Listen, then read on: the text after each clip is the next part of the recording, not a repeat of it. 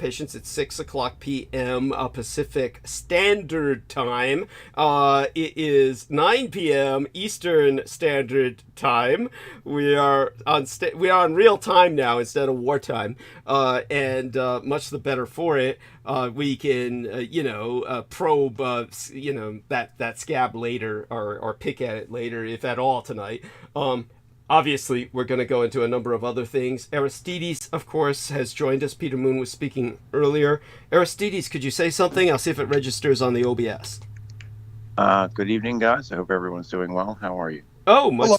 Yeah, great. Much the better for speaking with you. And Peter, say something again. Hello. Excellent. All showing up on the OBS. We should be fine with the connection. Now let me go over to live stream. And here, we have T-Tank Barry, who says, good evening, loud and clear. Mark H says, loud and clear, Douglas. Both these wonderful gentlemen I know personally. T-Tank Barry I've had the honor of seeing personally, up close and personal. Mark H says Aristides and Peter sound great also. And T-Tank Barry says Aristides and Peter clear. Thank you, both of you, incredible gentlemen, for joining us. And I mean that in the chat room. I also mean it for the other two incredible gentlemen who have joined us on the live stream, of course, on the call, directly on the call. And of course, anybody who's in the chat room is also on the live stream. They're simply not on the call. I definitely just thought of something now. T-Tank Barry is a moderator. I am going to add Mr. Mark H as a standard moderator. So I'm pressing the save button there. So Mark H, congratulations, you are now a standard moderator for the channel. I don't know why I didn't think of that long ago. Okay, and so what we're going to do is just give everybody the normal admonition that we give at the beginning of every episode. We need everyone to hit those upvotes immediately, and we need you to use every IP address that you've got with which to give us an upvote. That's your PC, your laptop, your tablet, your cell phone, everything you've got that's got a different IP address. Just hit it with an upvote, because we need as many upvotes as possible to counter the downvotes that we get hit with as soon as we initiate transmission, and this is meant to keep us off of searches. These are automated bots, actual Autobots, that assail us at the beginning of every transmission. They keep us from showing up on searches, and YouTube does filter them out, but it takes an hour or so for them to be filtered out. And in the meantime, the enemy succeeds in what their intent is, which is to prevent us from being distributed, and that's because YouTube operates on a lunatic popularity aggregate, where the more popular you are, the more they distribute you on searches. So it's a bad world, and right now it's run by the bad guys. And so if you want a world that's better, one in which the good guys have a chance, or shall we say the nice guys have a chance, then you're going to have to fight as dirty as the bad guys do. And that's simply the way it is right now. And such being said and articulated, we turn things over to Peter Moon. He's going to carry us into some conversational areas. I do want everyone to know that the last episode before tonight's, the latest episode before tonight's, Peter was able to tune in while I was on a diatribe about Elon Musk. I will re-emphasize, at least in passing tonight, or at least, as far as I can stand it, just how detrimental this individual is, because he's far more influential than people may even realize, and that is not a good thing. We're talking about true James Bond villain status here. What the James Bond villains are aiming for in all those films, Elon Musk has effectively achieved. He has effectively achieved what many James Bond villains are aiming for in those movies. He's basically manipulating the world in diplomacy and war to a greater extent than any human before him. to a great degree. By that I mean for someone who is not in charge of a nation state, he actually has a level of power that many people attribute it to the super corporations, the mega corporations, the transnationals back in the 80s and the 90s when they had the fantasies that corporations would be running the world. He has accomplished to a degree that level of semi-monopoly on certain affairs, and therefore is abusing that power. And the more you find out about this individual, the more repulsive he becomes. There's no redeeming feature to this piece of shit that is determined to take our world down with him. He's truly maniacal, and not just egomaniacal, but a lunatic in his ideas. For such an individual to be such an influential futurist, this is ultimately what he is. And this is, again, what offends me so personally. I myself am a futurist. However, you've got someone like Elon Musk, who is also a futurist. The difference between his futurism and my futurism is at opposite ends of the spectrum. And his idea of futurism is based on just anachronistic concepts that have just stifled humanity to this point, and he promises to stifle us even more.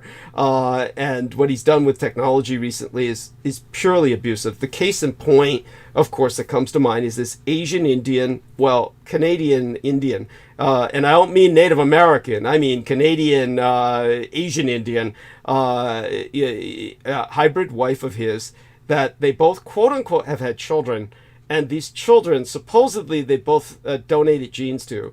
These children are in vitro. They look nothing like either parent. Nothing. This is something that in itself is very suspect.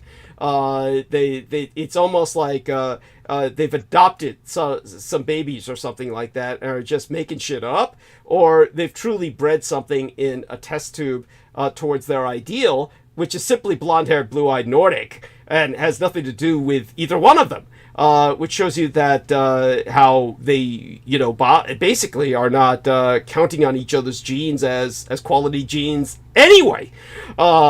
Just one example of how these people are acquiescing, at least, to the inferiority of their own genes by doing what they're doing. And so, all that being articulated to a degree, again, all that's the first thing that comes to my mind. Brendan Zogit and he caught me just the other day when, due to my schedule, my biorhythms were all off. I oftentimes don't answer calls because I'm literally not home or I'm sleeping.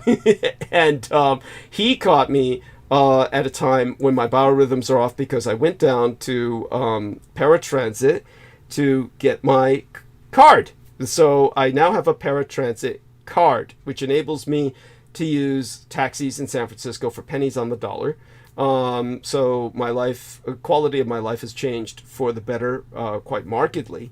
But such being said, it killed a day of my normal biorhythms. And so he brought up some subjects that I will bring up. And before I turn it over to Peter, one of them I will emphasize now. I do want you to understand, you've got a photograph of me with the lack of sleep I had because my biorhythms were jinxed up. It is embedded in thumbnail of live stream. And one of the things that we deal with that plagues my listeners and confuses them is that a lot of people are confused about how I look. My hair grows out quite rapidly, far more rapidly than is humanly possible for your average baseline human, especially when I'm feeding regularly on blood. And one of the things that really, I guess, quirks people is that they don't understand the dynamics of photography, of makeup, of even facial prosthetics, which, of course, I've applied in terms of makeup based on what I learned from my mother's art when she taught me the skills of ninjutsu, which has a lot to do with disguising oneself.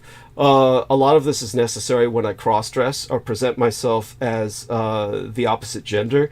So when all of these combine as factors in photography, And then I put these images up, and then I far more casual, like literally sitting down and in front of my bookcase, literally on my bed when I conduct video interviews with, say, someone like Christine Joanna Hart, or like I will be doing with Jennifer Hawkins on Friday night, the 10th of November, at 8 p.m. My time, around 10 p.m. hers, because she's not on Eastern, she's on Central time zone.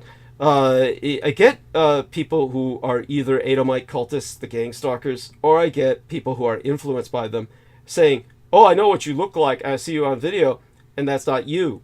But I will tell you something.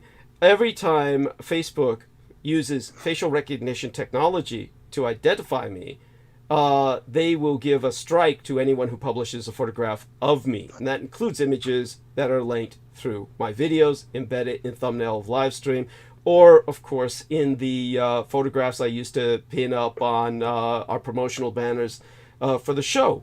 This is why Peter Moon gets all these warnings from Facebook for all of these inappropriate posts that they're giving him strikes on that will ultimately knock his Facebook timeline off of Facebook, off the venue of what is now called Meta. And so the facial recognition technology recognizes Douglas Dietrich. For those who are confused about names, I have a stage name, I have a runway name, what's known as a model name, and an actor's name that are used in various kind of modeling and photography sessions. This is like used in Asia when my son distributes these photographs because he's protecting his own identity because of who he's married to.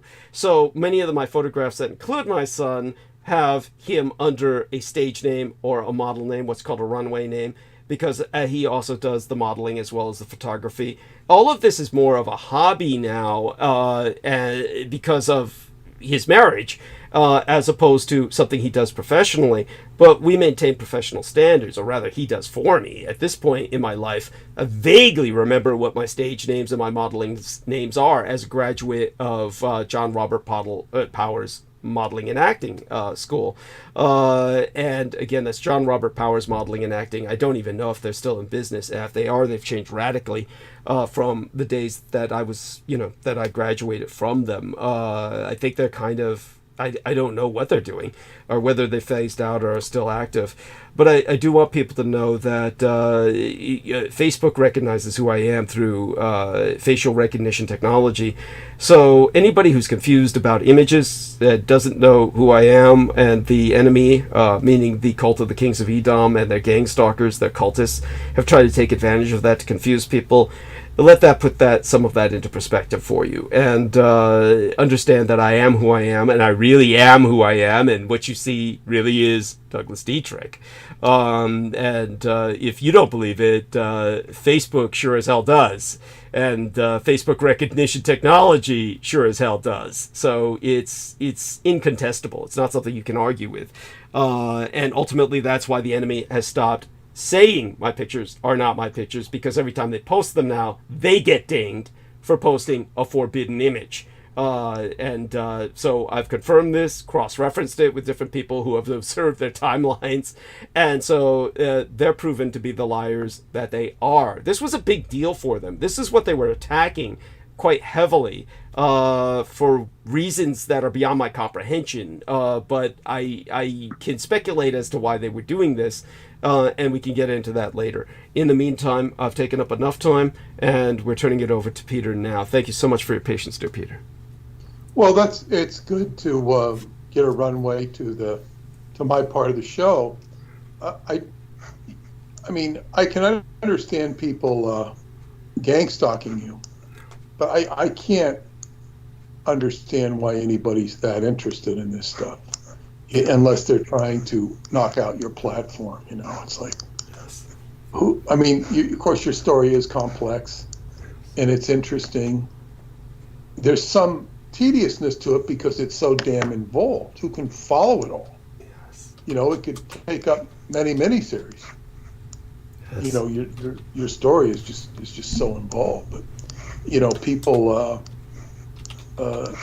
sometimes they think too much about the non-essential aspects of what we're doing here. Yes. And I'll be the first to tell everybody that we're not dealing with normal issues here in any way, shape, or form. This is not normal. And sometimes, as I've said in the past many times, people will send me outlandish things since the beginning of my career, because I've embraced X amount of strangeness with Preston Nichols, high strangeness. So they think that anything that's strange, I will be interested in.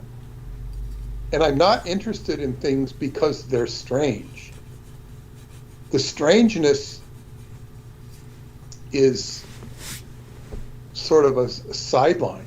It's like if you're watching that TV show Columbo, and he's going after a murder, and the murder takes place at a sideshow in a carnival.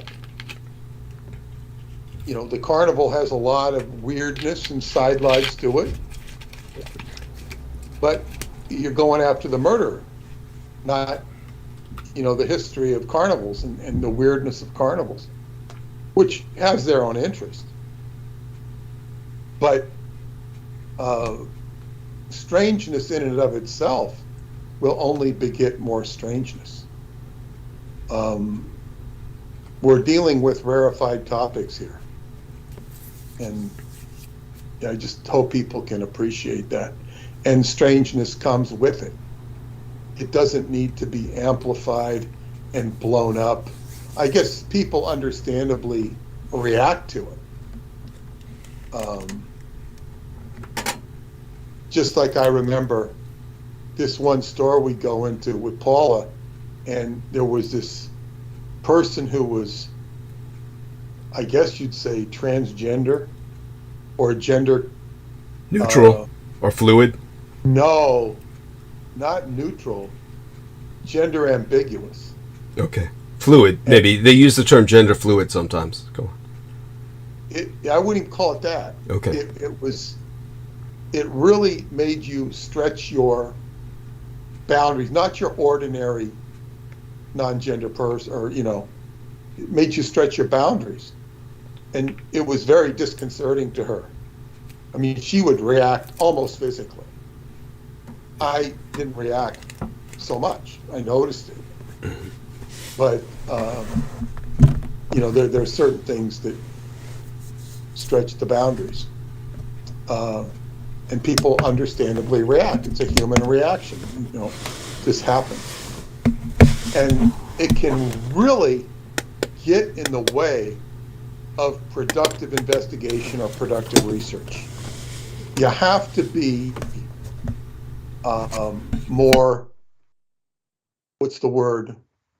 Not worldly, but what's the word that would describe more? Cosmopolitan, sophisticated, jaded. Yes, metropolitan, metropolitan, sophisticated, but I'm talking about in a universal sense. Gosh. If you're aboard the Starship Enterprise, you're not going to be, what are those antennas coming out of your head? Yes, I understand. Worldly, just worldly. Worldly, but it's other. Yeah, it's just like, and I mean, I understand, and it's okay to acknowledge these things, but just, you have to get beyond that if you're going to investigate or accomplish something, because you're trying to transmute energy, not sit there and turn it into a gawking geek show. Right. Or with a mindset of somebody who's here to see a sideshow. Yes. I suppose a sideshow could be provided, but you go watch Netflix or go watch Ancient Aliens, because those are sideshows. Yes, as a matter of fact, I can't resist saying this now that you address that, just as a tiny little tangent here that cannot be ignored. When Peter Moon was growing up, there were eugenics programs in America that were being imposed on the American public. There were many people who were developmentally disabled or suffered from congenital disorders that were forcibly sterilized. Many people will attribute eugenics programs in the Third Reich as being inspired by the American precedent, and that's not inaccurate. It's not untrue. That's not even controversial. But the point that I'm making is that during the days that Peter Moon was much younger, they were dying out, but there were still vestiges or remnants of the carnivals that he was alluding to that had quote unquote freak shows, and people were deformed, physically deformed people. And by the time I was there, they were pretty much watered down. Yeah.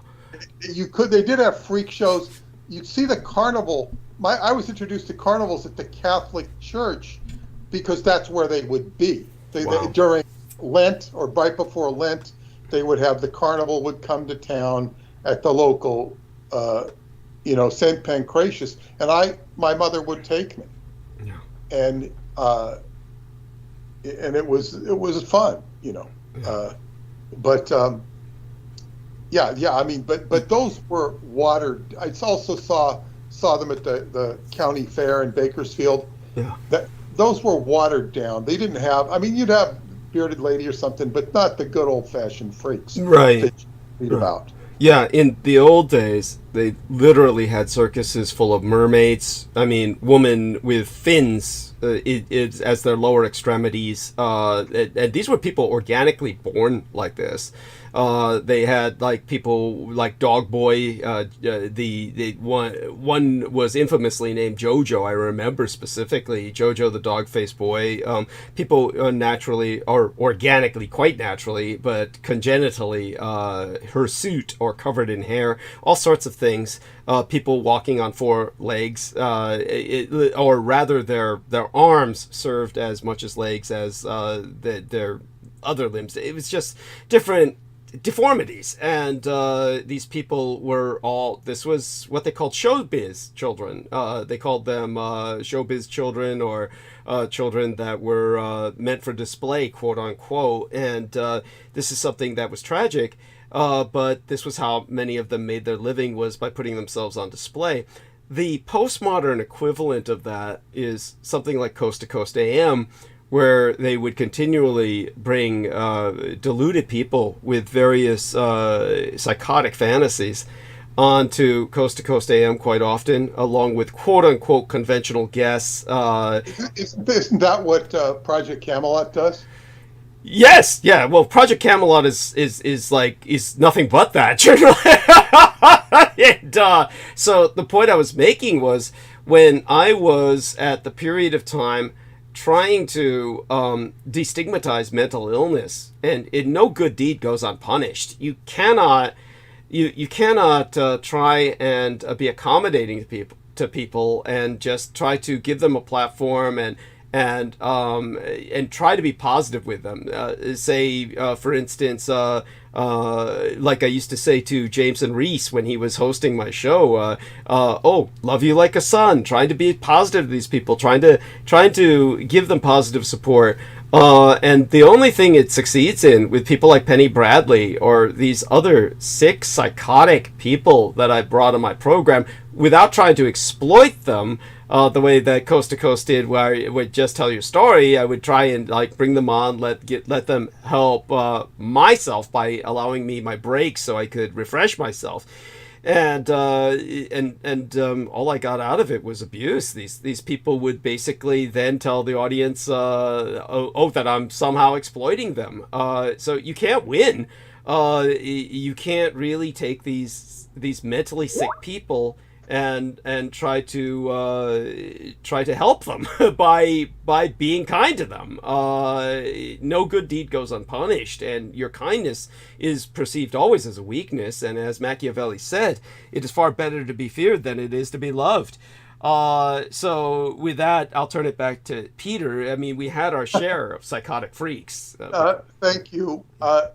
Joe Matheny, who actually has sort of a kinship with that sort of element, because his grandfather had a circus. Wow. Yeah, he suffered a lot of, I guess what you call that sort of, and of course, people sometimes learn the hard way with him. It's better to be feared Than to be loved. yeah. In other words, because they just get all weird on him.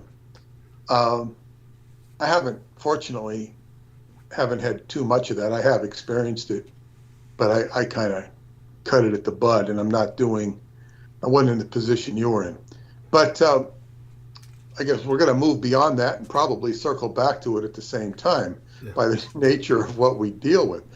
But I'm going to begin tonight's show by and I mentioned it in my email that I sent out. There was a conference at the beginning of November, and it came up on my YouTube feed, and I watched a good portion of it. The conference, Nostrasia. Now, I don't get the Asia part. This confuses me. Nostr, N-O-S-T-R, is new company by Jack Dorsey, the founder of Twitter. You're familiar with Jack Dorsey, at least a little bit, right? No, just vaguely. As you said, as the founder of Twitter, that's pretty much all I know. Go on. Yeah, well, he then went on to found Square. And Square is a internet vehicle where you can sell stuff. It's designed to do anything. It hasn't caught on like Facebook. But he was talking about Twitter. Well, Jack Dorsey was talking about Twitter and how it was in its relatively infant stage. It was a private company, and the Japanese were doing all sorts of creative things on it, like growing, virtual people or pets or whatever. It was, I don't know, plants or whatever. Yeah. The Japanese were doing very creative things with it. To me, it all sounded disturbing. Like, why? Why? And then anyway, what the challenge is, it made him have to become more efficient in terms of his ability to house all of this data. So he was challenged, and it would break down. He was constantly failing. But in the end, he was supported by what they call VCs, venture capitalists. They don't explain VC. I think it's the Viet Cong. I was about to say. They use a lot of acronyms or in language that the common person would understand. And anyway, these VCs helped him create Twitter, where they just had tons of money to invest and turn the platform into. But then he said it's a problem, because then marketing becomes a big issue, and you got to get more advertising dollars. So it ends up being driven by capitalism, whereas beginning it's sort of a free form technology, quote unquote, paradise or exploratory avenue. Like, instead of reaching out into outer space, reaching out into cyberspace and being creative with it. Yes. And then the capitalists take over and tend to ruin it. There were two places in the 80s in Manhattan. I think they were, God, I forget what they were called. I think one was called the Limelight. I don't know what they were called. They were like, supposedly, I never went to them when I was working in the city, really hip places where the artists would go, and then they get real popular, and then the Wall Street and the lawyer crowds would come in, and then they'd become unhip. In other words, what I'm saying is Twitter became, for the technical geeks of the world, I don't mean to say that disparagingly. Understood. They don't take it as such. Although it can be easily construed as that. and we're going to go into that. Yeah. But anyway, they had a paradise, and then the VCs take over, and then it becomes less than ideal platform for freedom of expression. And part of that freedom of expression is not only the ability to express yourself politically and whatnot, but technically, and to do creative things. So Twitter was eventually taken over, made him a billionaire. And then he went on to create Square. But now he's created Nostr, which sounds like it sounds like our Nostra, like in Latin. So I'm just going to read a little bit about what Nostra is. I would think of Mare Nostrum, the Central Sea. So Nostrum, it means center, like, comes to mind. I haven't quite got to that. Okay. But now, okay, Twitter's founder, this is October article. Well, no, it's not. It's February 6th article. Twitter's founder donated $250,000 to a new social media app. The idea is to create a decentralized social protocol that is independent of apps built on it. So basically, an internet protocol is just a predictable or a standard way, acceptable way of processing and packaging data.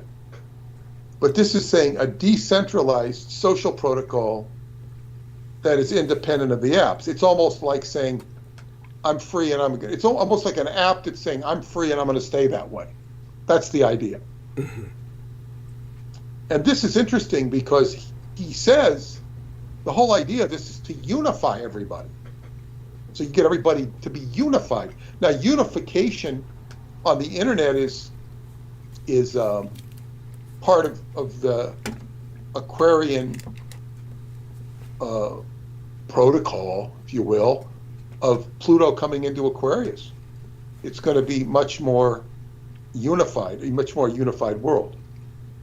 Now, from one perspective, this mindset is heroic because it takes away and competes with the Elon Musk or the New World Order or anybody, Putin order, whatever it is, the Mark Zuckerberg order, whatever, whoever wants to take over.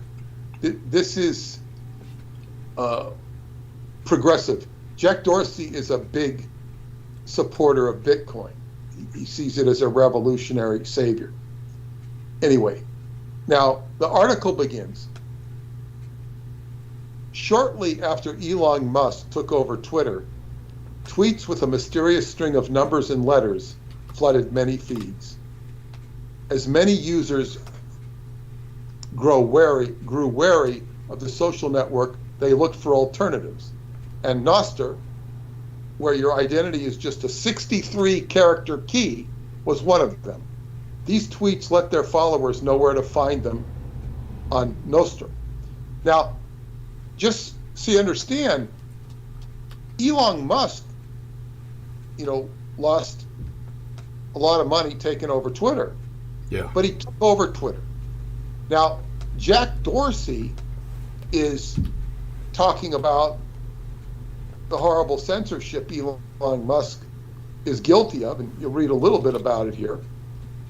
But he's also tremendously guilty of censorship because when he was the head of Twitter, he did absolutely nothing about the Hunter Biden scandal. He killed it. He claims he's just, we made a mistake. Yeah. But totally irresponsible. So, he killed the Hunter Biden story. So I was shocked at his lack of integrity over that point. He has other characteristics which will sound positive. Nobody's black and white. So anyway, Elon Musk takes over Twitter. Well, Jack Dorsey knows how to deplatform him to some extent by giving people an identity. You're not Douglas Dietrich or Peter Moon or Tony Robbins. You're a 63 character key. That's your identity. Nostr is unlike any traditional social network you're familiar with. It's not even a social network. It's a 3-year-old decentralized protocol, like the one that powers cryptocurrencies, on top of which developers can build all sorts of apps, such as a social network. So this is really for developers, but you can build an app on this network, which is allegedly free, allegedly. Until recently, hardly anyone knew about Nostr outside the esoteric Web3 community. In fact, when I looked it up, Google asked me if I meant nostril. But then came Jack Dorsey's tweet. And this is his tweet. Nostr is unlike any traditional social network you're familiar with. It's not even a social network. In December 22, Twitter co-founder and former CEO Dorsey tweeted that he had donated 14 Bitcoins, a little over $250,000, to the anonymous founder of Nostr, who goes by the pseudonym, the @ FIATJAF, better known as the Artelect. No,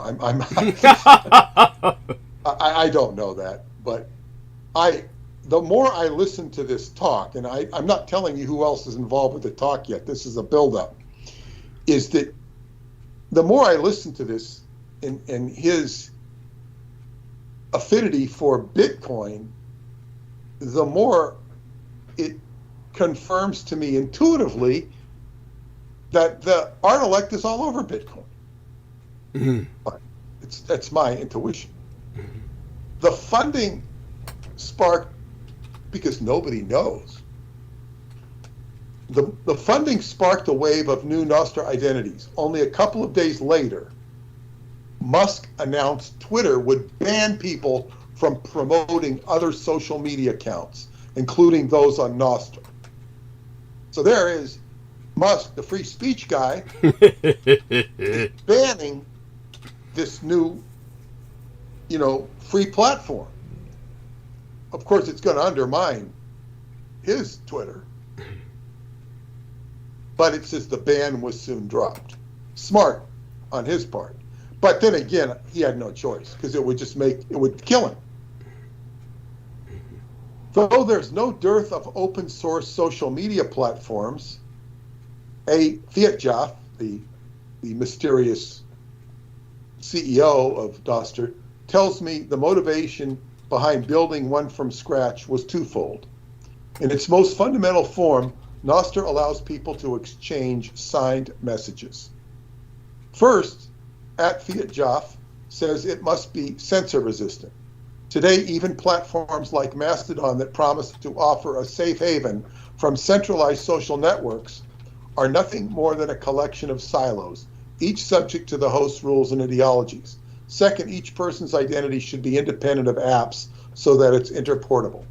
If someone is fed up with Twitter and wants to switch to Facebook, for example, they should be able to do it in an instant without starting from a blank profile or losing their network, similar to how you can email anyone, irrespective of whether they're on Gmail, Outlook, or Yahoo. Now, this sounds very simple. Why isn't it done that way? We're seeing an awkwardness in the internet. It seems very simple that, you should be able to take all your, and this is what I found with Facebook. You can't get the people. You can't get them unless you go in and copy every email. That's right. It's controlling data. And Jack Dorsey, to his credit, is like saying, okay, let's make this work. And Joe Matheny once described to me, he says, he's talking with all these people of his ilk, and they're saying, especially the founder of Adobe, saying, look, we've had the internet for X amount of years, and basically, what is the internet? He goes, it's Amazon.com, which is a great store. It's a great store. But can we do better? And they had a project going that was to create get every book that's ever written into a library. I don't know how that went. Okay, here's the definition of Nostr. Nostr, which stands for, quote, notes and other stuff transmitted by relays, unquote, doesn't rely on a central server, nor is it a peer-to-peer architecture. In its most fundamental form, it allows people to exchange signed messages.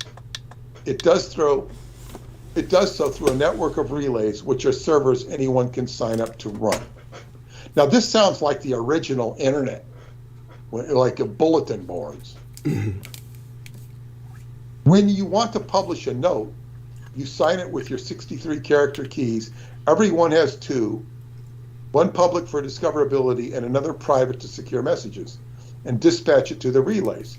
If you want to follow another Nostr user, you tell a Nostr-powered app their public key, and it will check with the relays and fetch their latest updates. So notes and other stuff transmitted by relays. In other words, this is how you release data that no one else will censor. And in the process, David Anderson has said that the biggest weapon of politics is censorship.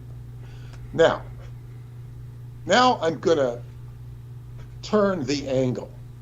I've portrayed Dorsey as certainly a technical savant to be able to form Twitter and create the success it has. Twitter is never something I could relate to. I do have a Twitter account, but it just never did anything for me. Nor does Facebook. Facebook did help me to some extent. Initially, but go on, yes.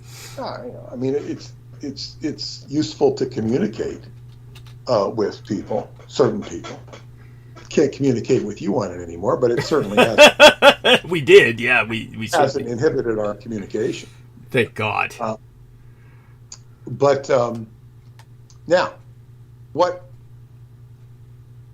this was a recent, it was called a hack fest, I think, Nostra Asia.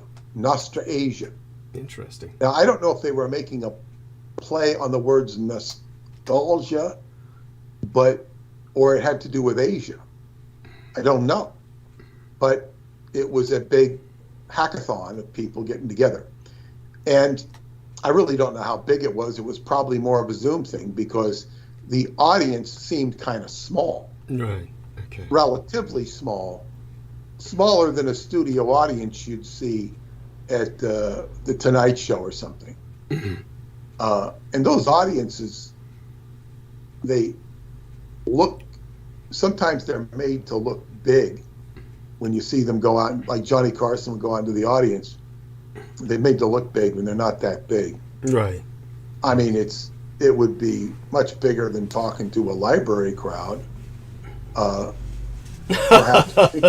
Perhaps bigger than the crowd I talked to in Shasta, but it's not like, not like a rock concert by any means. So what this was an interview with Jack Dorsey interviewing Edward Snowden. Oh, God. Now, Edward Snowden is, of course, famous for leaking data. He's an expatriate who escaped to Russia. Yes. It's where he lives. and I think he's wanted as a felon or something. I don't know what he is. He's wanted for probably treason. Thank you. Yes, that's what it's for. Yes. Because he worked for the National Security Agency at least part of the time in Japan. Yeah. And he was releasing data because, per his words, people needed to know this. And when you sign up and you start breaking your contract, especially when it concerns national security, you're, what is it, tying your own noose. Thank you. But he did escape to Russia. Things are very good in Russia. He wanted to go to communist China first, but they wouldn't take him. That's why he was in Hong Kong for a bit of time. And then, Yeah, he worked for the NSA. And he was a computer savant, geek, whatever you want to call him. Mm. But where I thought, I don't know if you would be disturbed by this or have one of your patented laughs. Jack Dorsey was practically having an orgasm as he tipped his hat to Edward Snowden. Jesus Christ. You are such a hero. We owe this man. He's a pop. Oh my God. And I was just astonished to see that Jack Dorsey was like, "Oh, Edward Snowden, you're the man. You're the man." Oh my God. And and of course, Edward Snowden is, on a video screen from Russia, where he's, taking it all in. He seems content and happy there from, observably. And just the admiration that Jack Dorsey was giving this guy, and the audience too. Oh, yeah, Edward Snowden, the renegade. Oh my God. It's like Barack Obama and Bruce Springsteen, the two American renegades. I I call Barack Obama the Kenyan renegade. But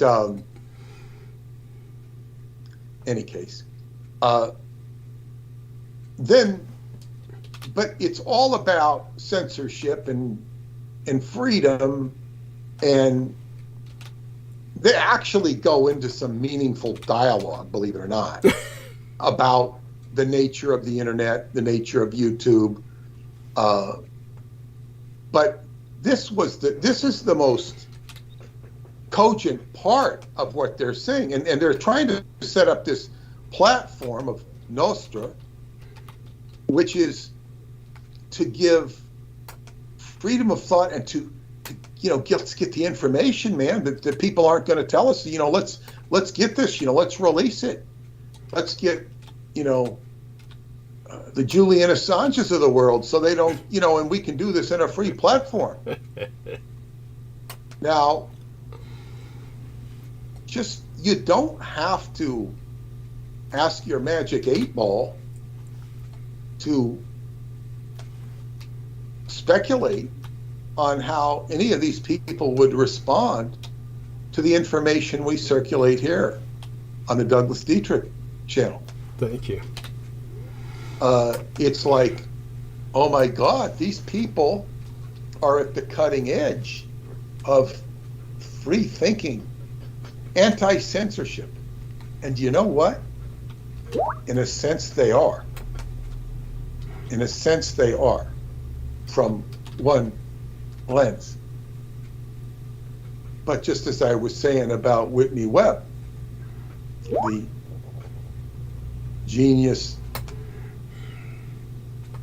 data researcher, here comes the occult. And it's like, how are they going to respond to this? Well, this is why part of the context you will understand. I'm watching him, and I begin to see. By the way, to interrupt, Maria DeAndrea says hello. Oh, wonderful. With her this morning. She wants to be on the show next Wednesday. I said, oh, sure. She said, what are we going to talk about? I said, don't worry about it. Thank you. Same old stuff. Yeah. And we keep talking about working together, and it looks like we will. And when we work, she wants to do occult stuff with me because that's what she's good at. Yeah. And she dovetailed so splendidly with you that I'm going to be doing some stuff to help her. That's the plan next week.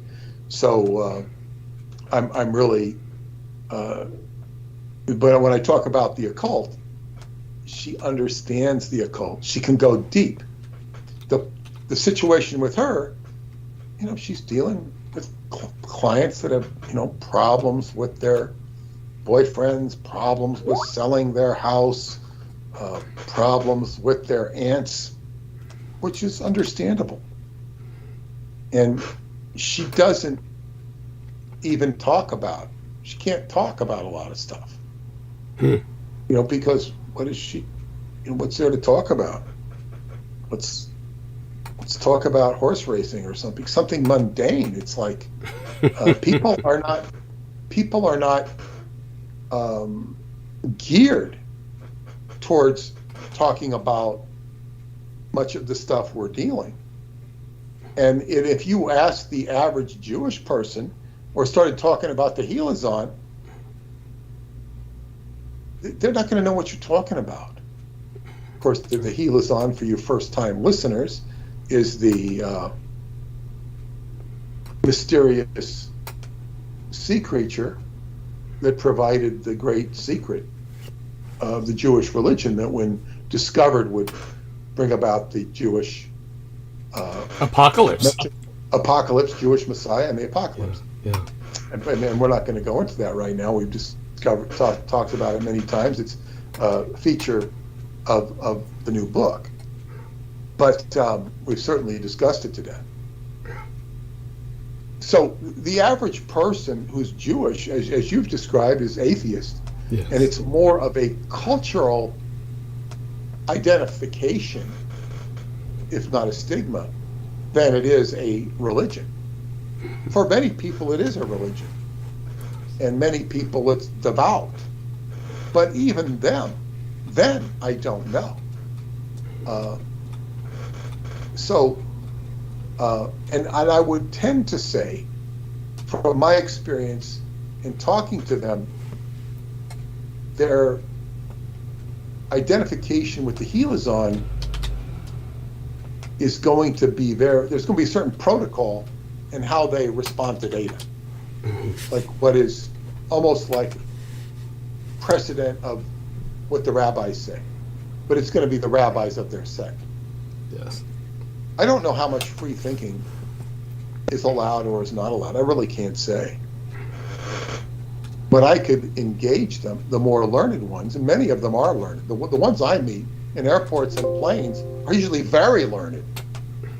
And I could have a discussion with them and certainly get a fish on the line. The fish pole would begin to bend, and then, I'm gonna ease off the conversation and not make it difficult for them. Right. At least that's the way I do, and it'll be a harmonious discussion.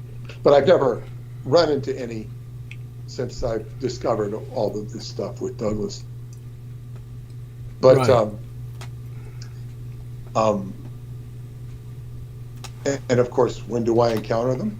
On the airplanes to Romania. Yes. Why are they going to Romania? They weren't going to Romania. They're going to Europe. Okay, got it.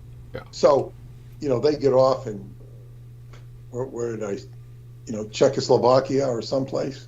They're going to check on the golem. This was, some of them were in Rome. And I I had a first class ticket to Rome, and there were two Hasidics sitting in first class, and this is when I went to go see Paula, and they asked to trade so they could sit next to each other, and I got to sit right under the nose cone. That was fun. Wow. In a luxurious seat right under the nose cone of the plane. Wow. Of course, you hoped it didn't crash. Hey! And they had these boxes that they put their elaborate hats in. And when I first saw, because I ran into these guys when I was going to the counter to check in. Same guys. I didn't know I was going to be sitting next to them. And they had these big containers, these hat containers. I didn't know what was in them at first. They looked like toilets. I'm not kidding you. They were the shape of toilets in boxes, and they would take them and put them in, the overhead compartment. And that might have been some of the best food I ever had on an airplane was Air Italia. Okay. But it was horrible. Not when I got to Rome, because the flight to Romania had been canceled. I probably could have gotten my money back on that flight, and I ended up in the airport in the lounge for like unduly amount of time, tired, sleeping, trying to find a place. I finally juxtaposed the chairs so I could sleep. It was really rough. Oh God. And I could not eat any of the food. It was all full of sugar. And I went out into the airport, and the Italian food there, I mean, it just looked gross. I don't know what the Italian food is like in Rome. I could not eat any of it. It just looked so unappetizing. I couldn't eat a damn thing. Anyway, and I guess I was pretty wide awake by the time I got to Romania. But anyway, so back to, I was interjecting, the Jewish people wouldn't necessarily understand the Helazon. Mm-hmm. So I was talking about when you're going into this tech world, if you listen to, you go look up Nostra Asia, Nostr Asia, ASIA. Look at the conferences, and you can hear Jack Dorsey talking. You can hear Edward Snowden talking. Oh God. Unless you're a tech geek, you're not going to understand a lot of the language. You'll understand some of it, but they're like, talking about the perils of censorship. But they're not going to get this occult vibe that we're working on with Douglas. Now, this is when I'm listening to this, I say that Bitcoin's got to be from the Art Elect, because it's Jack Dorsey is under the influence of Bitcoin. He didn't invent it. Mm-hmm. It's there, and I can't help but thinking the Art Elect is hundreds of steps ahead of these people. And to profile Jack Dorsey as a human being, he is very, I guess what you'd say, neutered of emotions that you would find in a quote-unquote healthy adult masculine male. And I don't mean that disparagingly, because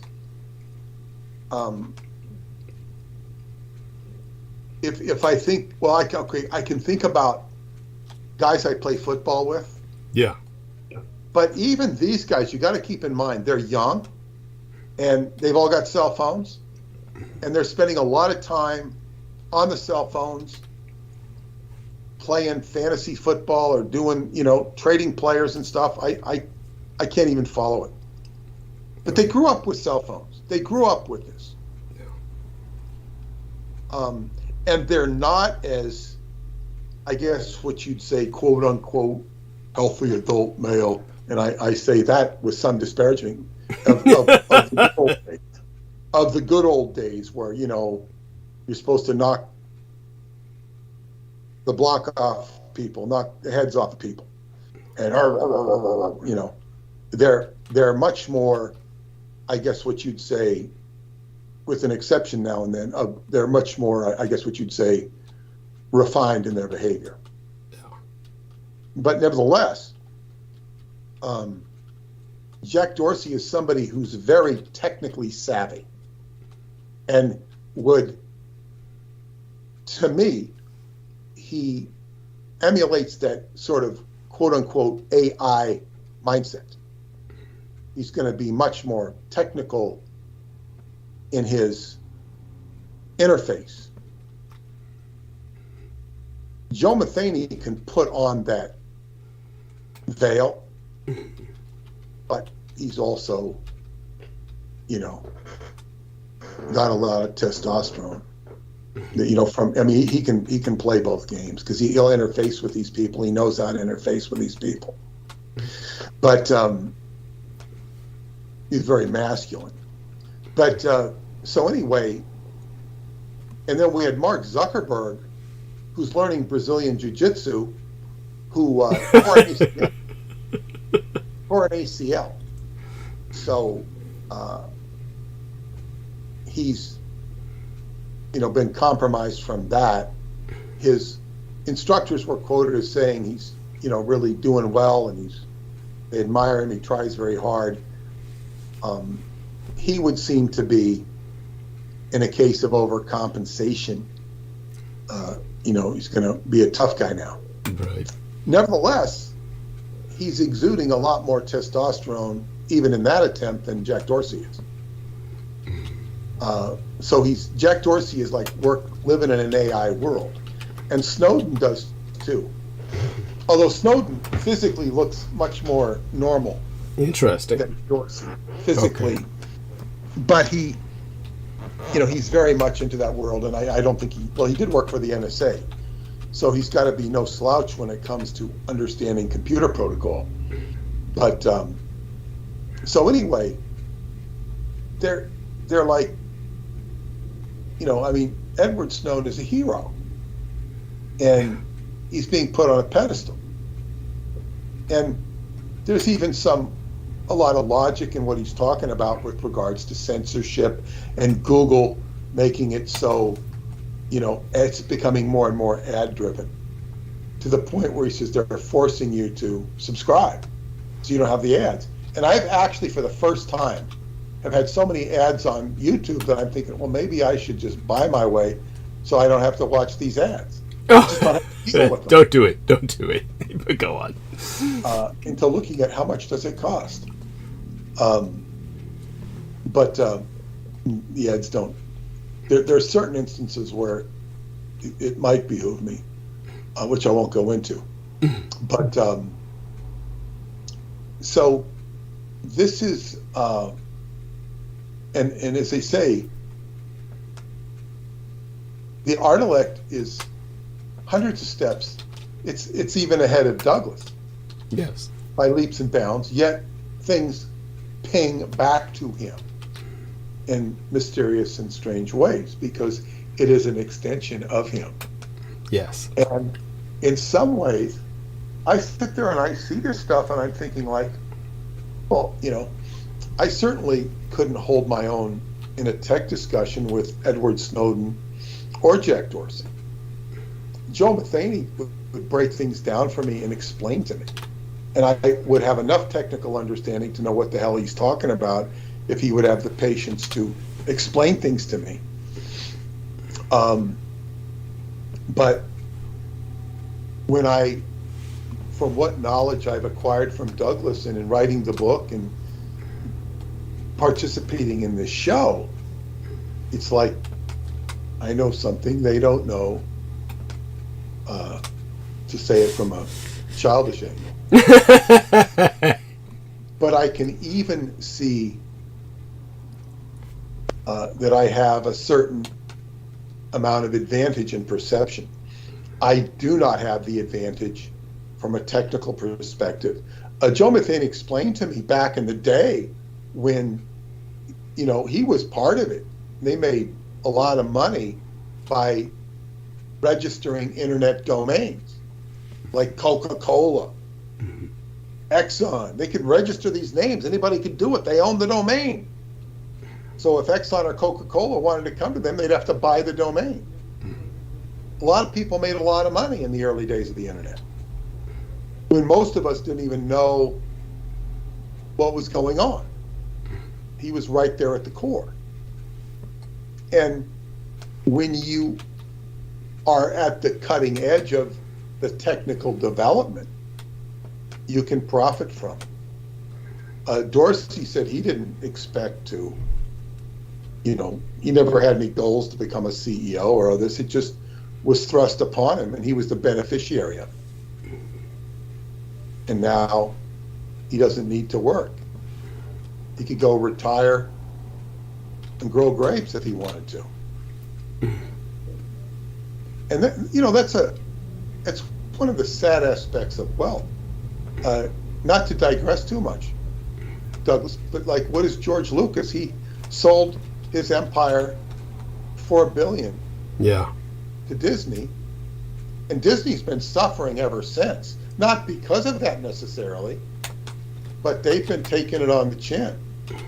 They're not doing well. Right. They're not growing. Yes. I would certainly be glad to blame Star Wars. I think it bastardizes the Disney brand, but nevertheless, George Lucas, I think, he was going to do projects, but he's not somebody, I don't know that he's motivated to work. I think he's had a lot of health issues, but is he doing anything that you know of? Not that I know of. Yeah, and this guy, he basically gave us Star Wars and the Indiana Jones movies, and Howard the Duck, we can't forget that. But it's like, and then he created a whole industry. He gave us this new industry. And we can argue about his contribution, but nevertheless, he contributed a lot of time and energy and created a whole empire. And so is he vegetating? He could have his own airplane, his own airport. He could buy his own islands. So this is, it's like going out to the glue factory, except that the glue factory has nice conditions and you can stay forever until you're ready to become glue. I mean, I'm not saying this critically of him, and maybe he's working on new products to save humanity for all I know. I doubt it. I doubt that too. But the thing is, it's like you can work yourself into a state of inertness. And certainly Jack Dorsey doesn't want to do that. He's motivated by technical issues, technical development, and is ostensibly trying to create a new platform to enable free thinking. And Edward Snowden is coming from the angle of like, yeah, well, people like me, they need to be able to circulate this information without getting caught. Oh yeah, that's Yeah, that's, you may as well, if wishes were horses, beggars would ride, is what my late and sainted sire, the guy who raised and guided me, used to say. We're talking about a traitor who's leaking, internal security information, and he says we should be able to do this without getting caught. Okay, you may as well. That is problematic, you see. And look, I haven't paid enough attention to Edward Snowden. It's just that, I mean, he rankled me in the first place. Like, where's this guy coming from? Thank you.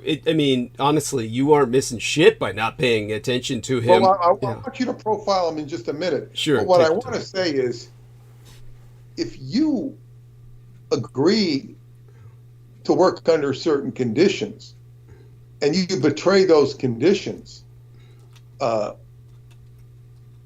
it says a lot about you. Yes. And first off, it's not smart. Yes. And what has he given the world? I don't know. I can't tell. But I'm going to turn it over to Douglas and ask you to profile Edward Snowden as you've done before.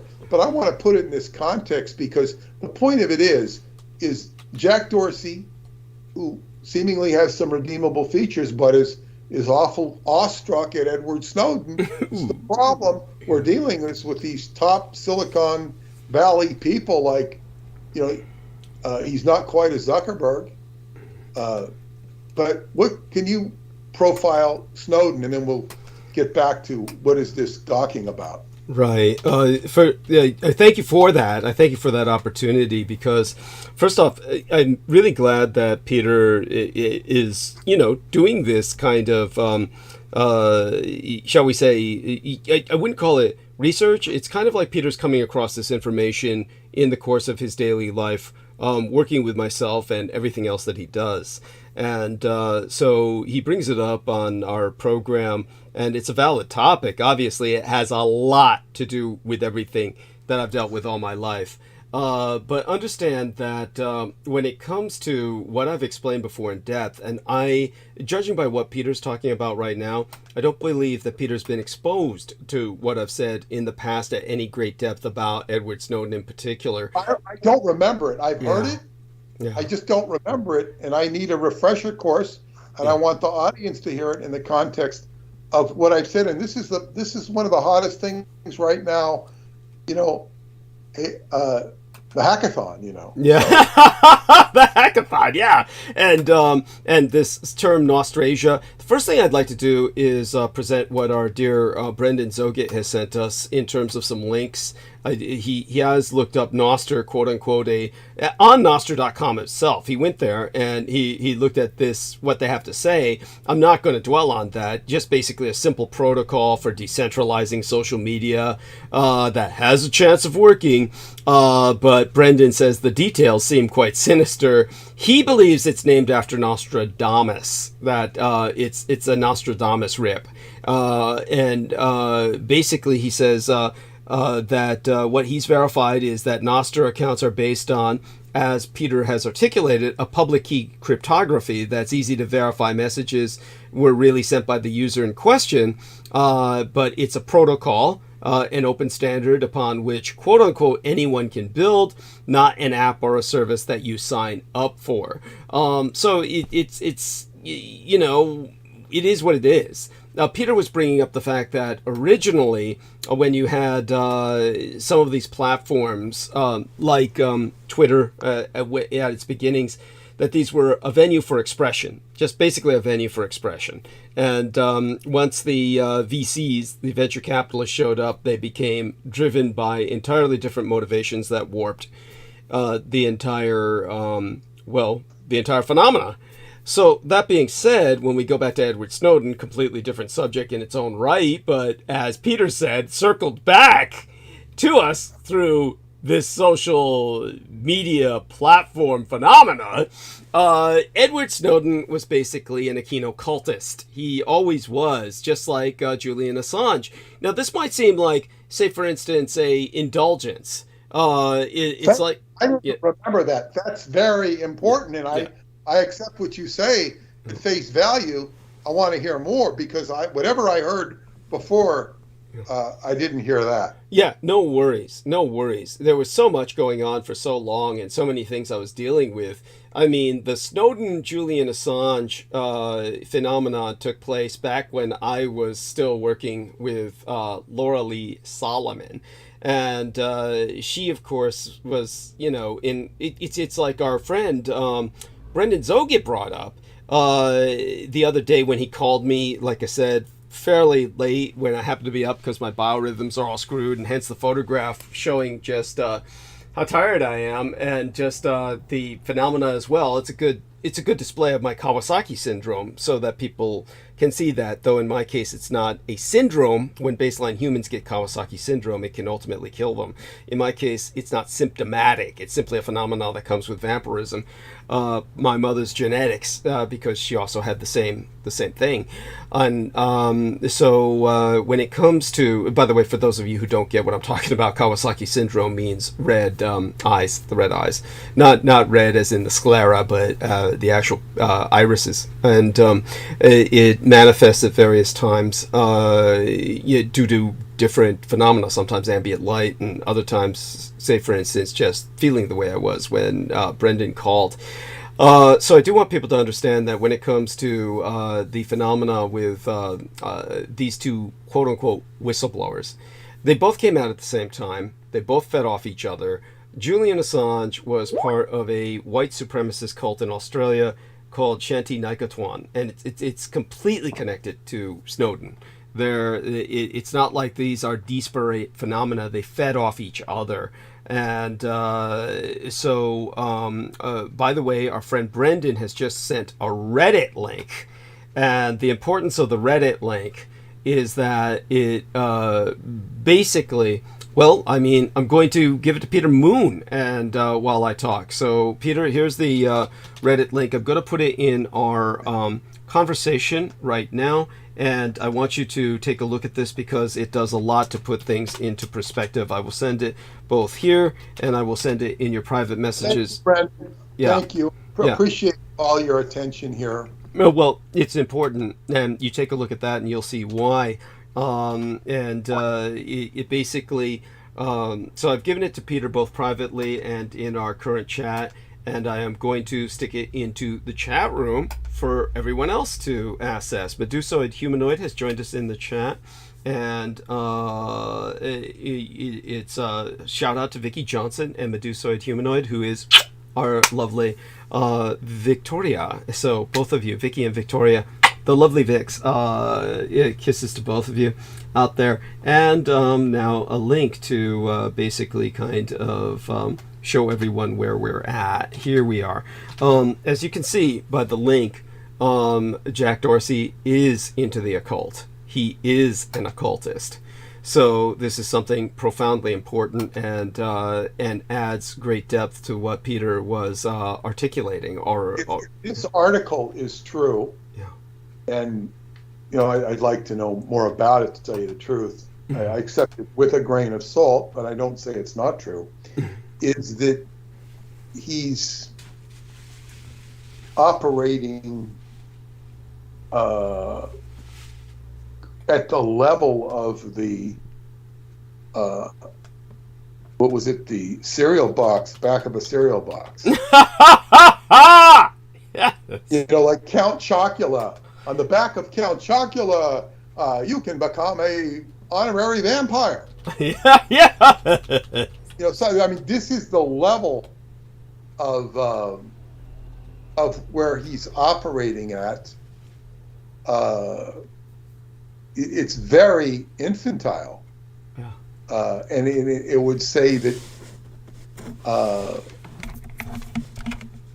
and it's very common for people to be, to believe in this stuff. And I've also read where Hollywood stars who made it real big really believed in astrology because they were trying to find out why they were so successful. In other words, they didn't feel they earned it or deserved it. They knew they were lucky. So, it's hard to to figure sometimes. But that's all my comment on that. Thank you for sharing it with me, and thank you, Brandon, for digging it up. Yeah, and by the way, of course, Victoria says, good evening, Douglas and Peter. So, yeah, and so such being said, back to Assange, because it starts with Assange before it moves to, Snowden. And the Assange story is important. So the term that is kind of the buzzword here, or shall we say the key word, and I often mispronounce it because I don't speak Hindi. Of all the languages that I do speak, oftentimes the languages that are most in use these days within the technical world are Urdu, Hindi. I do not speak these languages, so I'm going to mispronounce this, but essentially it's Shanti Naikaton, which means the kindly ones. Okay, that's the name of a town in Bolpur, India. And so basically they also call themselves the family. Okay, this is also, were known as the Shanti Naikaton Park Association and the Great White Brotherhood. Real emphasis on white there. So this was a extraordinarily radical, extremist, violent Australian New Age group formed in the mid-1960s, the very decade into which I was delivered from my mother's loins into this world.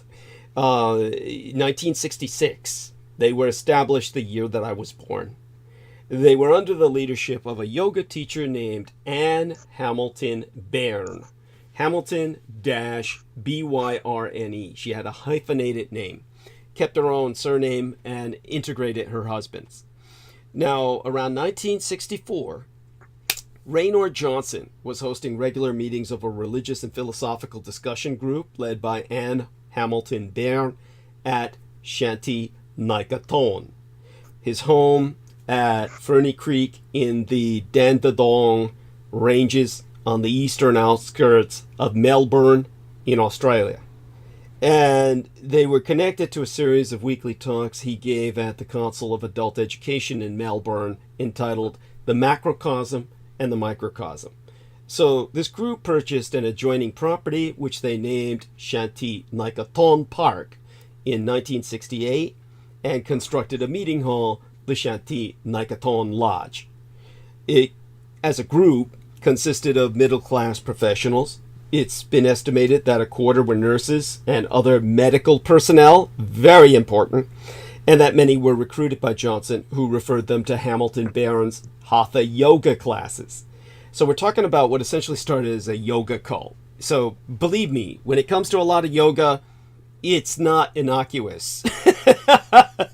Many yoga courses can be cult indoctrination portals. Now, all these members mainly lived in the nearby suburbs and townships of the Dandenongs, and they met each Tuesday, Thursday, and Sunday evening at the Shanti Naikaton Lodge, the Crowther House in Olinda, or another property in the area known as the White Lodge. A lot of emphasis on that. Now, they began to proceed with religious claims upon their yoga practitioners. The family teaches an eclectic mixture, a syncretism of Christianity and Hinduism with other Eastern and Western religions on the principle that spiritual truths are universal. This is where the Nostrasia shit comes in. So the children, this is where it gets pedophiliac. The children studied the major scriptures of these religions and also the works of the fashionable gurus, including Shri Chinmoy, Meher Baba, and of course, Rajneesh, the great Bhagwan, who committed himself to producing massive industrial scale amounts of biocidal weapons in the United States, his ultimate intent being to wipe out the American population and replacing it with Asian Indians. And they owned an entire city up in the Pacific Northwest of Oregon. The Rajneesh cult.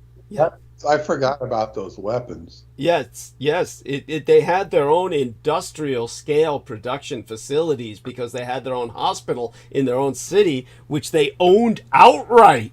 And Rajneeshpuram, for those who don't believe me and think that I'm living in a James Bond fantasy here, Rajneeshpuram was the name of the city.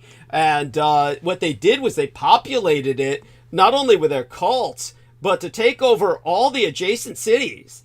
They dominated the votes in that local area of Oregon by basically bringing in all the homeless people they could from all over the United States and producing industrial scale amounts in their hospital pharmaceutical complex, Haldol, which they fed in dangerous amounts to the homeless people who are, generally speaking, psychotics, who are, of course, completely insociable. They cannot socialize. They kept them sedated on Haldol, massive amounts that they put into their food that they gave them for free. Porridge that they would put it into to cover the taste with sugar. Porridge and sugar. And, of course, these people ate it up like it was sugarized oatmeal. So when it comes to what they also did, they ran the restaurant, the Zorba the Buddha was the name of the restaurant franchise. They tried to assassinate various public officials there. That's when a lot of it all went down, and then the FBI came in, and when that was a bust, you have no idea what America was saved from. They had poisoned all of the local people in the local cities, and these people, many hundreds died of botulism, food poisoning that they had produced in vats. It was covered up because they didn't want the American public to panic. But these people, their ultimate aim was to wipe out the American population and replace them with Asian Indians. This was an Asian Indian invasion. So don't think of the Asian Indians as your friend, over there as some kind of bulwark against communist China. The communist Chinese never plotted anything like that. At any rate, so they were operating in conjunction with Michael Aquino in the Australia, and that's where you had this group which had an inner circle, Shanti Nikatoan, who justified their actions by their claim to be reincarnations of the apostles of Jesus.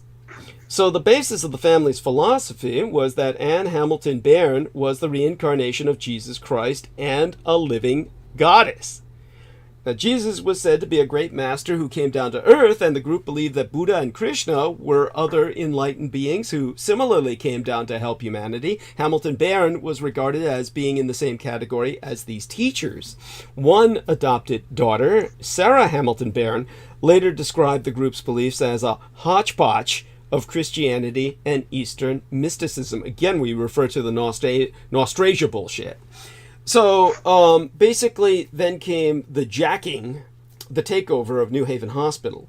You see, during the late 1960s and the 1970s, New Haven Hospital in Kew, Australia, was a private psychiatric hospital. Private psychiatric hospital. Lot of room for abuse.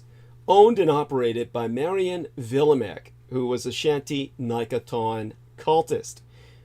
All of its staff and attending psychiatrists were members. Think of the horror of what I'm describing. Shanti Nikatoan was what was called a pylon. That means it was a branch office, a schismatic group with official approval of the Temple of Set. Now, all of the patients at New Haven were treated with the hallucinogenic drug LSD, lysergic acid. The hospital was used to recruit potential new members from among the patients, and also to administer LSD to members, under the direction of the Shanti Nikatoan psychiatrists John McKay and Howard Whitaker, who were both members of the Temple of Set. One of the original members of the association was given LSD, electroconvulsive therapy, and 2 leucotomies. We call them lobotomies in the United States during the late 1960s. Turned into what Aquino called a biological robot. Now, although this psychiatric hospital had been closed down by 1992, in that year, a new inquest was ordered into the death of a New Haven patient in 1975. due to the fact that his death had been caused by quote-unquote deep sleep therapy. Guess who administered the deep sleep therapy? Dr. John Henry Hagman. Now, that inquest heard evidence concerning the use of electroconvulsive therapy, LSD, and other practices at New Haven that Dr. John Henry Hagman had been a consultant to. Now, John Henry Hagman, for those of you listeners who don't know this, or are new, was the man who took all the blood out of my body and literally physically killed me, replacing that blood with artificial plasma, what was called nanoplasma. Made me something more and less than human. Now, the New Haven building was later reopened as a nursing home with no connections to its previous owner or uses, supposedly. At least that's what we're told. Now, what happened to the hearing, the inquest into New Haven, was that the Australian government shut it down. Basically what happened was when all evidence pointed to John Henry Hagman, the U.S. military became involved, and remember, there's more American military presence, more American military bases in Australia than there is an Australian military presence in Australia. In other words, the American military presence in Australia is so large, there's more American military in Australia than there is Australian. And the Australian military is smaller and it just doesn't have that amount of... basically, Australia is occupied by the United States. So when the inquest proceeded and they found that it connected to Dr. John Henry Hagman, everything was shut down. The inquest was stopped. This brings us to Kai Lama. You see, Anne Hamilton Bairn acquired 14 infants and young children between about 1968 and 1975. Now, there were a number of other children that she acquired. From what I understand, according to what Aquino told me, maybe a few hundred. These came from Operation Baby Lift, SPOVO. Now, for those of you who don't know, SPOVO was support for Vietnamese orphans, quote unquote.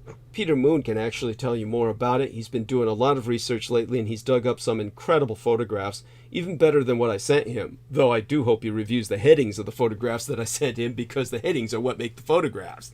I did. You did? Oh, yes. Good. I hope. Up, the Operation Baby Lift, it's very easy to find. It's just sitting there. It's very well chronicled. Thank you. Appreciate that. So some of these children, the 14 in particular that I'm referencing, were the natural children of members of the family. Others had been obtained through irregular adoptions arranged by attorneys, doctors, and social workers who were all cultists of the group, who could bypass all the normal processes. In other words, these children were abducted. Now, the children's identities were changed using false birth certificates, or what was called in Australia deed poll, all being given the surname Hamilton Bairn, and dressed alike, even to the extent of their hair being dyed uniformly blonde. Now, all of them became legally her children. And as a white supremacist cult, all of these children, including Julian Assange, were melanin bleached. They had all of the skin, the melanin in their skin taken out, so they look like Michael Jackson, except since they were naturally Caucasoid, the overwhelming majority of them. Well, the Asian babies abducted through Operation SPOVO, or Baby Lift, were bleached to look white. The people who were white were made to look like Nordic aliens, like blonde-haired, blue-eyed Nordic Aryans, except space version. They looked so white that when Julian Assange appeared on television, my cosmetologist, Vanessa Ann Clark, V, as she's known, she was convinced he was Swedish. And she thought that's why he couldn't talk. And she called him the Wizard of Oz, as in A-H-H-H, ah, because he kept saying ah. So she called him the Wizard of Oz. And he basically, she said, God, he's fucking Swedish. He can't speak English. I said, honey, he's Australian. He speaks perfect English. He just doesn't know how to speak publicly. But when it comes to, his using all these ahs, all the Americans excuse it because he's white. And they don't bitch about it. They don't even notice it. She noticed it because she's just an exceptional person in the way she processes.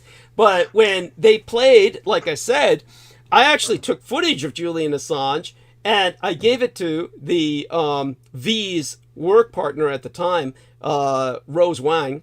And her daughter worked with CCTV, Communist Chinese Television. Rose Wang was born in Communist China. And what happened was when her daughter passed it around on the internet in China, this footage of Julian Assange talking, everybody in Communist China thought it was a joke. They thought it was a deep fake. Nobody believed this guy was talking like this because all he said was,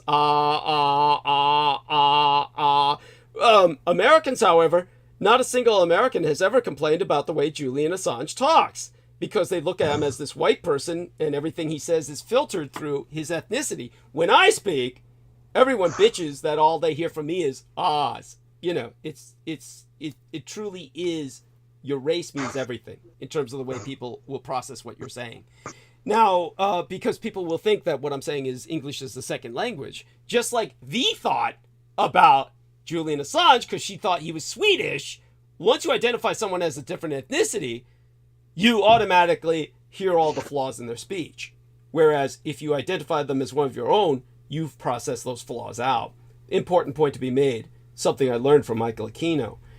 Now, all these children, and Julian Assange included, were kept in seclusion, homeschooled at Kai Lama, a rural property usually referred to as Uptop at Taylor Bay on Lake Eildon, near the town of Eildon, Victoria, in Australia. They were told that Anne Hamilton Barron was their biological mother and knew the other adults in the group as aunties and uncles. They were denied all access to the outside world, subjected to a discipline that included frequent and severe torture, beatings for little or no reason, and starvation diets, plenty of times fed nothing but the sperm of the men in the cult.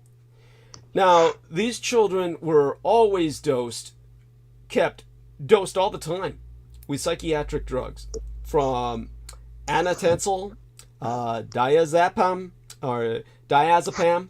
the haloperidol, the Largactil, the Mogadon, the Serapax, the Stelazine, the Tegretol, the Tofranil.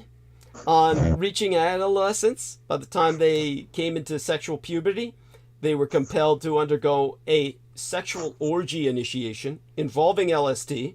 While under the influence of the drug, the children would first be left in a dark room alone, apart from visits by Hamilton Barron or one of the psychiatrists from the group, and then they would be debutante style presented to the cult and fucked by every member of the cult. We're talking hundreds and hundreds of people here. So basically all of this, then you go over to the other side of the Pacific. DARPA had been they've been working to infiltrate and build defenses against the communist Chinese military computer systems. And DARPA is, of course, acronymous for the Defense Advanced Research Projects Agency. Now, all of this resulted in their recruiting of talented computer hackers. They, through Michael Aquino, approached the cult, Shanti Naikatuan, and he recruited Julian Assange. So Julian Assange was ultimately put in charge of the DARPA hacking program. He was the head of the group. He was Australian. He was considered to be a brilliant hacker. He had been arrested for getting into sensitive sites in Australia on behalf of the lady Hamilton Barron. He was sent to jail where Aquino bailed him out. And Aquino made him the head of America's hacking program. Now, later, from 2002 to 2006, we're talking about right before my father died, that's when Assange went to the University of Melbourne, Australia. He had been recruited by the U.S. Army DARPA program, and he was hacking into CHICOM, Chinese Communist Military Computer Sites. Now, he was very successful, And with DARPA assistance and support, Assange set up WikiLeaks. That was a vehicle for launching counterattacks against chosen United States Army targets. And with him were other DARPA people like the dissidents, Chinese dissidents from the mainland, who had to leave the mainland of Communist China because otherwise they would have been executed. Men like Wan Dan, Wang Yukai, the founder of the Chinese Democracy Party, Zhao Cheng, who became the director of the China Internet Project at UC Berkeley, the University of California at Berkeley, and Rashi Narngyal Khamsitsang, who was a leading Tibetan exile, who used to basically recruit kids for the Dalai Lama. Now, when the CIA blocked any, shall we say, got into a big fight in Pakistan with DARPA and the U.S. Army. Remember, DARPA is mostly Army-oriented as opposed to intelligence agency-oriented. Basically, the Army fought back. The senior people in the Pentagon opted to thoroughly discredit both the CIA and the Department of State, who they felt were blocking their efforts in Afghanistan, which they were operating out of Pakistan. Every operation in Afghanistan was headquartered out of Pakistan. So to discredit the CIA and the Department of State so they could continue their Afghan operations without interference, they resorted to Julian Assange and his WikiLeaks and extracted and sent to him thousands and thousands of highly sensitive secret cables. And then deals were made with the major news media, and we now all know that the release of these secret cables created the so-called Arab Spring, which Michael Aquino's co-religionist, Paul Vallely, the co-author of Mind War, the book about operating a cyber war against civilian population 24/7, 357 days or 67 days a year, 365 days a year, sorry about that, 24/7, 7 days a week. The person who pioneered that concept and wrote the textbook on it with Michael Aquino was Paul Vallely. He was the man who ran the Arab Spring, with all the revolts breaking out in Arab countries throughout the Middle East, ultimately intending, per Aquino's objective, to precurse the unleashing of ISIS, which, of course, I've explained in great detail how America produced ISIS, how they were a private company here in the United States, a mercenary corporation, and that all that they did in order to expedite the reign of terror was basically ask all of the people in the nations in North Africa and Southwest Asia, meaning the Middle East, to empty all their insane asylums and prisons, and at which turn ISIS, the private mercenary company headquartered in the United States, gave them all machine guns and set them loose to annihilate the Yazidi people, which is an occult tribe, a magical tribe in Iraq, in Kurdistan at this point, that Aquino was very envious of, because these were the children of Malik Taoush, the peacock angel. And he felt that by exterminating them, he could eliminate the tether that held Lucifer to the world, because the peacock angel is Lucifer, the angel of light itself. As for ISIS, they're not the Islamic State of Iraq and Syria, which is what people thought the acronym was for. They were originally a private mercenary company known as Integrated Systems Improvement Services.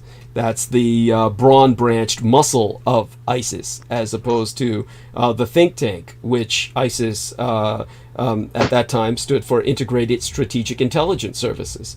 And they had a whole building that was granted to them by the U.S. government, the Ronald Reagan building in Washington, District of Columbia. So you're talking about people who were headquartered in Washington, D.C., and they traded stock for their company, ISIS, on the stock exchange, and one of their primary shareholders was John McCain. So we're talking about everything coming to, one fountainhead.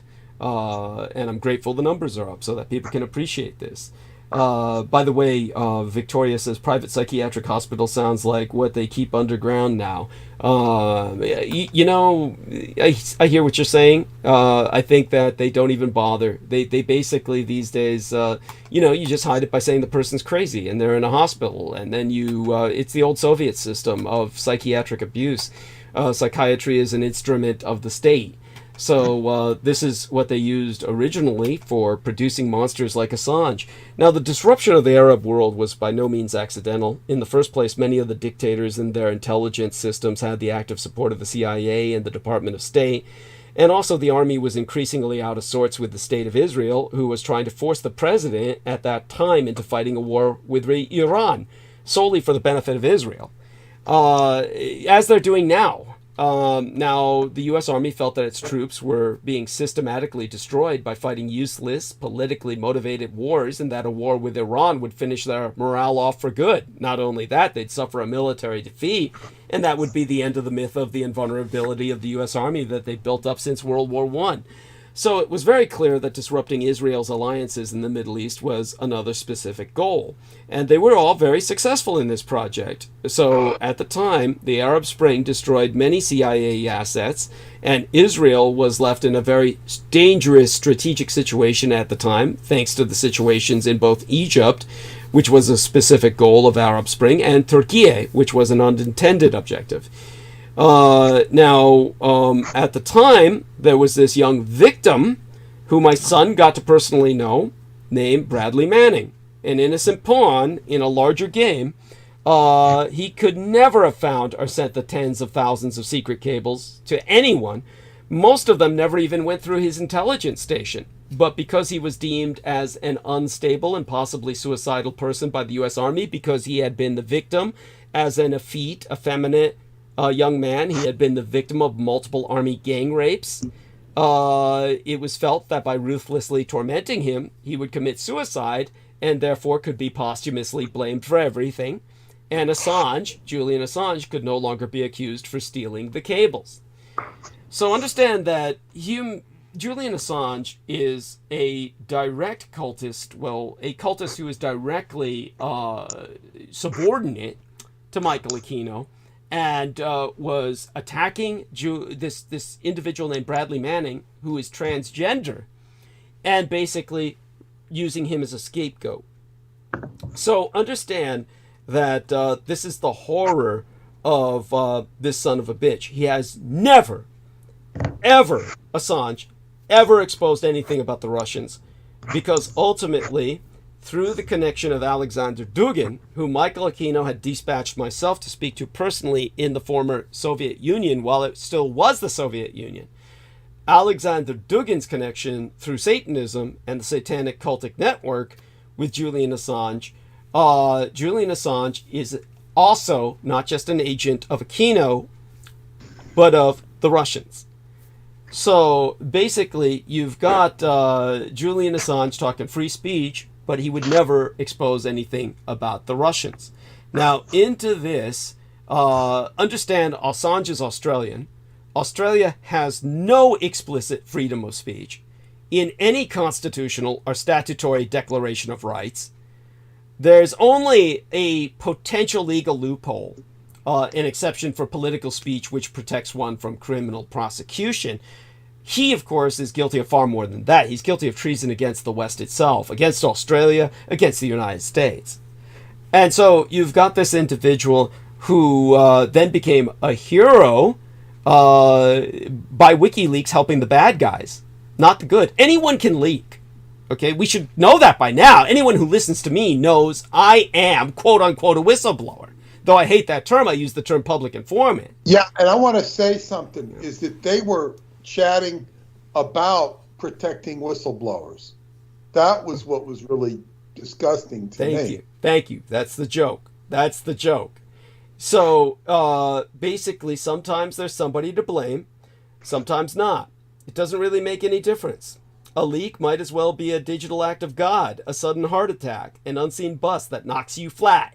Next time, it could be anybody. It could be you. Now, you know, intimate photos? The most unlikely of people do seem to have them. A fraudster using your credit card? perhaps it'll be all your own fault and you'll just hit reply all instead of reply. We've all done it, or at least nearly done it. Jobs are lost that way. Friendships end. But in some cases, the stakes are a little higher. So when it came to the whistleblowing website WikiLeaks releasing a cache of leaked official emails timed to coincide with the U.S. Democratic Convention in Philadelphia, they were, in what would now be a warily familiar way, both damning and unsurprising. Reckless emailing proved that, in particular, the Democratic Party hierarchy was not neutral in the Hillary Clinton/Bernie Sanders primary, but expressed strong preferences for the former. For the Democrats, the main fallout was the resignation of Debbie Wasserman Schultz, the chairman or chairperson of their national committee. Yet a greater fallout, oddly enough, was suffered by WikiLeaks itself. You see, Edward Snowden, the former CIA leaker, was early off the blocks, and tweeting from Russia, where he lived under a Kremlin rock, still does, like a bug under a boulder, Snowden remarked that WikiLeaks' hostility to even modest curation is a mistake. I'll come to precisely what that meant in a moment, but it was damning, particularly from him. You see, WikiLeaks, which was in practice, it simply always meant Julian Assange, who basically for the longest time after that was living in a Knightsbridge cupboard. He retorted in fury, snapping, well, he sniped opportunism will earn you a pardon from Clinton. Now, when it comes to Assange, he appeared on CNN boasting of more material to come as part of his anti-Clinton agenda. In his own mind, of course, perhaps he sincerely thought himself neutral, that he's the unseen boss. You've got people who were defending him, saying that sunlight's always the best disinfectant. That's a core hypothesis of any Western liberal, that more transparency is always better. But now, of course, the right-wing libertarians have picked up on that.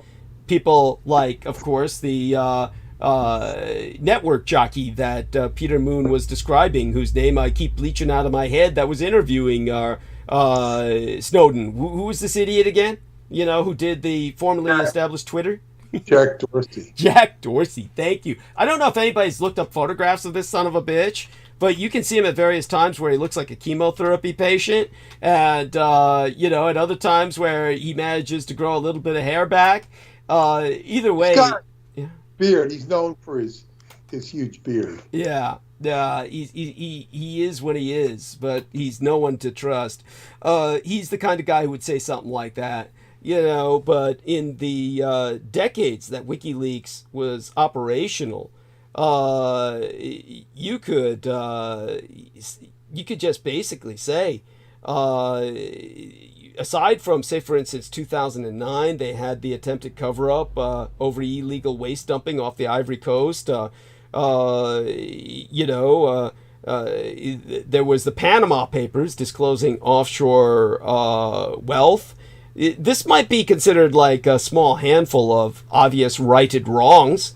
Only the first of those exposures was directly connected to Assange and his merry pallid band of cultists. But it's certainly arguable that the latter, as well, was the result of the trail they blazed. But these were stories of corporate or personal sleaze. Now, the slogan of WikiLeaks was, "We open governments." But which governments? Briefly, Amnesty International credited the group as a catalyst of the Arab Spring. That's not a good thing. Basically, that story was one of tyrannies replaced by other less functional tyrannies. None was prioritizing its Freedom of Information Acts. The Western governments, which are already quite open, only grew more and more open. But any tyrannies in the world not only cracked never an inch, but hermetically sealed themselves up in preparation for the Snowden snowstorm. So this brings us back to Snowden's complaint about WikiLeaks. of hostility to curation, why it matters. By curation, Snowden meant a process. I suspect Assange regarded that as censoring. For Assangeites, you leak what you have, and if you don't, then you're partial.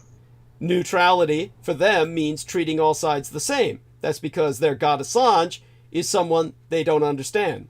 They have no knowledge of what they worship. You see, all sides aren't the same. That's why, in that case, Snowden, who was crawling out from under a rock in the Kremlin, was right, and Assange was wrong. One of the most embarrassing emails in the Democrat cache, for example, was one in which an official declared Sanders vulnerable because of his atheism. Now, could such an email embarrass Donald Trump? Never. Think of the religious slurs his supporters would cheer enthusiastically when he shouted them out on a stage. The Trumps of the world are vile enough to be vile in public. And some forms of government, as well, are inevitably leakier than others. I mean, honestly, do you think officials send each other dangerous, indiscreet, chatty emails in Russia? In Erdogan, the dictator of Turkey, and his tyranny of state Islam? In communist China, Saudi Arabia, or Iran? To gossip with confidence, the stakes have to be low. You have to live somewhere, in other words, that is already wide open. Now, journalism is not activism. Get that through your fucking heads. And all of you are so fucking stupid you think otherwise. It's not the duty of any hack or any goddamn hacker, even Assange, to save politicians from themselves. So when it comes to these people, they're doing everything they're doing for a reason. Considering the ghastly state of the world today with its Trumps and Putins aplenty, it's simply perverse for the supposed freedom evangelists of WikiLeaks to position themselves as a thorn in the side of someone like Hillary Clinton.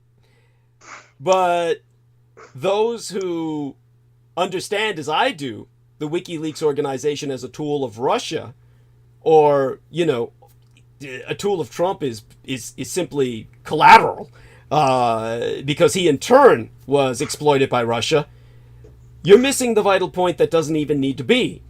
For any Western liberal, 10 years on, and now at this point, 20, 30 years, the WikiLeaks experiment is a complete and total failure in democracy. It is a tool of the totalitarians that ultimately sources to a satanic cult networked across the world, from Russia through Alexander Dugin, through Australia via Hamilton Bairn, back to Michael Aquino in the United States and England. The bad guys watch. They can't believe their luck. And the only people being hurt are you. And now all of a sudden we've got this piece of shit named Jack Dorsey coming out and saying that Snowden's a hero. You're talking about a man who went into the military. Unlike myself, mind you, he never made it through boot camp.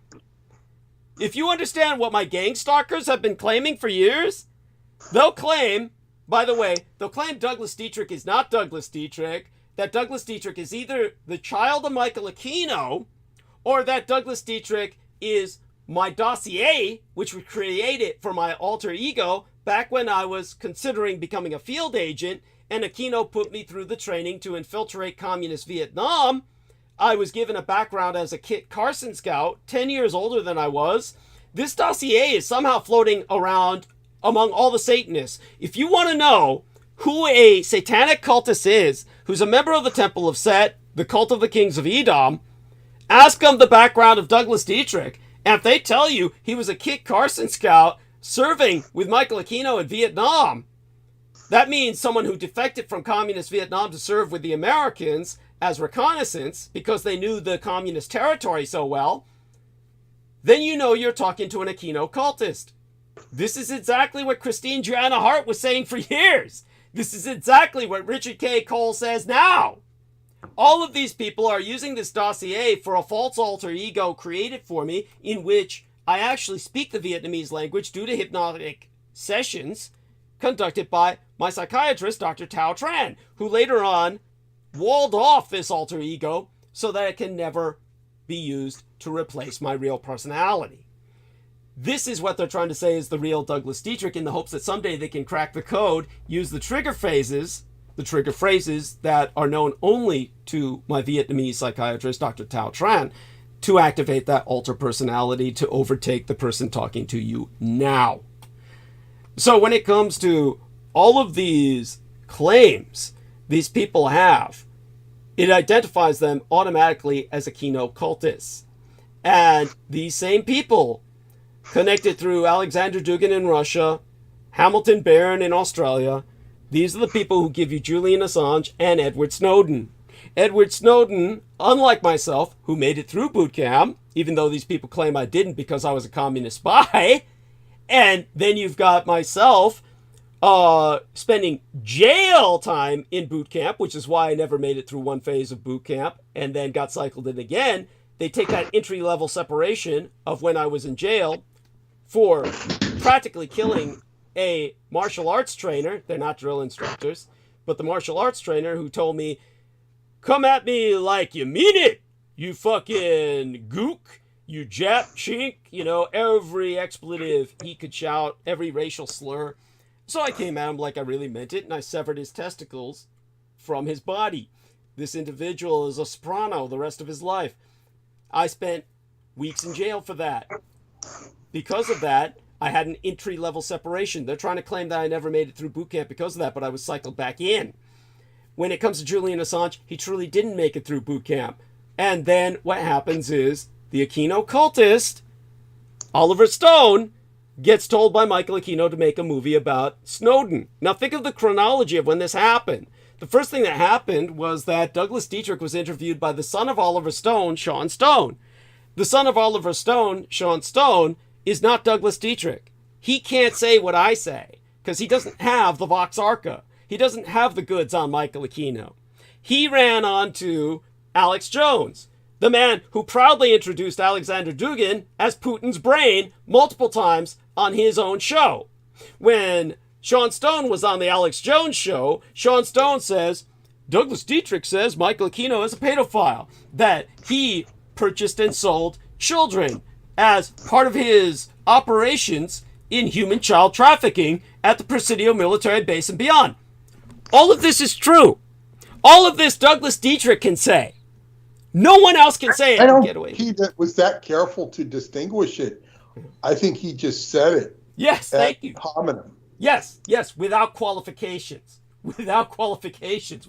Yes. And so Alex Jones took that, ran directly to Michael Aquino, and basically, now remember, I was the man who was with Alex Jones when he quote-unquote penetrated Bohemian Grove.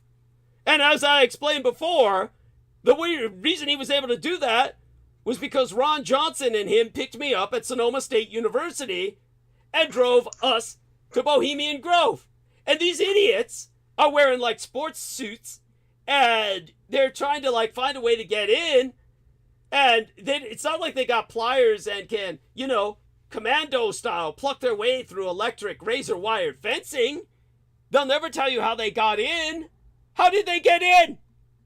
They got in because I basically walked to the gate and I said, hey, I work with Michael Aquino, because at that time I was under his command. Michael Aquino showed up and said, oh, let him in. That's how they got in. And of course they'll never tell you that, oh yeah, Doug called on Michael Aquino and let us in.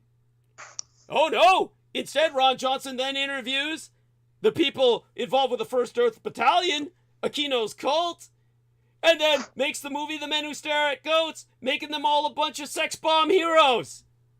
Lieutenant Colonel James Channon retired a full colonel, just like Aquino did.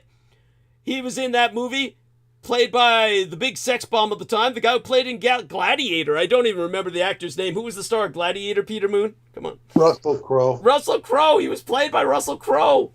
What a fucking joke. They sexed them all up. So you've got, this is why our girl, Christine Joanna Hart, our lady, kept thinking Russell Crowe was breaking into her home. Aquino would snap his fingers and say, I'm Russell Crowe. And that's, of course, because, that was their big joke. Inside joke was having Russell Crowe portray James Shannon of the 1st Earth Battalion, all affiliated with Alex Jones and, of course, ultimately, Edward Snowden. So Edward Snowden doesn't make it through boot camp. How does this fucker wind up in the NSA? How does the guy who doesn't make it through boot camp wind up in a national security agency? Michael Aquino. He gets a job there, gets a security clearance, and then, of course, guess what? How did he get out of boot camp? How is it he never made it through boot camp? He had a brain injury. Fucking brain injury. The man is critically brain damaged. He can't even think straight. Despite the fact that it may sound like he can articulate, he had multiple problems based on his brain injury with his nervous system and his ability to calculate, tabulate, even communicate, write things down. But this guy was put in charge of high-level security materials. This was Aquino's cult at work, putting in an agent in advance for a leak. And then what happened was that this agent in advance got his orders, leaked a bunch of info, and then tried to defect to communist China, and then wound up defecting to the Russians as sloppy seconds because the communist Chinese wouldn't have him, and now is stranded over there with other occultists like Jack Dorsey claiming he's a hero. So this brings us back full circle, back to Peter Moon with all of this. So hopefully that puts that all into some perspective for you. Does that context make things make more sense? Oh God, it's overwhelming in terms of its scope. I mean, wow. Yeah, circle back and then some. And notice, take a look at the public informant Douglas Dietrich. Nobody's interviewing me other than Peter Moon. Nobody's trying to call me a hero. Yet you got these guys, who are supposed to be in the intelligence world of artificial intellect and high technology. Jack Dorsey, the CEO of Square, goes over to, suck up to Snowden and call him a hero when you're talking about a cultic traitor, a mind control victim. You've got the same thing going on with Julian Assange and these other people who praise him. Lady Gaga went to visit him personally. She said she would have slept with him if she could have to reward him for what he did for humanity. I don't get world-class celebrities volunteering to sleep with me. I don't get, people trying to build statues of me for all the children that I stopped being trafficked at the Presidio military base. I'm called a traitor. I'm called a communist agent. I have entire networks of gang stalkers out to say that my photographs aren't even my own. This is the insanity of what I deal with.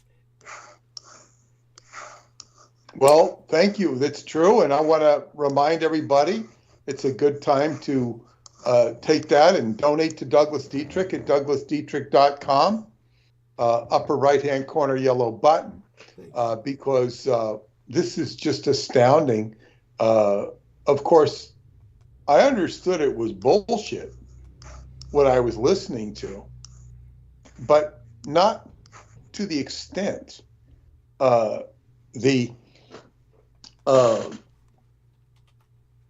because there was a certain, with Dorsey, there was a certain anathema to life in him. And it was very, I guess, what you'd call AI or robotic-like in terms of his humanity. But it's like, how can this be so, what's the word? Ingrained, embedded into human beings. It's the spell they're sort of born in and live under. It just comes naturally, not in a good way. But it also, this explains why we're not friends to Wikipedia. Because they control Wikipedia. Yes.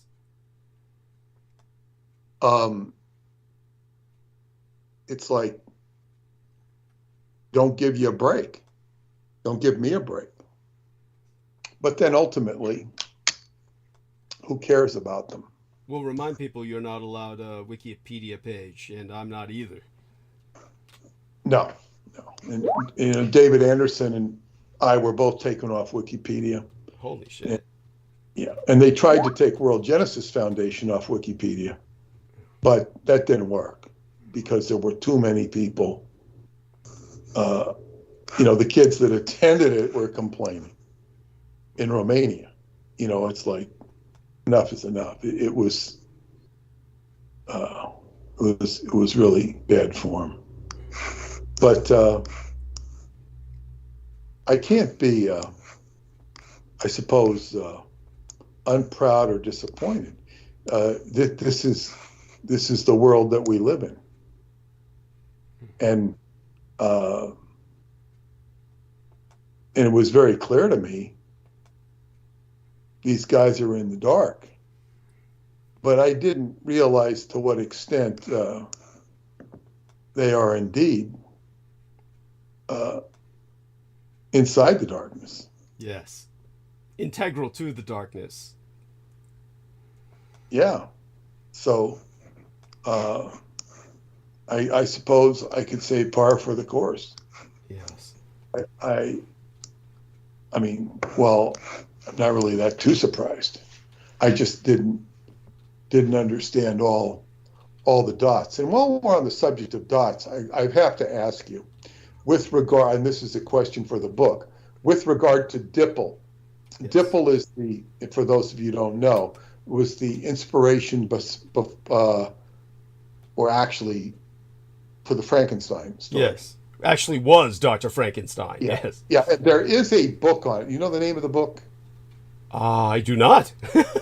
I had once read the book when I was doing, I think, research for Montauk Revisited. It's an interesting book. Oh no, they put him in TV now.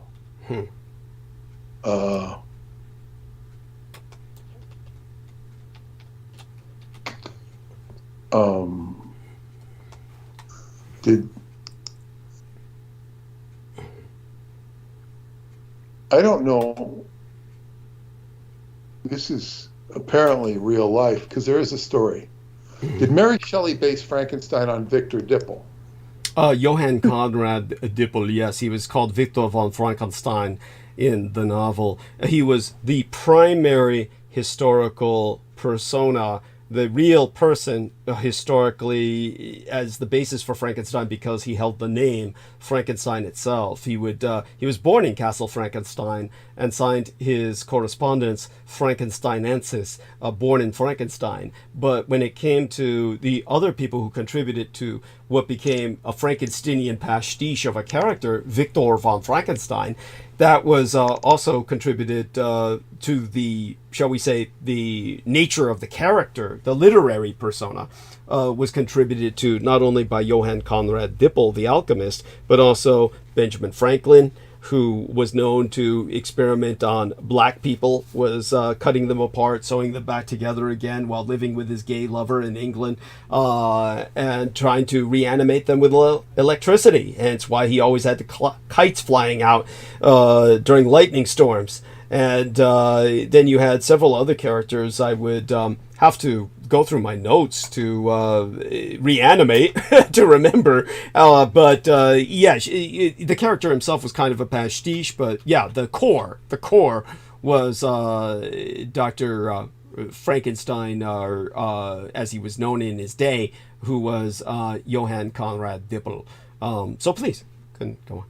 Well, yeah, it says he was born at Castle Frankenstein. Dipple was born at Castle Frankenstein near Multai and Darmstadt.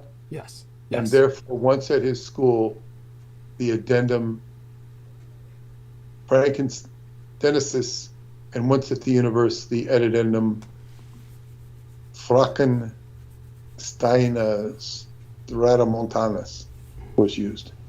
Sounds like Dr. Frankenstein. Yes. He studied theology, philosophy, and alchemy at the University of Gießen, obtaining a master's degree in theology in 1693. He published many theological works under the name Christianus Democratus, and most of them are still preserved.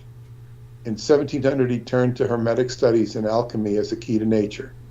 Between 1700 and 1702, he engaged in a bitter dispute with the Reformed court preacher Conrad Broski in Offenbach, with whom he shared millenarian hopes for soon coming renewal in Christendom.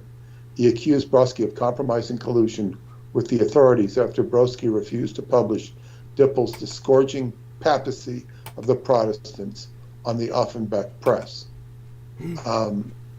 Dippel's reputation as a controversial theologian earned him both defenders and enemies. Emanuel Swedenborg was probably both his most notable supporter and later staunch critic. Swedenborg began as a disciple, but eventually dismissed him as the most vile devil who attempted wicked things. Swedenborg clarified that he was at first enamored of Dippel's emotionally charged writings and agreed with his attempts to dissolve traditional churches for a more personal faith and rejection of the Bible as the literal word of God. However, he eventually criticized Dippel as bound to no principles, but was in general opposed to all, whoever they may be, of whatever principle of faith, becoming angry with anyone for contradicting him. Swedenborg went so far as to suggest that Dippel was merely a cultish opportunist who used his theological charisma for his own financial gain and social influence, actively leading people away from traditional faith in order to take away all their intelligence of truth and good and leaving them in a kind of delirium. He led an adventurous life, often getting into trouble because of his disputed opinions and his problems with managing money. He was eventually imprisoned for heresy, where he served a 7-year sentence.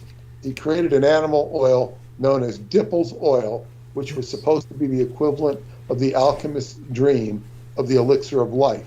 At one point, Dippel attempted to purchase Castle Frankenstein in exchange for his elixir formula, which he claimed he had recently discovered. The offer was turned down. According to Stahl, Dippel and the pigment maker Diesbach used potassium carbonate contaminated with this oil in producing red dyes. To their surprise, they obtained a blue pigment, Berliner Blau, also called Prussian blue. These are claims that during his stay at Castle Frankenstein, he practiced alchemy and anatomy. He was allegedly working with nitroglycerin, which led to the destruction of a tower at the Castle Frankenstein. But this seems to be a modern myth, for so it is an anachronism. Nitroglycerin hadn't been discovered in Dippel's time, and although the history of the castle during Dippel's lifetime is well documented, the destruction of a tower, though surely a remarkable event, is nowhere mentioned. Now, it gets a little more interesting here, but the question I want to ask you before I continue with Dippel, you mentioned that who was the other character who discovered Prussian blue or was sold? The contaminated potash. This other guy discovered Prussian blue on his own. Not really. Just so people understand this. He did. Yeah, he did. But he did it only because of what was sold to him by Johann Conrad Dippel. Yeah. So the other alchemist was Johann Jacob von Diesbach, exactly as Peter had said. And Johann Jacob von Diesbach, basically, he was using the normal brilliant red dye, cochineal. And he wasn't even trying to make blue paint. He was trying to basically make more red. But cochineal is, it's one of, basically, this is going to gross everybody out. For those of you who don't know, in Mexico, there's these tiny cactus-dwelling parasitic insects. And when you take thousands and thousands of them, you crush them, and they exude a vibrant red blood. And so this has been harvested for thousands of years by the indigenous peoples of Mexico to produce a dye for their own textiles. And following the Spanish invasion of the Americas, cochineal became a globally traded commodity. It's how Mexico made the world see red. It changed the world of its day in Europe, because red became the color of power, tinting the red coats of English soldiers and the Catholic clergy's capes. But while he was working with cochineal, which, by the way, for those of you who don't know, it's one of the only natural red colorants that today's United States Food and Drug Administration approves for use in food and cosmetics. So if you take a look at your food, with the food dyes, whatever you've got that's got cochineal in it, or any of your cosmetics, that's all from the blood of thousands of crushed parasitic insects that feed off of cacti in Mexico. So there you go. So it was while working with that he was mixing a standard red lake. That's any class of pigments composed of organic dyes that have been rendered insoluble by interaction with a compound of a metal. And he was rushing this customer's order to complete it. And he needed iron sulfate along with the cochineal and potash. And basically, the potash itself is it's a group of minerals, chemicals that contain potassium. The potash itself is an alkali. Alkali metals react with air to form caustic metal oxides. He didn't have on hand any potash. What's known as a mordant, an inorganic oxide that combines with a dye or stain and thereby fixes it into a material, makes it permanent. He didn't have the potash necessary to make the color attach to fibers and become permanent. So Diesbach basically mixed some contaminated potash that had been sold to him by Johann Conrad Dippel. He combined it with his cochineal and the iron sulfate mixture, turned it blue instead of red. See, because it contained the blood of a higher mammal. In this case, man, Homo sapiens sapiens. Anyhow, Diesbach forgot all about making red. Once this happened, he began to experiment to try find out how this new blue had come about. Now, you might say, why would this matter? Why is this guy making one order, gets all distracted by another? Big fucking deal. You know, it turns blue. So what? Okay, you just don't know what it was like in those days. In those days, blue was a color more expensive than gold. Basically, you know, if you're an artist, you're spoiled today. You've got all the colors of the rainbow available. The world before 1703 had none of that. The strongest and most useful permanent blue at that time was ultramarine. And it comes from alter marino, referring to it being brought over the sea. It was obtained from the semi-precious stone lapis lazuli, the Latin for stone, Persian for blue, and it's this extraordinarily laborious and expensive process by which you get the color from these stones. They're ground by hand, the impurities are removed.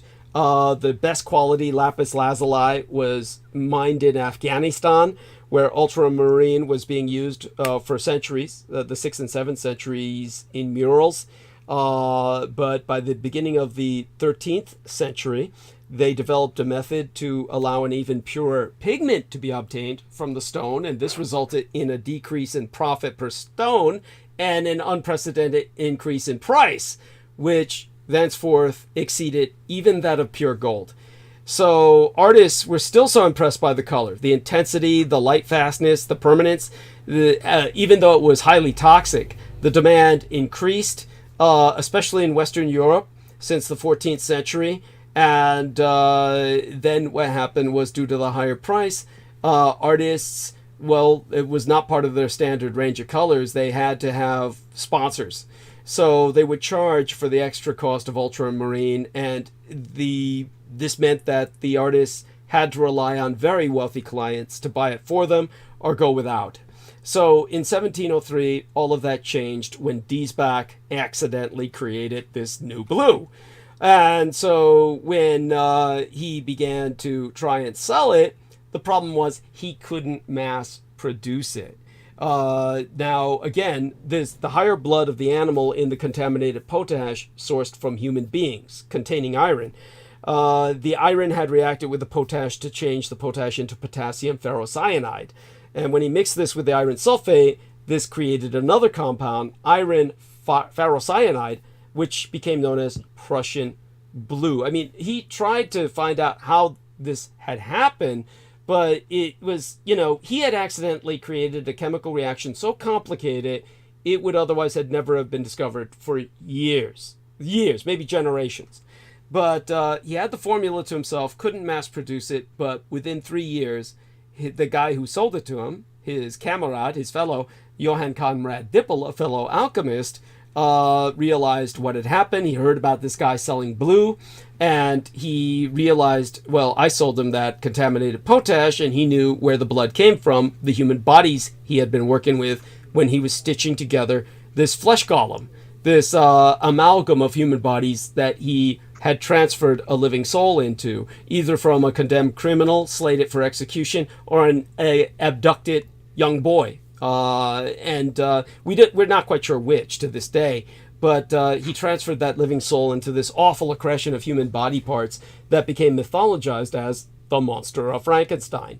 So when it came to him, he once he realized what had happened, he mass produced it. He developed a mass production technique, and by 1710, the Doctor of Frankenstein was selling the new color himself with the advantage of mass assembly, and it was an instant sensation. It's it's what kind of helped him float himself into maintaining a higher quality of life, and it was easy to supply it worldwide. It literally changed the world.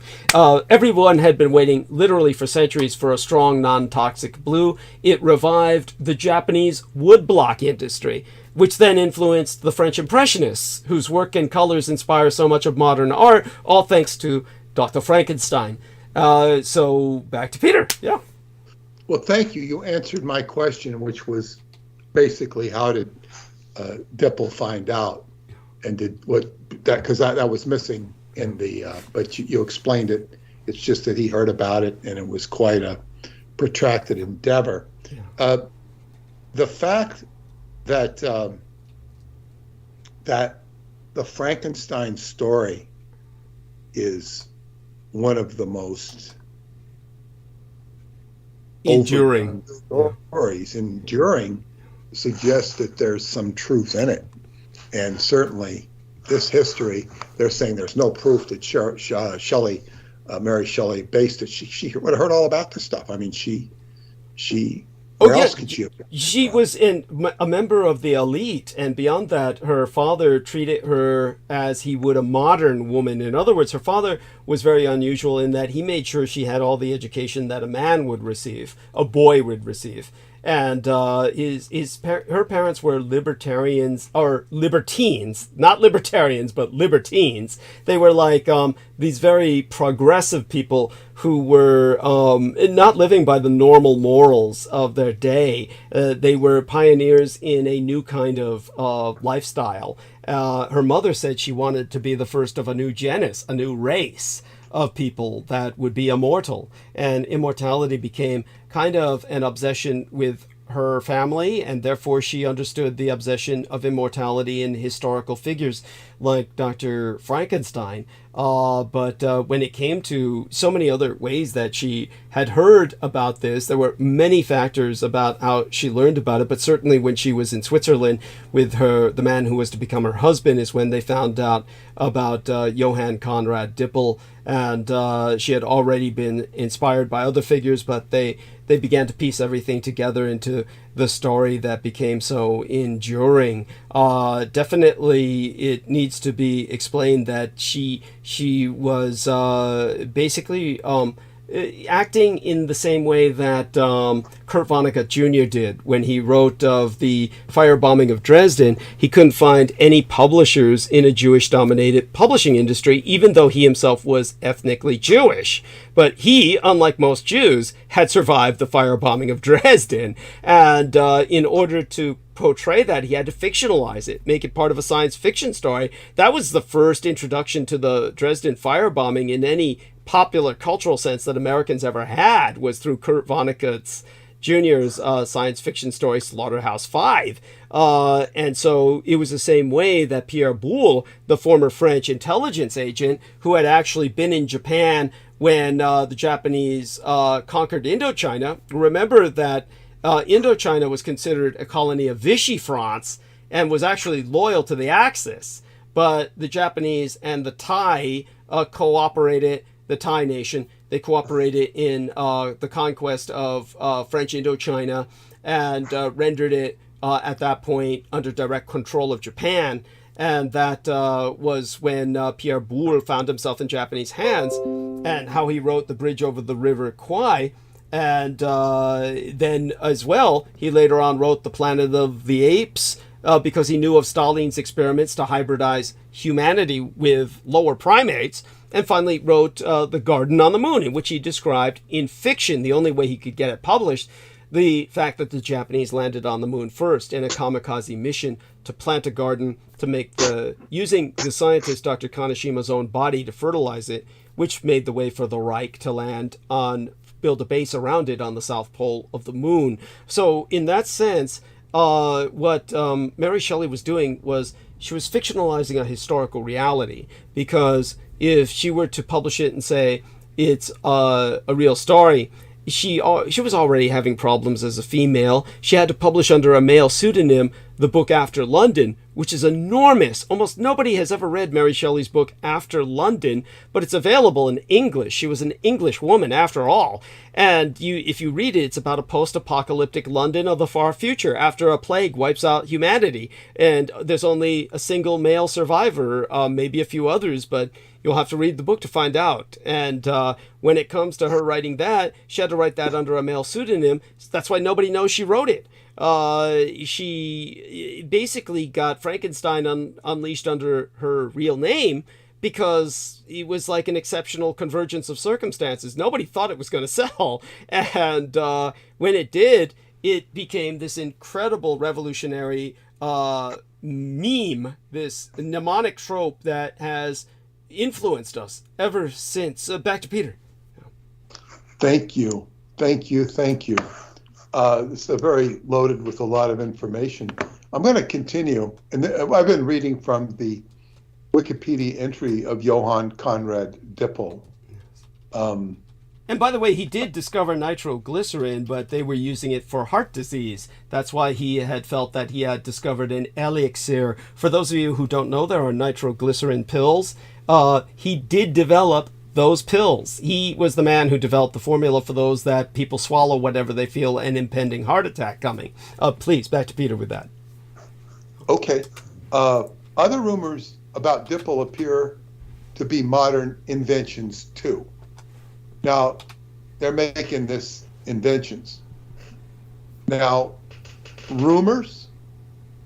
How many rumors can be generated about somebody? They become the stuff of movies. Yes. He was clearly studied alchemy at a university. He was playing with the elixir of life.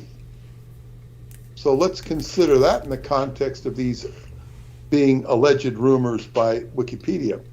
For example, that which said he performed experiments with cadavers in which he attempted to transfer the soul of one cadaver into another. That was par for the course in those days. Soul transfers with cadavers was a common experiment among alchemists at the time, and was a theory that Dippel supported in his writings, thus making it possible that Dippel pursued similar objectives. But there is no direct evidence to link him to these specific acts. Of course not. Why would there be? Thank you. There is also no evidence to the rumor that he was driven out of town when word of his activities reached the ears of the townspeople, though he was often banned from countries, notably Sweden and Russia, for his controversial theological positions. He eventually had to flee to Glessen after killing a man in a duel.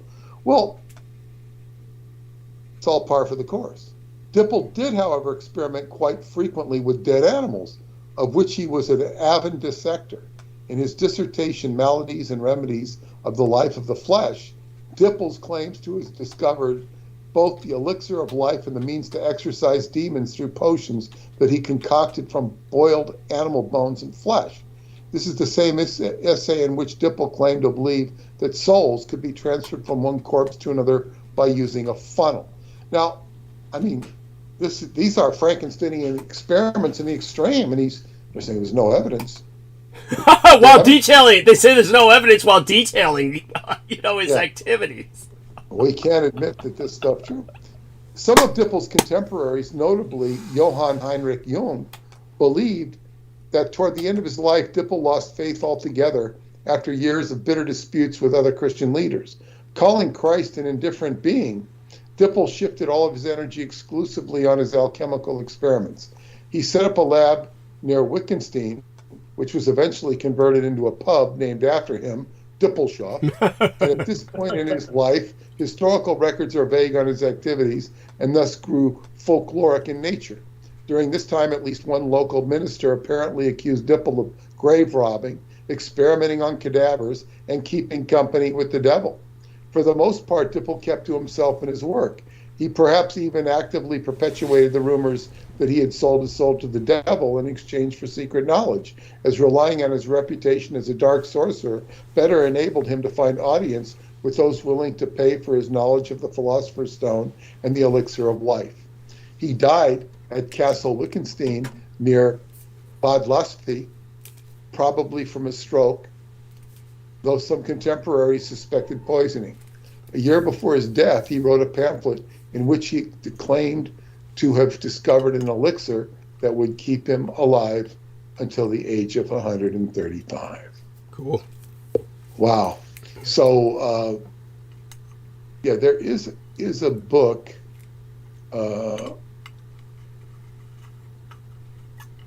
Yeah, on him, and now he's been put into a TV show. Wow, which one? Oh, one that you don't want to watch, I'm sure. But maybe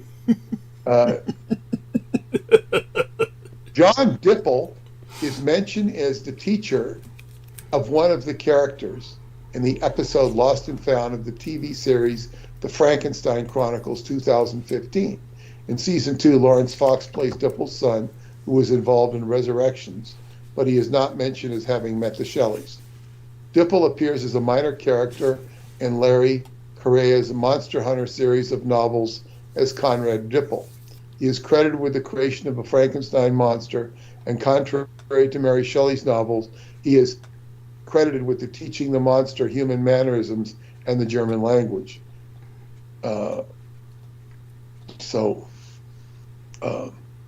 Cool. This shows the richness of certain occult aspects of history. Yes. It's very, and that, there is quite a bit of richness in that story, which is, certainly gripped the minds of people in Hollywood. I thought the Frankenstein monster was a very terrifying character when I was a kid. Indeed, he was just,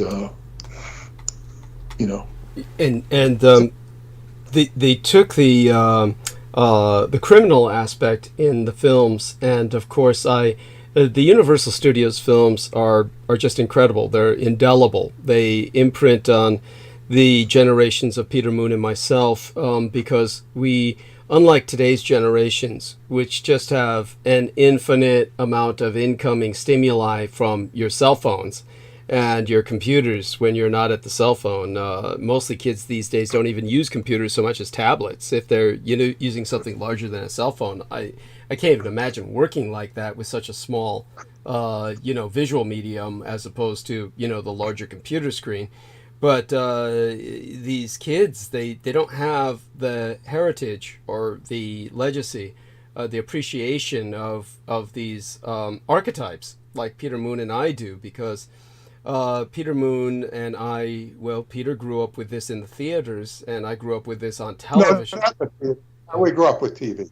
Yeah, I'm not that old. Okay. My father and mother grew up with it in the theaters. Thank you. They have seen Frankenstein in the theaters. Yes. I know if they saw it. In fact, I remember my mother. She was when she was too young, but when her older sister came home and saw Dracula, she was just totally white as a ghost, frightened. Wow. It was like a mild form of post-traumatic stress. It's incredible. After I watched that film, it scared the living daylights out of her. That's how, powerful those movies were. If my mother saw it, it was probably years later in a rerun, or maybe she saw it on TV. I don't know, but she remembered it. Her older sister, who was probably about in her teenage years, just completely horrified. And this is the power of movies. They can really do the wrong thing, and they uniformly do. Yes, and so true. And but definitely, what it gifted us with was a shared legacy of identifiable archetypes. And Universal Studios had a monopoly on a great many of them. So when it came to these classical Dracula, the Wolfman, the Mummy, all the rest of this, these were characters that we grew up with in a very real sense. And so when you see this kind of decision that the men of the time who were producing these archetypes decided they were going to make, it's incredible that they produced so little of what was produced, and it had such an enduring effect nonetheless. I mean, basically, as Peter well knows, Boris Karloff could only be Frankenstein in the original film, really, and he really didn't do much. Maybe Bride of Frankenstein, he was also that, but then after that... Bride of Frankenstein, yeah. And I think... After that... Yeah. Son of Frankenstein. Bella took over by that time, didn't he? Wasn't Bella... I think Son of Frankenstein, because Bela Lugosi played Igor in Son of Frankenstein. Okay. And Lon Chaney came in later, I think, played Ghost of Frankenstein. Right. I mean, they milked those for all they could. Wolfman, son of Dracula, daughter of Dracula's daughter. I mean, they milked that. It's not like they didn't make a lot of them. It's like how many good ones could they make before they spoiled the franchise? So like they did milk it. Touche. To a degree, I still think it could have been done more. I mean, the better job. Yes, I think. Yes, is what it boils down to. Thank you. And, Thank you. It's not that. Yeah. So. So for those who don't know, Boris Karloff, of course, had to stop doing the monster because the makeup and everything combined, he said, and I believe him, was literally killing him. It was impacting his health. The monster boots, the asphalt spreaders combined with the makeup, it was horrifying. Apparently, the impact that it had on his health. Being able to slouch around and all of that. None of the other Frankenstein's creatures after that look as well made as he did, because they're not putting themselves through that horrible bondage. But when it came to what happened with that as well, Boris Karloff was originally in a film, and I shared this bit of trivia with Peter before, and he followed up on it, I'm sure, and knows about it. There was an original movie. The first movie that Boris Karloff was ever in was titled The Criminal Code, in which he plays a criminal. And they thought he looked sinister because he was half Asian Indian, half white, half Asian Indian, a product of the British Raj. And so he's in the movie The Criminal Code, and it is theoretically... it was intended, literally, not fan theory here, but theoretically it was understood by Universal Studios that that's the criminal brain that gets taken by Igor in the movie Frankenstein, the original cinematic production, where Dr. Victor von Frankenstein has Igor retrieve a brain, and Igor drops the good brain and picks up the brain of a criminal instead. That's supposed to be... I don't think Igor was the character who did that. I think it was Dwight Fry, okay, the guy who played Renfield, who was the character. Okay. I think you're conflating. But yeah, because Dwight Fry was the character in Dracula. Yes. He was played the character called Renfield, and he did such a good job at typecasting, and all he could play were these, he was such a good actor, but it typecast him and he could just play creeps. It's so sad. So sad. Yeah, and that's Hollywood typecast you. I saw some movie, 1950s movie, where the actor who played the professor in Gilligan's Island was playing a professor in a drama movie. Oh my God. And that's obviously how he got the role. Oh, this guy's a professor. Yes. And I guess he did a good job of it. So they, what you get cast, he's a professor.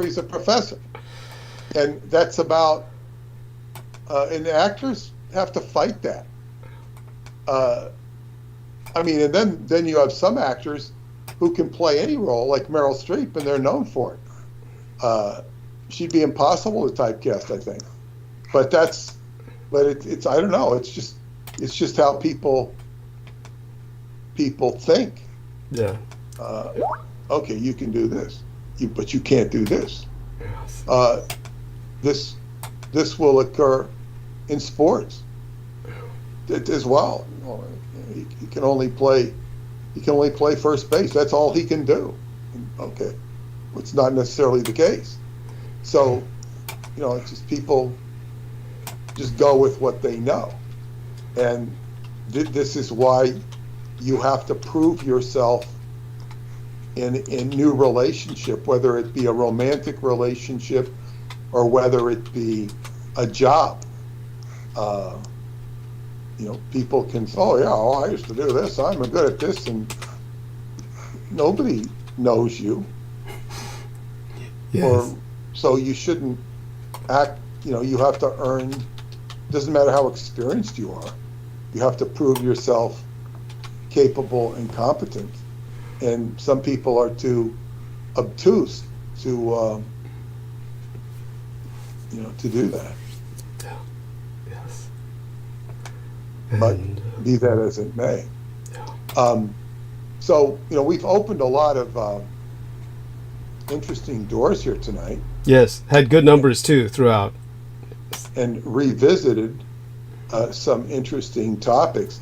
But I think as I wrap up in my final 15 minutes here, what this shows is that this seemingly innocuous vanguard of freedom of technology vis-a-vis the internet is rooted in Satanism or worse. Thank you. And it's like, how, but people can't know this. Why would anybody know it? And let alone appreciate it, because it's just the world we live in. Google is an everyday, they're even criticizing it with good reason. They're seeing its drawbacks. But when it comes to really delivering the goods, these people are not going to deliver it. Yes. I would also make a comment, is that the book I wrote, I might read from it in the future. Yeah. that I wrote, L. Ron Hubbard, The Tao of Insanity. I got the report from the distributor. It didn't sell the book this month. Which I said, oh, interesting. Scientology is a very hot topic. Yeah. That book, delivers a lot of truth about that man. It's not, I guess, what you'd call lauding him. It's just telling, and Douglas is featured in the book as telling the truth about his history. Thank you. But I thought it was interesting that, wow, that's it's a subject that people can absorb. All they can absorb is the pedestrian stories of, really, it's not even about L. Ron Hubbard as much as it is about David Miscavige in the court cases, so be it. But it's just a comment. People can, and that book I did not have any copies for a while, but that's been remedied. If anybody wants to look into the L. Ron Hubbard angle, they're more than welcome to.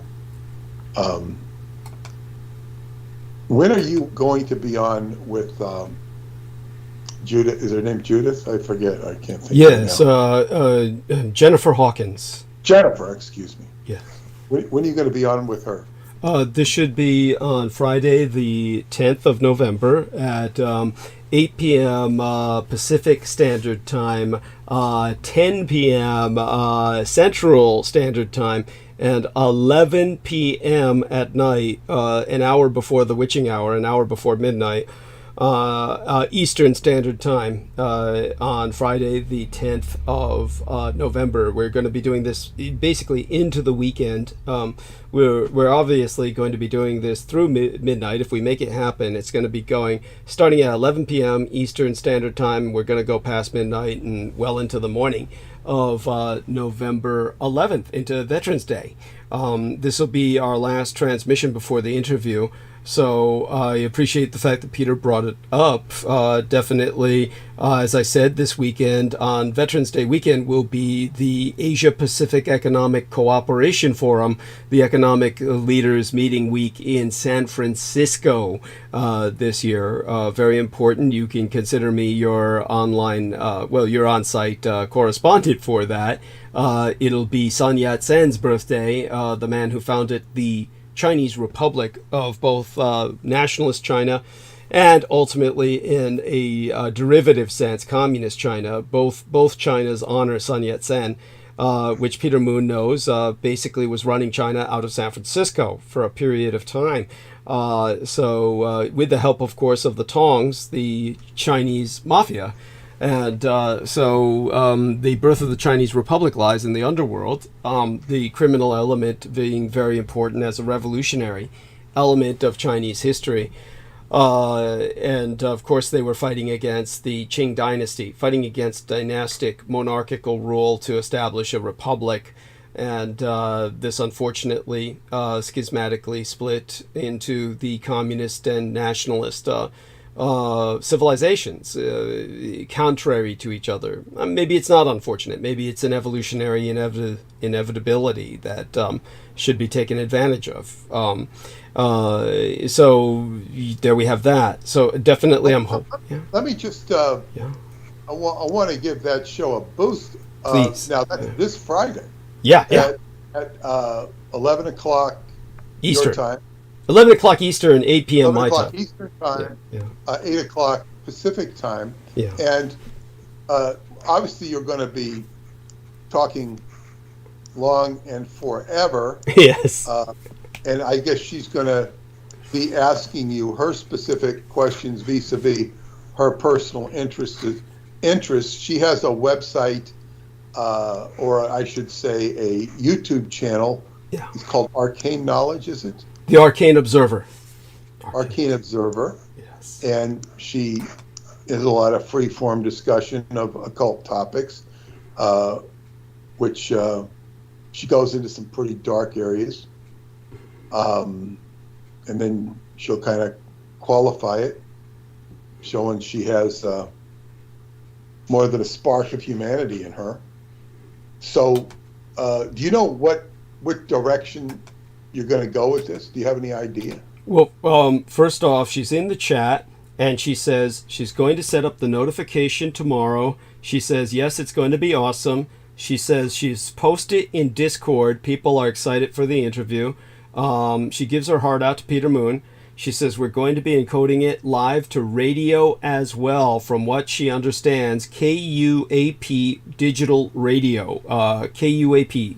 QAP, KUAP Digital Radio. She says you can find it live on the website that will be posted on the stream. So KUAP Digital Radio, we'll look that up. And so as for the subject, it'll be whatever she wants to speak about. When she first came on my program, the first thing she talked about was the genocide of the German peoples in World War II. But she can talk about whatever she wishes. Our numbers are up right now. Jennifer, send me a link or something or an email, and I will send you. God, what's that? Remember that paper I sent you on the Holocaust in Poland? Yes. Feel free to send that to her. I got it now. Yeah, so long as she can send. Our Jennifer, honey, if you've got Peter Moon's ID for I'll send her your ID, your contact here in Skype. That's what I'll do, and I'll send you hers. 333 at gmail.com. But it's like, I made a file for that. I had to find it, and I sent it to you. And this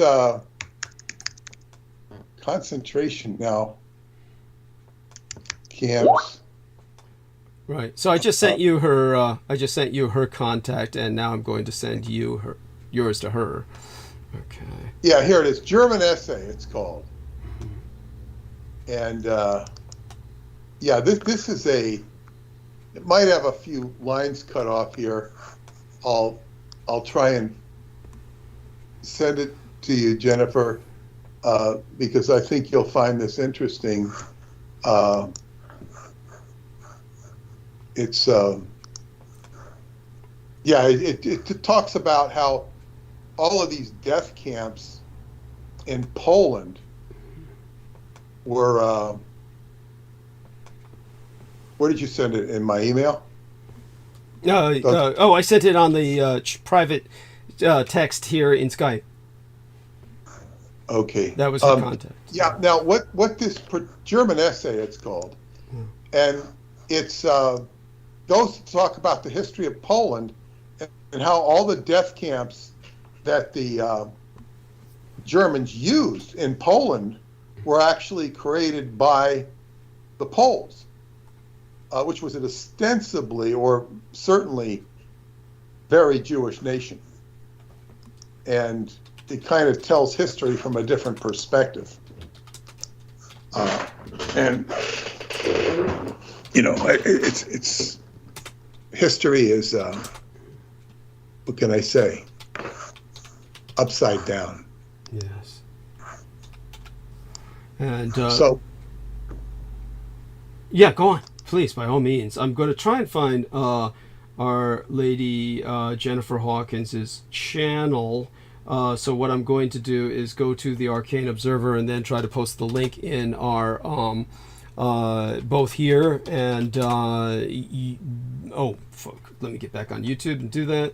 Look her up and let me give this to you before you leave. Okay, and hopefully Peter Moon and I will have a little time to talk before this takes place, but it may not happen simply because of everything being so busy. Obviously, I'm going. Yeah. Excuse me, I'm getting frustrated here because I have her Skype, but it's not allowing me to attach anything. Interesting. Sometimes it does that, and I don't know what I'm supposed to do. I can send a message. I can send a link, but I can't send.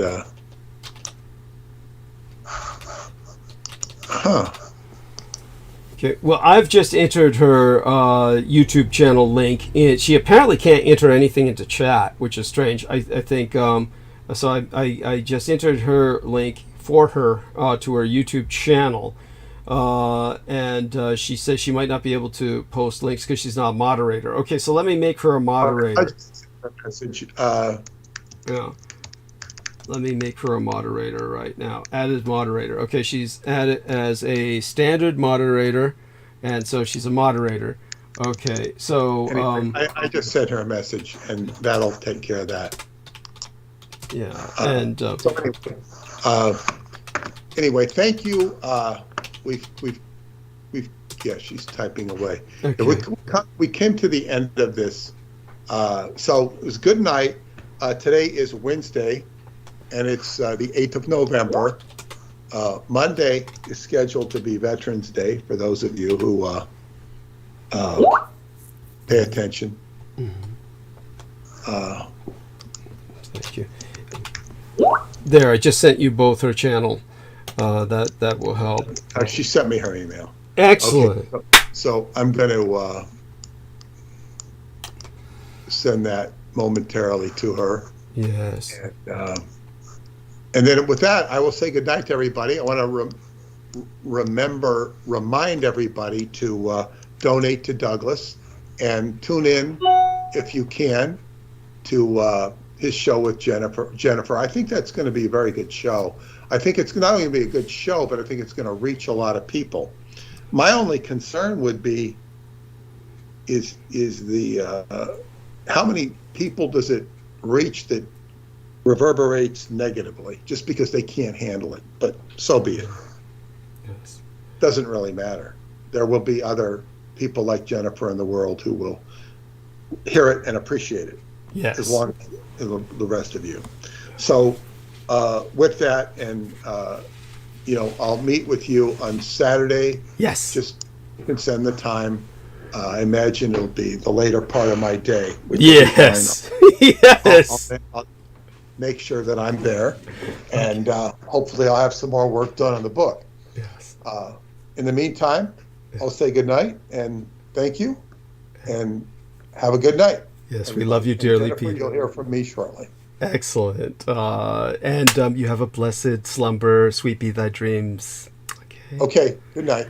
Thank you, Peter. All right. We love Peter dearly, so that's Peter Moon at skybooksusa.com. We are now going to engage with Aristides and Jennifer, everyone else. She is now a moderator. She can post whatever she wishes, and so she's empowered.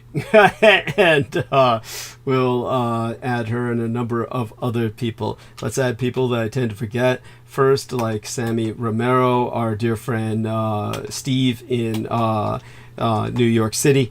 And of course he said he contributed an amount, so that's appreciated. He contributed his best. I'm going to add those two first so I don't forget, and then I'm going to add everybody else. So let's go towards Brendan Zogit. There's Steve. Steve, how are we, dear sir? Thank you so much for your contribution. I haven't had a chance to read your message yet, but yeah. Oh, that's fine, Doug. Yes. I'm at work now, Doug. Oh, sure. I'm gonna tune in Sunday because I'm not.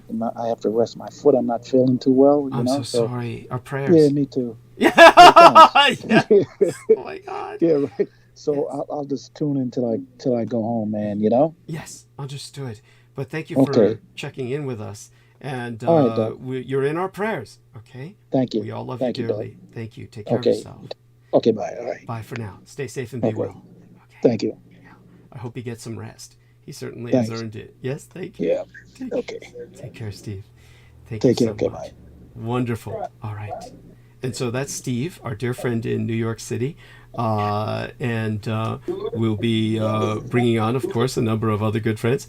I don't think he's remembered to hang up. Don't forget to hang up, Stephen. Oh, okay. Yeah, sorry. Yeah, no worries. All right. Yeah. Let's see. Here we go. Yeah, take your time.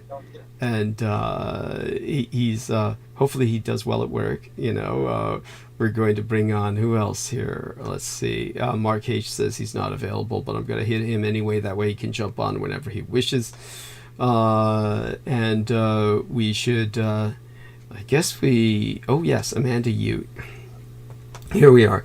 Okay, so I've hit a number of people that we generally hit. Shout out to our dear friend in Germany, Andrei Nemerzhitsky. Hopefully he's doing all right.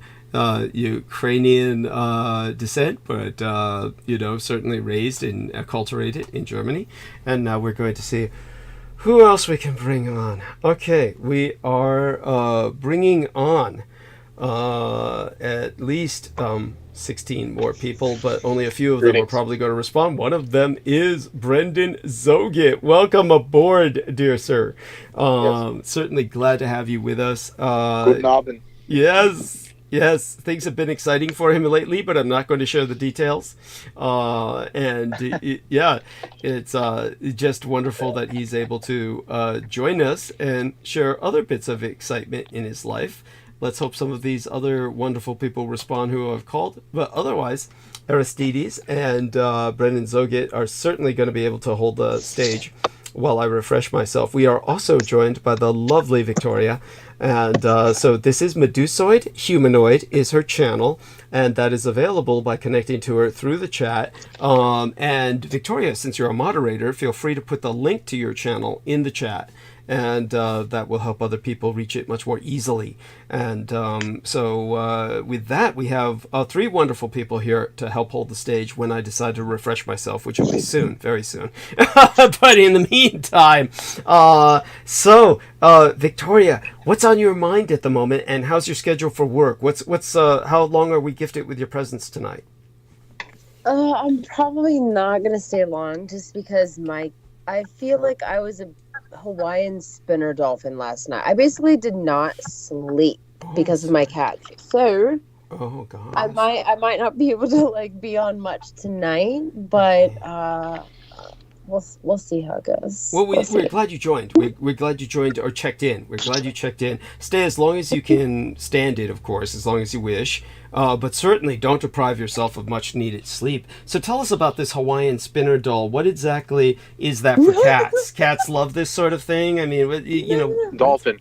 Yeah, cool. It's actually a type of dolphin, a Hawaiian spinner dolphin. I was just making a joke, but Okay. yeah, I didn't sleep much, so. But I had a really cool day. I ended up talking to 2 girls and sharing the gospel with them. And telling them all the stuff that the church got wrong, and they're like, cool, we should do our own Bible study. And so I actually got their numbers, and we're gonna do our own Bible study of non-churchy people. It's gonna be great. How exciting! How exciting! And Yeah. were you caught what Peter Moon and I were relating about Johann Conrad Dippel and their attempts to do some non-church Bible studies back in the day of alchemy? Yes. So you'll be doing something similar. They can swear. I literally don't care. I don't care. I don't care. So it's fine. But I will say I'm definitely not. I'm not able to be here for very long because instead. Yeah. That's cool. That's fine. That's fine. Yeah. Whatever that you Alzheimer's or dementia. I actually did a 500 milligram gummy. So all right. I only wish you could share. Yeah. I love you guys.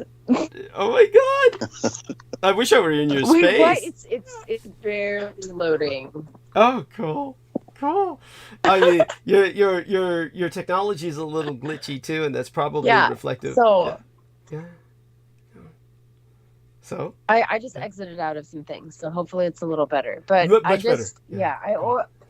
I did eat quite a large milligram gummy, so I'm gonna have to go to sleep. I do have work tomorrow, but I might end up getting way better sleep on this natural gummy than all this stinking Western med thing that I always do that's gonna give me dementia.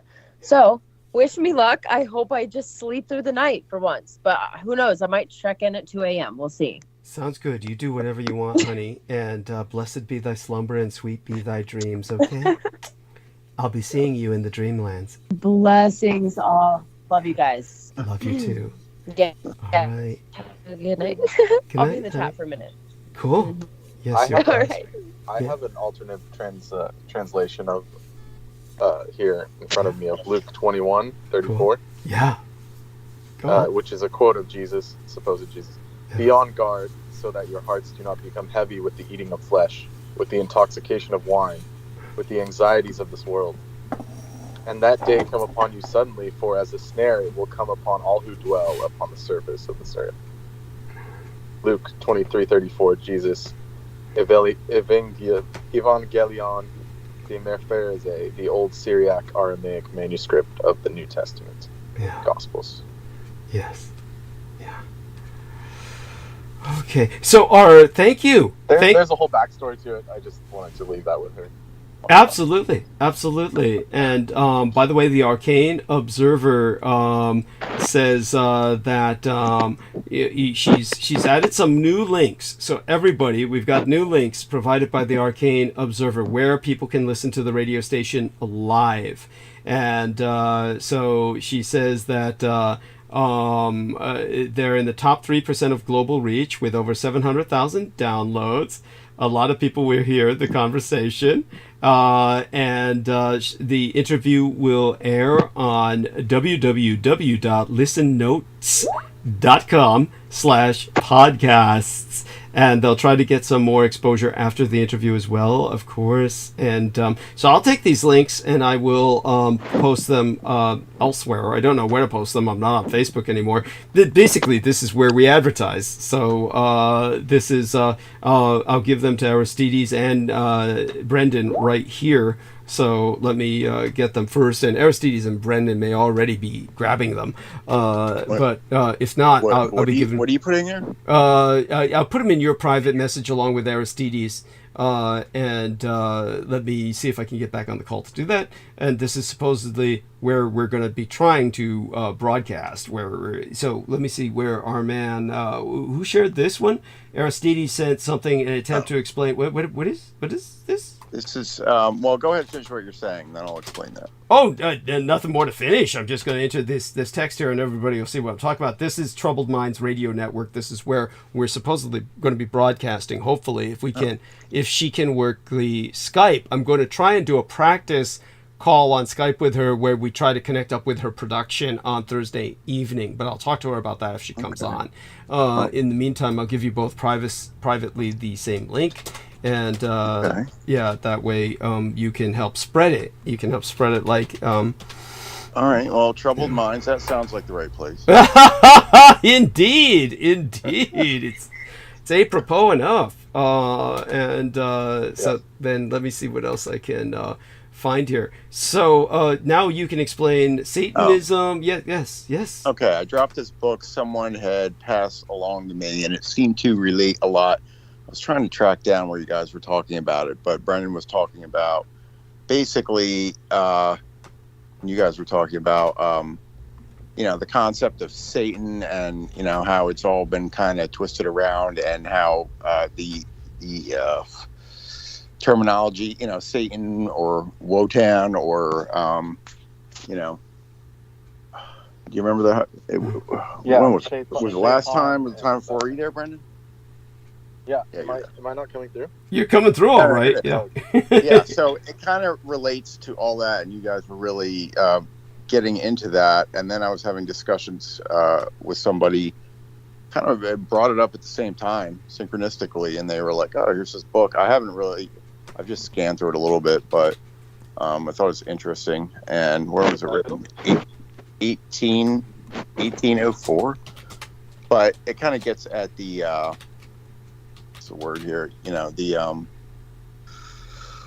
lot of the language around that, and a lot of the etymology. Yeah, the etymology and the manipulation around that. And you had a good bit. Do you remember? Was it the last program or the one before where you were talking about that? I was looking for that bit and trying to send it to somebody, but I forget. Yeah, it's where you were talking about Yahweh, Yahshua, being Canaanite. Yeah. Canaanite anti-god. Yes. So that's. Is that what you're referencing? Because I always bring up that like Satan and Saturn are also conflated, like deliberately, when actually Satan is actually Al-Shaitan is something else, and then even Lucifer is something else. Is Lucifer's Venus? So like, there's many aspects to this.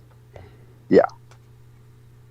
Okay, yes. And forgive me, I'm busy making certain Peter Moon has these links as well. And hopefully I was also bringing up like the difference between like the different jinn, how instead of categorizing the jinn like that the pre-Islamic faiths had, they had different levels of jinn and they had characterized all the jinn similar to how the Vedic has them in different categories. And then when Islam came, the Prophet, he he wanted his people to go away from all of that, so he just lumped them all together and called it shaitan. So like anything extra Islamic entities are considered shaitan. So, yeah. Which just means shaitan is like Satan, is the word for Satan, but it means, it has a little more context. It's just like the enemy are like similar to the Christian Satan. So. Not all Satans are the same. I mean, Yes, very good.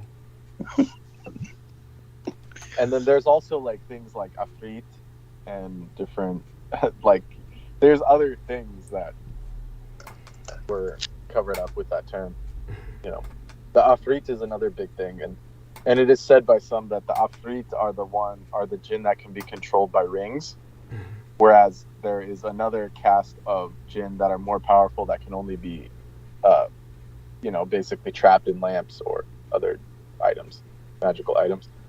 So the afrit are these like kind of like lower jinn. They're like ghosts, or like they're more, and actually in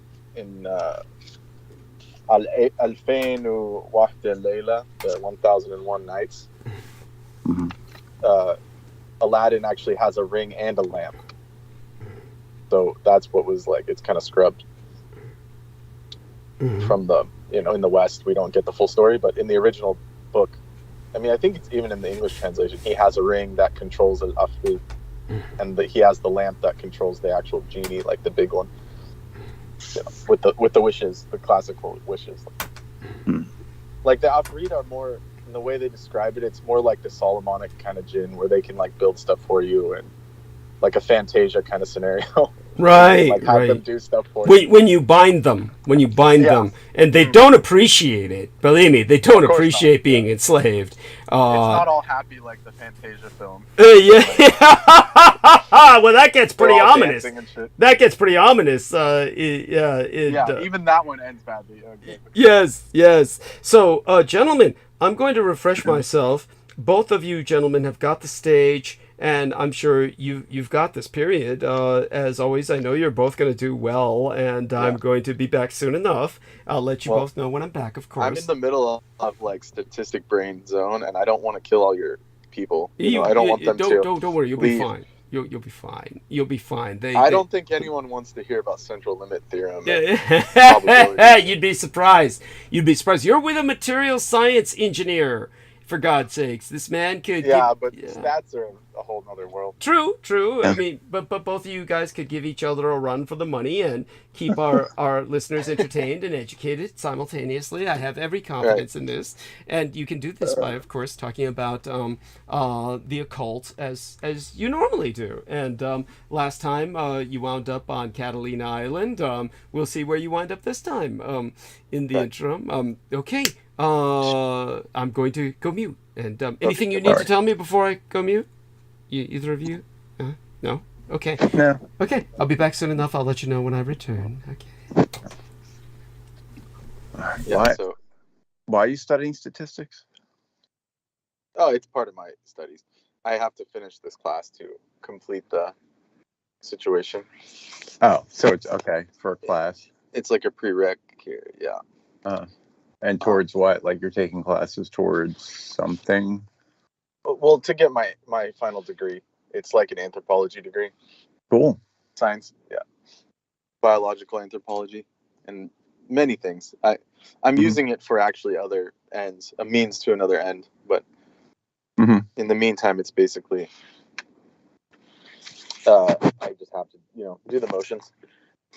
Let's see. What is a sampling error? Sampling error is an error that exists from potential incorrect measurements in a sample. So this is actually pretty important because, like, when you see all these studies, right? Like when you see, like, we studied this, we studied that, we took these surveys or whatever, there's always a degree of error that has to be, accounted for. So, natural error. Okay, so it's a natural error that exists between a sample and its corresponding population. So what happens is when you just like look into something, especially a population of, let's say, people, just because you're pulling information out of a smaller sample doesn't mean it's going to be accurate to the larger sample or the complete population. Right. So it's like statistics is like, I don't want to call it a flawed science, Right. but it's pretty much like it can reach certain, what would be the word? Correlations, or it could reach certain conclusions, but it's never going to be 100% accurate, Right. obviously. And that's if you're Whereas, trying to be responsible about it, but then on the other end, there are ways to completely misrepresent data, like in other words, easy. How the pharmaceutical companies work and stuff like that. Yeah. Yeah, no, totally. That's the big issue, actually, I feel like, is that people don't realize how easily manipulated stats are.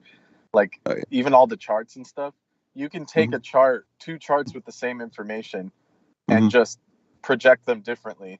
And it looks like one chart is like, all fucked up, like, oh, this person's fucking us over. Whereas if you put it in a different scale, it looks like nothing's changed. That's that's the best way to put it. So it can be manipulated beyond easily. So, and that's why they don't want people really educated in this kind of, field as much. It's not that it needs to be more educated. It just needs to be like more basic for everyone to be understanding of this. Especially because it's used so much. Like, I personally, like I was telling you, I think it was in the last chat. Yeah.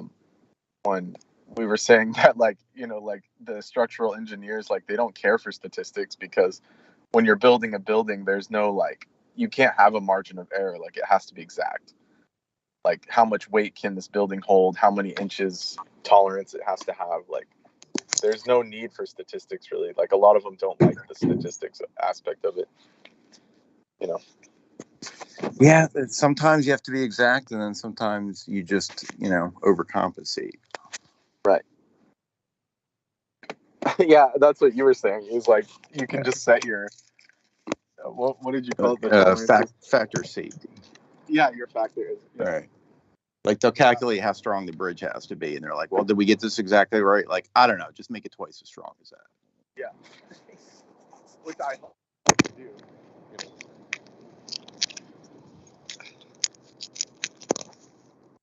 Yeah, I'd hope that's what they would do.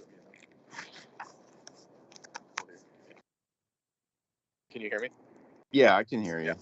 Here, I'm going to drop this famous picture here of Bill Gates next to the book that says "How to Lie with Statistics." Yeah. That's actually a decent book. It basically shows how the scheme is done. And was he like advertising the book, or is it just like No, it's just kind of like a famous picture people go to. He's sitting there with a stack of books next to him, and one of them happens to be "How to Lie with Statistics," and everybody, like, you can barely see it, but everybody, they do it as like to show that he knows. But I mean, in reality, it's like that concept has been around as long as statistics have been around. Yeah. It's actually, statistics has been challenged many times as like a flawed science, but it has like so many uses in this kind of system that they just use it anyway. Yeah. They don't. Hey, what are you doing? Because it's hard to hear you. I'm closing the gate. Okay. Yeah, it'll be a little bit disruptions for the next couple minutes. Closing these things. Is my audio coming in okay now? It's kind of hard to make you out. I don't know if you could improve that a little bit.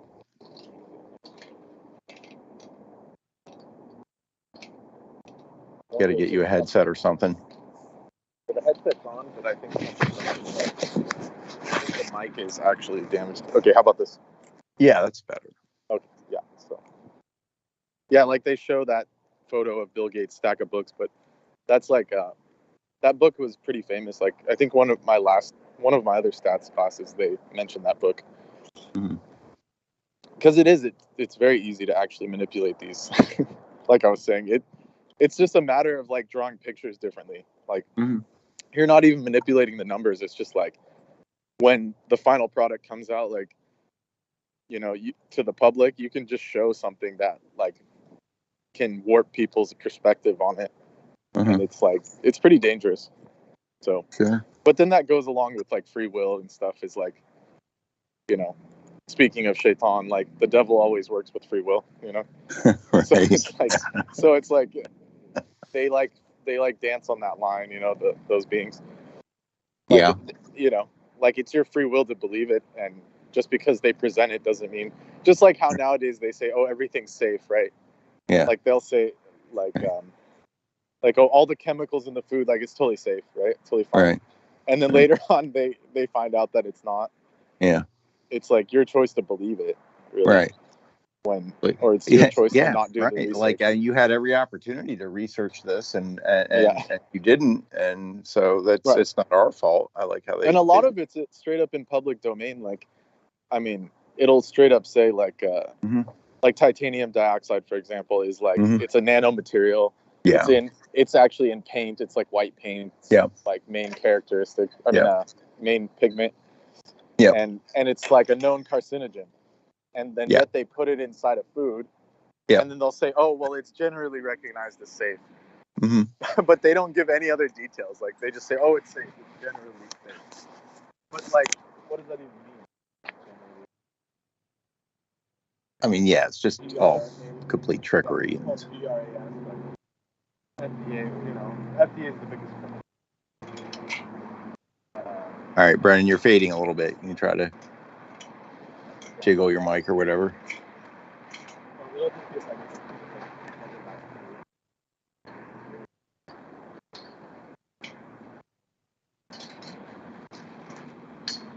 Brendan, come back.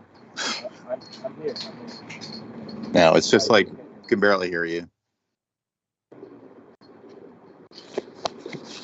I'm out here like dealing with like vampires and werewolves and shit. You're outside. But yeah. But what I was saying is like the FDA is like totally criminal in that way, where they like make stuff so ambiguous and they say, oh, GRAS generally recognized as safe, and then when you look up a chemical like red dye number 5 or whatever, it says, oh, it's generally recognized as safe. Which, I mean, what does that even mean? Like, safe at what level? You know, like speaking of statistics, like they don't give you any levels or like it could be safe if you like look at it, like, you know, like yeah, it'd be like 98% of the people that took this didn't even die. Yeah, exactly. Yeah, so that's kind of like how it. Speaking of manipulating statistics, it's like oh well, no one died like looking at it or going near it, so it must be safe. That's totally. I mean, it's totally beyond. It's totally beyond bonkers. Right. Okay. It'll be just 1 second. I'll get back on in just like 3 seconds, 4 seconds. Okay. I hope so, because I don't really have anything prepared to read off or say.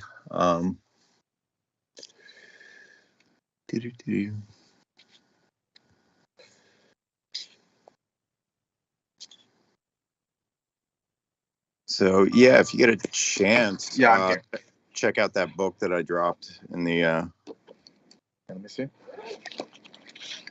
In the chat.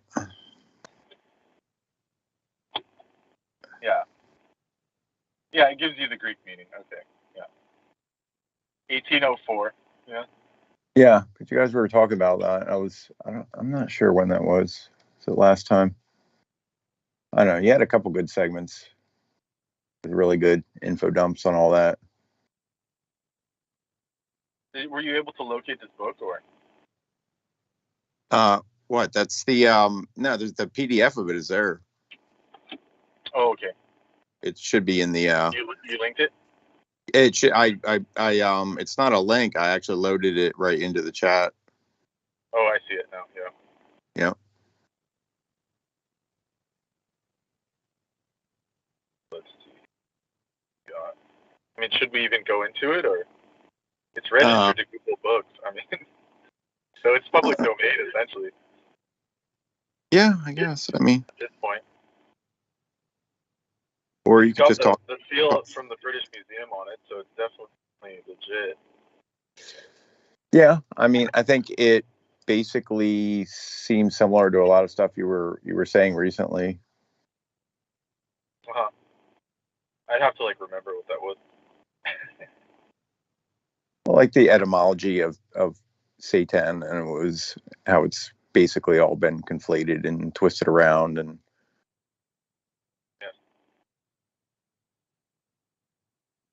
I've had some pretty interesting conversations with some people recently. It's kind of a big topic, you know.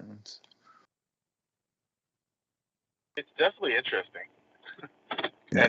and a lot of it is like misrepresented.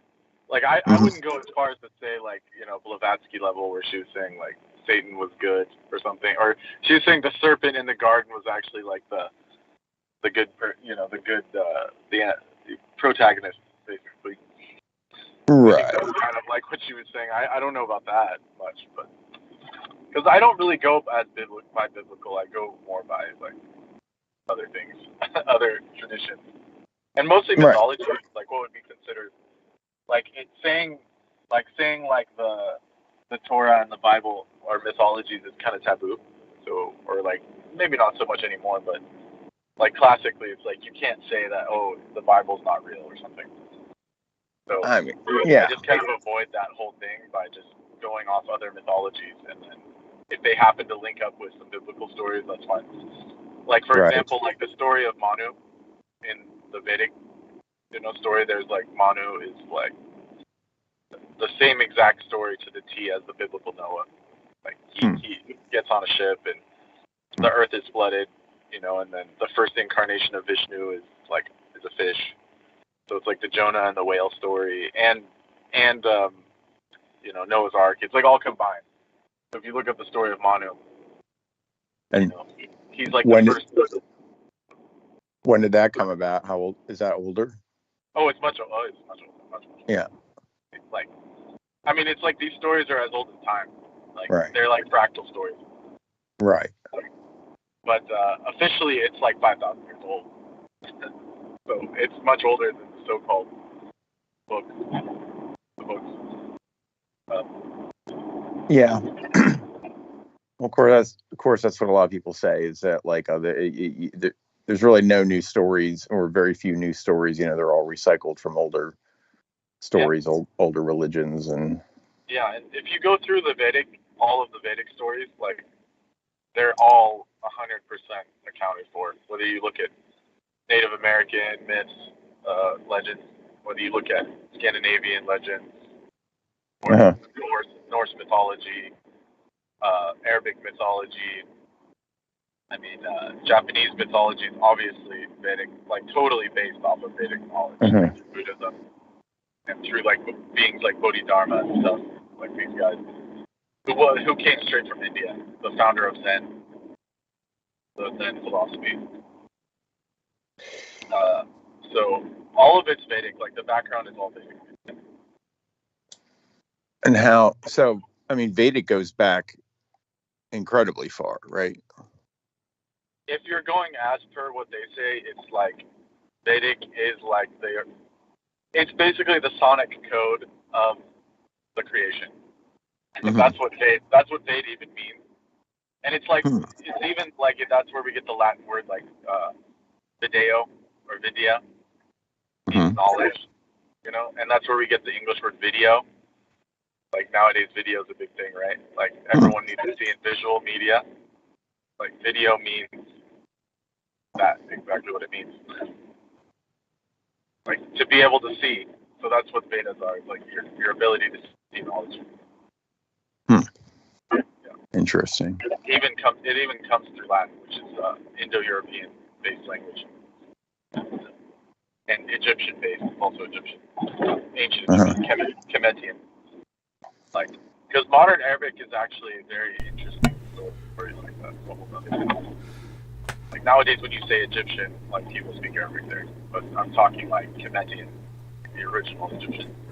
Yes. By the way, Victoria in the chat says it sounds fascinating. She's excited by the discussion. We seem to be holding numbers, except it sounds like our man Aristides is using a Ouija board to communicate with Brendan, who apparently has died and gone on to the other side of the veil of life and shit. What the fuck's going on here?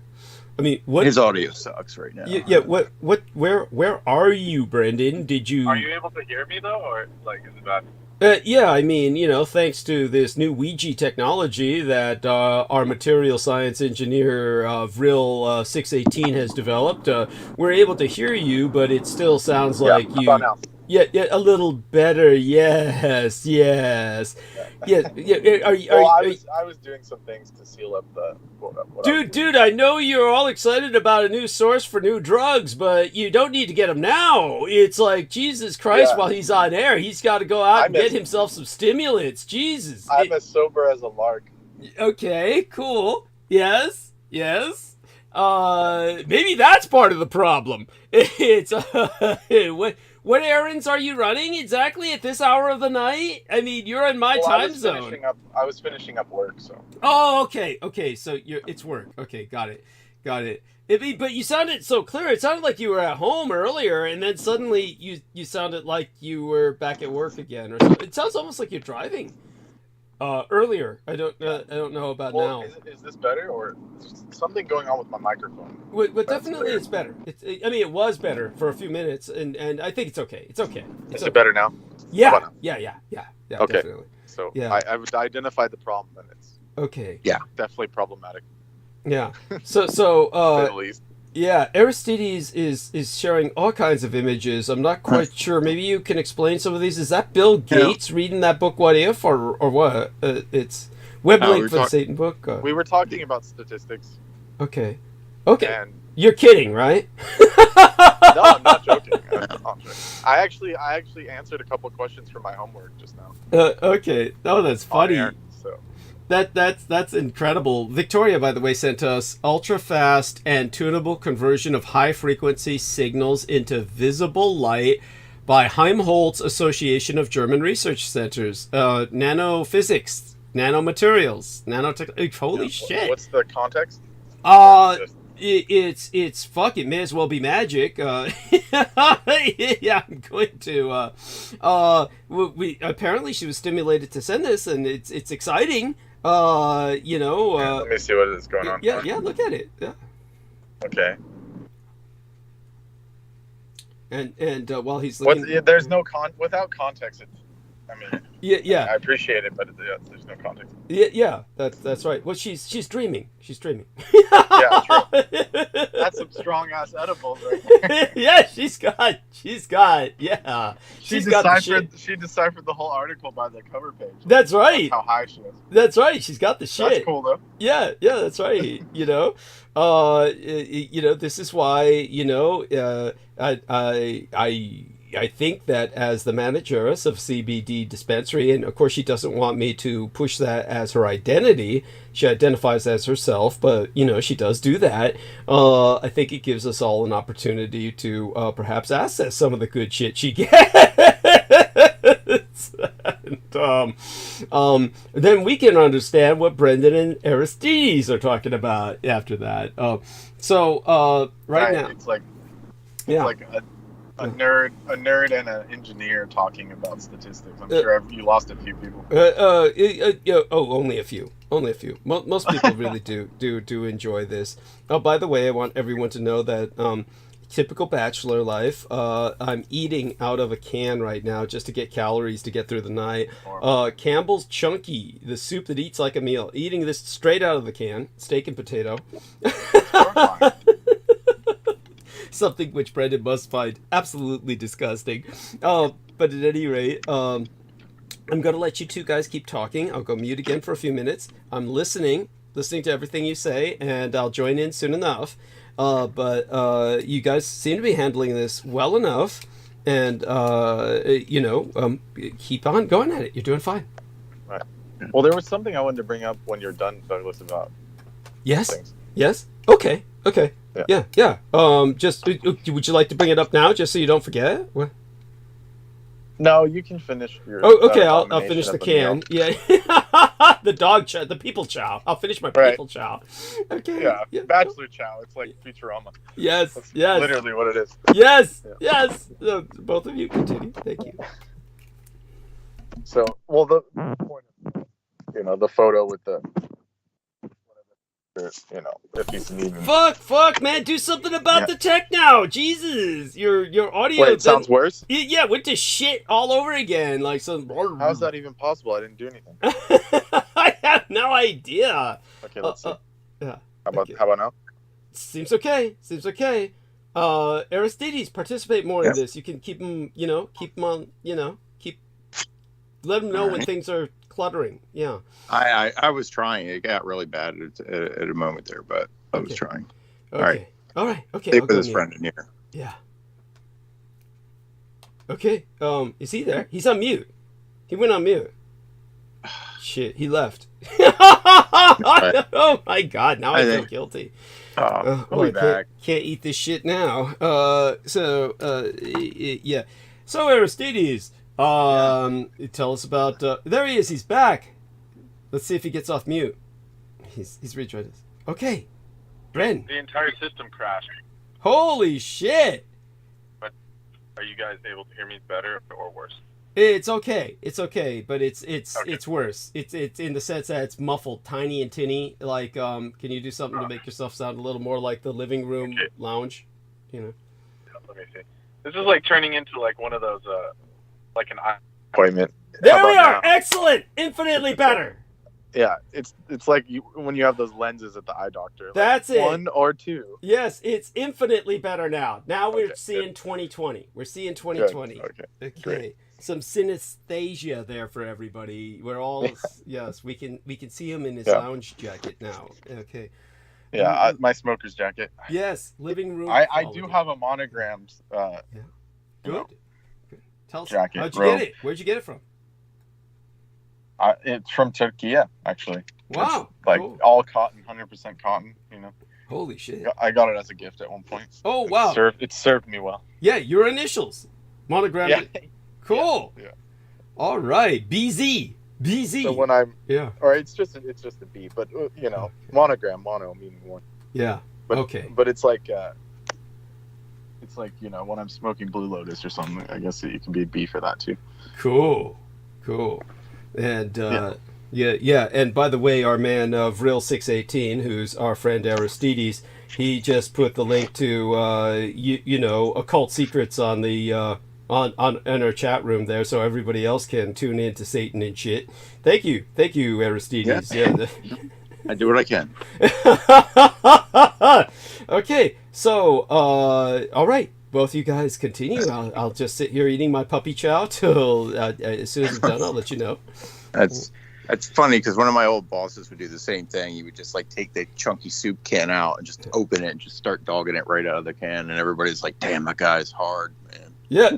yeah. It's welcome to my world. Yeah. Horrifying. Yeah, when I'm not at the estates, this is what life is like in the crypt. Welcome to the Dietrich crypt. Yeah. That's why I gotta have a chick. Eating an MRE at this point. Yeah.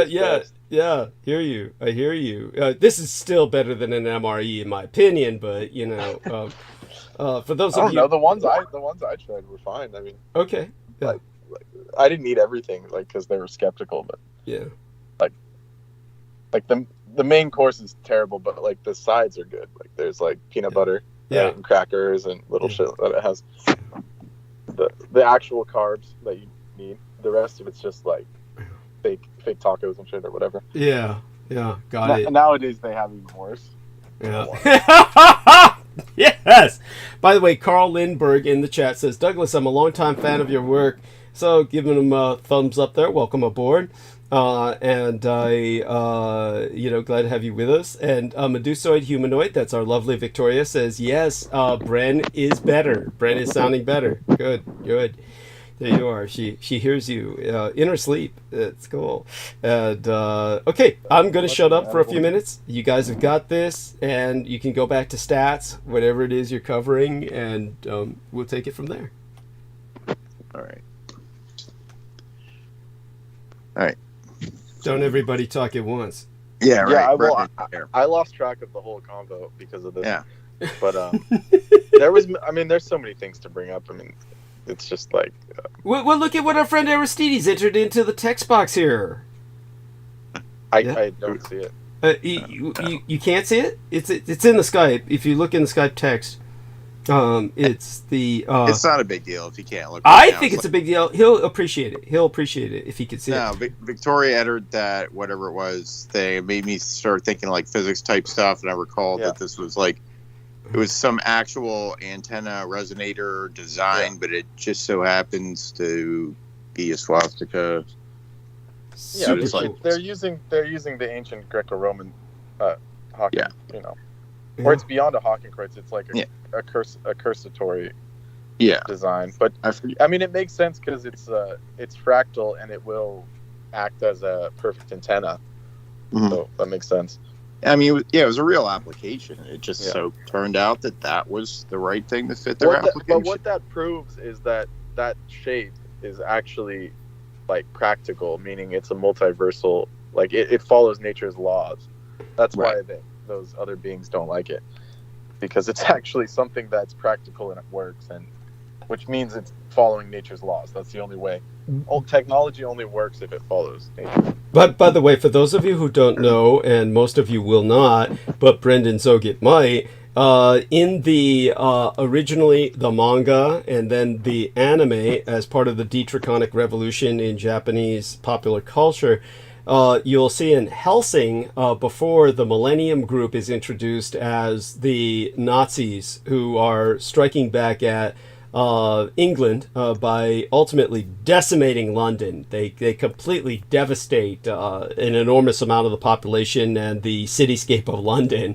Before they enter the scene in the series Helsing, they are encountering, and this is the British intelligence network that is meant to deal with supernatural threats to the British Empire, that is actually a evolution of the Church of England.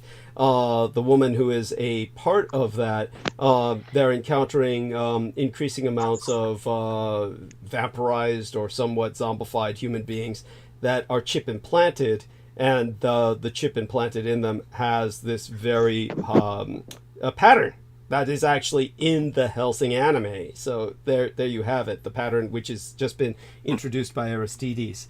Now Victoria, of course, has in her dream state entered 5G, 5th generation to 6G, or 6th generation. Well, it would be a direct implant, would be like 6G. That makes sense. So it's, very good, Victoria. It's called the freak chip. The freak chick, you remember it? Yeah. Yes, so she starts... It's implanted into humans and turning them into artificial vamps. Yes! How do you remember this? You saw this?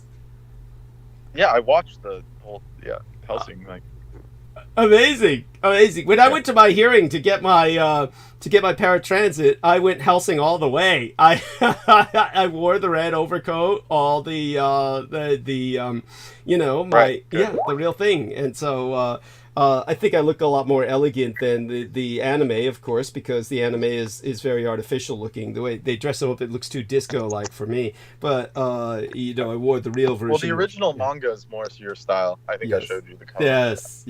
It's much more subdued and nice. Yes, thank you. Yes, and we're getting. Do you guys want a link to the photo of the chip, Frico chip? Yes. Oh yeah, sure. Yeah. And that would be right now. I'm saving these images being provided by our man Aristides, and hopefully he can share this into the chat room as well. Aristides, if you could put these into the chat room, I'd deeply appreciate it for our listeners. So she says 5G, 6G. I didn't know it needed context. Sorry. yes. No worries, honey. Someone like you can get away with no context. We appreciate whatever you put out there. It's kind of like Marina Sarin,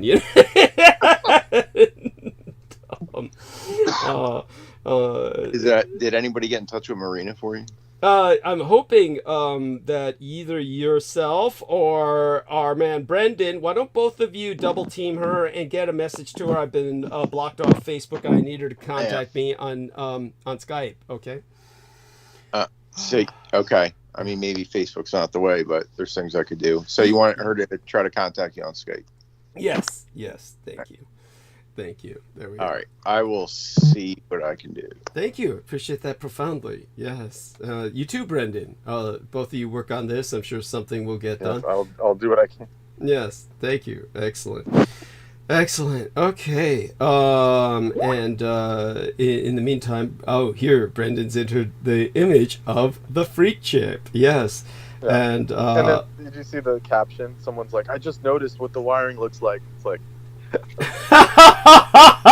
No shit. Where did you enter it? Did you enter it to me, or you didn't put it into the conference? It's hard to get to the main chat for some reason, so I sent it to you. Maybe you can copy it. Okay. See if I can do it. Let's see here. Okay, there we are. So let me get this, download this. We are joined by Jennifer Hawkins of the Arcane Observer. And so, young lady, can you hear me? Hey, what's up? Sounded good. You're sounding good. Good. Yeah, I bet her mic works. Yeah, it does. It does. Thank God. Okay. So Jennifer, let's try and do. Is it possible for you to try and do a practice run with this Skype technology, and we can see if it connects to your OBS on Thursday night? Is that possible to do a trial run on Thursday night? Yeah, let's give it a try. We'll give it a go. I feel pretty good about it. I've run OBS. I've run through StreamYard. I think that there'll be no problem. I think I'll just have to share my screen and the address to my OBS for YouTube live stream, if I'm not mistaken, because tomorrow I intend to post notification that people can go ahead and just know about it for a good 24 hours thereabouts, before, so they can see it and have time to,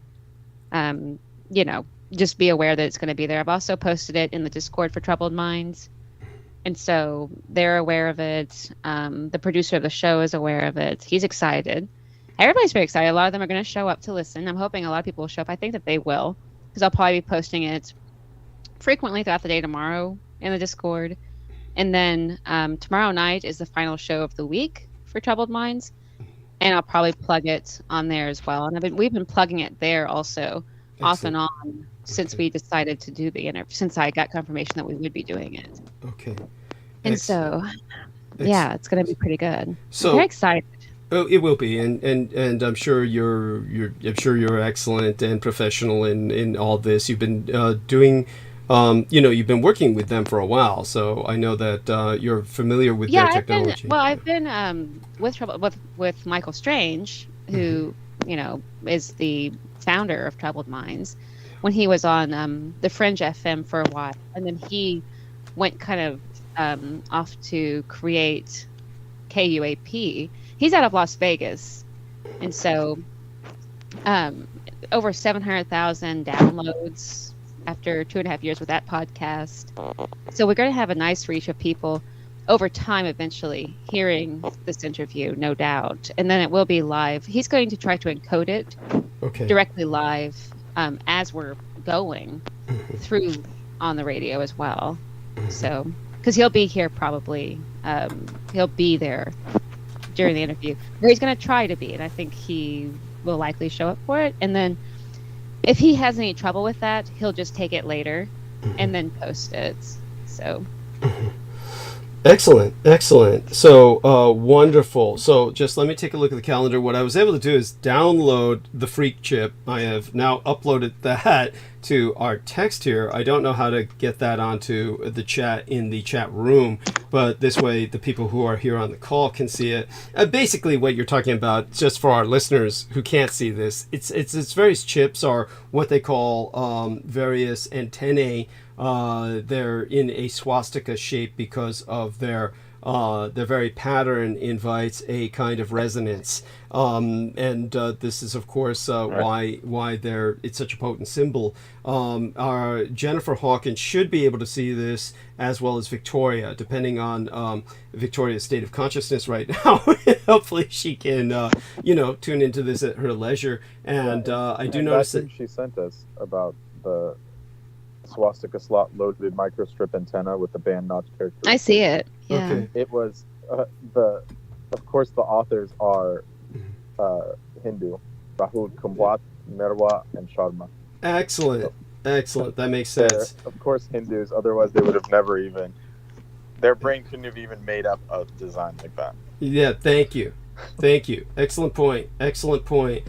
So, with Jennifer Hawkins, if I were to, so if I were to try to do this practice with you on Thursday night, what would be the most convenient time for us to do that? Obviously, we've scheduled the actual interview for 10 p.m. Central on Friday the 10th, but on Thursday the 9th, what would be the best time for me to call you on Skype with, say, for instance, the trial run experiment? It would be best to be a little late, probably, because let's see, the later the better. So whatever the latest you want it. Yeah. Let's try for it about maybe you want to try for about 10:30 or maybe Sure. 10:30 your time, you mean? Or 11? How about 11 p.m. your time? Is that more convenient? Okay. For you? Yep, that would work fine. Yeah. So let me we'll make see it. if we can get it working. And we'll see how it goes. Because I'll go into my OBS. Okay. And we'll just pretend like we're going to. I'll go through my YouTube, and we'll see how it works just fine. And we'll be able to tell, and people can confirm it too. And we'll just call it test. Yeah, excellent. So 9:00 p.m. Test with Jen. Okay, we'll say Skype test. Skype test. Tech test. And a lot of noise in the background there. I think is that the work where you're at, Brendan? Oh, apologies. No. Okay, with Jen. Okay, so there we are. So I've entered that.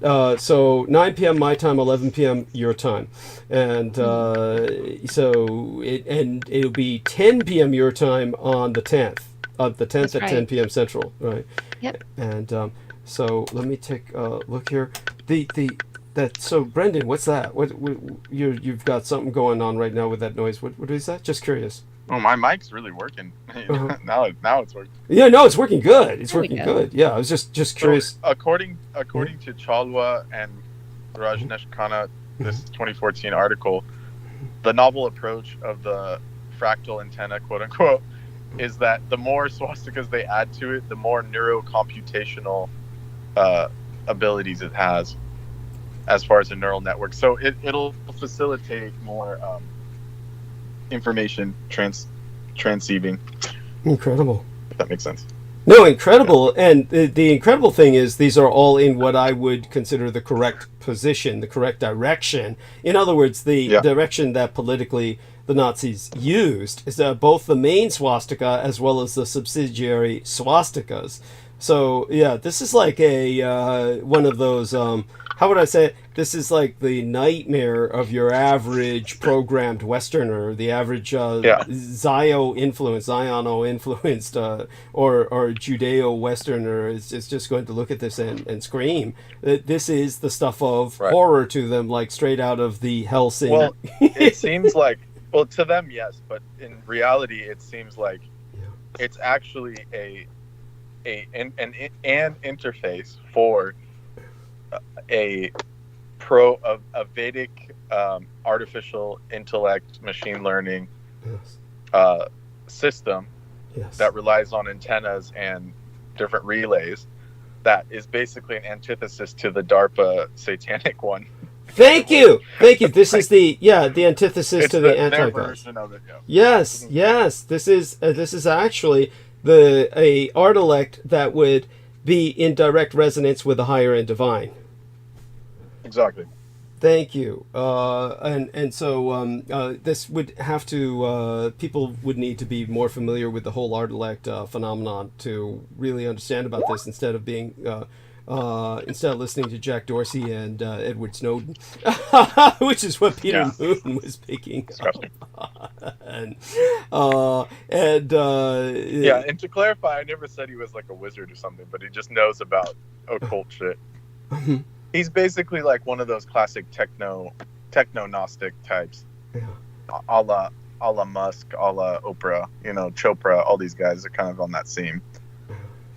They act like they're philanthropists, or they're like Super Soul Sunday, Super Cyber Soul, but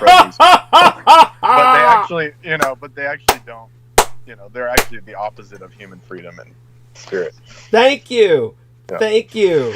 And so, by the way, George Knight has joined us. So Jennifer Hawkins has been introduced to George Knight before, and of course she knows all these gentlemen. So Jennifer, by all means, first George, of course, say hello to everyone. Let us know how long we're gifted with your presence tonight, because of your Hello, work. good evening. Yeah. Yes, thank you, Douglas. Good evening to you all, and thank you for having me on. I've got about a good hour Okay. on the show. Thank Good you. to see you, George. Yeah. Yes, Mr. Knight. You too. Thank you, John. Yeah. Thank you. And here's the thought, Jennifer. Basically, we'll deal with everything with me first and get my interview done.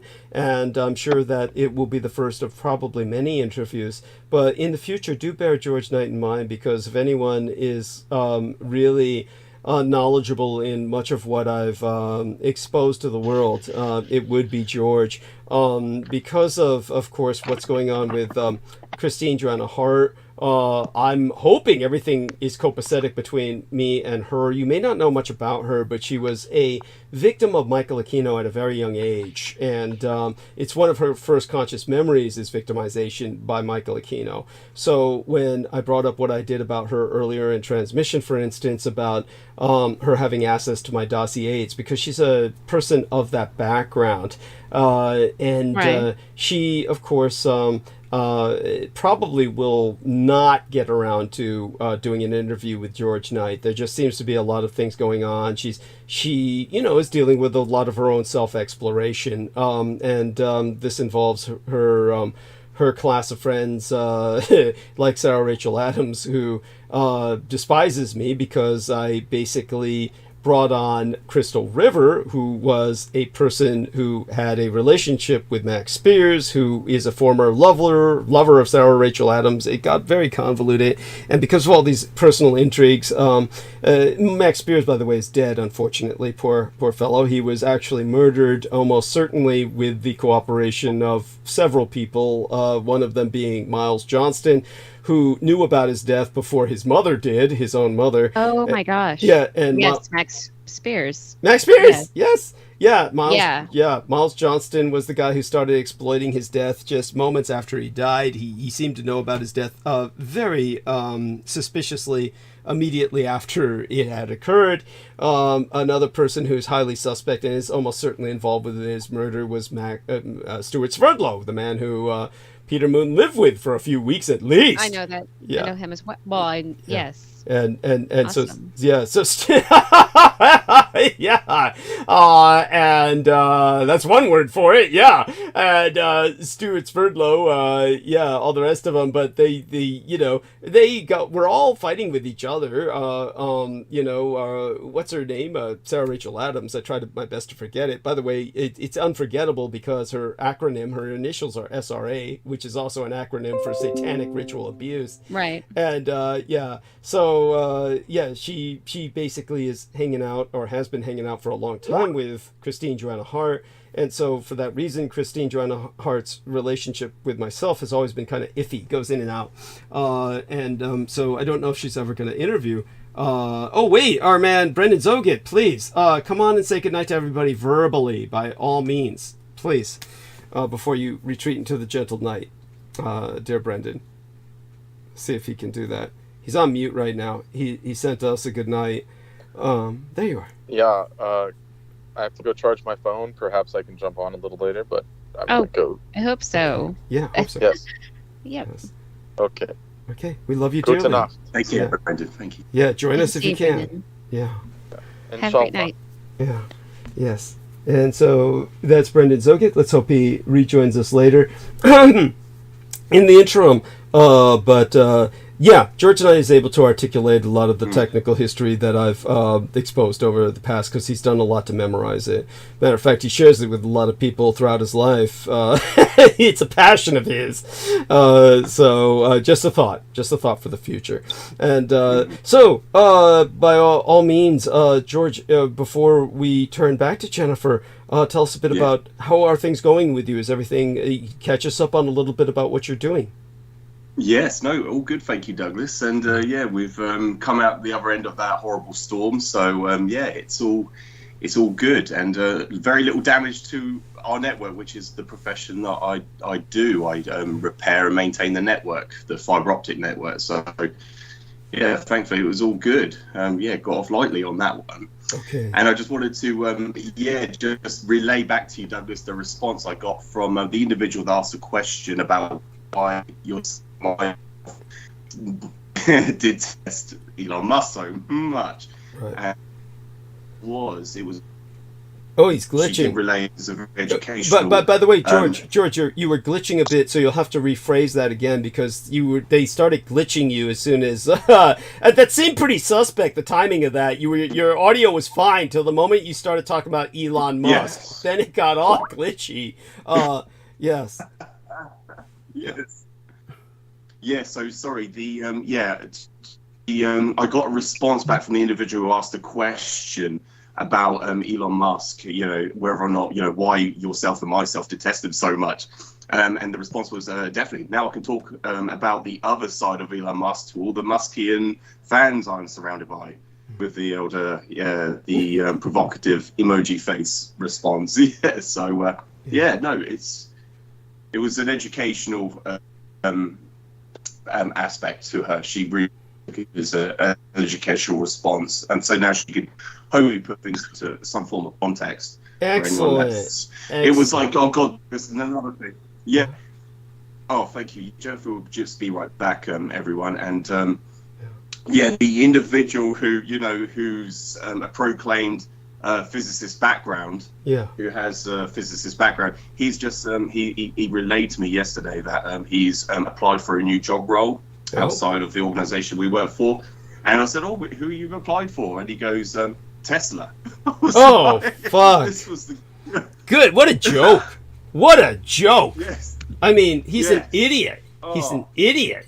Oh my God. I just shot away. I was just like, oh my God. I didn't even relay any of my thoughts to him, but it was just, I thought, good luck to you. Yes, thank you. I mean, what an idiot, and I appreciate your bringing that up. And again, yes. So I had no idea that this person who asked that question was a female. I would have been a lot easier on them had I known that. But I appreciate the fact that they took it as a as an educational experience. Yes. So, as George Knight said, and he handled that very professionally, you should be handling your own show sometime. He read that out loud for everyone that Jennifer said she would be back in soon. Let me just check in with her because it seemed as if I made it right back. Oh, you made it right back. Okay, so you are back with us. Yes. By all means, Jennifer, we don't need to go into Elon Musk per se at the moment, though, just what George Knight said almost demands that I kind of follow up with a little bit of my diatribe from my latest episode. If not while he's with us, then please do. Yeah. Yes. But before that, I do want you to share a little bit with us. You were kind of aware of what George did for a living professionally, working with trying to introduce the 5th generation communications technology through fiber optics, fiberglass basically, to replace all the copper in England. England still retains the same technology in many areas that it had during the time of Jack the Ripper and shit, and they're trying to modernize their infrastructure. It is pretty incredible how they're still in the Victorian age in so many ways. So you were aware of what George did, right, Jennifer, or not? Absolutely not. I need to be. I need all of the tea on this. Oh, sure. George, if you'd share a little bit of that in summation with her, please. Thank you. Oh, yeah, absolutely. Yeah, so what I do, Jennifer, I'm what they call a field operative. That's my title. So I'm a field engineer. I'm installing fiber optic cable to connect people, the customers, the end user, to the line plant, the infrastructure of the fiber optic network. So it gives them an what they call it ultra fast connection to the World Wide Web, to the internet. So that's what I do professionally. And so, I enjoy it, but it does have its, it has its demands and it has its, its cons to it as well. Obviously health and safety is the most important policy priority. So yeah, you're working in a sort of like a detrimental environment which compromises health and safety.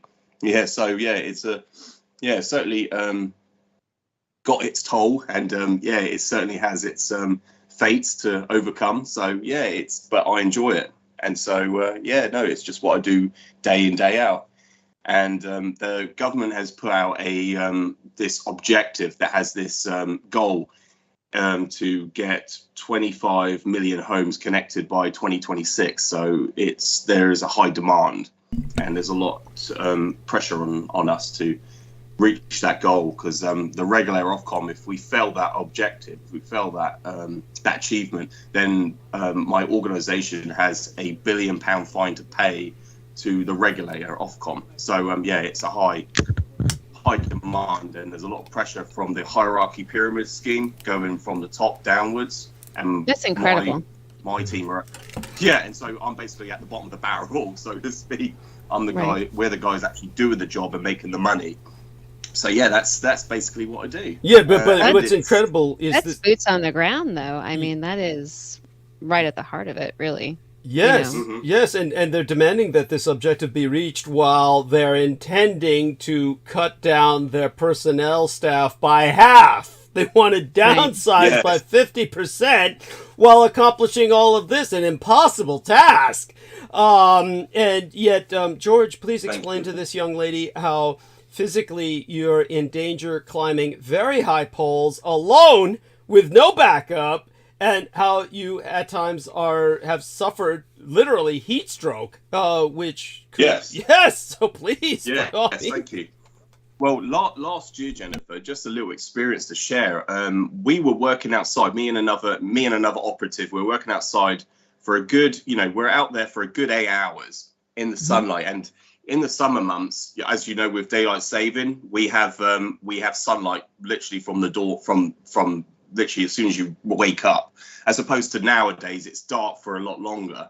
Right. And so, yeah, as soon as you're awake, the sun is beaming. And so for 8 hours, I endured sun rays for a good 8 hours. And I had to climb a pole. And at that point in time, the temperature was around 45 degrees Celsius. So you're looking at half a boiling point. Half a boiling point. The temperature in the UK was, and when you're a bit higher, when you're working at 12 meters, anywhere between 8, 9, 10, 12 meters, which is what the poles can go up to, like 15 meters. The highest in the UK is 23 meters, but when you're working at that height, the degrees will increase by 2 degrees. So the temperature would, and so yeah, I endured heat stroke. That was what that was what I endured. That was the ramifications for working outside. Very dangerous. That was the end result. Yeah, so I got heat stroke. So that's the sort of conditions you're working. But of course, you're wearing PPE, which is a high vis, extra layers of clothing, a hard hat, gloves. You're wearing eye shields and all the rest, etc. Boots, and so very thick, heavy clothing. And so you're basically you're just you're losing water than what you're consuming, so you have to stay hydrated at all times and wear sun cream. But that's what I am, and that was the ultimate fate that I had to enjoy and experience last year. So just to briefly summarize it.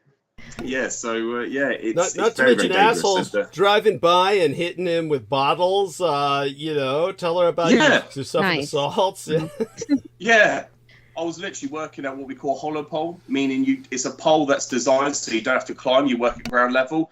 And when I was working on this hollow pole, this passerby, this drive-by occurred where it was a female driver and a male, and they were a lot younger, and he threw some form of hard object at my... Just randomly threw something at you. That's crazy. Yeah. So my response immediately was to pull out my phone and start recording. Of course, I wasn't quick enough to get the record button out, but it was to obviously warn them off not to come back.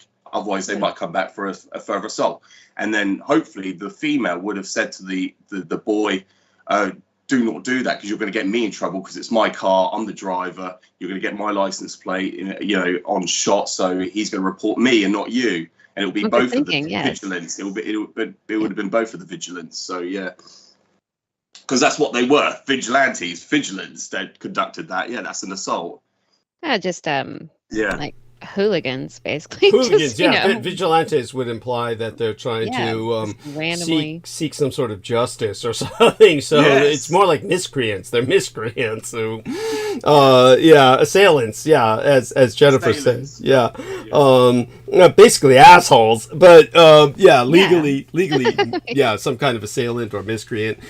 So aside from all of that you're facing, it's just been do inform, Jennifer, that you were educated by your own organization in the fact that many people are terrorists who are trying to shut the system down, and that you were forewarned that there would be ambushes, what's called a passive ambush, such as sticking AIDS infected or various other implements like syringes inside of various places that you reach into for your tools, etc. I mean, explain some of this to her. The kind of Yes.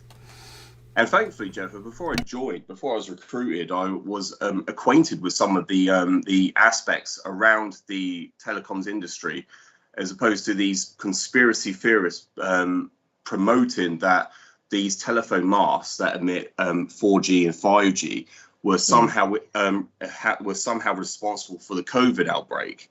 And so what these assailants, and that's when I'll use the term, definitely assailant, they act as terrorists. What they will do is they will plant an object, whether it's a sharp shard or a syringe, which then the field operative will be compromised by going behind certain whether it's a covering of the telephone mast, where you would have to pull out the door, or a contraction, or go into a telephone box, or a what they call a PCP. So I follow. Yeah, they were trying to sabotage what you were trying. Yes, it's with basically extreme, sabotage. Yeah.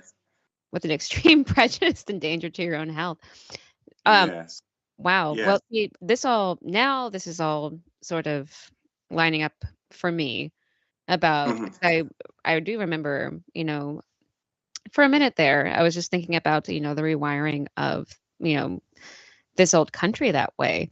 But then when you're talking about the way that it was connected to the people were thinking the 4G, 5G was connected to the COVID outbreak, and people were connecting too, and it all kind of tied back to the radio. People were thinking something. I can't remember who started this on, who I was listening to on YouTube that was talking about this, but it was a doctor, or a pseudo doctor, or an alternate. I can't remember. And it was very interesting because he was drawing connections about the Spanish flu, and that the Spanish flu this is where it started, that I heard about it. But the Spanish flu at the time had come up when they had introduced new radio waves after World War II, or that they were, or World War One. I can't remember now. It was World War One. Yes. Yeah, World War One, and they had just started doing that, and people thought that the frequency was causing a change in the way that the human body was reacting to these new radio waves. And then that tied into this whole thing too, with the there was a whole thing with it. And then also too with the COVID, that people thought that they were intentionally doing this. And not only that, but then you go into the graphite conspiracy, that people believe that there are circles of belief. The graphene, that there is a graphene substance, and that it will somehow be active. Yes, I've heard all of this. And so, but then they're picking you directly, simply an operative of installing this equipment that people use for everyday activities all the time. I will point out one thing. I don't have an opinion on this particularly about that topic, but I lived out in the middle of absolutely nothing. And I had in a cabin that had a metal roof, and I could not get any type of internet out there whatsoever to connect to the internet. What I ended up having to do was that through here in the United States, everywhere, AT&T, I had to get the biggest data package, the most powerful data package they had. I had to get it through a business account. I had to do all of this. It was incredibly difficult. I almost had to put a tower out there. It was I wasn't that was those were the options basically to use this data.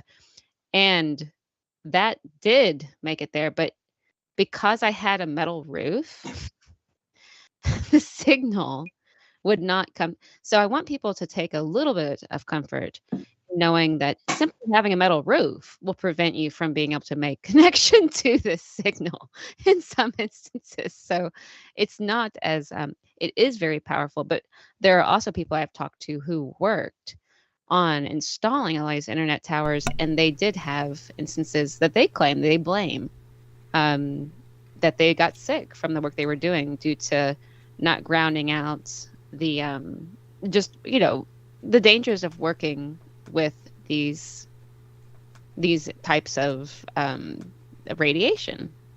So there were issues involved for them, and that was from only one person, a tech that I talked to that was a loose associate slash not quite friend, but a person that I knew who actually did do work on installing the low boxes. And it came up back in 2015 when I was talking to him, actually 2016. And he told me then that he had some health issues he thought was related to it. But there is a lot of controversy. I imagine you encounter so many things, and it'd be very fascinating to talk to you about it. Though it is very, I think it is controversial for sure. I bet you encounter so much, so much with that. Yes. No, I appreciate your sharing that, and I think it's so important, and I do want people to understand that, of course, I have to respond to this. It's one of these things that I am obligated to respond to, and I do want people to understand that this is something that I, of course, was educating people about before George even began to approach the organization he's with now for employment. I was dealing with many people who felt that they were sensitive to basically these kinds of radio frequencies is basically what they're claiming, or transmission frequencies, because in the case of one of the first people I ran into personally who was felt extremely impacted by this in terms of her health. Her name was Trina Foster. She was a fan of mine who then turned into basically one of the gang stalker type attackers attacking my character. And but Trina Foster herself was someone that claimed that smart meters were making her life impossible, and that she would get deathly ill, that the smart meters were making her deathly sick. In other words, wireless projection capacity is what a lot of people feel impacts them. Now, I have no doubt that if, say, for instance, people lived near a very large transmission tower, as I knew was the case with some people I was dealing with for a short while, that this might ultimately have some long-term impact on their health. It's really hard to say, because these are, after all, things that are not really necessarily measured. But nevertheless, when people bring in things such as radiation, like the amount of radiation that's emitted from your cell phone and the like, theoretically, research has been done, and the amount of radioactive emission via your cell phone is supposed to be, say, for instance, smaller than what you would get from eating a banana. Bananas absorb an enormous amount of solar radiation, and this is why we eat them. Plants take that solar radiation, they convert it into energy. They're primary energy producers. But the plants are, in essence, radiovores. They're radiovores in that they're eating the radio frequency of the sun, radiation, solar radiation. But that's benevolent. It's considered benevolent, but it's still radiation. You're getting less of radiation from your cell phone than you are from eating a banana, according to studies. So when we take a look at these wireless projections, theoretically, not that I want to overemphasize that term because I don't want that to be an out for people pushing these conspiracy theories, but theoretically, none of this should be harming your average person. There may be people who, for whatever reason, seem to be incredibly sensitive to this. That they might be, somehow resonating or in such a way that the frequency begins to basically impact them. And basically people like that, the thing that comes to my mind is that you're halfway dead already, because we know one thing: cell phone usage is discouraged at tour sites in England, in particular, where they have regular hauntings. Tourists will come to visit these haunted areas in England where oftentimes ghosts have been photographed. And the appearance of such ghosts has been less and less with more and more use of cell phones. Something about the frequency impacts the spirits or the memories that are replaying via the quantum resonance of the region. Memories that could be imbued, in a sense recorded in the very stone of these very edifices that are haunted. It's kind of something that cannot replay effectively when it's being interfered with by an invasive frequency. So if the dead are being impacted by this, then a human being who's impacted by it seems to be already halfway on the other side of the veil.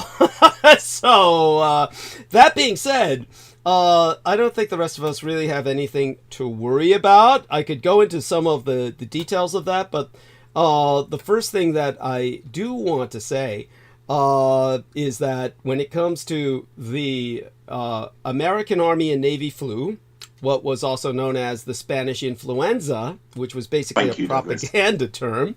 Yeah, so Jennifer, just so you understand the history behind this, the American Army and Navy flu was the original name for what became known as the Spanish influenza. The only reason that it, the best way to start in on that is to summarize this as briefly as possible.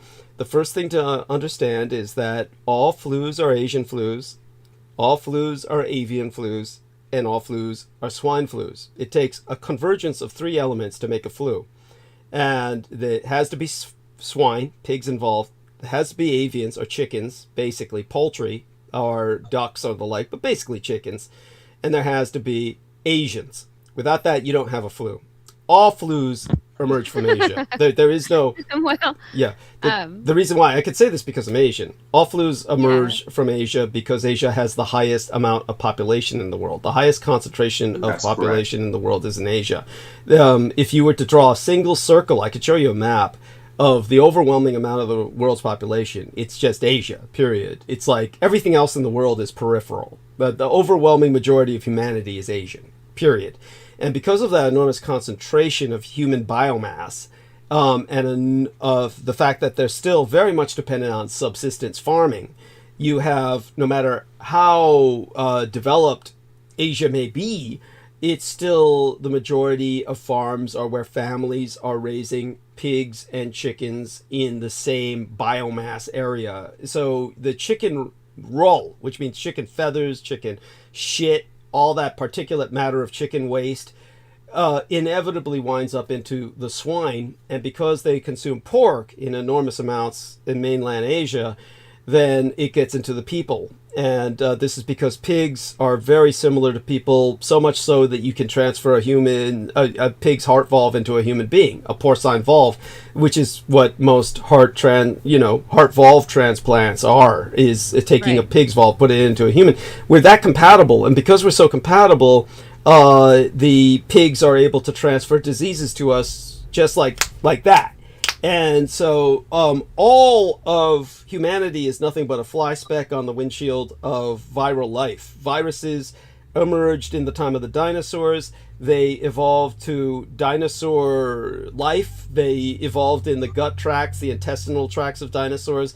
And birds are simply dinosaurs. The survivors of the dinosaur extinction are the birds. And so the birds carry all the viruses, but they're immune to them as a disease. The birds are simply vectors for what does not bother them, because the viruses have evolved to maintain themselves in the bird's intestinal tract without harming them. They don't want to harm their host. So the birds are all viral infested, and therefore, whenever they're, shall we say, when their waste product gets transferred into the swine, then the swine turn it into something else. It mutates, and then it gets into humans, and it becomes symptomatic. It becomes something negative. So this is why every flu has an Asian name. It's the Hong Kong flu, the Taiwan flu, the Mongolian crud, whatever's coming out of Asia. It's always out of Asia. The Tibetan flu. You've never heard of anything like the Spanish flu. It doesn't exist. It's not organic. It's artificial. It's a weapon. So when the Spanish flu developed, quote unquote, it was simply a result of the Americans who had developed the bioweapon, which was the American Army and Navy flu. They did it by intentionally taking prisoners that were drafted in World War I. When America entered World War I, America was on the losing side. The Germans had defeated the Russians. The Germans were given the Treaty of Brest-Litovsk by the surrendering Russians, who they defeated. This is why Hitler attacked the Soviet Union later, because he knew that Germany had beaten the Russians in World War I. So when the Germans defeated the Russians in World War I, the Treaty of Brest-Litovsk gave the Germans everything. It gave them the White Russia, Belarus, gave them Ukraine, gave them all the Baltic republics. They had all of Russia's agriculture and all of its industry. So at that point, Germany was undefeatable. The Americans entered World War I at a time when they knew they could not win. So the only way they could win was to wipe out humanity in Europe, which they said, we can develop a disease, we can wipe out humanity in Europe. Now, believe me, I've worked with all the medical records concerning this, and everything I'm saying is true. So the Americans said, well, what we'll do is we'll develop an artificial flu. And so they simply took a bunch of convicts out of San Quentin, drafted them into the military, emptied San Quentin's prisons, took all these convicts, shipped them on rail cars that were loaded with unrefrigerated live chickens. And the chickens, of course, shit and pissed all over the convicts, who they put in the same cars with these chickens. And all that chicken roll was inhaled into their lungs, chicken particulate matter, feathers, and all the crap it carried. And by the time they got to Kansas, they were deathly sick. And then the Americans took the one man who was a carrier but immune to the symptoms, the medical term is asymptomatic, a Mr. Witchell, and they made him the cook so he could spread it to everybody. And then as all the men got sick with all this shit, then they put them all together. They got photographs of it. They put them all together in bunk beds right next to each other, and for all intents and purposes had them everything but fucking each other. And they might have done that too. But they had them all in beds next to each other so that they could spread it even more. Then they took all these sick bastards and shipped them to Europe. And by the time they arrived, the overwhelming majority of Americans were dead. Dead, dead, dead. They called them coffin ships. The majority of Americans who arrived in Spain were fucking dead. So these coffin ships arrived, and when they arrived in Spain, which the Americans had defeated in the Spanish-American War, and said, you better take our troops because we won the war and we took all your land and we'll pay you a huge amount in, shall we say, remuneration? Reparations, thank you. If you take our, incoming ships to disembark in Europe because you're supposedly neutral. So Spain took it so they could get the reparations, and they regretted it the moment that their time to deliver on their contract came up, because the American ships arrived and killed everybody. Once the Americans who were alive got off the ships, they were vectoring this flu, and everybody died. When they jumped into the trenches next to their allies, they killed them all. You're talking about people who had survived 4 years of gas attacks, shelling, machine gun fire, where 60,000 men would die in a day charging machine guns. Everybody had survived 4 years of war, and the one thing that scared them to death was the flu. Nobody survived the flu. This biochemically engineered influenza killed the healthiest young men only. Young women might die if they were healthy, but infants were immune because their immunosystems were not developed yet. Senior citizens were immune because their immunosystems were shot to hell anyway, and therefore didn't respond to the flu. But if you were a healthy young person, especially a man, with a charged healthy immunosystem, it would respond to the flu with an overreaction and what was called a cytokinetic storm, which would overcompensate in attacking the invasive virus and melt your lungs within minutes. So people would kiss their children goodbye, go to work, and never come home again. You would just basically, a man would go to work and suddenly he'd start frothing up pink phlegm out of his mouth and nose, and you knew that he was dying. That was all his lungs dissolving. His lungs would dissolve and he'd just start spewing froth out of his nose and his mouth. That was pink. That was his lungs as they melted, and then he'd drop. This destroyed the entire industrial capacity of Europe because everybody at work died. All the troops in the field died. This is what won World War I. 100 million people died. This was the largest loss of life in all of human history. It was far more dead in a year than the Black Plague killed in 100 years. Far more dead in a day than was ever taken by AIDS in a year. It's like the amount of death was inconceivable. And there was blowback. It killed 20 million people in the United States because they couldn't control it. And in fact, the Americans hid it by taking bodies and literally burying them with bulldozers in mass graves. 20 million Americans. And the majority of parking lots have dead Americans underneath them that were buried by bulldozers back in the day of the so-called Spanish influenza, the American Army and Navy flu. 100 million more people had their lifespan shortened by at least 10 to 15 years because they contracted the flu and survived. It impacted the course of human evolution. It was something that basically destroyed life as we knew it. It was Americans unleashed a weapon of mass destruction they couldn't control, and all of humanity paid the price. It's something like it's just indescribable, that crime against humanity. But the end result is if some idiot comes up and says it's some kind of radio frequency that could do this, that's preposterous. It's something.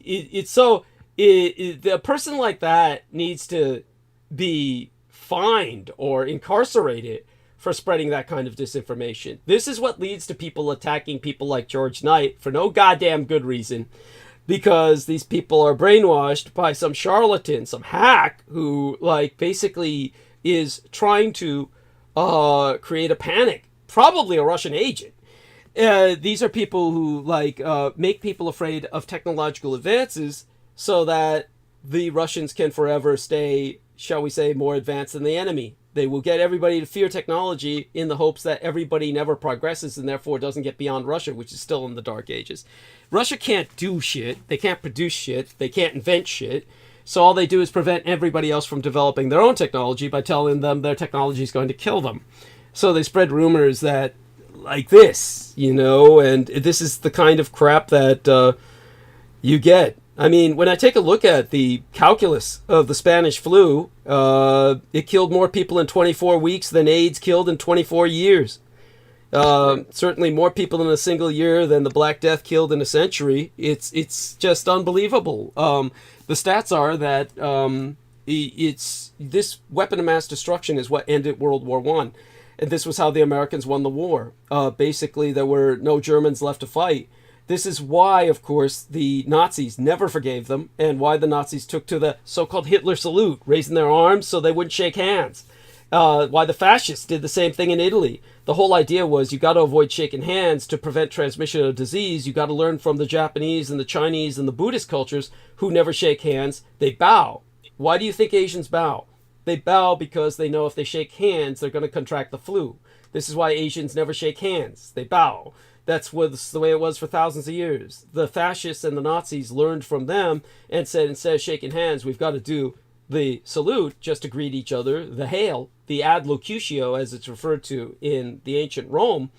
And that way we avoid the plagues. That's why the ancient Romans saluted with what we would call the Hitler salute, because of the Justinian plague from their time. Yeah, so with that, George, there must be other things you remember about this whole phenomenon. Please relay them. Oh, absolutely, Douglas. Thank you for that. You've articulated that very, very well. And Jennifer, just for things for you to reference and cite, if you look up H1N1, that's the medical and scientific term that the influenza was given. It's hemagglutinin 1, neuromodius 1. This was the big one, and it's completely artificial. It never existed prior to this. This is the way it was incepted. It was it was artificially engineered under the auspice of the Army, the American Army in Camp Funkston. This is the source of its origin. Right. And the individual... But by the way, he put the photograph... remind Jennifer you put the photograph in the text box. The photograph is in the text box. I can see the photograph. Thank you. Thank you. Yes, this is the... And you'll notice the doctors are looking down. Notice the doctors are looking down from above. The doctors are looking down from above at all the poor GIs they put next to each other to cross-infect each other. This is, truly a laboratory condition weaponization of human beings as a vector. That multiplied their combat effectiveness by orders of magnitude, in which even though all of them were going to die, just by burying their dead bodies across the Atlantic, all of Europe's population had the potential of being wiped out. And therefore, they wiped out, quote unquote, the enemy, which, as far as they were concerned, the best case scenario the Americans were envisioning, and they wrote this out, was to wipe out population in Europe and then recolonize Europe with Americans. That was their ultimate plan. By the way, back to George. Yes, go on about the H1N1, etc., please. Thank you. Oh yeah, thank you, Douglas. And other things, the individual who was the man who was vectoring the virus, the influenza, was named Albert Gitchell. He was the cook. They named him the cook because, yes, Albert Gitchell was the individual's name. And you can source the origin. So wherever you want to know the origin of the source of any form of virus or influenza, you go to the source. And the first outbreak, the first source of the origin of that was at Camp Funkston, an army camp in Kansas. And nowadays it's known as Fort Riley, if you want to ever cite that. So, this is the origin of that. And with all these conscripts that they took out of St. Quentin, California, they shipped them in unrefrigerated box carts with live chickens, and they spread all that particulate fecal matter and shed all their feathers. And all those men, those conscripts that they drafted, and they shipped from St. Quentin, California, all the way to Kansas, they inhaled all that particulate fecal matter, and that was how they contracted H1N1. And that was the source of the origin. But you'll notice, and what all biologists will tell you, is they do not know the source of the origin. But all you ought to do is go back to the source. And you'll notice, like Douglas articulated earlier on, that it jumps the animal reservoir, the natural animal reservoir transmission goes from the poultry, the bird, and it jumps to the swine, the pig, and then it jumps to the humans. But you'll notice with this, it skipped that generation, it skipped that animal transmission. It jumped from the bird straight to the human. It's completely artificial. And these men, the Surgeon General of the United States Army from 1914 to 1918, General William C. Gorgas, was the Surgeon General. He was not subject to the Hippocratic Oath. And what you would notice, and what Douglas has always educated people on in the past, is that the Surgeon General of the United States Army is not subject to the Hippocratic Oath. And when you take that Hippocratic Oath, you are obliged to actually save people's lives. But this Surgeon General and the Surgeon General of the United States Army is not subject to the Hippocratic Oath. And just to clarify further, any military doctor is required to forego or forswear the Hippocratic Oath, or they can't serve in the military, because the military doctor is as responsible for killing people as they are for saving lives. They're as responsible for killing people by developing bioweapons, like the doctors we see in that photograph, and what they're doing. So it's not just the Surgeon General, but any military doctor, but it's a military doctor only, theoretically, that will ever be allowed to become the Surgeon General, meaning in charge of the population of the United States' health and well-being, will be a man or woman who's not subject to the Hippocratic Oath. And it's considered another branch of service. So there's the Army, Navy, Marine Corps,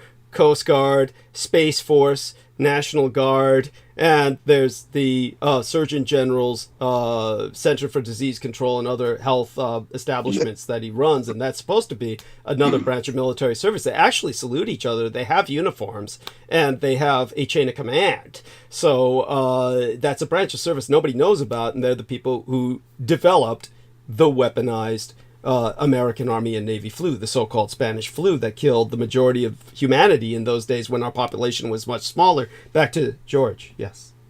Yeah, thank you, Douglas. And I have the actual graph, the charts to show where it peaked, because it lasted for around about a year. Just as with what happened with similar, you can draw a correlation with COVID. It spikes and it peaks with the infection.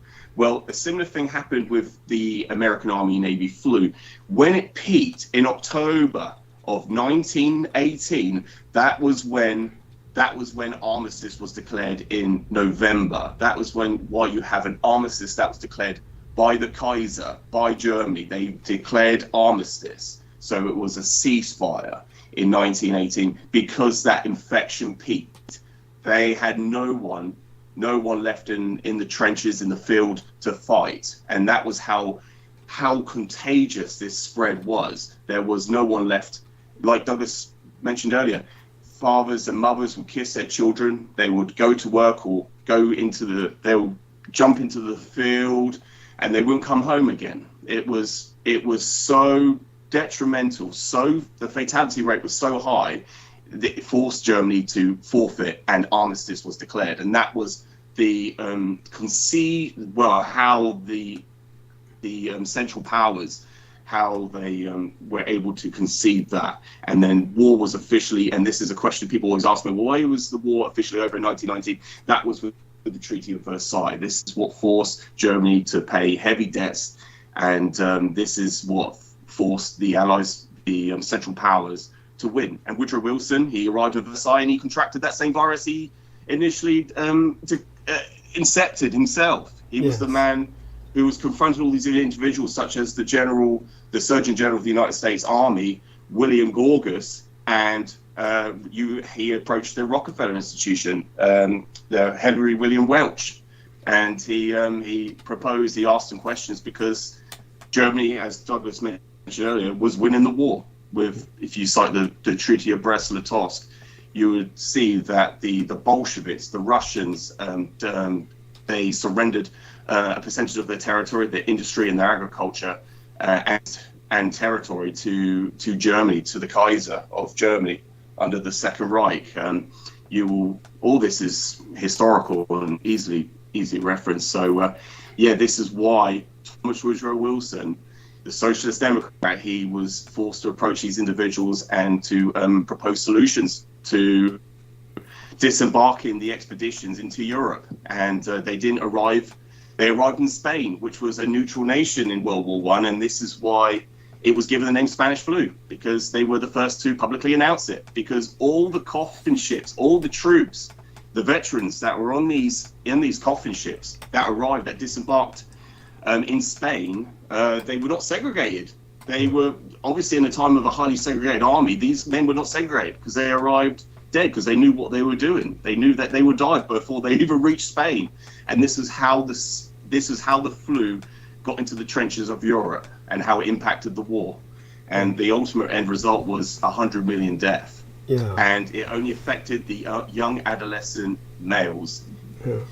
As Douglas mentioned earlier, the immune system of a child is not developed yet, and the elderly, the seniors, their immune system is too compromised, so it wouldn't affect them so much. But if you look at the data, the stats, you will see that the majority of the fatalities were young adolescent males from the adolescent years into their 20s, 30s, and very early 40s. This was the range of combat. And any male that was combat capable. So this was truly a bioweapon.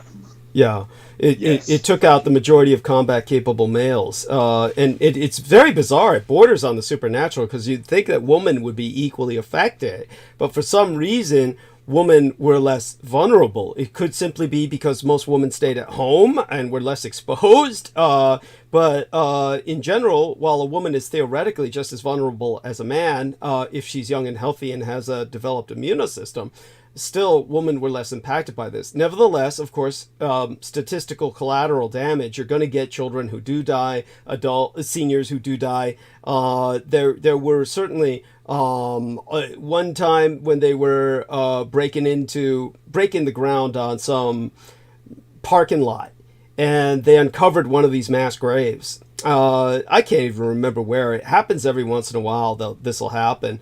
And they'll find a mass grave, and they'll find, basically they ran out of coffins. Matter of fact, America ran out of coffins in the first 2 weeks of the Spanish flu.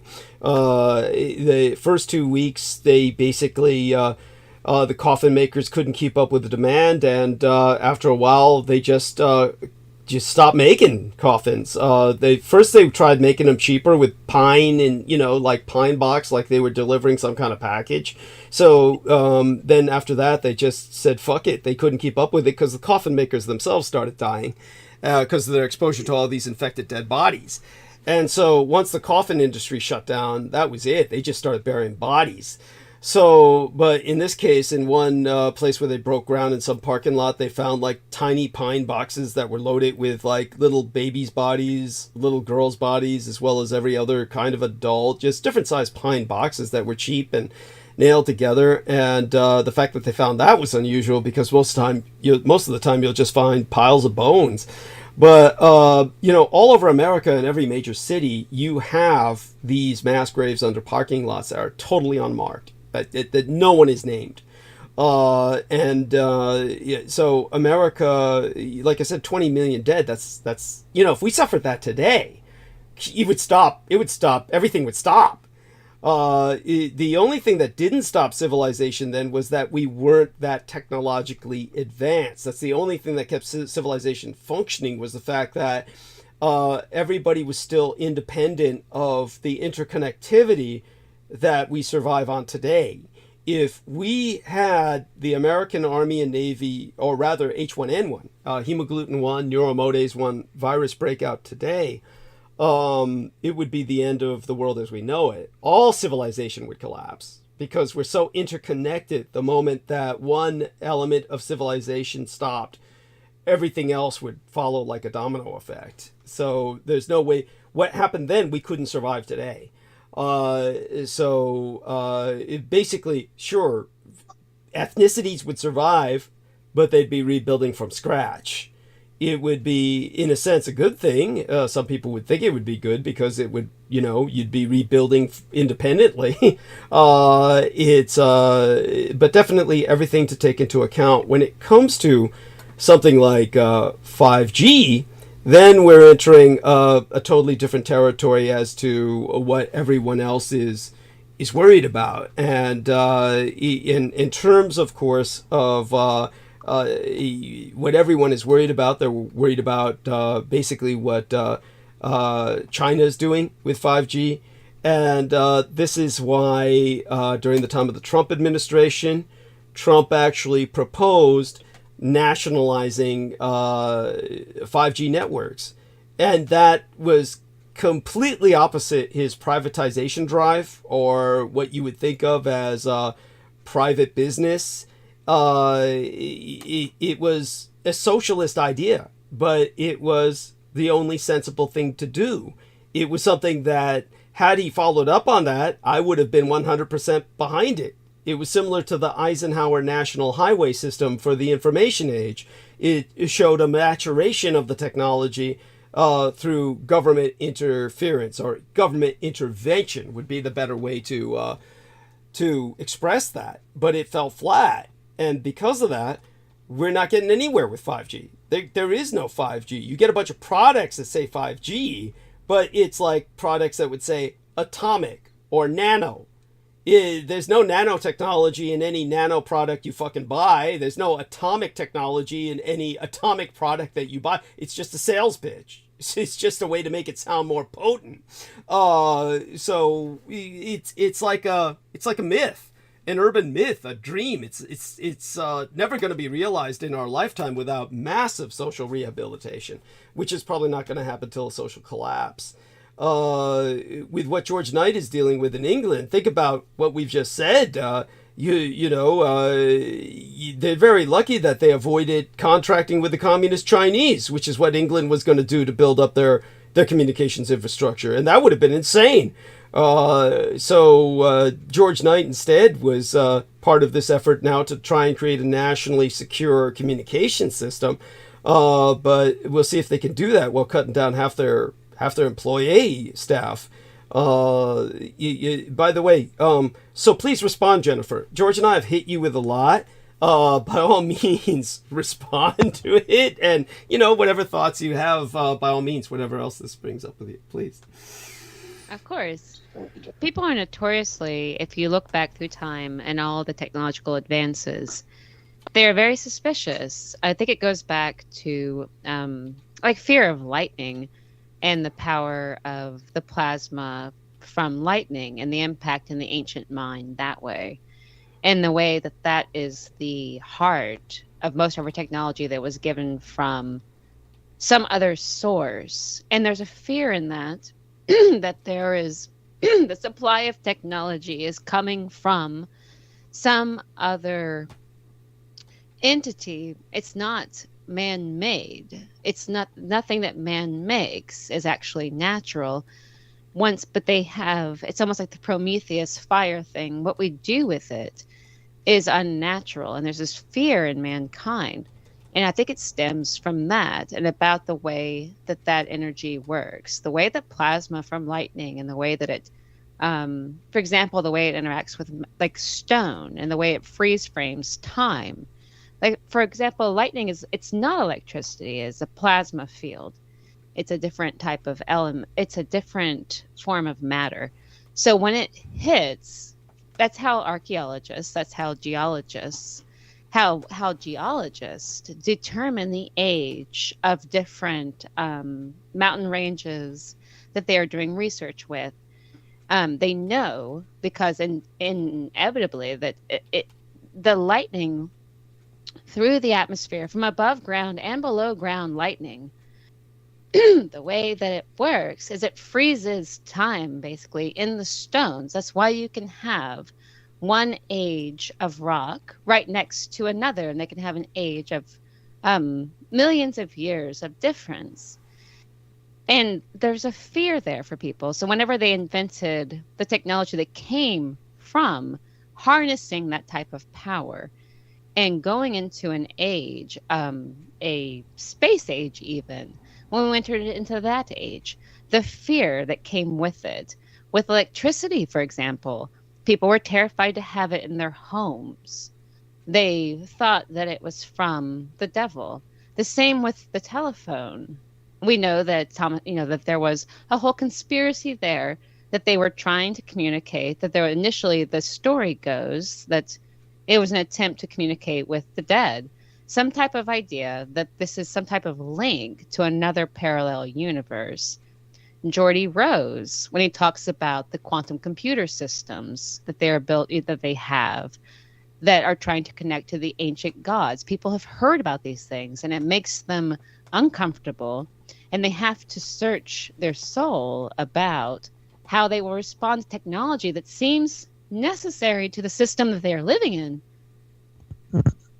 Pardon me. Whether or not it's actually necessary for them, since they are coming from an old way of living and have lived without it. So they become suspicious of the governments that are implementing this type of new technology that is unfamiliar and wasn't necessary in the past. Why is it necessary now? And that suspicion has driven a great deal of these conspiracies, I think. And along with that, because there's the mystery of the mechanism behind the operations of these technological systems, in addition to that they have been implemented for war.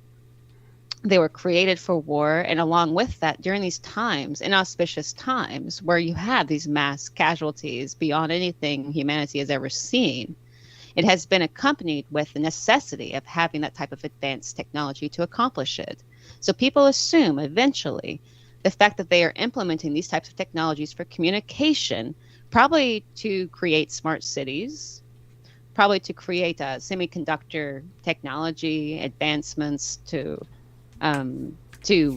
overcome, the United States, the war between China and the United States and Taiwan, and the way that they are approaching this with the semiconductor technology and the fight for that with India, I would say, actually becoming a main player in that, in the semiconductor technology. I wouldn't be surprised to see India rise as a superpower one day, actually. But it's just a theory on the fringe of ideas. But I think that the fear is that a lot of people do not want to see a system that could be a governmental system that could be easily taken over by not even a human species necessarily, but perhaps an entirely different species that may see humanity as a plague and would seek to annihilate it. Perhaps this species would be a type of virus, actually, a parasitic virus that would try to create an atmosphere, an environment that's conducive to itself and not conducive to life of humanity, but in some way to a certain species that it's designed to live within. Because if we have a species of virus that's intelligent, because people have always had suspicion too about illness, that is a type of plague and a possession of a demonic power from another dimension or from some ancient life form that is still reaching out to us today, that it is doing it through sickness, and the sickness is a manifestation of the actual entity displaying itself in the real life, looking at the face of death and God all in one. And should it take control and power, that's not conducive to humanity? And this fear is all wrapped up in this technology and in the conspiracies that surround it, and it won't ever stop. And it could be probably the greatest war humanity has ever faced, actually, will be the war against those who are for this technological advancements and those who are not. And as an observer of that, I think it's important to remain neutral and watch and at least be open-minded to the minds of the people and how they're thinking, because we will annihilate each other in this war against the virus and technology in the hands of a dictatorship or a malicious force government that doesn't have the well-being of mankind in its heart at the base of it. And that's what I think about that. But I hold no salt, no ground in the argument about 5G, because I think the picture is much bigger than that. But yes, I found everything that you've said extremely fascinating. And I think people need to hear this information and this side of the conversation because they do not hear it enough. Thank you. No, very important. And so I hope we're blessed with the company of both of you for at least a few more minutes. I'd like to take a second break to refresh myself, grab another liquid Coke. I need to emphasize the fact that I'm drinking Coca-Cola rather than sniffing lines, because people make assumptions. So the two of you can hold the stage along with Aristides if he's still with us. I'm sure both of you are, you've got this. And what you can do perhaps is you can explain to Jennifer how COVID came into being with the African swine fever being weaponized by the Russians. Perhaps you can relate that to her in summation while I refresh myself. George, I'll be back.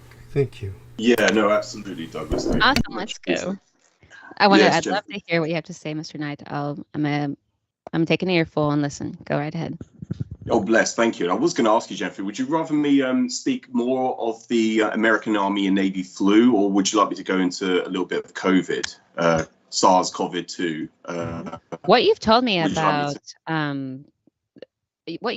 War One will be enough for me to sit back on for a couple of days and look into. Yes. But I'd like to hear a little bit more about the most current events that are applicable to the people currently. Yes. So let's come a little bit more current. After we've looked at the past already, let's move a little bit right now to where we're at. And I'd love to hear what you have to say about, especially from your firsthand accounts and the way it's affected you. So I'd like to hear that. Thank you. Oh yeah, no, absolutely. Thank you. Well, where it comes down to the origin, obviously, like I mentioned earlier, if you ever want to know the origin of any form of virus, influenza, or infection, then you always have to go back to the source. And with COVID, the way charlatans and shills promulgate, they propagandize on the source and the origin, you would probably see this in the mainstream media. A lot of these speculations on, oh, it's got to be, it's a lab leak out of Wuhan. And so the thesis, the premise, the consensus from the majority of people I have encountered in my personal life all concluded that it was a man-made biological weapon.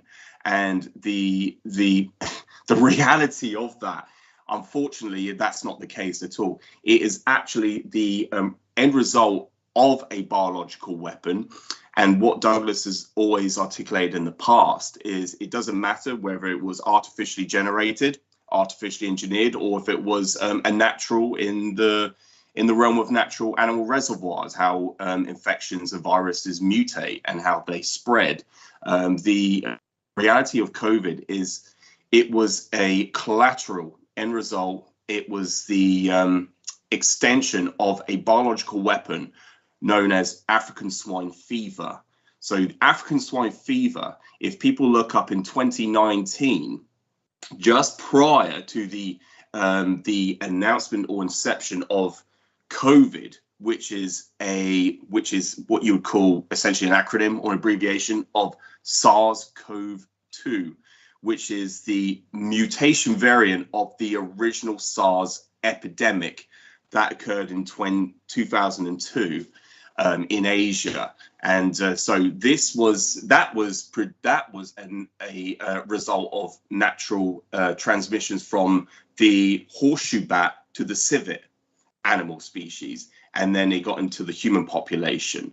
So just so people are aware, when it comes down to the DNA structure, the more recent one, SARS-CoV-2, and that's obviously an acronym for Severe Acute Respiratory Syndrome, Coronavirus 2.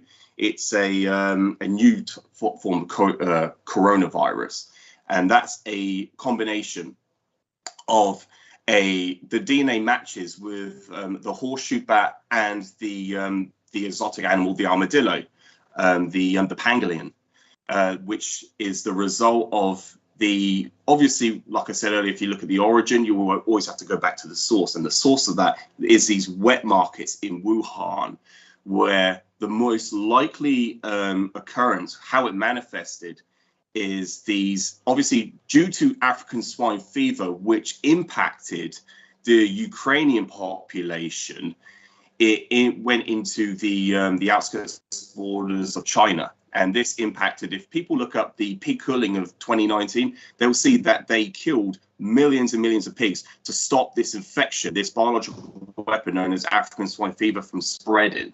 And the end result, because pork is the preferred choice of protein source in Asia, in China, obviously they rely on their protein that comes from pork. So with the swine population being dramatically reduced due to culling of these pigs to stop the infection, the engineered biological weapon African swine fever, which if people look up, it is an engineered weapon, and it was deployed by the Russian Federation in Ukraine as a form of weakening of their resilience, because also in Ukraine, pork is also one of the favored choices of sustenance for protein. Pork is. So this was just prior to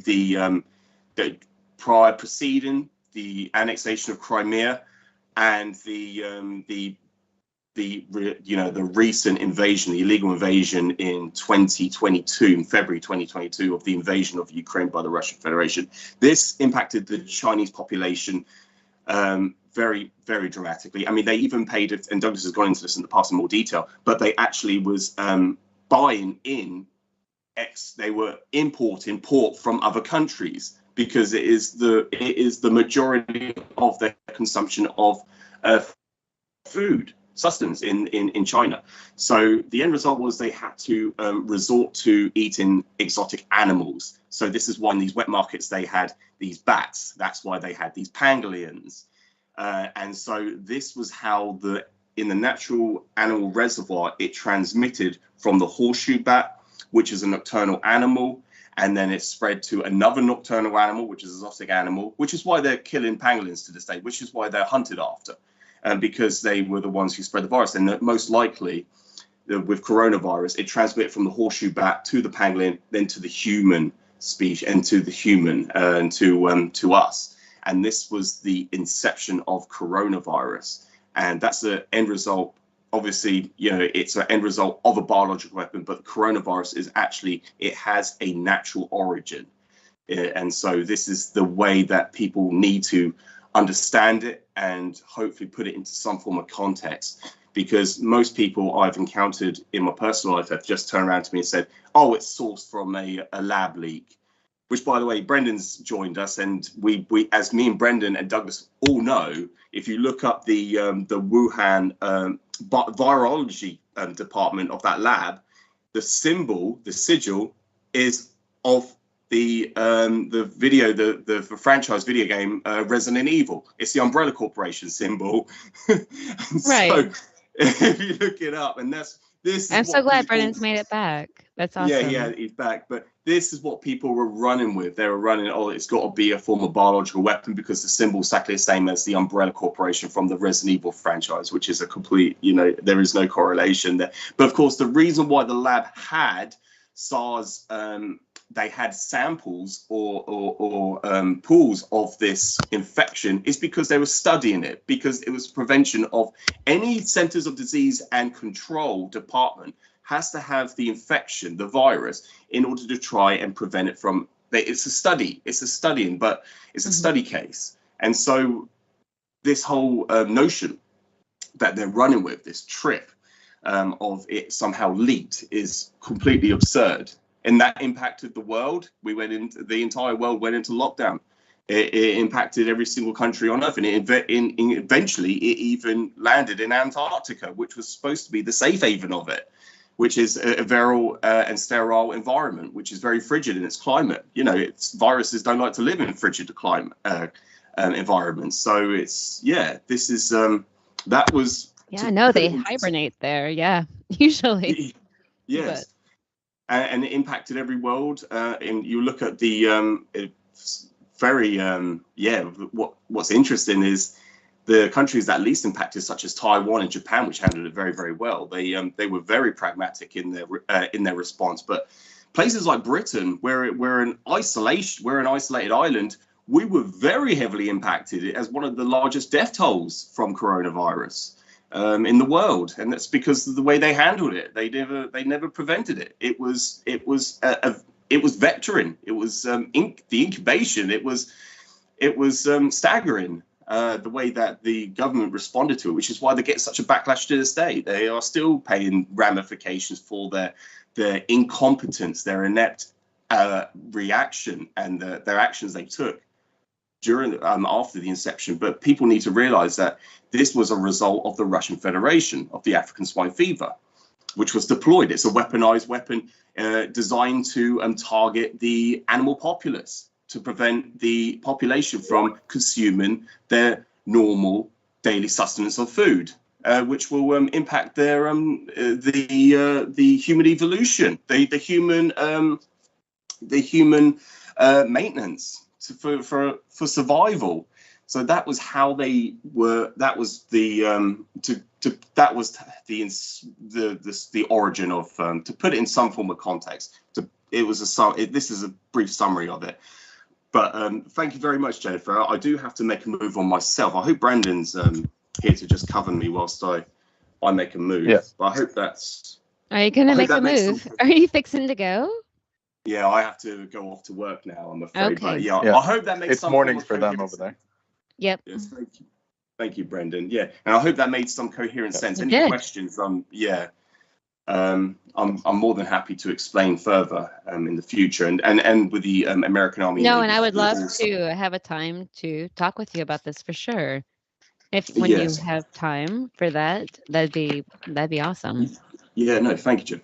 And also with the when it came down to the American Army Navy fleet, after the Versailles Diktat was signed in Versailles, France in 1919, this is when the Germans responded. So you had the German Workers' Party, which is the precursor to the National Socialist German Workers' Party.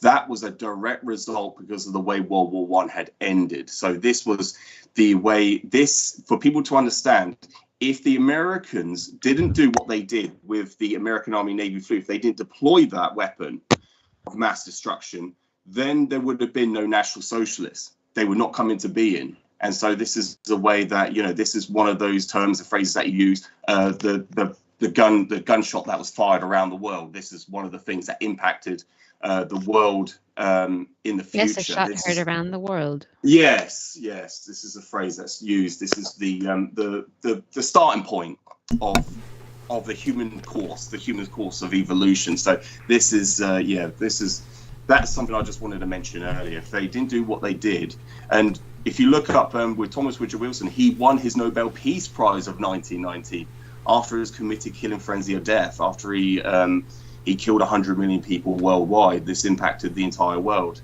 and he was able to the map of Europe. He created countries such as Poland and Czechoslovakia, which didn't exist for hundreds of years. Right. And this is how he was recognized as the man who brought peace. And he wrote a book, The War to End All Wars, A Quest for a New World Order. And that's, one of the first times that it was put into literature. This was the man who won the Nobel Peace Prize, the man that killed 100 million people worldwide, and this is what he's recognized for. Oh, so that's, but by the way, I've just returned. Yeah, I've just returned, and I want people to know that Brendan Zoget has rejoined us, and he's welcome to interject whenever he feels whenever he wishes. George wrap up his thoughts. Sure, and don't forget, George, of course, that the Americans had always been subversive towards the rest of humanity because the founding fathers had the Novum Ordo Seclorum, or the New Order for the Ages, imprinted on their goddamn dollar bill. So they had always intended to restructure the world in their image. And this is the problem, you see, is that both world wars wound up first with Woodrow Wilson redrawing the map of Europe. For hundreds of years, the map of Central Europe was 3 nations: Austria-Hungary, Germany, which included Prussia, and, of course, the Russian Empire. And that was it. That was the 3 nations of Central Europe. That was shattered completely by Woodrow Wilson, who replaced it with a geopolitical shatterscape that guaranteed a Second World War.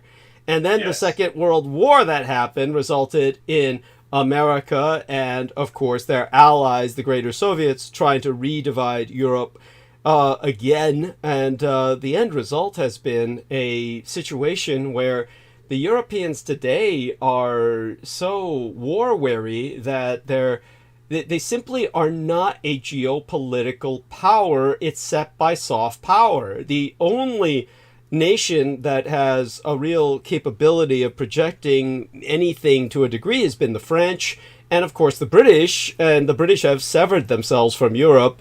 So you have the British acting more independently now of that, and the more time has passed since Brexit, the more that I've come to accept that Brexit is historically the right move to have been made. It is something that is disastrous in its short-term consequences, but in the long term, it is the best for us all. By that, back to George. Go on. Yes, by all means. And of course, Jennifer, whenever you feel like talking, Jennifer, just do as you've been doing and respond to him, of course. Yes, thank you, Douglas. I do apologise. I do have to make a move on now, Douglas, but thank you so much. I've enjoyed coming on the show this evening, so thank you for having me on. Thank you so much, Mr. Knight. Yes. No, you're really very welcome, Jennifer. Thank you Pleasure. very much. Yes. And this is obviously my passion. I love talking about history. This is why I come on the show. Too. And it's a way of me directly speaking with Douglas and then going over that, which is very important for people to understand. That's why that's what I enjoy doing. This is my passion, is just making sure spreading vital and historical reality, historical facts people. So that is, to disambiguate, we don't deal with any hypotheses. We just deal with facts. Anything all this is verifiably accurate. It's all verified. I understand. Yeah. And by the way, George. Before you go, George, I just want you to know something. I finally got a chance to speak to Brooke privately. It was the second time in a row that I was afraid something might have happened to her, knowing certain things that she's been experiencing lately, which I can go over with you privately. I've shared them with Brendan Zogin, of course. But one of the things I want you to know is that while she was being confronted with Jameson Reese trying to seduce her yet again into the cult of the Kings of Edom, and his attacking, of course, affiliates of myself. The one thing that she was extremely adamant about when she was confronting Jameson Reese, the latest confrontation, was, Brendan Zogin's different because she has a different opinion about him because she feels he's kind of elitist. I want Brendan to hear this so that I know he can handle it. I know he handles it. He knows what's going on with the dynamic there. But she adamantly defended, not myself, mind you, but she said the only two people she knew to be the most honest, sincere, upright men in the world who she considered uncorruptible, unlike what Jameson was trying to imply, were yourself and Sammy Romero. Just want you to know that, so that you know that she does stand up for you. Thank you. By the way, I'm sharing that with him, Jennifer, because Brooke has been a royal pain in the ass. I know she's hard for everyone to deal with, and George in particular. If George was explaining to you everything he just explained, if he were explaining that to Brooke in the past, she would be interrupting with confrontational. There wouldn't even so much be questions as just he wouldn't have even finished the sentence. He could never have finished what he narrated to you. Well, you can't even hear. You have to. When you want to try to hear people, you can't be thinking about what you're going to say next. You actually have to listen. Yeah. Yes, Well, thank you. In the words of Rick James, Adderall's a hell of a drug. Yeah. Yes. Or, well, it was cocaine, but I just switched. Yes. Well, Adderall is prescription cocaine. So pretty much. Yeah. Anyhow, George, we love you dearly. Stay safe and That's be being well. nice. Have a great Thank you. Bless day. you. Carry on. Thank you. Have a good morning. Thank you, Douglas. Yes, and take care of yourselves. And I'll join you on Sunday. Thank you very much. Thank you very much. Thank you. Thank you very much. Bye-bye. Okay. Yeah, I definitely worry about George's work environment. He, of course, is putting out productively in a way that probably ensures his continued employment. He's up in the top numbers. They're trying to maintain like productivity kind of stats for everyone in his job. And here's what I will say about when it comes to 5G, say for instance, which he is obviously working with. And as you said, people are attacking, say for instance, he's just a foot soldier on the front lines of trying to connect his country with 5G, and yet people were attacking him as if he were the bringer of the plague, the person who was bringing influenza. But if someone were to try and look at the health issues, this would be a more reasonable concern. Basically, if you've got radiation at a certain frequency, 5G, some people might interpret as a killer. It could be dangerous, maybe very dangerous on many levels. Damage to our DNA since it emits non-iodized radiation. Maybe there's a potential there. Ionizing. Yeah, okay. 5G is a high-frequency radiation signal that might cause, or maybe theoretically could cause, serious health issues. Maybe a depletion of sperm in male rats. So, this is why people were talking about keeping a cell phone in their hip pocket next to their testicles might be a bad idea. But like I said, I think that's silly. But, it is different. It's different because it's not like going from 2G to 3G to 4G, these different generations. It's going from 1 to 2 megahertz all the way over to 100 megahertz. So this is very high frequency networks up to 100 gigahertz. They need repeaters everywhere. So every telephone pole, because the waves only carry for a very short distance, would maybe theoretically mean we're bombarded in an urban environment, at least, with radiation. It has the theoretical potential to be cooking us with microwaves, maybe, but that might be a different wave frequency, and maybe that's my ignorance speaking. But it might be maybe we would see an increase in cancers and other illnesses, maybe even dramatically. Certainly in communist China, it's intended for use for blanket surveillance. But when it comes to, that, you'd be worried about stuff like that more than it's causing the flu. I mean, really? Really? I mean, help me out here, Brendan. I mean, is that not a laughably ridiculous idea? I mean, please. Yeah, and just like the nonsense of it, the impracticality, the lack of pragmatism people have. It's like, yeah, it's damaging, but what about, things like the food you're eating? What Thank about you! Look at the shit you eat. The pharmaceuticals. Yeah, the drugs you take. What about the lack of minerals, essential minerals and essential amino acids that the body itself needs? Oh my God! It's like they don't have basics, Yeah, when I went to, basically the other day, I went down to pick up my ID. I had the ID made for paratransit. This means I can use taxi cabs now in San Francisco for pennies on the dollar. So I had to call a cab to get down there. And when I called the cab to get down there, and the cab's taking me down there at 9 a.m, they aren't even open yet when we got there. The office wasn't even open yet. We got there just a little before 9 a.m. But on our way down, we passed by Burger King. Nothing against Burger King. Nothing against Burger King myself. But I mean, out of the door. Everything against Burger King. Okay, there you go. Out of the door. Poor, just a pathetic sight. Just this black woman in a wheelchair comes rolling out of Burger King, 9 a.m. At that point it was about 8:40 in the morning, and she's in a wheelchair and she must weigh 300 pounds. And she's got a little Burger King fast food bag to go. It was just, she didn't look happy. It's like, this was her sustenance. This is haram. Yeah, the word would be haram. Tell us about that. Well, I mean, in Arabic, it can be used as a sympathetic term. Yeah. You can say haram, like poor person, like they don't know what they're doing. They're going against God. They don't know what they're doing. Yes. But it could also be used as a deliberate, like almost like a shame, like haram. You're doing something against God and yourself, and well, you're hurting yourself is hurting God's creation. Yes, go on. Yeah. Yes. So that's what I would say about that. And the fact is, like, it is a form of ignorance, and like people get so offended when I tell them that. But it's like, I mean, to think that's food is the worst. I mean, that's just total indoctrination. I mean, beyond indoctrination. Like even when we were little, like it was clear. Like they would teach us even like, okay, like you're not supposed to eat fast food every day.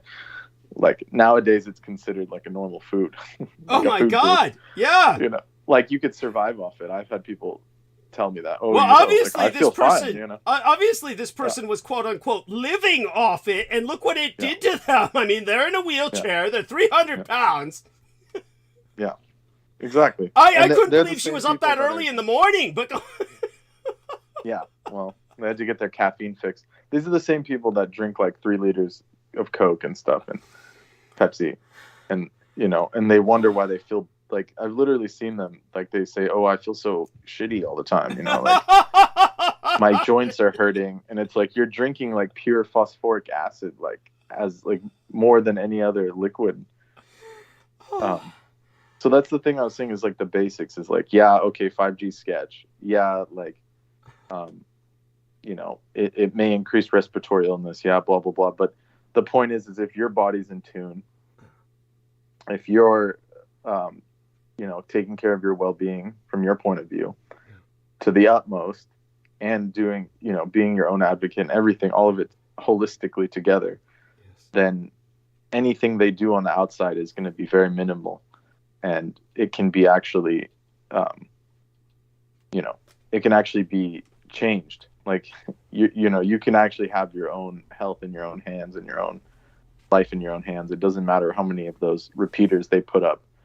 Like, for someone like that, you can just, someone who has their body under control and their mind under control and all of that, who's a true Jedi, quote unquote, they would be able to just walk through it like it's, it's just a bath. It's like getting into a bath. Like, the water doesn't harm you when you're in a bath. You're just walking through it. So, or just swimming through it. So that's the reality of that. I love that. I love that. Yeah. Jennifer, how does that resonate? But if you're on a lower frequency, quote unquote, to the point where you are in that state, then yeah, these microwaves are going to fuck you up, and it'll increase cancers, and many things will happen.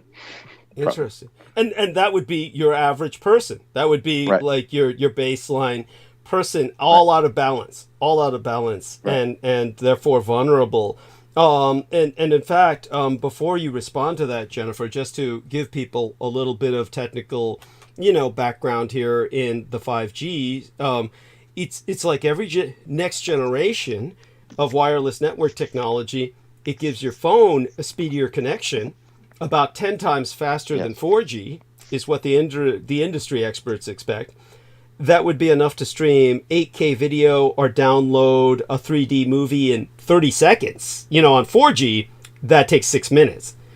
So the extra capacity makes service more reliable, and it allows more gadgets to connect to the network at the same time. But 5G is a lot more, well, it's much more than smartphones. We're talking sensors, thermostats, cars, robots, what they call the Internet of Things. The other new technology will all connect to 5G one day. This is all theoretical, of course. Today's 4G networks don't they intend on it. Yeah, well, they intend on it, but what they intend and what's going to happen, I mean, that's two different things. The one thing I can tell you is today's 4G networks don't even have the bandwidth for all the vast amounts of data that those devices will transmit. So, it's kind of like the electric car situation where we don't have the infrastructure to even make electric cars work. It's like a joke, and so if we did have the infrastructure for 5G, the networks would reduce to virtually zero the time lag between devices and the servers they communicate with. And so for driverless cars, that would mean uninterrupted communication between that car and other vehicles and data centers and outside sensors. So it would take 5G to make driverless cars even work. Without that, the driverless cars they're just killer robots. So this is why they keep failing. But to accomplish all that, 5G needs to travel over super high frequency airwaves, and the higher frequencies bring faster speeds, more bandwidth, but they can't travel through walls, windows, or rooftops, and they get considerably weaker over long distances, which means that wireless companies would need to install not thousands, but millions of miniature cell towers on top of every lamppost, on the side of buildings, inside not just every home, but potentially in every room. So that's why 5G this is why it's only going to complement 4G rather than outright replace it. Basically, in buildings and crowded areas, 5G might provide a speed boost, but when you're driving down the highway, 4G is going to be your only option for a while yet. So, having said all that, what does that bring to your mind, Brendan, before we go back to Jennifer and have her respond to that? Yeah, everything you said, yes, is correct as far as that. And I have 5G on my phone. It doesn't do anything. Thank you. That's why I said you get all these products that say 5G. They might as well say atomic or nano. There's no nano in these products. There's no atomic in these products. Of right now, it's a gimmick. And like you're saying, it's going to be many years from now, before something, like it's nothing. And then, plus it's nothing to be feared. And then on top of it, it's like Divine doesn't care about the technology, because the technology is coming from, other realms anyways, like the lower realms, like Patal Lok and these other beings are giving us this technology. Thank you. All Divine is concerned with is how we're going to use it. It's a medium, So it's like this stuff, it's being given however it's being given. And then whatever it does is almost irrelevant as far as, whether it's good or bad. It's the fact of how beings are going to use it. That's what gets judged. Are you going to use it positively or negatively? Are you going to spread more nonsense? Like right now, everyone's using it to just spread as much nonsense as freaking possible. Thank you. So then of course, no matter how fast your connection is, it's going to be a waste of time, a waste of evolution, and the Earth itself will just respond more and more violently against beings in that kind of state, where there's like no learning attitude. Everyone's acting. Like there's no genuine use of these technologies, hardly. Like there's basically no one using them correctly. So that's what's going to get read by the multiverse and what gets processed, in that sense. So thank you. It's almost irrelevant in that sense, in that way. But definitely what you said about being physically in balance, in equilibrium, protecting you from external assault by these waves that walking through them as if someone would walk through either a extremely cold ice bath or extremely hot bath. Let me put it this way. The human body is much higher technology than any outer technology. Something that's made by divine is much, much more stronger. The human body technology is much stronger than any of this outer technology. And all the ancients knew that. Like even back in the Vedic times, I mean, they had more higher technology than even this stupid phone I'm talking on. And people can't wrap their minds around it. But their technology was on a different level entirely, and it still is. Like the beings from the other realms have much higher technology. Like this stuff is just like throwaways of theirs, literally. Like all the circuits we have, all the microchips, that's just literally stuff they've thrown out. They don't use anymore. So, they have like Vimanas and beyond, like craft, like that you stand in a craft and it's completely silent and odorless. There's no smoke. It just flies from here to another plane, or you can travel from here to Alaska in like 30 seconds. No sound, no pollution. So basically telepathically driven. This is the kind of level they're on. So what Brendan is explaining is the Vedic histories, the Vedic writings speak of these technologies that have been interpreted as myth. I mean, they're real. They're definitely extraplanar to us, meaning on a different plane. They're extraplanar, as opposed to extra dimensional. I'm disambiguating here because it's dimensional. It's dimensional too. It's dimensional enough, but I'm trying to use a different word at least so people get their heads out of a rut. Right. Because they're gonna think like in the like the Rick and Morty or like the DC multiverse. That's not how it works. That stuff is just to confuse you. Yes. Like the whole quantum realms. Yeah. Like it's very clear that all the ancient peoples, like there's nine realms, however you want to calculate it, but there's realms above us, realms below us. This is Midgard, Middle Earth. Yeah. So that's why, in Tolkien, he says it's like the war on Middle Earth. So the beings from below are battling the beings from above, and then this is like the middle plane. That's why we're involved in all this, because we're in the middle of this cosmic battle. Yes. And it's becoming more clear as time goes on what the thing is. I think there's a general understanding of that. So, but Jennifer, particularly with Brendan's concept or rather not his concept, but simply what he's trying to articulate, it resonates very well with me. The idea that you treat the waves around you, these electronic frequencies, like a very hot bath or a cold ice bath, depending, but if your body's in equilibrium, you can walk through it almost immune or almost enjoy it. So how does this resonate with you, in particular, that concept, but everything else as well? Please give us a response about what thoughts are brought up. Okay.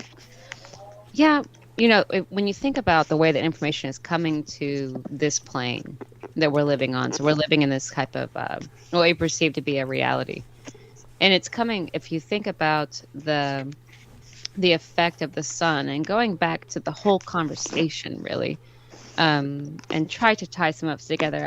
I do have to go here shortly as well. Okay. But I want to point out that the way that we perceive information is it's transferred through light, and then the sound is carrying through the light. And this is like a type of basic physics in a way.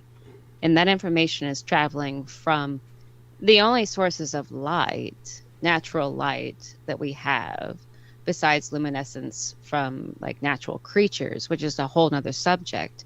But when you take into account the information coming from our nearest star, coming from our sun, and then coming also from the stars in our solar system and the power that they are carrying with them and the messages and the influence that has been the basis of all of the star cults that have been the basis for so many religions in our world that we live in, of the ancients, that they were the carriers of information that sounded out from the galaxy, from our solar system, from our galaxy. And then from within the Earth itself, the same sound and light below our feet, in fact, the star beneath our feet within our own Earth in a way, Yes. is carrying a type of the same type of information. And so that's creating the reality that we're living in as it affects the way that we are the way that we see the world, the way that we perceive the world. Now, taken to with that we have that influence of the many different waves of radiation and radio frequencies and EMF fields that are the electromagnetic field of the Earth, and the way that all of that is interacting with our own electromagnetic fields of our own life source, of our own selves. But in addition to that, when they began the satellite programs in the most modern times now, when we began to put up our satellites and began that program, and you have this massive flux with that, and it began to change. I think it changed so many things because we began to interfere in a way, or at least not to interfere, but to act on those waves coming in and balancing them with our own waves, and then eventually trying to overtake them entirely. We have our satellites over the entire planet. That's what the whole program has been. It's just the Earth is surrounded by so many satellites, if it's to be believed, that some have said that we are actually possibly blocking out, or at least changing the way that those waves are coming to the Earth and then reaching us as well.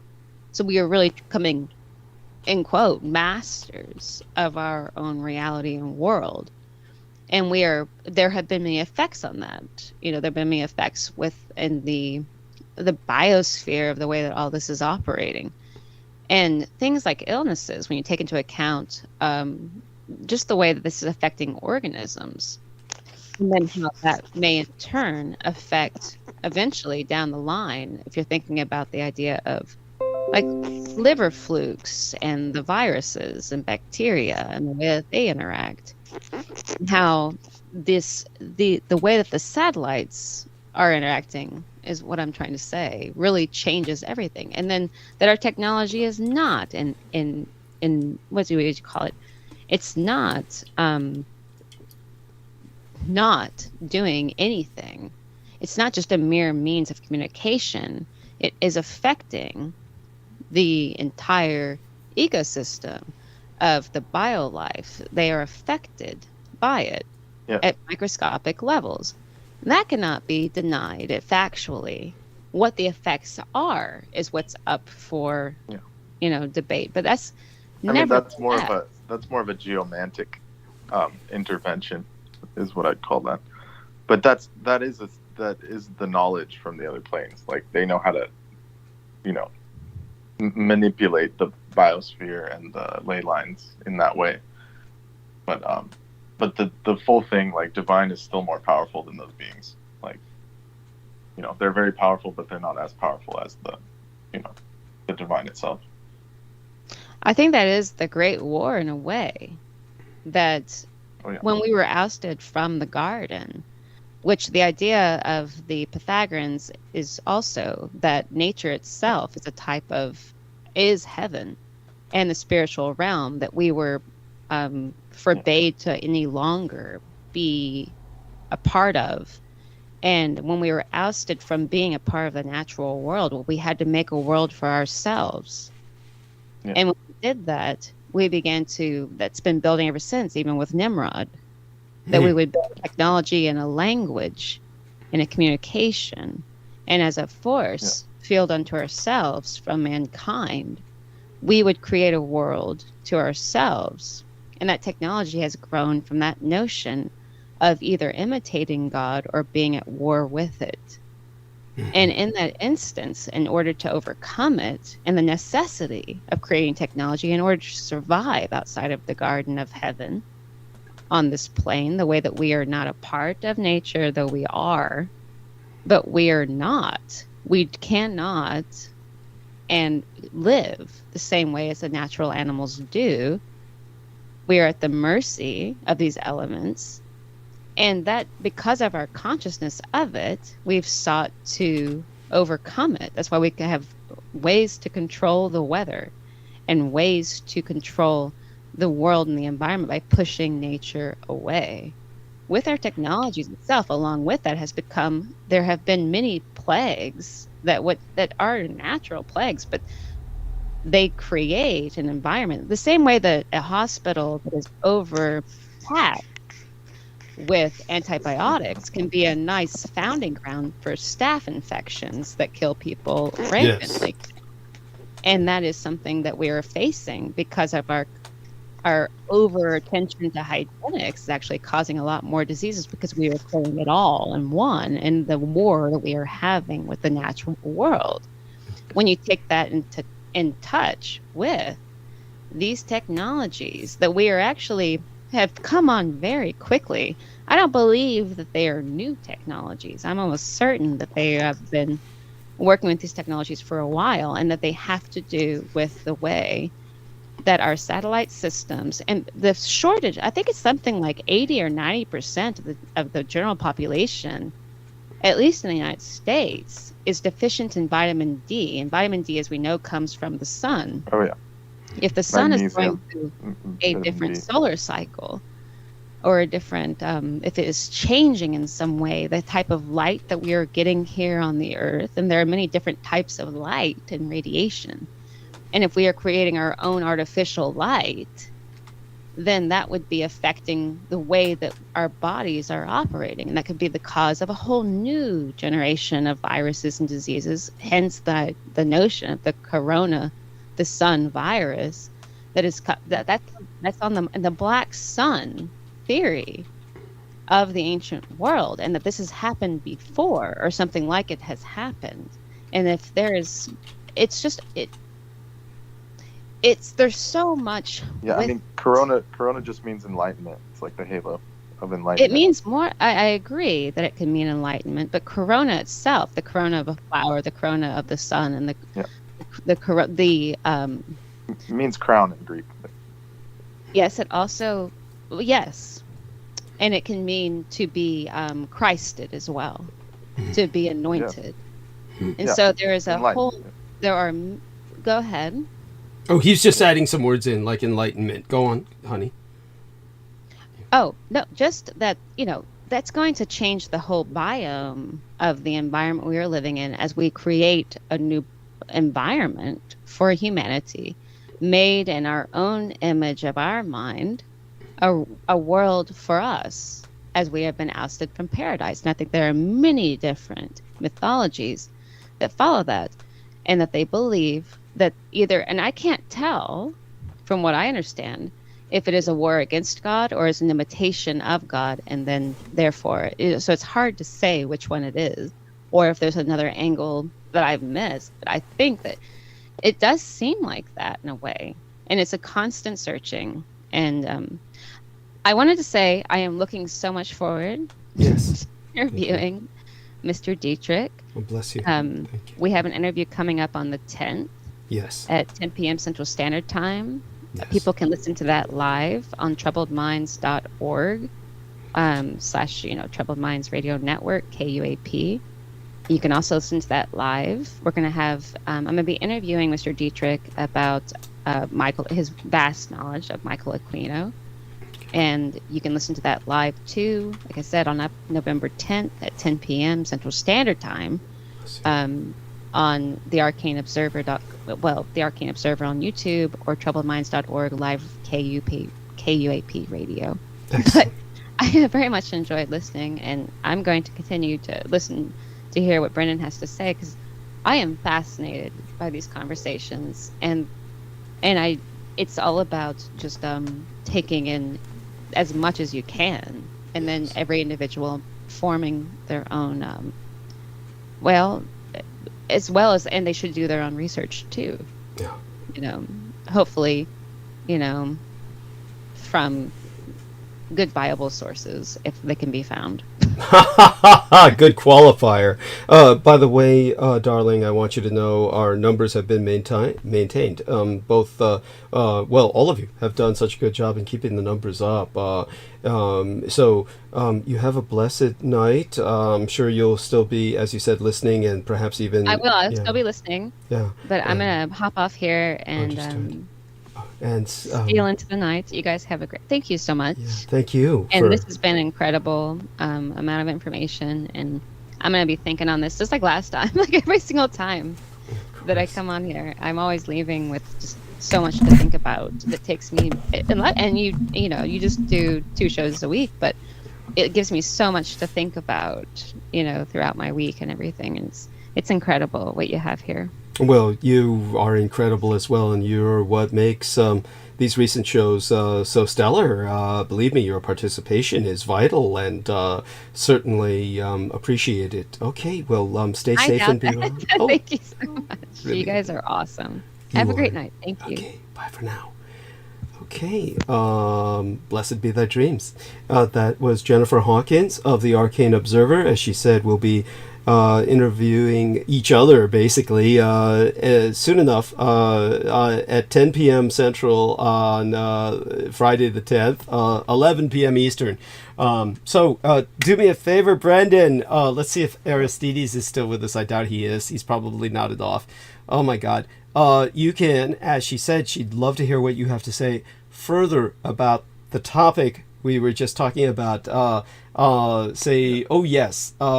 Our lovely Clarice Claudette, who's a wonderful supporter of mine and has sent indispensable care packages, was asking for some me to forward links that Peter Moon had been consulting about the parasites, people, worms.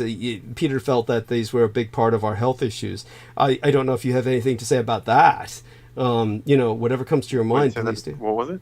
Oh, parasites, worms, like intestinal worms. Basically, apparently, Peter felt that.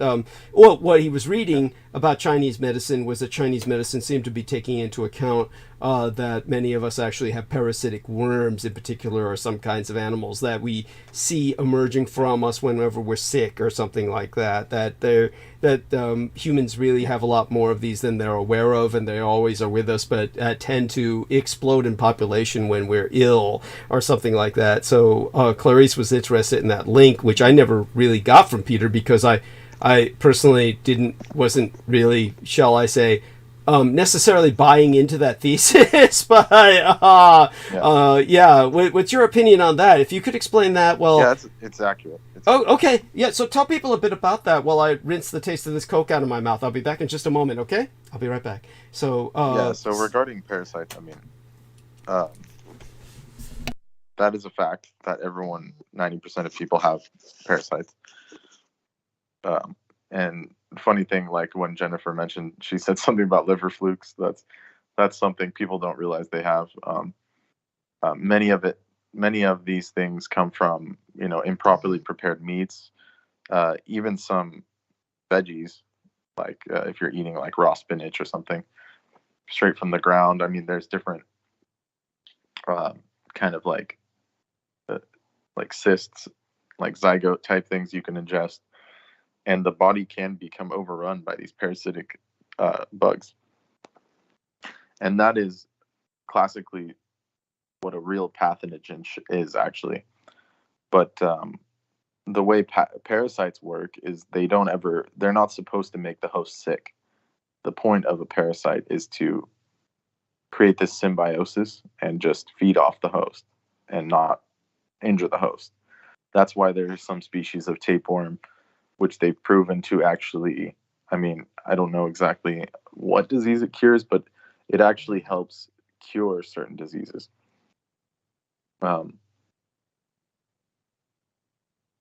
Because what it does is it actually lowers certain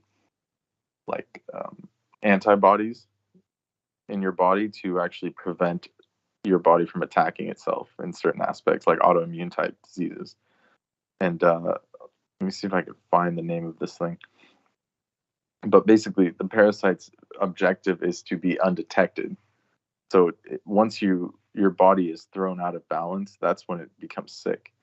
That's where, Ayurveda comes in, these ancient, TCM, traditional Chinese medicine come in, Unani, ancient Greek medicine. They're all based on balance, because real sickness comes from a lack of balance. It's not really the pathogen is almost irrelevant here in this situation, in the body technology. Pathogen. You sound like you said pathogenogen. I just got back in time to hear that. So yeah. So this thing, I was saying that the point of a parasite is to live with the host, not injure the host. That's how a successful parasite lives. Right. Then it reproduces. So the only time you're going to see a manifestation of parasite is when it's like your body's in an unbalanced state. Thank you. Which is what all these ancient medicines were emphasizing, is like there's no such thing as parthenogenesis in the modern sense, right? Wasn't the term parthenogenesis? No. I'm saying pathogens. Okay. Manifesting. Like they never considered pathogens to be like a thing. Okay. Like Greek medicine you never find, and they actually had knowledge of germs. Like people think germ theory was new, but there's like Egyptian statues where they showed like the exact shape of like a sperm or something. So they had knowledge of microorganisms, but they never considered them a threat like we do now. It wasn't until like Pasteur and all these guys, and then the viral theory later on, and then these are all theories, mind you, bacterial and viral theory, those organisms, they do manifest the disease, and then they show up in high numbers. And then a virus is like an exosome. It's basically an excretion of toxins. That's what a virus particle is. But they never considered those things to be the source. The source was always your body's lack of balance. That's the source of the disease, of the ailment. So if your body's in balance, there's no need to fear any of these other creatures. But at the same time, you don't want, these different parasites to take over, because it is using up your body resource. Yes. So your body needs to be primed to fight against them.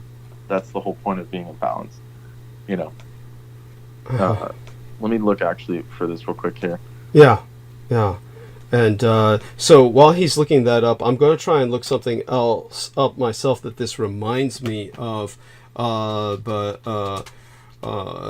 me see here.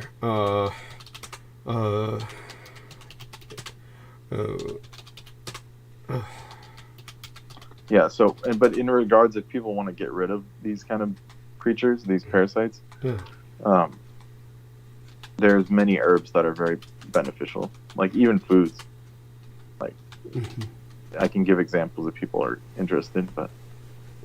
Definitely garlic. I mean, garlic's the oldest one. That's the old school. Okay.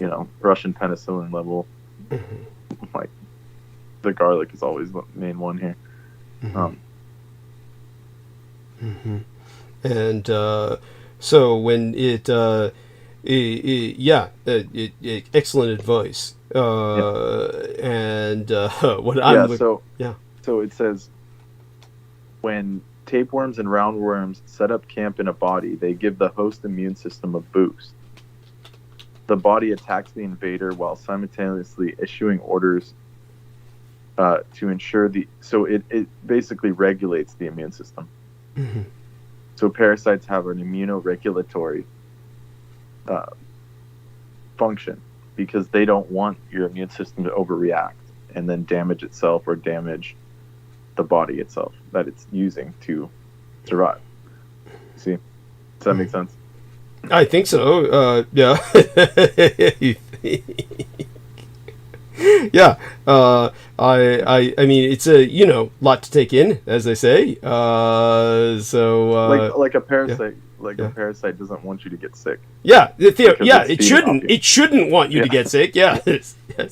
That's how it becomes successful. Then it can reproduce, and then it leaves your body. Right. And then the eggs leave, and then starts over. So if you're getting symptoms from a parasite, that means you're already fucked up. Yes. Yeah.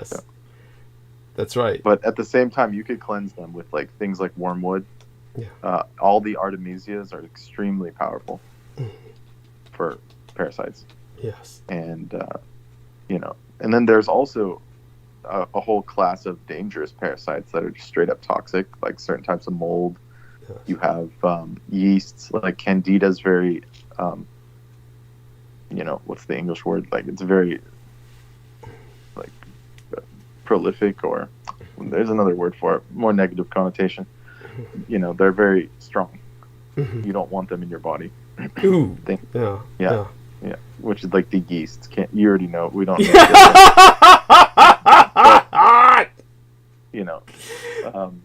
But, that's more of a fungi, though. It's not a classical parasite. What's the other one? Oh, the toxoplasmosis, right? The one that you get from cats. That one's pretty tough. It puts holes in your brain. So there's reasons to cleanse them. Yes. So how did you change your cat's kitty litter box while the dear thing was alive? How did you handle that to prevent yourself from getting toxoplasmosis? How did you? Well, you see, if it's an indoor cat, it's not possible to get this gonadi plasmosis, or whatever its name is, scientific name, because it actually comes from eating wild creatures like rats, mice.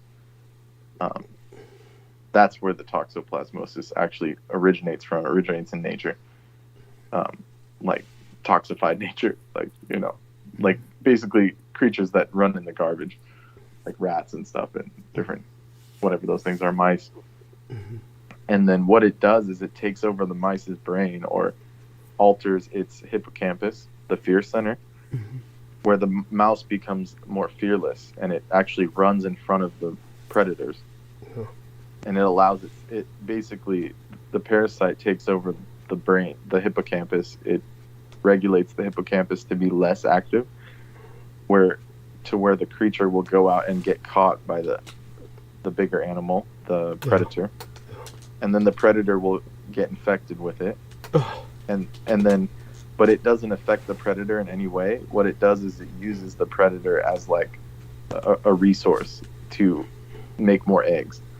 Then it releases its eggs into the biosphere through a stream of water or whatever, and then the cycle continues. Oh God! Yeah. So similar to a cordyceps mushroom, where it takes over the mind of an ant. Right? Yes. And the ant walks all the way into the center of the hive, or the nest, and then it dies, and then the mushroom comes out and infects the whole colony. Yes. So, and then some ant colonies have actually,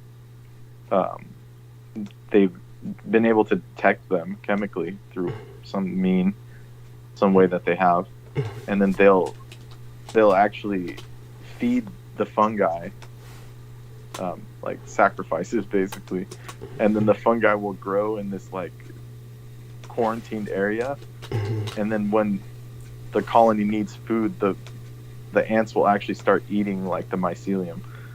So it found a way to start harvesting Lord the mushroom. Yeah. So nature's far more complex than we know. That's what I was trying to say earlier, is that humans think all this, we have science, we have all this stuff, it's all figured out. No, there's more unknowns than we'll ever know, ever, as an entire whole. That's the concept of Divine Mother, Durga. There's the goddess in the pantheon. She's the highest goddess. the highest divinity in Vedic. It's called Durga, and she, like, the real meaning of Durga means unfathomable. It's like no matter how much knowledge you have, like even when you get up to like the Vishnu level, like the highest, like the being with the highest perspective, he is still a manifestation outside of this. I mean, you know, like he can't get past like the Durga level, pretty much. If that makes sense. There's a depth even beyond the highest Godhead. I guess that's one way to put it. So, like, humans have to become more natural, not more contrived. Because the more contrived you are, it's like you're going to go towards hell and pain and torture, whereas nature is all about pleasure and bliss and higher states. So it's like all this technology and stuff is irrelevant. It's all about, you have to make a decision, like, do I want bliss and well-being, or do I want to go the Darth Vader route, where the pain and the torture is, the dark side.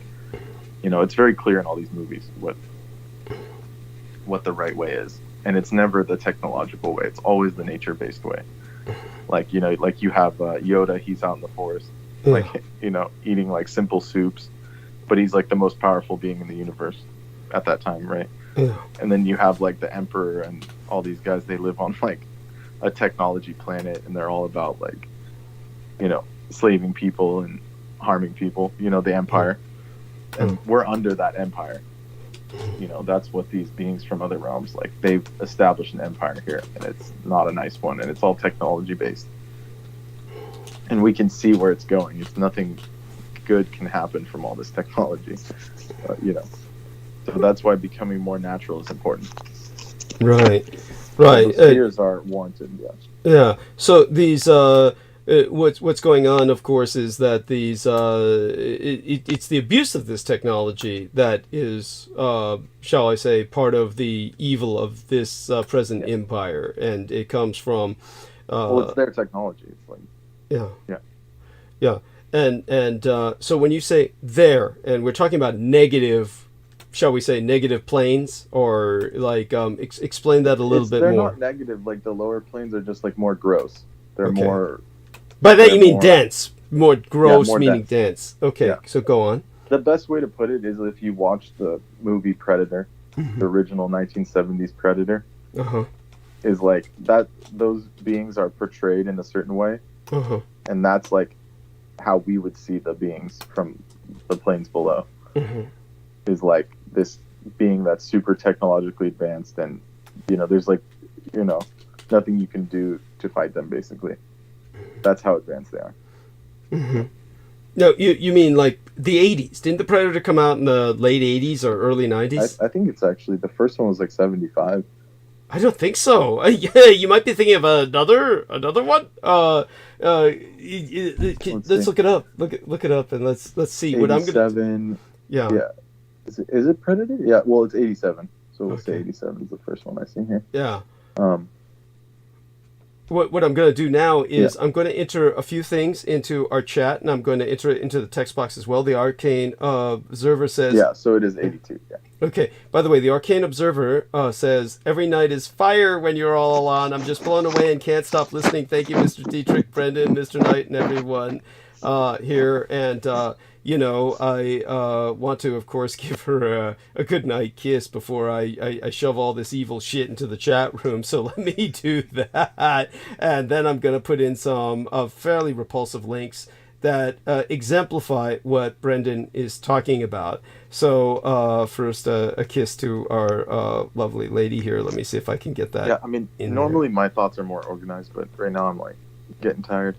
Oh yeah, no worries. We get it. It's like, you know, I understand. I'll be taking over soon enough. I can't seem to hit a button that enters anything. I wonder what's going on with that. Let me see if I can try that here, and you know, get her kind of a response, and hopefully I can enter things. You know, maybe I've been removed from managerial position in my channel. Hopefully nothing like that is not possible. Yeah.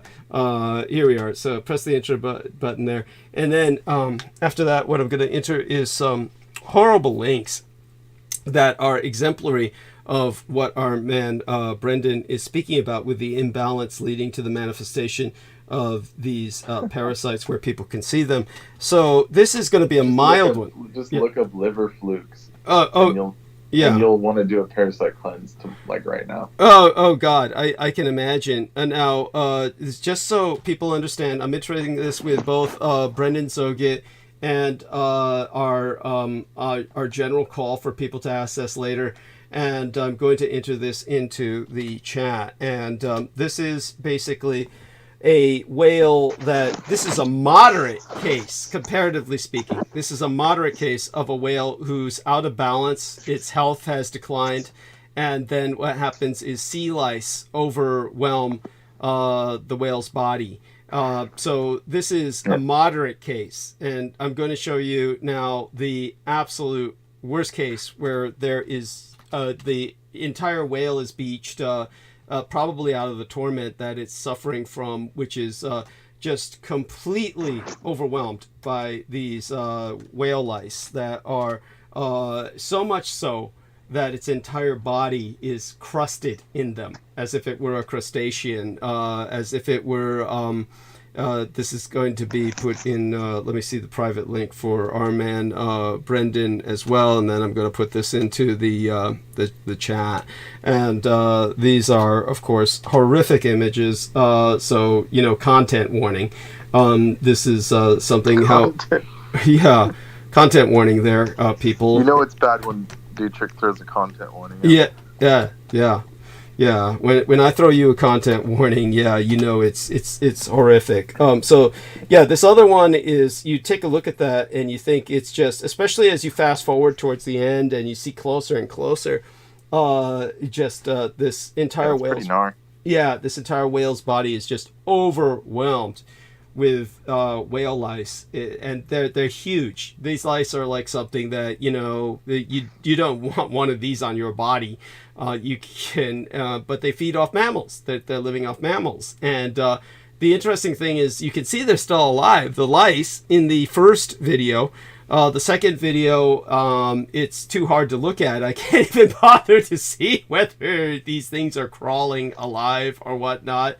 I'll probably do that now. Just kind of take a look at it. This is at Beach Point Lookout.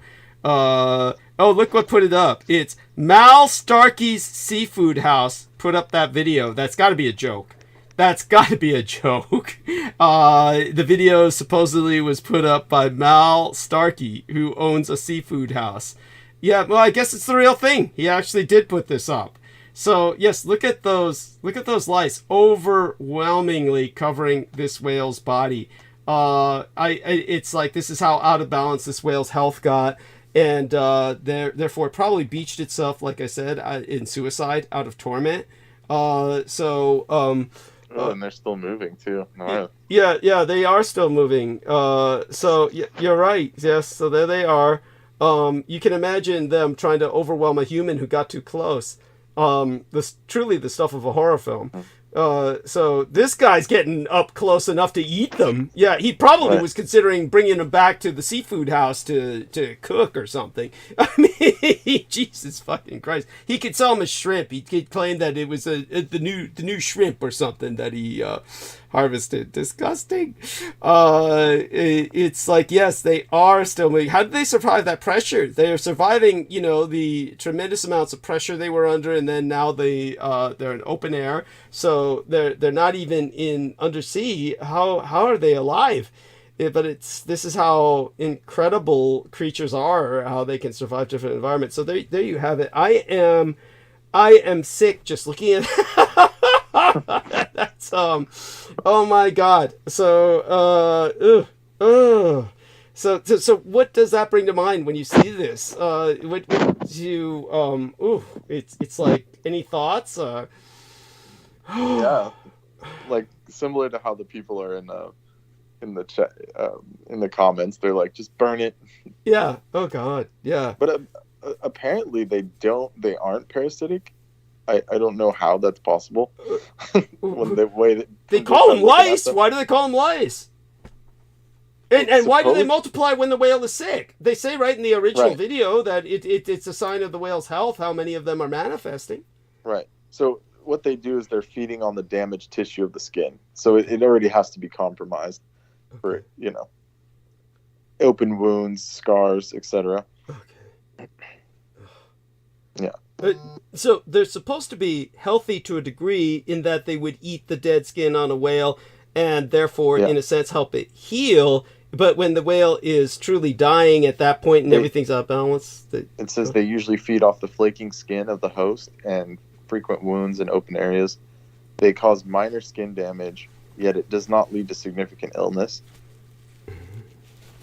And they primarily eat the algae that settles on the body. So in a healthy scenario, they would just be eating like the algae on it. Okay, so then what's the scenario where they've multiplied so cataclysmically and are basically the whale's skin was peeling off. Okay. It was like eating the skin. Ugh. So it was already dying. In other words. Okay. Oh. Yeah. Yeah. Well, the more horror story is the liver flukes. There's giant liver flukes. Okay. In North Dakota and like different places where, this is why hunters they always freeze their meat because you don't want to eat that shit raw.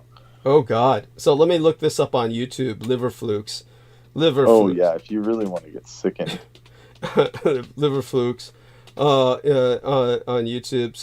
So I'm looking at a liver, intestinal parasites, and they probably wouldn't show anything too gnarly on YouTube, would they? It'd be probably more like you just look it up on a general I can send you something. Yeah. You mean they emerge from a human being? Yes. Yeah. If you do like a wormwood cleanse or a black walnut cleanse, they actually pass in the stool, and you could see them. Yeah. They look like little slugs. Are they in all of us, or just in sick people? No. If you eat the eggs, then you get them. But apparently, it's like a majority of the population has them, especially in rural areas. Really? Mm-hmm. My God! And especially people that eat meat. Sorry to say, you meat eaters out there. So these look like slugs of some sort. They look like paramecium or something. And yes, that's like being nice to them.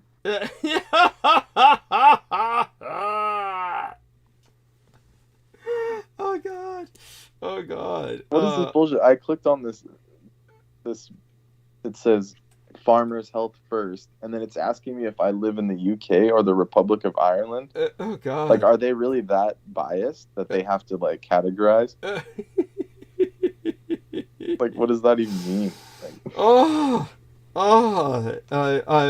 I'm just. It's almost offensive. What happens if I click on Republic of Ireland? I can't read it, or. Parasitic flat. It's like. Anyhow, it's like it probably means that you can only read certain things if you're in those places. They probably have local health issues. Right. And it's so quite presumptuous of them to assume I'm from either the UK or Ireland. They figure who else has been looking this up? They must have really bad cases. They must have a plague of them there. Oh God. So it's a big problem in cattle. It's like yes. So they call this fasciolosis in people or something like that. People can get it, and it's pretty gnarly. Eating fish, even. And then the eggs are then eaten by freshwater snails and then invade other species.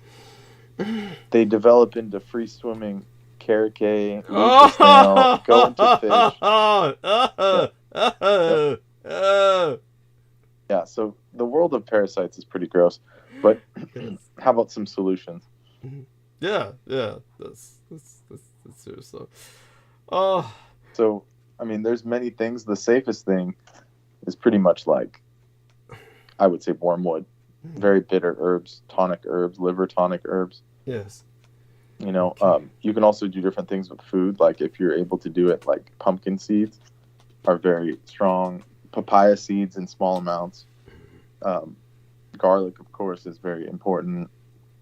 And then some people, like some of these online people say like carrots and sweet potatoes and stuff, but it's like, I mean, yes and no. You know, like it's going to do something, but you need a little bit more than that, I think. Yeah, no doubt. Pretty much like very, very bitter herbs. Okay. Like black walnut shells, things like that. Okay. But if you do a parasite cleanse, like you will notice the difference. Okay. The main symptoms a lot of the time are just like general brain fog.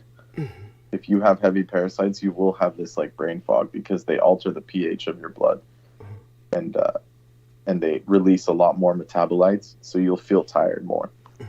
So that's how you know if it's out of hand, if it's getting out of hand. There's a lot of brain fog and you feel tired, joints issues, you know. And yeah, it says berberine is also very good, which is from golden seal, like the golden seal type herbs.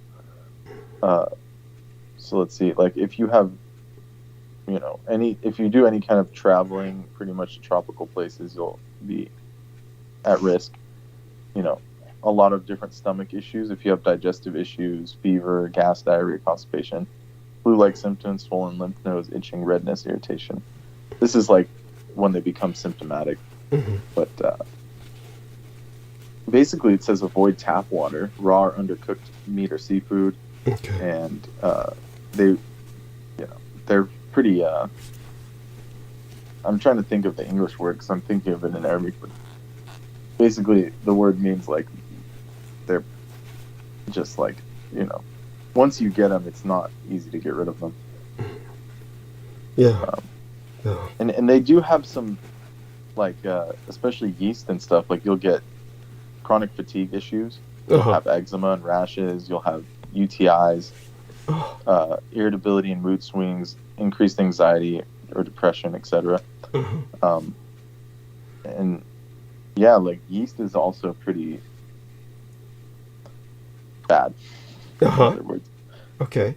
But how can it get bad? Like, for instance, people who have been listening understand that I contracted. Well, yeast feeds on sugar. So if you're eating a lot of junk food, a lot of carbs and sugar that are just totally just converting to glucose in your blood and flooding your system with just pure sugar, then yeah, you'll get definitely a lot of bacterial and yeast overgrowth. Interesting. Yeah. So I do want people to understand, of course, I no longer have this yeast infection that I contracted last month. Basically, there was a whole convergence of things behind what had happened. Obviously, I reached the age that I have without getting such a thing before, so it has nothing to do with hygiene, per se. Had to do with, of course, just a convergence of events. I no longer have that yeast infection. Of course, it's been taken care of using basically a topical ointment that was meant to handle basically athlete's foot. So when it came to taking care of that, I took care of it. And what I'm trying to comprehend is, I guess what you're telling us, Brendan, is that when somebody's eating a lot of sugars, which is not me. Everybody knows I'm pretty much a savory man myself. I'm not much into sugars other than Coca-Cola, which has more than enough sugar to basically, you know, I figure I don't need to make my condition any worse by anything else with sugar in it. The Coke provides more than enough.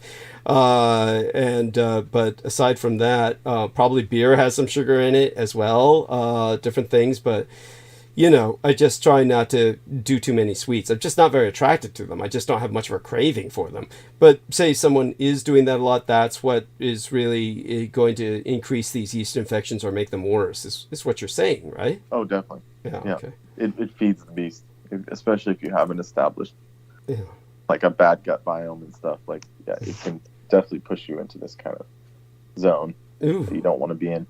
Yes. Because, I mean, yeast is everywhere. It's natural, you know. Yeah.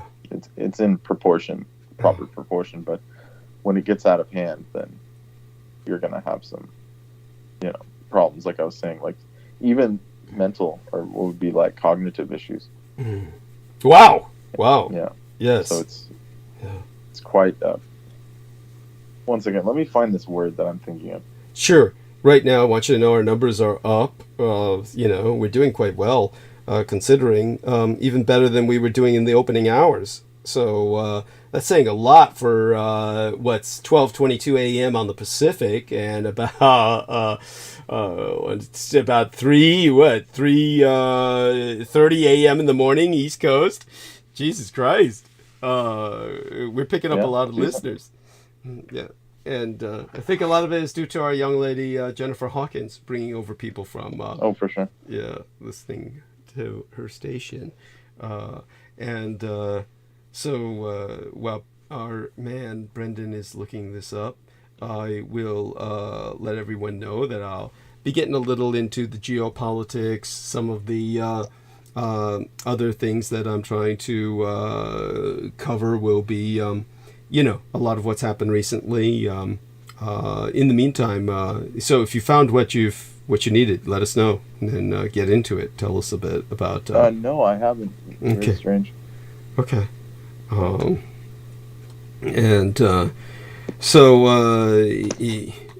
But do go on about whatever it's else.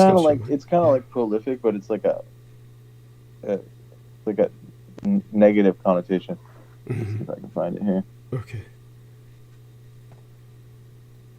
And like profuse? Is profuse? Does that sound right? No. No. Teeming. There we go. Teeming. That's yeah. Ooh. Yeah. Yeah.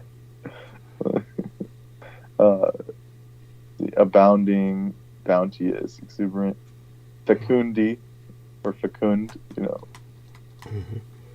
I think that's I'm not finding it, so. Mm-hmm. Oh well. Okay. So in terms of what are you trying to express exactly? How infested a person can become? Well, no, it's a word that means like it's an English word. Mm-hmm. Like I know the Arabic word. It's menhus, if anyone knows Arabic. But it's like it's something that becomes so like it becomes so established that it's problematic. Like you can't get rid of it. It's like once you have it, you can't get rid of it. It's so negative.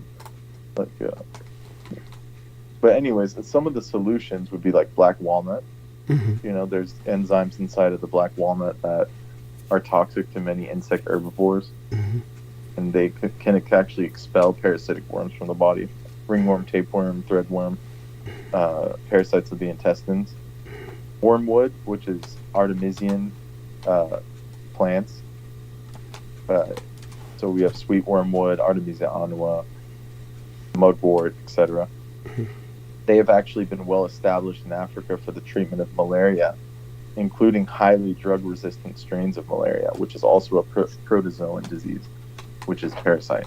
In other words, malaria is a parasitic disease, because they're reproducing by zygotes and different things.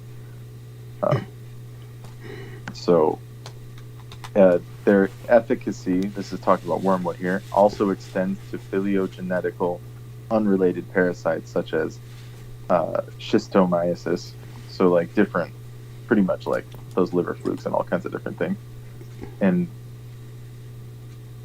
the zygote-based ones, so they're like egg-based. I don't know how else to explain them.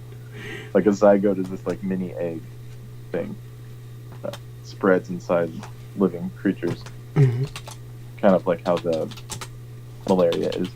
And it also says berberine is beneficial. So like golden seal, coptis, golden thread, barberry trees, and tree turmeric. They have like a lot of alkaloids that can battle bacteria, viruses, protozoans. Mm-hmm. Yeah, chlamydia, apparently. Wow. By the way, I'm going to share some screen here for a moment. Can you see the cursor moving around? Okay. Cursor moving around on screen share? Yeah. Let me see. Yeah, here. Cursor's moving around on screen share here. I don't see it. Okay, here it is. Yes. Okay, yes. Okay. So basically, this is what I showed to Brooke Gibson. I said, here I reached the dead end of the internet, and I found out the kind of hot date that Jameson Reese would offer anyone who falls for his bullshit. Pouring cough syrup directly down the anus to an entire bottle all at once. So that's his idea of what it's like to, get high. That way it's absorbed directly through the mucous membrane into your system. Right, at that point, is it even worth it? Also, the fact that you're upside down, all the blood rushing to your head is supposed to give it kind of a rush. I mean, yeah, so go on, tell us what you think. I like how that scene is like the classic trap house. It's like a mattress, no sheets on the floor. Yeah, fan, notice come fan. On, at least have a sheet on it. Yeah. Jesus Christ, what are you guys, monsters?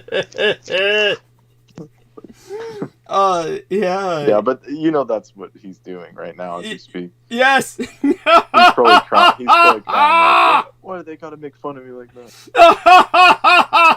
I'll hurl more curses. Yes. When I get down from here, I'm gonna curse them more. Yes. Yeah. Oh shit! Yeah, it's looks like there's some new research that says coconut oil has antiviral effects.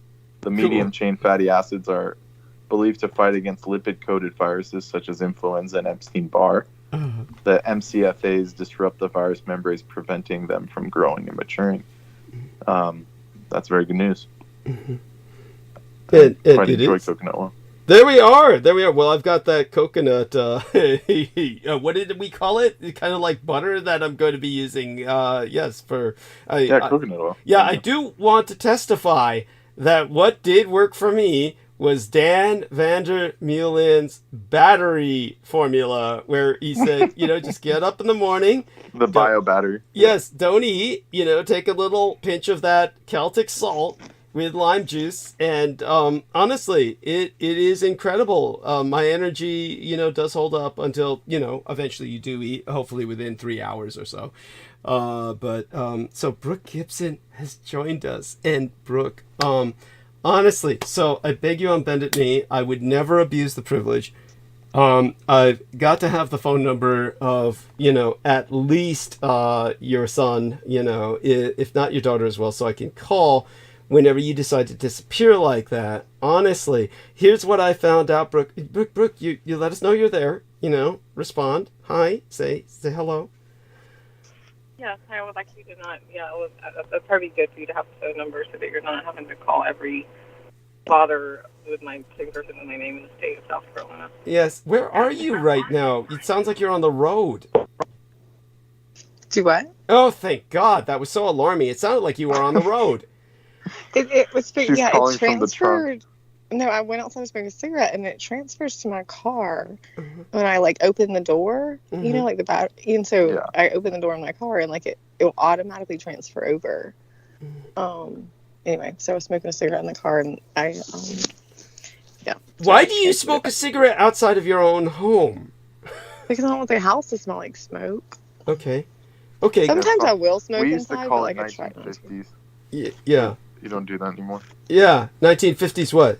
Where you just hotbox your house. Yeah. Cigarette smoke. Oh, cool. We used to have that's where joke. your walls get yellow and stuff. Yeah. Yes. Because we were able to do it when I was living at my dad's house way back in the day, and all the stoners that smoke, they love my house. They were like, oh, it's 1950s in here. We can do it. Oh shit. Yeah, there you go.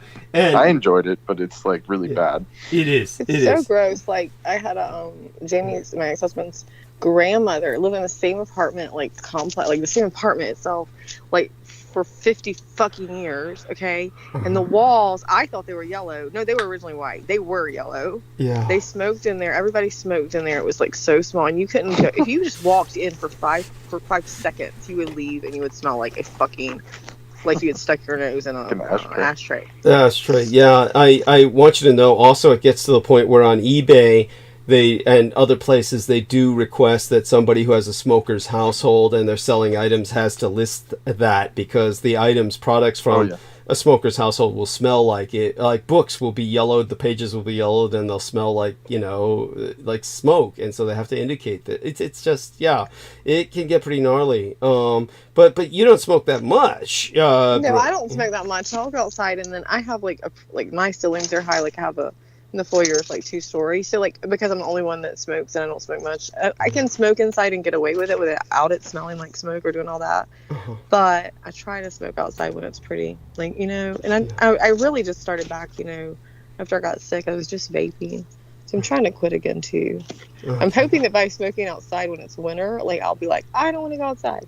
Yeah, it'll probably get to that point. By the way, I'm going to give a thumbs up to our dear friend DJ, who says, is the word Brendan is looking for chronic? Is that the word you're looking for? Chronic? No. No. Are we smoking chronic? I appreciate it. He's trying to look up some word. It might not even be an English word. That's the problem with my brain. There's so many languages floating. Yeah. Oh, there's a lot of problems with your brain.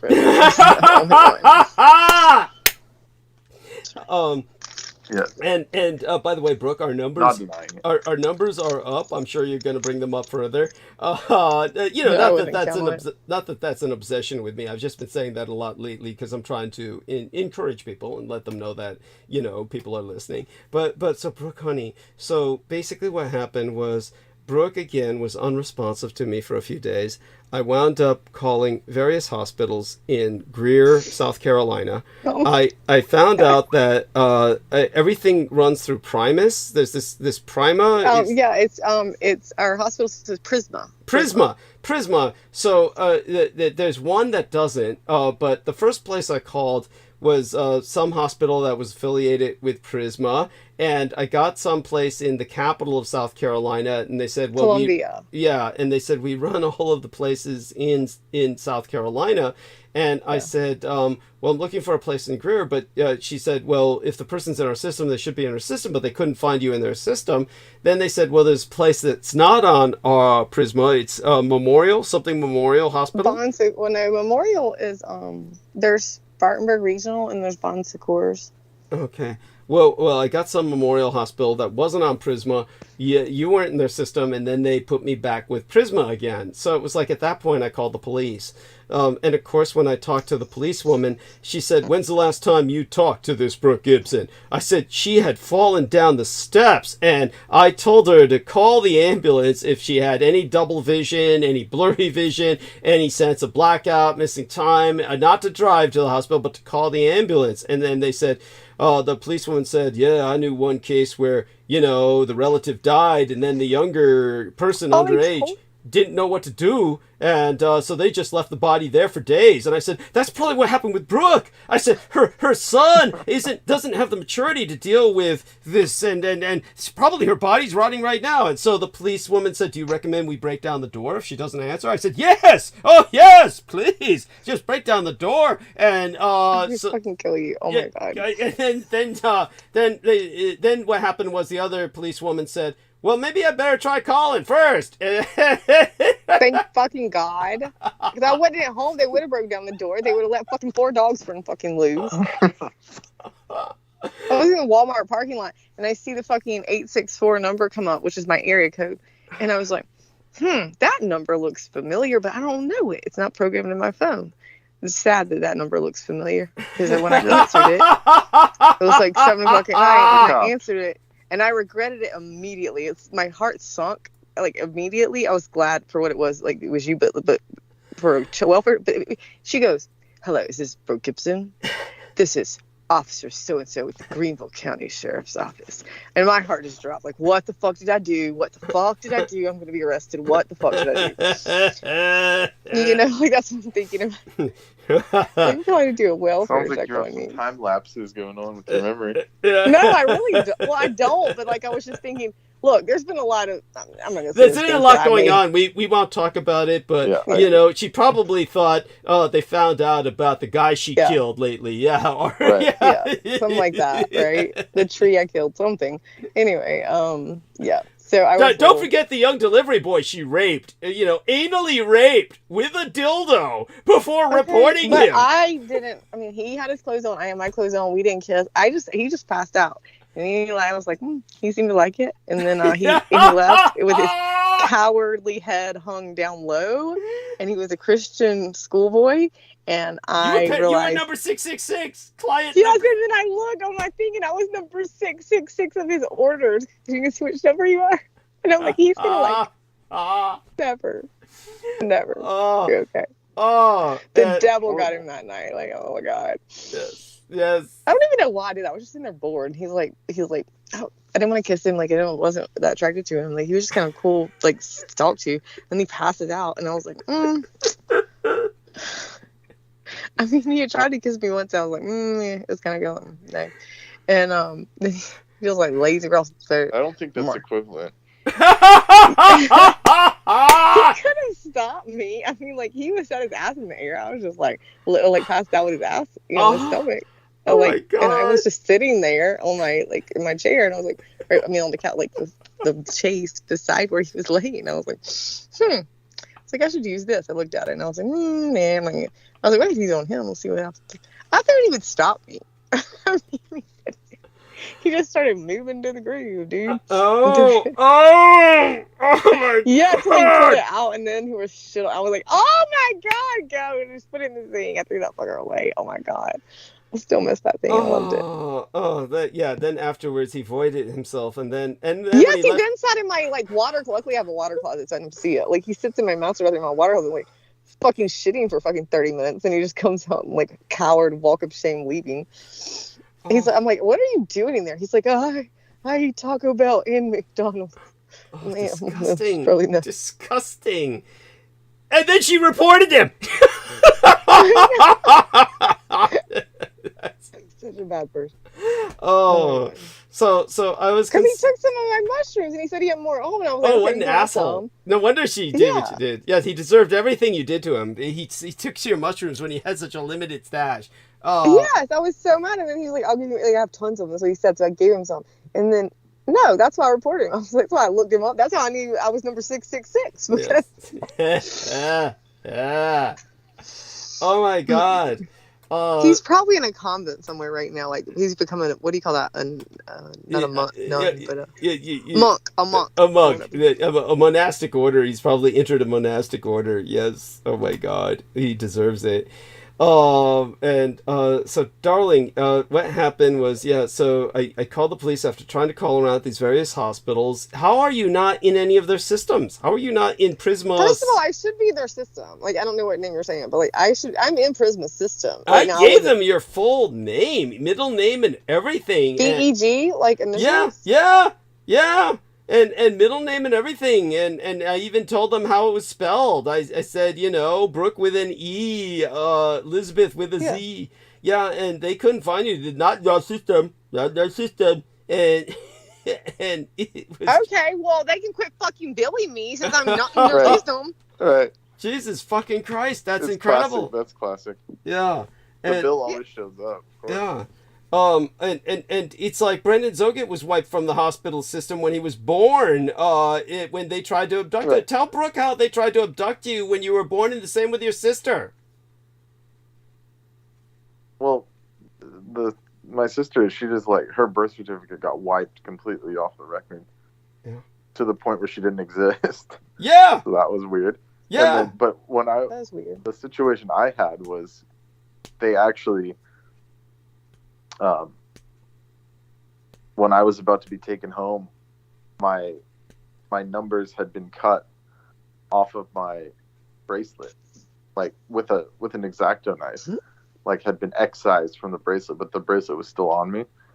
So my parents raised the alarm with the hospital and actually talked to the director of the hospital, and they had to get a DNA test because there were two kids that were born on the same day where apparently the same thing had happened, and they wanted to make sure we were genetically related to our parents.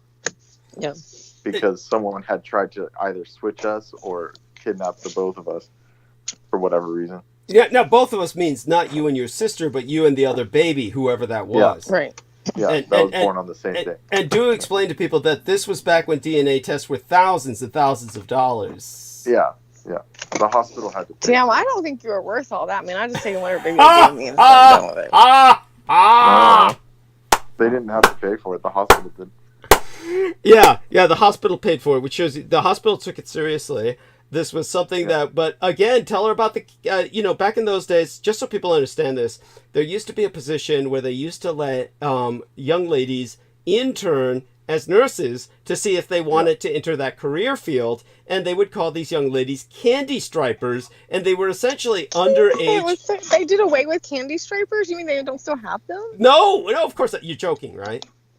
No, I mean, like, it was all on all the, like, talk shows and stuff. They always still put them on, several years ago. Yeah, they were the highlight of porno films. They made porno films called Candy Stripers, because they were considered... I think they should bring them back. I mean, honestly, like, wouldn't you have rather, when you were looking for me, talk to a candy striper? And she's like, I don't know. But if you want to video me, I look for Brooke Gibson. Yeah, there you go. That's pretty funny. I like that idea. Yes, it's, a lot of people would like that idea. Unfortunately, they don't consider that to be valid anymore, or how would I say it, professional. But yeah, candy stripers would be interns for nurses, and they'd be like, little sorcerer's apprentices that, anyhow. But they did away with them.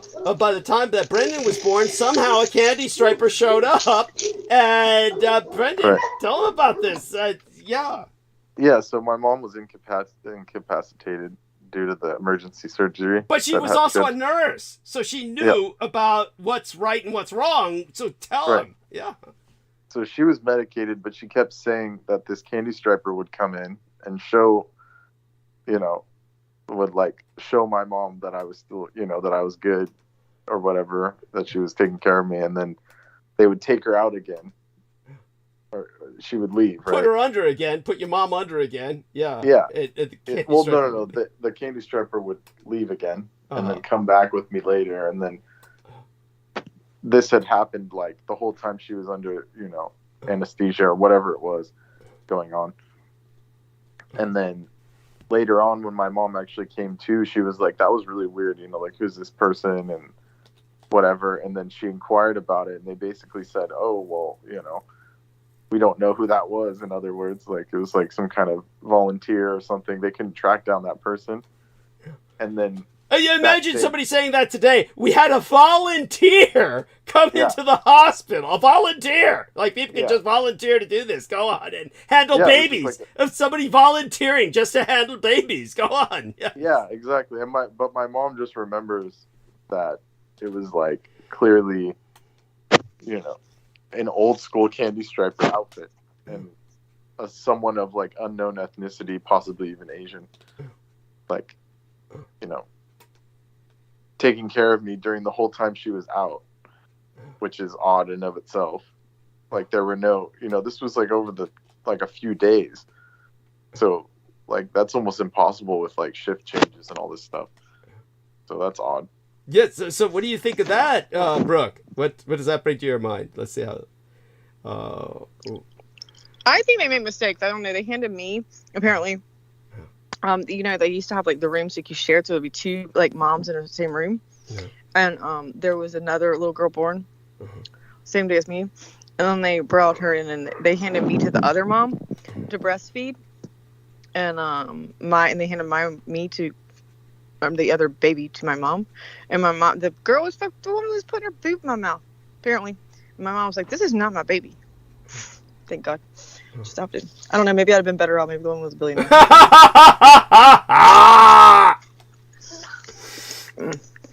I think a lot of that happened, obviously, I mean, it happened like with my mom, like, recognized, she'll tell that story, like, she was like, this is not my baby.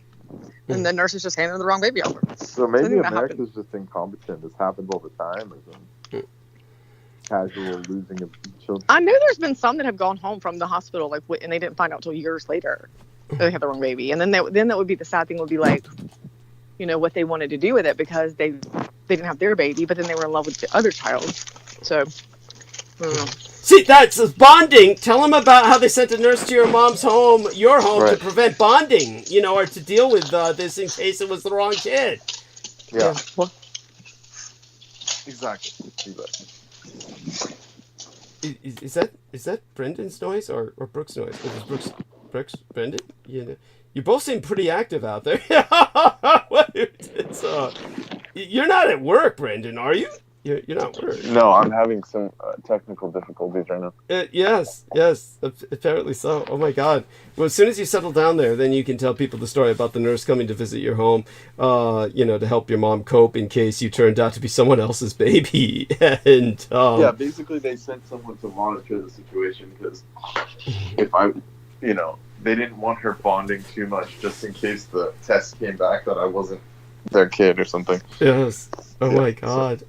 Yeah. An anomalous situation, but the full story is pretty unbelievable. Yeah. And that's it. We're giving you all our listeners just the tip of the iceberg here.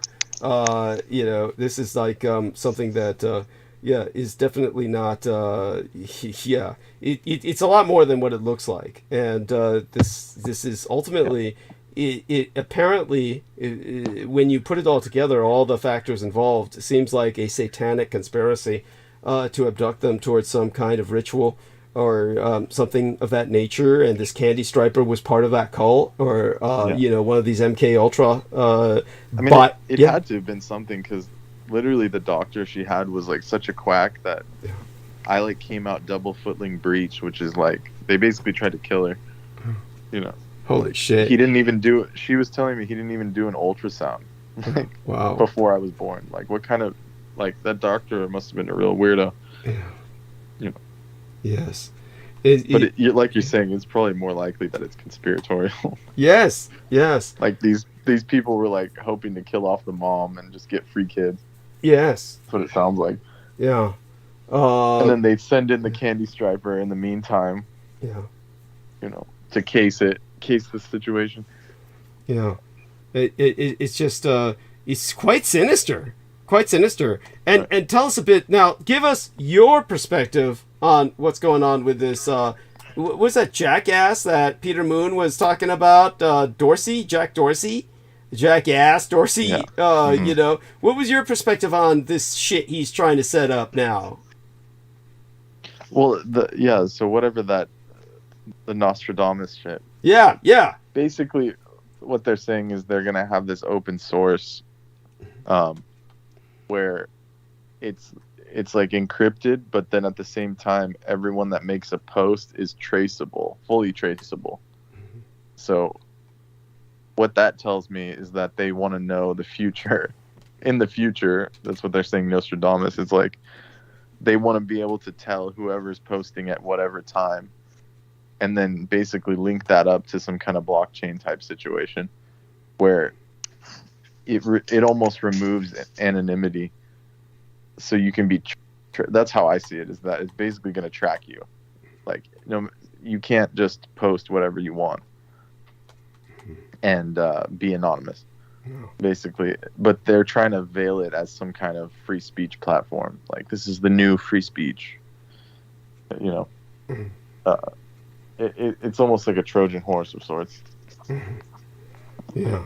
Yes. And I wouldn't trust whatever. I keep calling him Jack Dorsey, but isn't that his name? Or Dempsey. I was like Jack Dempsey for a while. The boxer, like the boxer. Yeah, the boxer. No, that's not him. Yeah. But he's basically a another programmed, like, whether it's mind control or whatever it is, he's just like a programmed like character to do their bidding. Everything he's released has just like only helped out the rulers and no one else. So and his philosophy is pretty Gnostic, like negative Gnostic. Like, it's kind of like this ambivalent techno shaman shit. So he can't be trusted. Thank you. It's like everything about these guys is suspect. So Brooke, is everything okay over there? You all right? I got to get that phone number from her sooner than later, so I'll be able to rest just knowing I can call her kids whenever I panic about shit like this, where she just drops out. Right, Okay, it's definitely not a. The dogs keep walking around and they have the little nails going on the floor. Uh-huh. On the Is this something unusual? it's click, click, click, click, click, so I just muted it. Oh, okay. Okay. Click, click, click. It's all right. So I was just. Okay. I don't have anything to say. I don't You're know. definitely out of character. Yeah. By out of character, Brendan means that these days you're a lot more, passive, a lot more. I mean, I can start talking to you again, Brendan, anytime you want. Right. I don't doubt it. But definitely, from what Brooke described about her birth and almost being switched at birth, yes, that's pretty alarming too. I mean, good God, half of Americans must be raised by strange parents that aren't their parents. All right, that's bad for you. What's that, honey? You're glitching there. That's bad for you. Like, like they just plump them down. Like, here, feed your baby. I was like, here you go. Put my numbers on. They didn't think back then. They weren't like people want to steal babies. They were like people don't want their babies. Like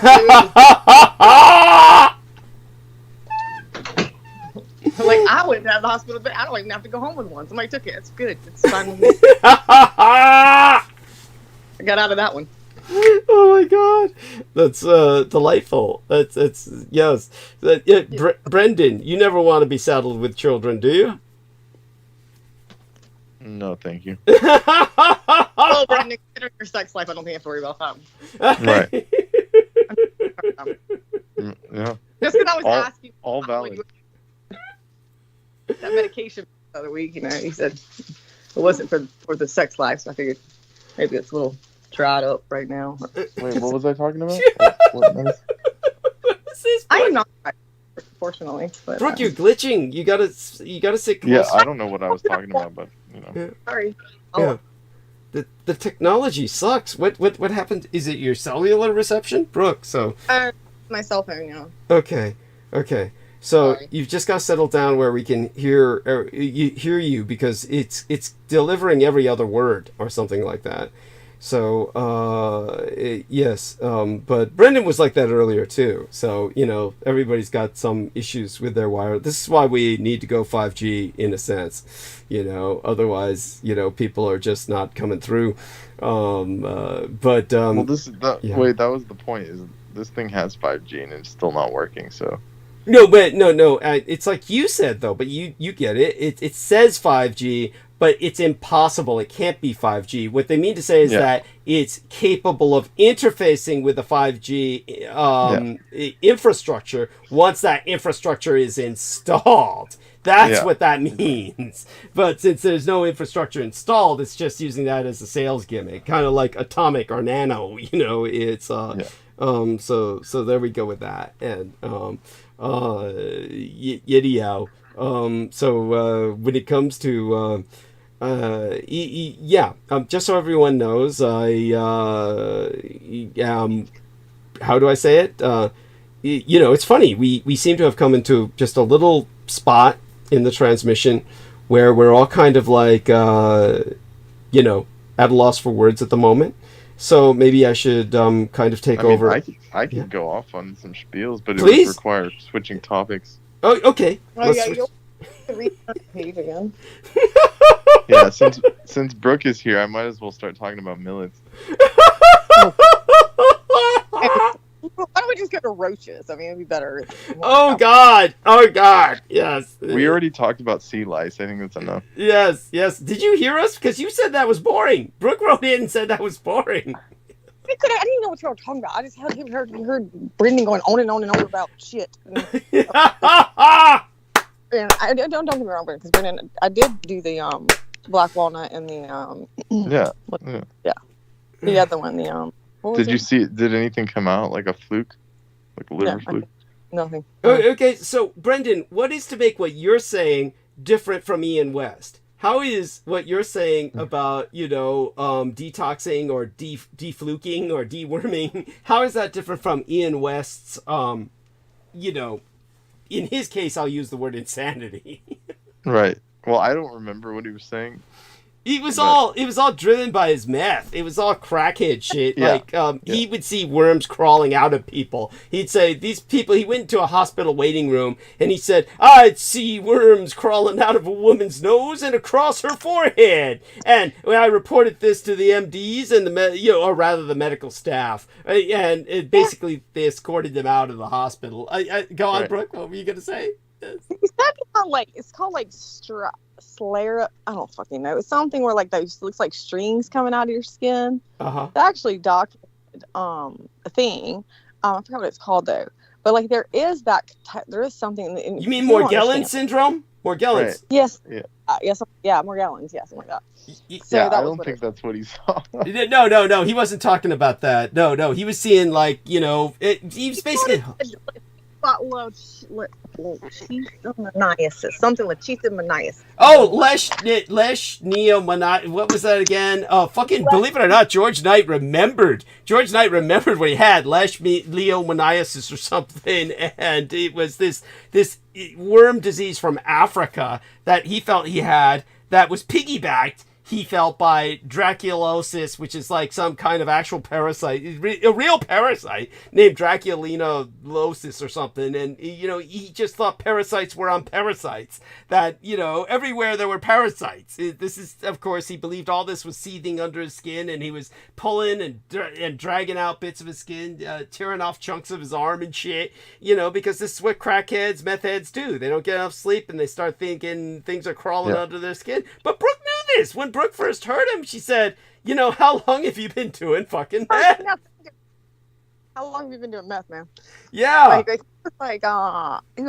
I just come on the show, right? And he just comes on and he's like, and you're like, oh, it's Ian West. I'm like, and then I heard him say, so you said, how are you doing, Ian? How you doing?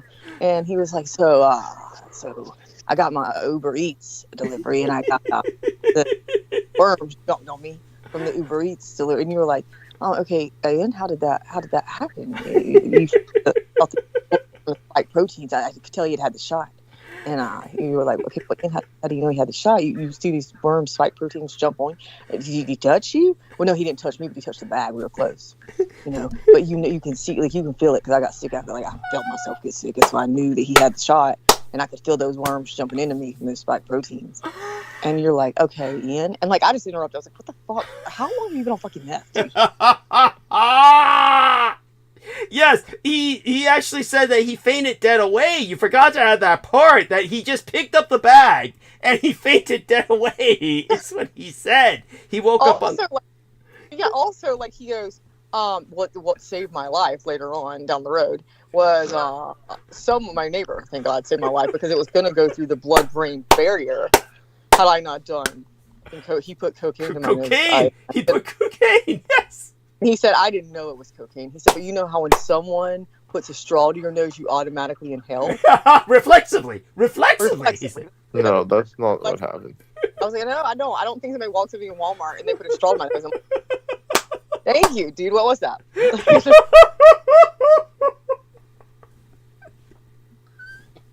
Oh, yes. Oh my God. So there we go, Brendan. So what makes what you're saying different from that thing is not that's exaggerated. That is word for word what he fucking said. Oh yes. Yes. So he has this go on. I just missed him. I think he was funny, but he was crazy too. Yeah, did you hear what I said the other day on transmission? I brought up that while I was talking about Pythagoras, then what happened was I was getting incoming bulletins and, people were alarmed. They had found a real human skull amidst Halloween displays. And then somebody sent me a message in email. Where? And I said, Florida. Where else? I said it was probably Ian West, his fucking skull wound up in a Halloween display or some shit. And, yeah. So it's like, but Brendan, what makes what you're saying different from his methamphetamine-induced hallucinations and his psychosis, essentially? Is it more boring? Yeah. Well, because I'm doing it, more or less scientifically based. It's not just conjecture. It's not conspiracy. It's like, or what I would say, like tried and true methods. So what I would say is that what you are deriving what you're sharing with us is derived from historically proven holistic medicine that has centuries, if not thousands of years of history behind it. So it's a human experience. That and you could look up the YouTube videos of people passing liver flukes after the treatment. Yeah, and this is coming out. Does the video actually show bowel movements? Like this is emerging from the turds, or Okay, yeah, and you find this on YouTube? This is on YouTube? Yeah. How does one find this on YouTube? You have to look up certain things like parasite protocol and Who's you'll looking find up? them. I want to see the poop. Like, I mean, most of the people won't show them, but I found a few videos where they do, and they give warnings, but like it's pretty gnarly. It's content warnings. You get content warnings. Yeah. So it's pretty gross. I would imagine. Oh my fucking god. Yeah. Oh. But it's like human nature. It's like the shows about parasites and stuff like that used to be on cable. Like everyone loved watching those because it's like you can't look away. Oh yes, yeah. It's same with like all those videos had like millions of views and shit because people, it makes you feel weird. You're like, oh shit, do I have something? Yes. So people do look through that. Oh my god. Oh, okay. So we've passed the peak where we had extraordinarily high numbers. We're down to more like 1/4 right now. That's fine. That's good. By the way, that's good, especially for this hour. That's still high. that would be our norm, or a kind of a high for a normal night. But I think we managed to drive away a good number of people by talking about Ian West, the abducted babies and shit. But that's fine. It's I also... bet Ian West's parents wish he had been abducted. Yes. Our numbers are going back up again. So same with J-Mo's parents and all these other people, I'm sure. You would think, yes, if they have any semblance of sanity left within them. It's like, did Ian even have parents? Like, or was he like? He did. He just spawn? No, I mean, obviously, just look at him. He had obviously one black parent and one Jew. Yes, one Jewish and one black. Yes, that's right. His name is Frank Black, like Black Frank. I mean, like it's all in there. Like I'm saying, he like spawned from like the Black Lagoon and shit. Like creature from the Black Lagoon. By the way, just so people don't think we're being racist here. No, it's not. He looks like if you see his picture, he looks like kind of like he looks like an '80s movie villain. Like, did you see his pictures when he was actually like Wayne's modeling World or whatever, acting? Acting? What are you talking about, honey? When was this? I don't know, whatever he was showed fucking us something doing. like that when you were gone one night. Oh, Jesus. Yeah, he was showing us all these pictures of him, like, and do you remember seeing him, Brendan? Yeah, and then he showed us he also like played in a guitar or something for that same sequence of photos that he took. Yeah, he'd be in a hotel room, like partying with sunglasses on, like it was like, it was cool. It was funny, like to see him because he looked, God, I don't know, 20 years ago, I guess. You're easily impressed. Well, I mean, I just thought it was cool to see somebody like, see him different because it was, 20 years ago. So he looked different. He was like thinner and younger. I wouldn't have literally picked him out of that picture and been like, that's Ian, without him, telling us. You're telling us that at this point in his life, by the time I got to know him, he's unrecognizable. That he's unrecognizable. That he's degenerated to a point of unrecognizability. Holy shit. Well, I don't know. I mean, I wouldn't say I'm not going to put Ian down like that. I honestly don't think that he looked any better back then or worse. Like, I just think it was different. Just different. So his face was different, yeah. Okay. But just so people understand the irony of what we're saying, the reason we bring up his ethnicity is because he himself was very racist. He was definitely Judeophobic. He had friends who were constantly using the N-word with a hard R. And so he's essentially a racist, and so the fact that he's half black and half Jewish shows an intense self-loathing, some kind of schizophrenic denial. And by the way, poor Brendan's falling asleep just thinking about this. I don't blame him. The exhaustion. And and Brooke too. Yes. Oh yeah. So I'm just saying that because I've heard there are other things on the show, people that like do say things they shouldn't, and I'm just keeping my mouth shut. Okay. Who said what? Exactly. Maybe we shouldn't probe. Maybe we shouldn't pick that scab. Let's not poke this bear. Okay? Yeah. Don't worry. Yeah. Yeah. Berg knows where to shut up. Okay. Yeah. Anyway, go ahead. But that being said, go on, Brendan. With the other direction you thought of taking us in, where you could go off on, different things. Please. I think we've crossed the threshold of no return. I'm gonna have to go soon. Okay. And well, unfortunately, I am too. I was only on here to hear Brendan. So. Another day, another night. Yes. And next time you come on, can you get that the whitening the whitening mouthwash they make by Crest? Can you get that and just read the ingredients on that and out loud, and then maybe the ingredients for the toothpaste and those out loud, like chlorhexapeptide, and tell us what each one is? Yeah, I mean, do you really need to know what each one is? Well, I mean, I need to know if they're bad for me or not, and what they mean. I don't even know how to pronounce most of them. Why would you even use it? Is my question. Because it's whitening toothpaste, and I'm whitening just my mouth. I just want use my charcoal. mouth smell good. Charcoal. 5,000 years old. I don't grill out a lot, so I don't have a lot of charcoal. Indian villagers have the best teeth on earth. Confirmed. I heard that oil pulling was very good. What? Oil pulling as well. What's that? Oil pulling? Yeah. It's where you take coconut oil, or do another oil. Yeah. What did I say? Your fallen English is coming up. My fallen English? Your fallen balls are hanging pretty low tonight.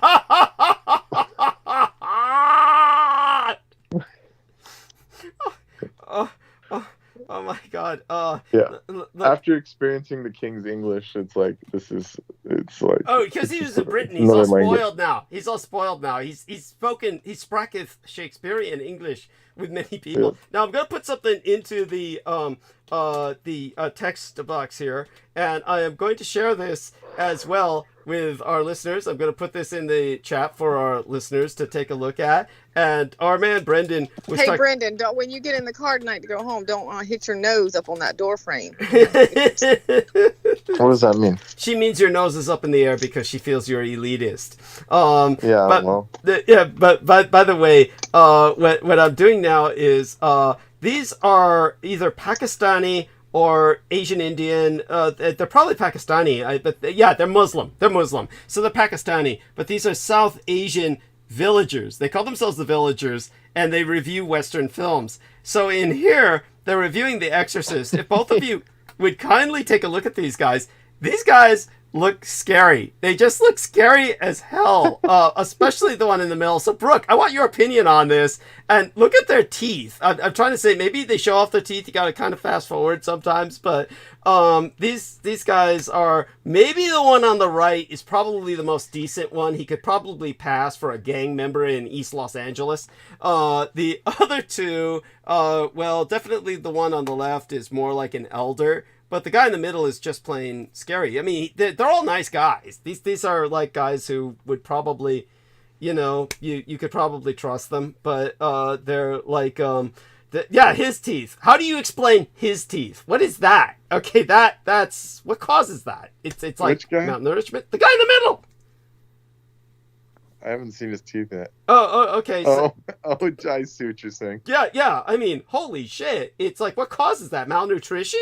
Is that? But they're white. They're white. This is like when they're like in the desert, or this is like Rajasthan. He's wearing like Rajasthani stuff. Okay. Oh. So it's like when they make bread in the desert, it same thing happens to Egyptian people. When they're poor and stuff, and they're making bread in the desert, there's like little bits of sand get in there, and it can file down the teeth and create kind of these like jagged looking teeth patterns. Okay. Yeah. Yeah. Thank you. There. See, and so, but these guys are scary. Basically, just bad Yeah. Bad food. Yeah. Okay. Yeah. In other words, the food literally is granular enough, or there's also in the desert, there is enough environmental sand and grit that literally gets into you every time you open your mouth, where their teeth get worn away. And the miracle is he has teeth. The miracle is he has teeth as opposed to they're being worn to the nub, as happens with some desert nomads and certain people. But this guy definitely has some genetic issues, or I don't know what to call it. He's definitely not. I think it's hilarious that we're talking about the king. Go ahead. I'm sorry. Yeah, go on, Brooke. Yeah. I think it was hilarious though. He's talking about the King's English, and then isn't you go to England and so many times it's the teeth that are not up to par. Oh with yeah, the King's English. I was just joking. The Brits are all fucked up. Like their accents are worse than ours. Yes. But they don't have the same dental care like we do. They may be better now. They have free dental care nowadays. They have better dental Maybe care. That's the problem. Maybe that's the problem. Is the free dental care of high quality, or would you say it's better than before? Yeah. Oh yeah. Okay. Yeah. It's better than before. So their teeth should be better than before, but historically they are pretty famous for bad teeth, right? Right. Yeah. Oh yeah. Yeah.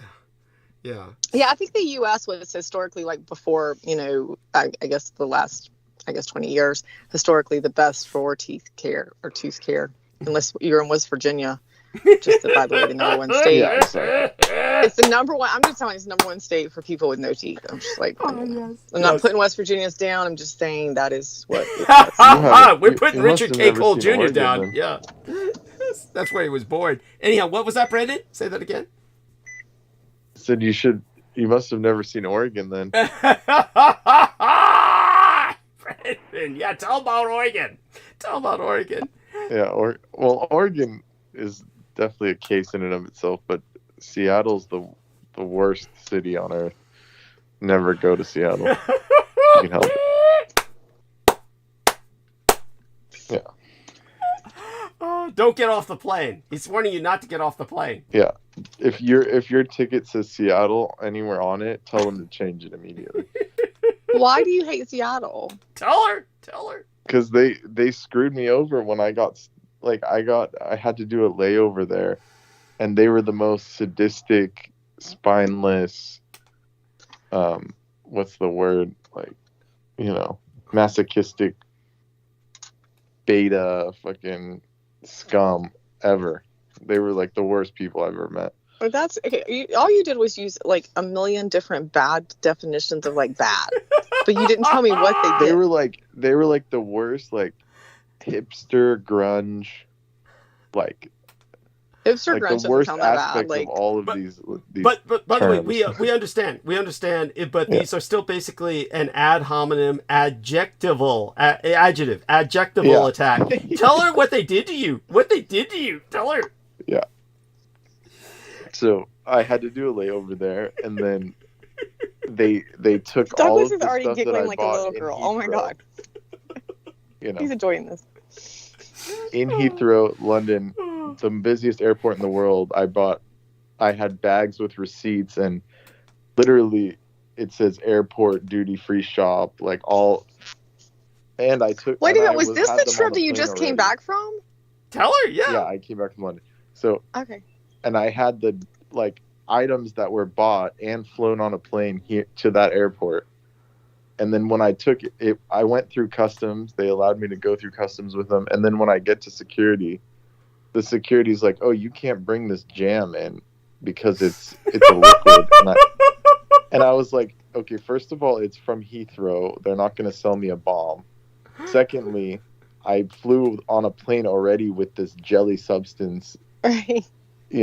What's the logic? And they're like, "Oh, too bad." And then they basically, after that, they had me go back to check it in. And then the people that were checking my bag, they were like, "Oh, it's going to take 2 hours to get your bag. That's our only option. We can't help you." So I had to throw away basically all of my, the stuff I just bought previous to it. Then when I went back through security again, they kept skipping me over in line and just doing all kinds of shit. And they actually not strip searched me, but they fully did a full pat down twice on my way in and out. Worst of it was these were gay guys who just wanted to keep feeling and groping him. Yeah, exactly. Literally. Why didn't you just stick your shit up your ass? Like drug dealers do. It was a jar of jam. Like, that's not even possible. I mean, I'm pretty sure Douglas could tell you how to do it. Some of his, he's got those good girls on the weekends. I'll show you how to do a lot of tricks. Yeah, well, I don't want to get a yeast infection from jam. But I can just buy it online. But the point is, they sadistically, deliberately, like, made my situation worse, and they knew my flight was like less than an hour away. Like, they had all the info, and they just sent me through the ringer. I had to run to my flight. It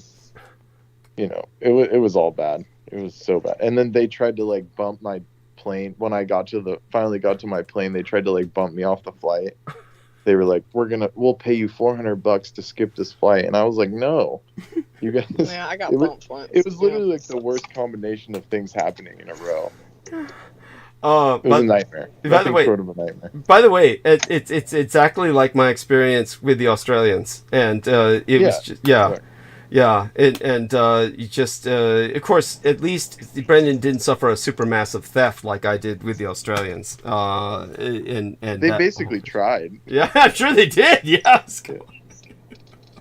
Oh, that wasn't even the end of it. When I got home, they didn't even put my luggage on the plane. Oh shit. So I get home and the airline calls my name over the intercom and they're like, yeah, come to the office. And I went to the office and they were like, yeah, Seattle didn't even load your luggage. And I was like, yeah, I know. I was like, I know that was going to happen because they were so incompetent. And I told the lady the story. Who did you fly with? What airline? I forget. I don't know. I think it was American. Maybe. American Airlines. But the point was the airline straight up told me, they said, if this was our fault, we'd accept it. But this was definitely the airport. Like they didn't have any sympathies towards the airport. They like just ratted them out straight up. They said, this is the airport's fault. Well, airport can't bump you though. An airport can't bump you. That's the airline. The airport can't bump you. Yeah, but these people they were all from Seattle. Like you're just anti-Seattle. I think you're racist Seattle. Well, no, I'm serious. Yeah, I get it. It's like anti-Seattleism. Like, anti-Seattleism is that what you're saying? Their entire there's the way they think and stuff. You could tell it was like not nice. Like it wasn't good. Yeah. I don't know how to explain. I'm pretty sure they're just hiding to give a shit. They're very aura projected. Kind of passive. And they felt your aura you was make fun of me negative. and you say I'm elitist. Now imagine like these people that actually thought like that, and they're just like operating at normal jobs and like having ego trips. I know. I'd just be like, I feel your spirit. This is what I would do. I'm like, you know what? I feel the spirit. I feel what you're saying. Maybe do you think this is a negative aura that is projecting on me? Are you feeling that? And then we get to deep conversation. By the time we're done, they forget that I stuck that shit. These people are the people that like. These are the people that gave Starbucks to the world. I know. I worked at Starbucks. They're horrible people. No, they're not. I worked at Starbucks. Okay, so. Okay, like, imagine cool. Well, at least we weren't selling fucking maggots or millets or whatever the fuck that was. Imagine the kind of evil minds that have to be there to create that. Oh my God. Where they're calling drinks instead of large, they're calling them like random Italian words that mean nothing. Well, at least they're not using random Indian words that fucking you don't even know what the meaning of, but you like to use. Oh, no, honey. I know the meaning of them. That's why I use them. That's the difference. Yeah. So listen to read the what is it? The Bhagavad? What is it? Bhagavad Gita. Bhagavad Gita, honey. Yes. Yeah. And that's not how Brendan says it. Yeah. He says it better. Yeah, but when when I was in Australia, that whole thing was just it's like there's no describing. What happened in Australia? It's too many things to count. It was a nightmare. It was like I've had, as I said, better experiences in combat. You probably never heard me go over it. It was something. It's such a bad. No, I never even knew you went to Australia. I'm surprised right now because that's. I don't know if I'm ready for the whole rerun of that. Yes, the whole rerun will just send Brendan into flashbacks of what happened in Seattle. But my story was not to one up him. My story was worse because it It was was like way worse. yes, it's like what he experienced in Seattle for over 2 weeks. Yeah, imagine. Mine was like the diet version. Yes, and that was enough to scar him psychologically for life. That was enough to leave him post-traumatically stress disordered. So you can imagine what I went through in Seattle. And then, after that, you heard what I said, at least to a degree, Brooke, about Arizona. You probably heard me going into Arizona and what happened to me there. Jesus Christ. That's all true. I went there too. I confirmed everything you said about Arizona. Thank you. Specifically Tucson. Yes, thank you. He even saw the restaurant I was in, the Kon-Tiki. Yeah, I saw the Kon-Tiki. Oh, shit. Which... I can't imagine going down there to do that. Like, why would you do that? I ask myself... Yeah. Was this the movie theme that you were doing? Or like there was a movie being made or something? The poor individual named Ben Estenius wanted to make the core of a film, an independent film, in which he would kind of basically star himself so he could do something to get himself in a different career. Then he was not happy with what he was doing, which is landscaping. He's basically a landscaper and was making a good living at it, but he wanted to really make movies, write a book.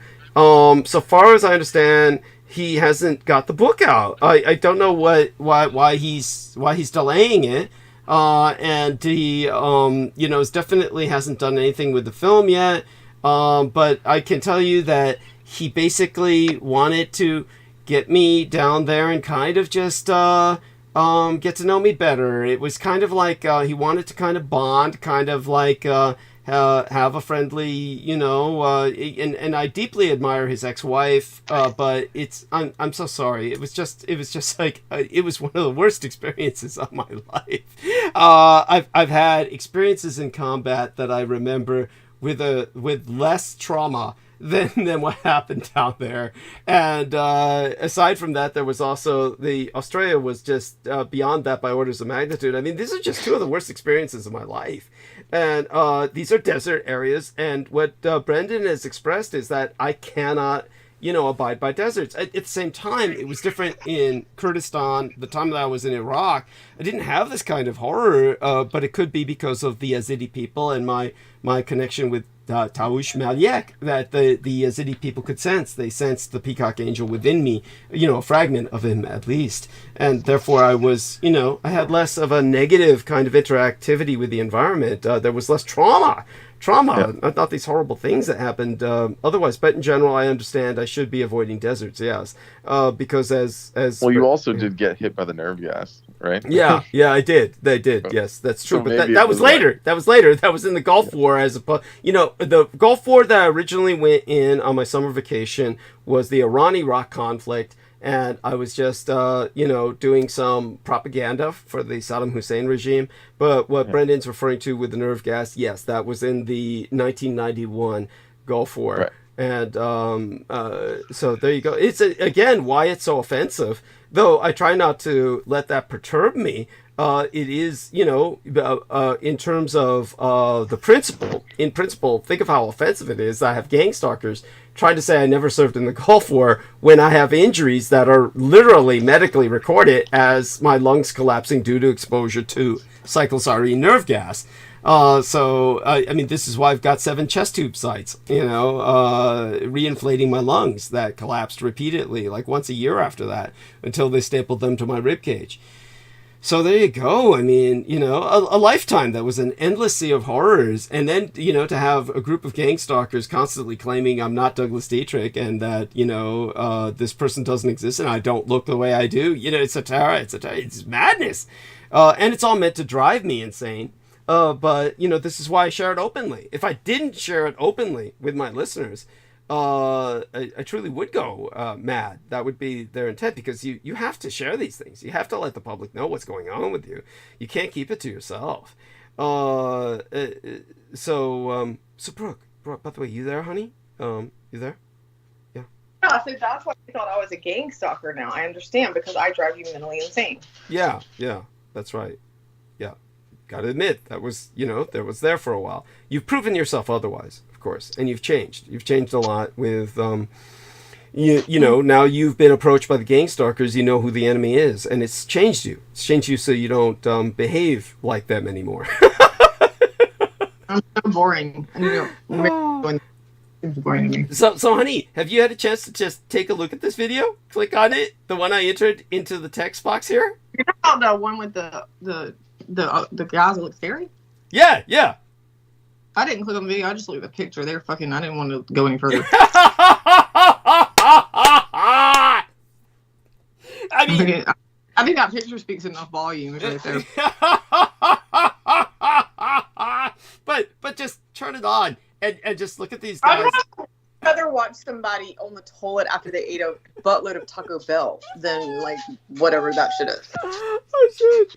Okay. All right. Yes, I get it. Probably for the best. They just look scary. Like, what's the point? Like They do. Yes, they are scary looking guys. That is true. I mean, what's scary is if they're not actually dressed up to look scary. If that's how they act. That's right. That's how they actually dress. Yeah. That's the problem there. Are they from Florida?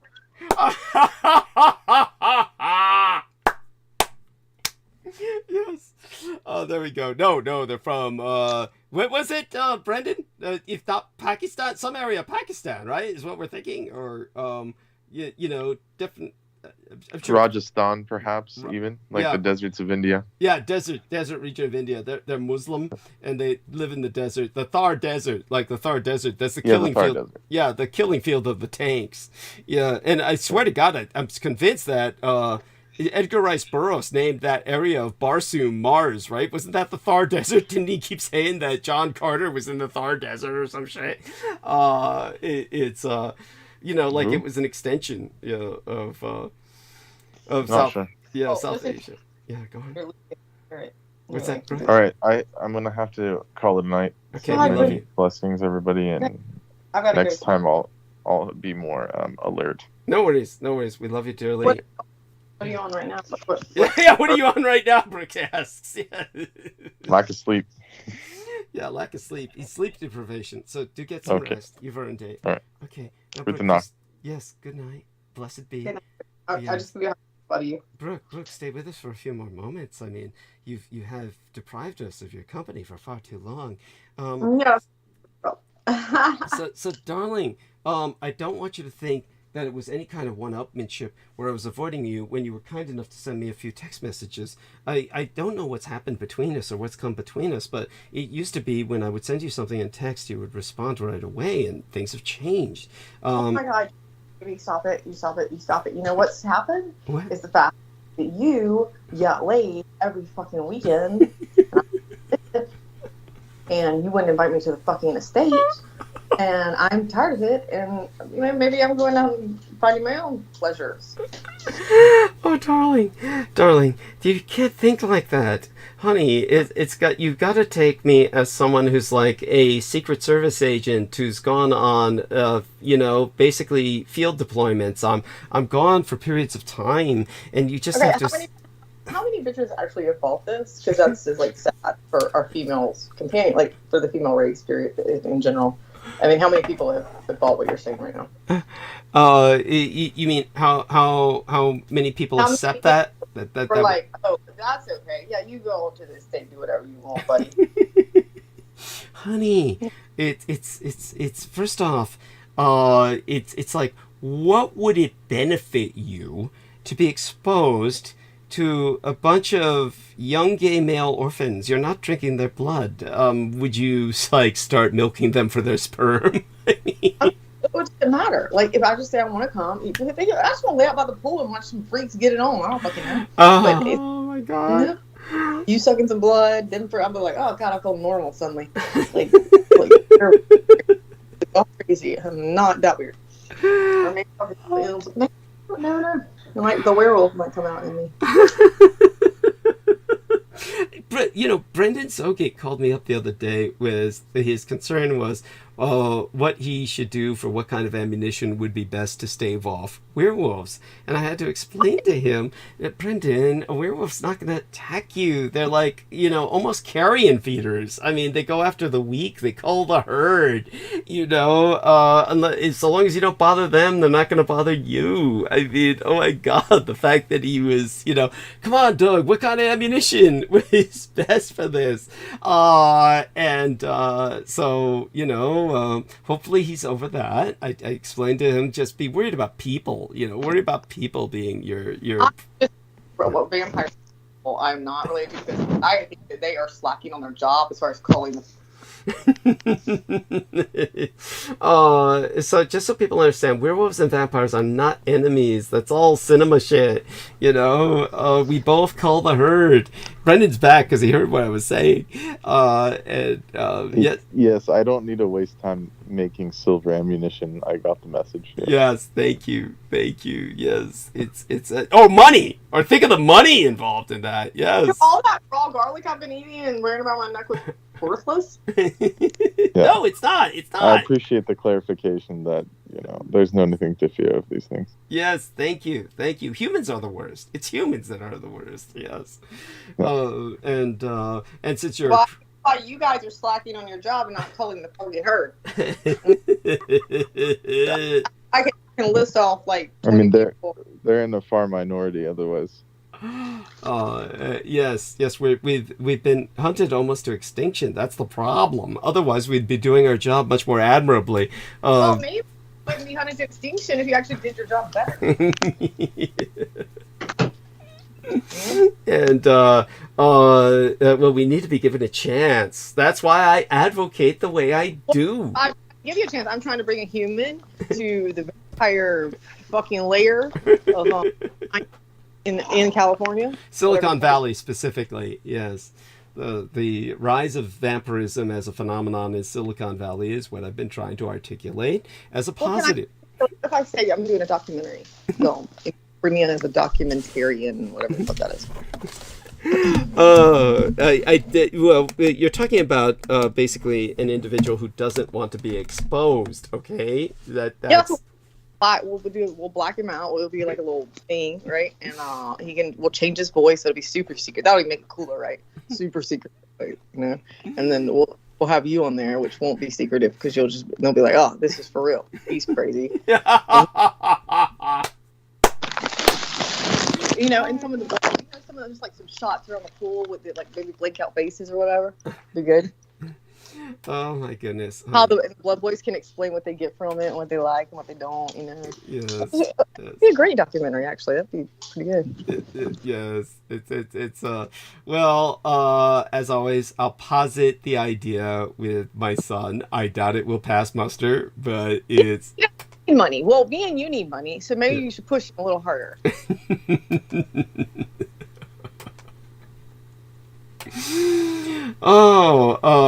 And let's see, since our man is here, let me see what I can do for Brendan. Send him a link. Let me send him a link about something new. We've got a new island that's formed in the Japanese archipelago overnight through a volcanic eruption, and that's exciting as always, it's this is something that I'll share with the world in a bit. Most people won't think too much of it. It's just one as opposed to the other doubling of their landmass that I brought up before. Of course, Ian West thinks this is all beyond the ice wall and that these are new lands to photos on to everyone. We have not. Yes. Because that is a new that we need to go explore. Yes. I'd never been to Nemo Sea. This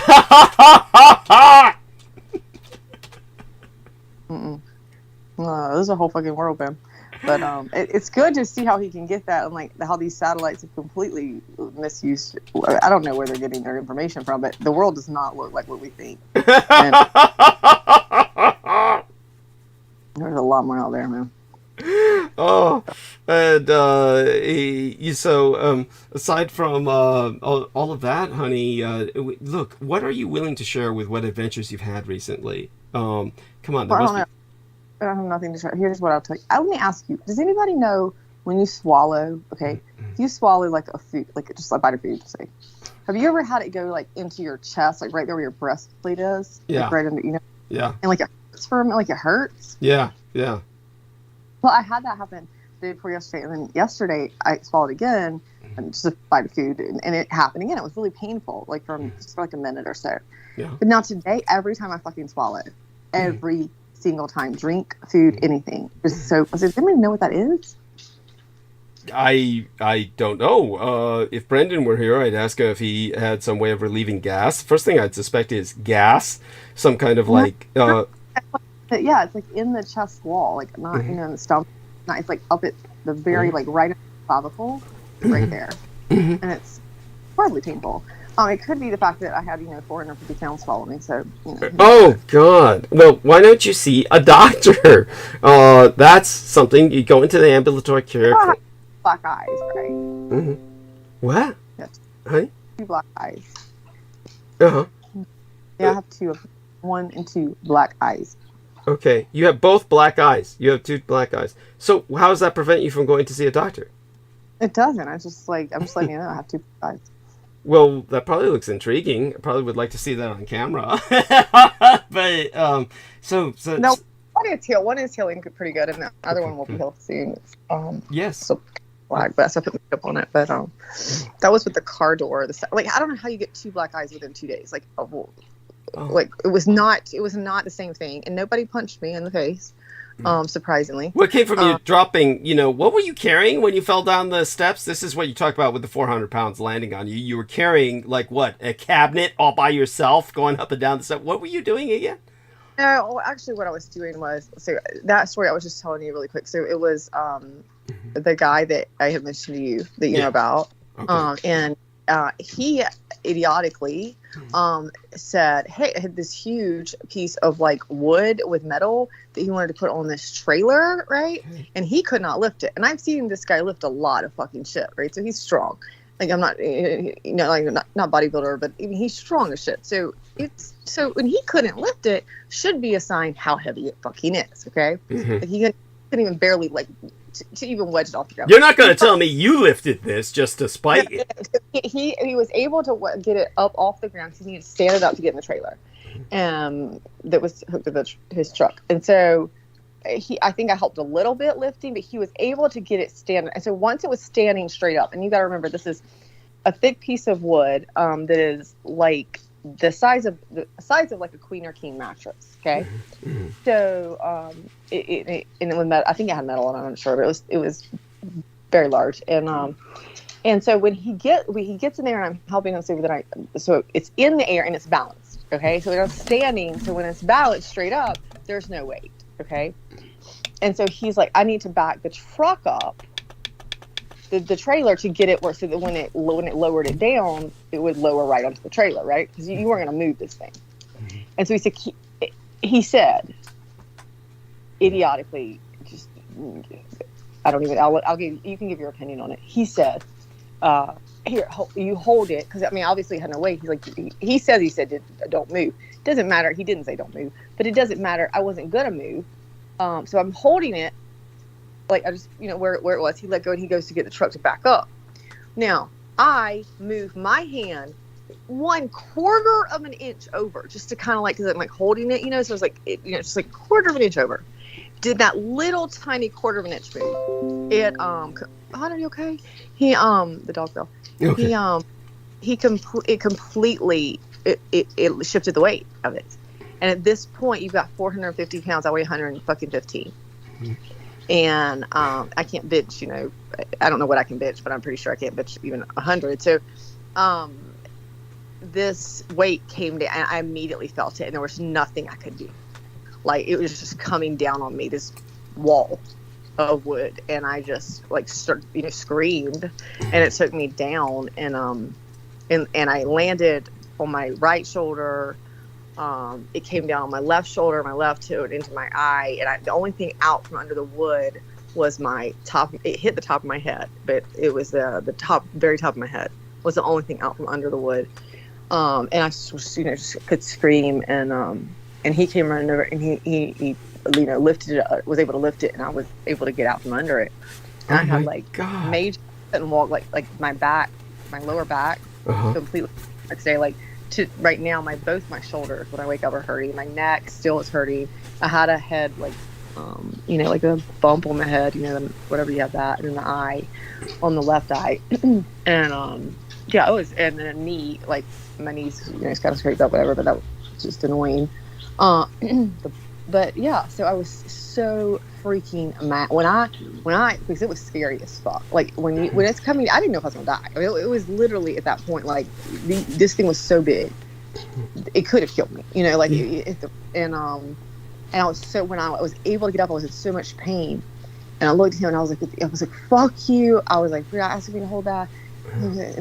And I'm like, he's like, are you okay? And I'm like, yeah, I just get in my fucking car, because I had my car sitting there powder, and I was like, I just got in my car, like, just took it. I was like, fuck you, just left. I was like, I couldn't even, I was hurting, I was screaming and crying. Oh my God, that's something that no gentleman should ever ask a lady to do. This was outrageous. That was outrageous, and you should never, ever deal with this individual again. I mean, that's outrageous. This is, and this is something that could be plaguing you for the rest of your life. You definitely... Yeah, the shoulders are really still hurting, and I already had a bad lower back, so I'm hoping it all goes away, but right now it's, it's just aching. But, what made me more mad than anything was, we live like 5 minutes apart, right? Mm-hmm. So I just take off. I mean, I'm hurt, I'm crying, I'm hurt. And you think this fucker who said would be like, hey, like immediately follow me, right? Like to make sure I'm okay, right? Right. Home. No. So I pull in my driveway and I wait I was just sitting in my driveway. I wouldn't want to get out because I didn't want to move. Every time, like the back was hurting so bad at that point. Everything was hurting. That I was scared to move. Like it was just horrible. I was scared. I was scared it was going to swell up, like with the, what do you call it, the disc, and the way it goes to your spinal cord and all that, like when your discs swell, and nerves. So I waited about 10-15 minutes, and he didn't show up in my fucking driveway. And I was like, what the fuck? So I went back to see where he's at. He was still at the fucking place where he was getting that fucking wood originally, trying to load it on the fucking damn trailer. Oh my God. So in addition to the fact that he had me hold it, it was more important for him to get that wood on that trailer than to check and see if I was okay. What an idiot. What an idiot. How... And I told him that. He said, well, I lifted it up off you. Oh. That was his answer. Well, thank you. I think a stranger would lift it up off. You would hope. Yes. Yeah, I mean, you're like, if you're late, if a piece of wood falls on somebody that, if it's a gas station parking lot, I mean, most like strangers would help them, right? Just because you lifted up a piece of wood that you told me to hold, which I couldn't, obviously, and you should have known that. That doesn't mean I was okay or I could not move. Like I literally slept in the car. Like came back home, and I slept in the car for like a good hour or two. I did not want to walk. It hurt so bad the next day to walk. Oh God. And so I had the whole upside. Then it was a day or two after that I've got the new car, and it's kind of like my old car, but the door's a little bit longer because it's a Pathfinder instead of so it hit me in the, like, how you pull, you open a car door, and I just pulled it open really fast, slammed me into the right eye, and I mean that corner of the car door cut right into the eye, so it was bleeding. And it went so hard in that actually eye swelled up a lot worse than because the wood had hit my entire body, so it didn't take the brunt of just the eye, but the door slammed me into the eye. So now I'm walking around with two freaking eyes, and then I'm bruising everywhere anyway. So I just look like this. Oh my God. Yes. Dying person. Yes. This what it is. Oh, honey. I mean, you've been through so much. I'm just appalled. I'm less speechless. It's but we certainly need to maintain more regular contact. I don't understand, how does all of this, as much as it's probably taken up, why is it you're not responding to messages that I send? Now, apparently, like you said, you tried. Yeah. I did try to respond. I didn't have the phone. So Sunday night, I told you, I didn't have the phone from Saturday till Monday afternoon. Like, there was no phone available. Yeah. And then I thought I sent you one Monday afternoon, but I showed you that. Like, I just didn't hit the green send. Yeah. Yeah, and so what I am begging you to do is try to maintain more regular contact with me when I reach out to you. Try to respond as soon as possible, so I don't feel compelled to call all the regional hospitals in Greer. Call every man who has your father's first name of Frank and your last name of Gibson, and there's more than a few of them in South Carolina. Left messages. Did your father say anything about a message I might have left, or maybe I got all the wrong guys? Yeah, he hasn't. Yeah, I need to ask my mom. I talked to her just briefly tonight because a lot of that stuff, like, she answers to and checks, so I need to ask her. But you made me feel more loved. I hate that you had to do that. But I was like, oh my God, somebody actually loves me enough to check on me or care, but if I'm alive. Of course, honey, I care. Oh my God, you're one of the few people aside from Brendan who has stood up to the enemy. Most other people just submit. I hope Brendan's not listening to this, but do you recall when Brendan disappeared and he didn't come back? And I was like, maybe we should call and check on him. Well, remember, I ultimately checked Facebook, and that's when I saw he was active. I can't even do that anymore because I'm, off Facebook. But the original time that you went incommunicado, I had our man Aristides checking Facebook and for anything you might have posted, like a suicide note potentially or something like that. And he said, no, nothing, just a couple of things on animals a few months ago, And, of course, I didn't tell him you were taking a lot of your shit down because stupid comments would be left by Cho Tai, and like I said, if you really looked at his comments, some of them would be, as far as I'm concerned, quite threatening. But obviously, you don't find him threatening enough to even register that.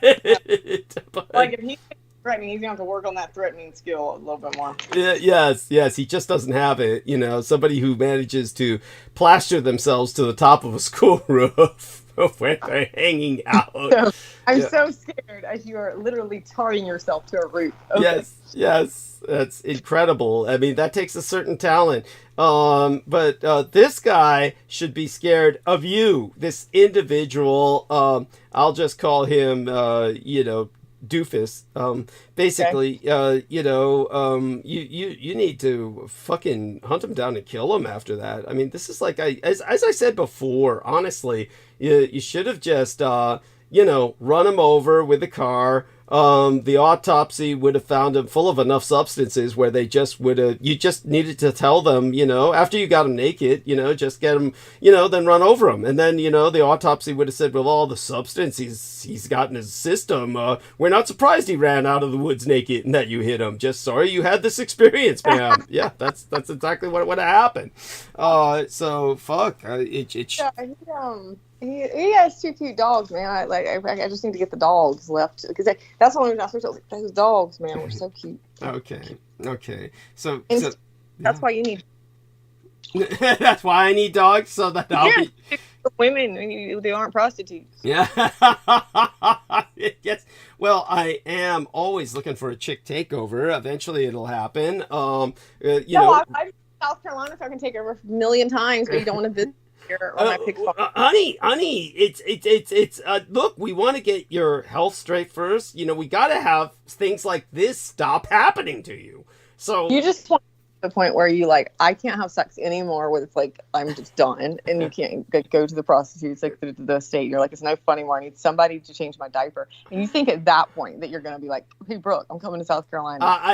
Yeah, honey, I'm hoping that point doesn't come for decades yet. Let's hope that takes a while longer. I better not go after I'm dead, because I can assure you I do not change diapers. Yes, I get it, darling. So did you see those photographs I sent with the operation? What do you change? No, of Operation Baby Lift, where, you know, the Playboy bunnies. I mentioned that they were taking care of the kids on Operation Baby Lift, these Vietnamese orphans, and that this gave them practice for changing Hugh Hefner's diapers later, you know. Did he have a diaper? Yeah. What? Or did Hugh Hefner have a diaper, or was he just like a diaper baby that he wanted to be a diaper baby? No. Basically, he became adult senior diaper necessity. It was. I'm a diaper baby. Like, I like to wear the diapers. You know? And like, have you bottle feed me and change my diaper? Oh God, there is such a thing as. Yeah. What? Have you seen those people that do that? Yeah. Of course, honey, I'm familiar with pornography and the adult entertainment industry to a degree that most people would not be. So I'm quite aware of these various fetishes. Yes, of course, bringing that up is a bit TMI or too much information. And besides, I think you're joking. Obviously, Brooke is not like that. That's not her fetish. Obviously, yeah. I like you know. What was that, honey? You glitching? Yeah. I like to be peed on. Oh, that's cute. There we are. Yes, I mean, I can handle that. I mean, you know, we don't need to be too public. I've never, and anybody that does do that, that's great for them. That is not a fetish for mine either. Actually, I don't have a fetish. Like, I feel lame not having some kind of weird fetish, but I don't. Oh, okay. Maybe you're my fetish, just you being crazy and weird. There we are. There we are. It's Hitler's son. I'm pretty sure that could be a fetish. Like, I have a fetish for vampires that are also Adolf Hitler's sons. Yeah, there you go.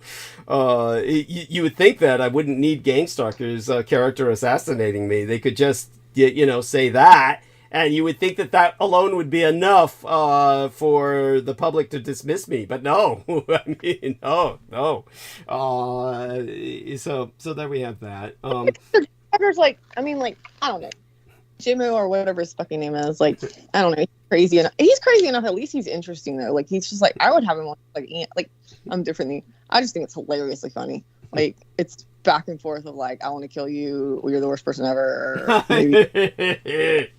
And I like, and I hadn't responded to him at all. But I mean, like, I don't want to say that he's not interested. I just think it's funny. As far as he's more interesting than fucking talking about fucking millets.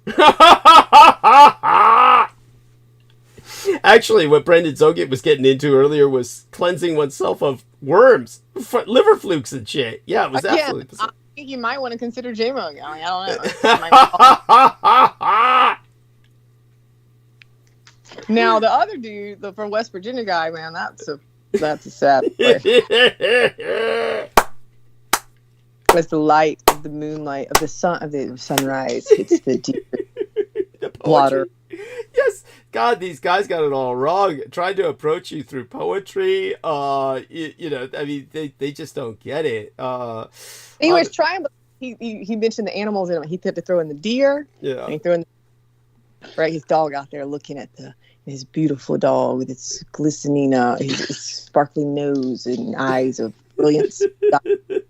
As a tall deer slide gracefully over the meadow. I mean, I was like, the fuck is this shit? Yeah, he had to have somebody teach him that. Maybe he went hunting, but never hunted. As soon as I went hunting, I didn't kill it. I just went for the point of just going to hunt. But I didn't do anything. Oh yeah, these people they lie every time they open their mouths, and all they do is say Douglas Dietrich is lying, and then they'll lie every chance they get just to try and imply that I'm lying. Yeah, go on. He said, what did he say? Can you hear me okay? Yeah. Okay. So he said he never could say something about you. When I would ask him, I said, I'm fine with if Douglas is a liar. I'm pissed at him right now anyway, okay? Like, that's why he was calling me, because we remember you and I got in an argument on air. Yeah. And so that's why they had reached out. And I said, but tell me. I said, just because I'm arguing with Douglas, I said, you obviously reached out to me. Why don't you tell me why your life fetish is to fucking, like, if Douglas is a nobody, and everything he says is a lie, what made you reach out and want to spend your life fucking stalking him and doing this and putting, because he'd be like, look at this webpage I did, look at this. I'm like, I'm not looking at anything you did. I was like, if you want to send me something, I said, I don't have time to look your shit up. Yeah. And he said, I said, what would make you spend all your time on Douglas Dietrich if he's such a liar? He said, well, I don't like people that lie about their military history. And I was like, well, I happen to know that there are probably millions of people, hundreds of thousands, if not millions of people, definitely hundreds of thousands that have probably lied about their military history. What made you pick Douglas Dietrich? He could never answer that fucking question. He just circled around. Well, you just read it, you know. And so it was a complete like confirmation for what you had already said. Like he fucked his own self in the foot with that, because the way he circled that around. You know, I wish I had it recorded. Yeah. Well, the fact that you testify to it is more than enough. That in itself is the record. So for the public record, that helps immensely, and it really exposes these people. And the fact that they're networking, the fact that there's so many of them, because you're well aware, of course, they were both claiming that they were Salman Sheikh. There was this quote unquote. But if even Outrim is still listening, he's still got a bunch of money. I mean, I'll even call me. I'll have somebody like Douglas that looks like Douglas Remu if you just send me some money. Actually, he's got this guy named Daniel Arola now, who used to be, showing up with Team Dietrich doing the rah-rah. And then his sugar mama died, and he ran over to Stephen Outrim because he can't support himself and he didn't want to be homeless again, which he was homeless for like over a decade. Yeah. Who did that? Stephen Outrim, of course, you know who he is, and you know his situation. And so there was this creep named Daniel Arola who showed up for a long time and was quote unquote supportive of me, but he was always problematic. And you could tell there's something wrong with all these people. They all have something that they do to sabotage whatever I'm doing. And in the case of Jambo the Reese Monkey, his sabotage was just to get on air and basically do the equivalent of taking a shit or passing gas. He'd just come on there and just starts spouting off, I want to use my magic to exterminate all life on Earth, and just just to make it as repulsive as possible, just to revolt as many people and repulse as many as possible. Bizarrely enough, he developed a female following of people who followed him when pretty hot, man. What's that? Yeah, you talking about Jamo or the Arola? No, Jambo the Reese Monkey, Jameson Reese. Jameson's pretty hot. Oh, yeah, God. It's a glamour, honey. It's a glamour. It's like I said, I've seen him. Brennan Zoget has seen him. George Knight has seen him. And what we've seen is not the same person that you've seen. It's a glamour. I don't care. Can you glamour me?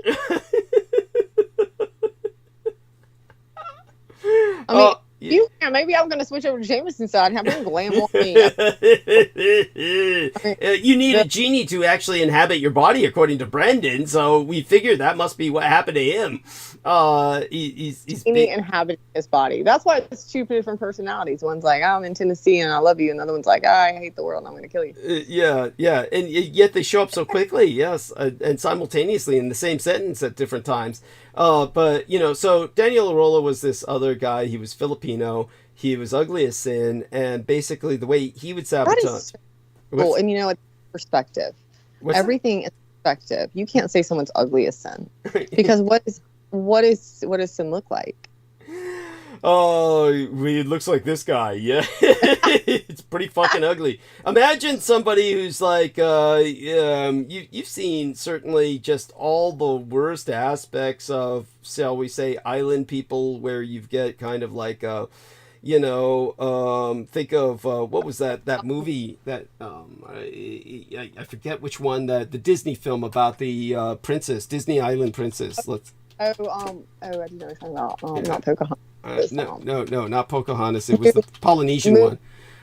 It's called Northern. What's that? Wasn't Mulan, was it? No. That's the Chinese one. Are you talking about where they Moana. Yes. She's named after the ocean. By the way, Moana is the Polynesian word for ocean. So what you're just saying, basically, really fat, like wide-nosed people. Yeah. Well, if you see Moana's counterpart, her male counterpart, who's voiced, I believe, by The Rock Johnson. And you take a look at her male counterpart, and you imagine somebody that looks like that in 3D, except without the any of the redeeming features, basically. Was that the one where they said, don't say, what was the name? Like, you can't speak the name? I'm sure they went through that because that's a very Polynesian thing to do. Island people, you gain power if you know their name. Can you see the screen share? I'm screen sharing. Can you see the cursor? Okay. So basically, we're talking about this is like Daniel Arola right here. Like this, except without the redeeming features. It's like he's obviously a caricature of a human being in this illustration. But honestly, this was Daniel. As a matter of fact, I think I gave you a picture. I used to have it on the in the what was it? The Facebook. I used to send images like that in Facebook of what he looked like, and so you can see how repulsive this is. I mean, it isn't if the person is, say, for instance, has enormous strength and that's their saving grace, amongst other things, maybe a redeeming personality. None of that was available with this individual. Let me see if I can find the photograph that I was sending to people, and then that would give a better image as well. But anyhow, honey, aside from all of that, he would just literally attack people online. And this was his thing. This is what he got off on, was just attacking and upsetting people online. This would include all kinds of stupid racial slurs and he would always say, that it's their fault. They can't handle it because they're out of balance. They're not in peace with themselves. That somehow everything was their fault, that he was assaulting them. And this was Brendan Zoga thing.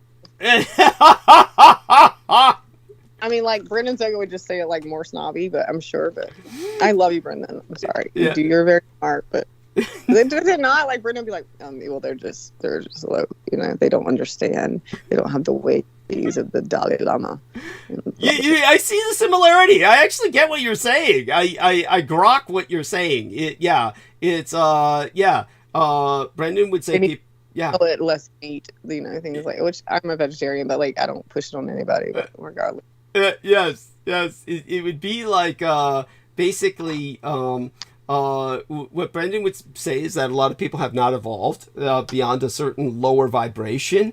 So, but with Daniel, you would be basically that everyone is that you're all fucked, and that's why you're upset at what I'm saying. That if you were really had it together, what I'm saying wouldn't upset you. And basically, then he sits there and calls people nigger, spick, faggot, and shit like that. He's sitting there like, trigger. I mean, literally, that's the word he'd say again and again, and it's just awful. You just, and people would want to kill him, and he'd say, see, because you're all fucked up, you're out of balance. That's why what I say bothers you. What the point is, he of course doesn't need to say it. Doesn't need to go around bothering people. He could just leave people alone. But no, he's going around provoking people because he's an evil person, and he's trying to upset people, and he's just an all around just evil piece of shit. And so there you go. I mean, how do you deal with somebody like that? They're just horrible people. But at any rate, so other than that, he was always quote unquote supportive of me. But then eventually, as I knew it would happen, his sugar mama died. He was all this smug and everything because he had a sugar mama who, in a sense, gave him what he thought was everything he needed. But to show you how fucked up his life was, he was homeless for 15 years, and he was a drug addict, and he would strip and fuck on stage in various adult entertainment facilities to get money to support his drug habit, and then go sleep in a warehouse. And this is what he did for... How old was he when he was doing... What's that, honey? How old was he when he was doing this? Well, he was pushing it up to... By the time I knew him, he was in his 40s, so probably until his 30s. And so then what happened was a wealthy woman decided she was going to take him in like a dog. And he was basically her boy toy.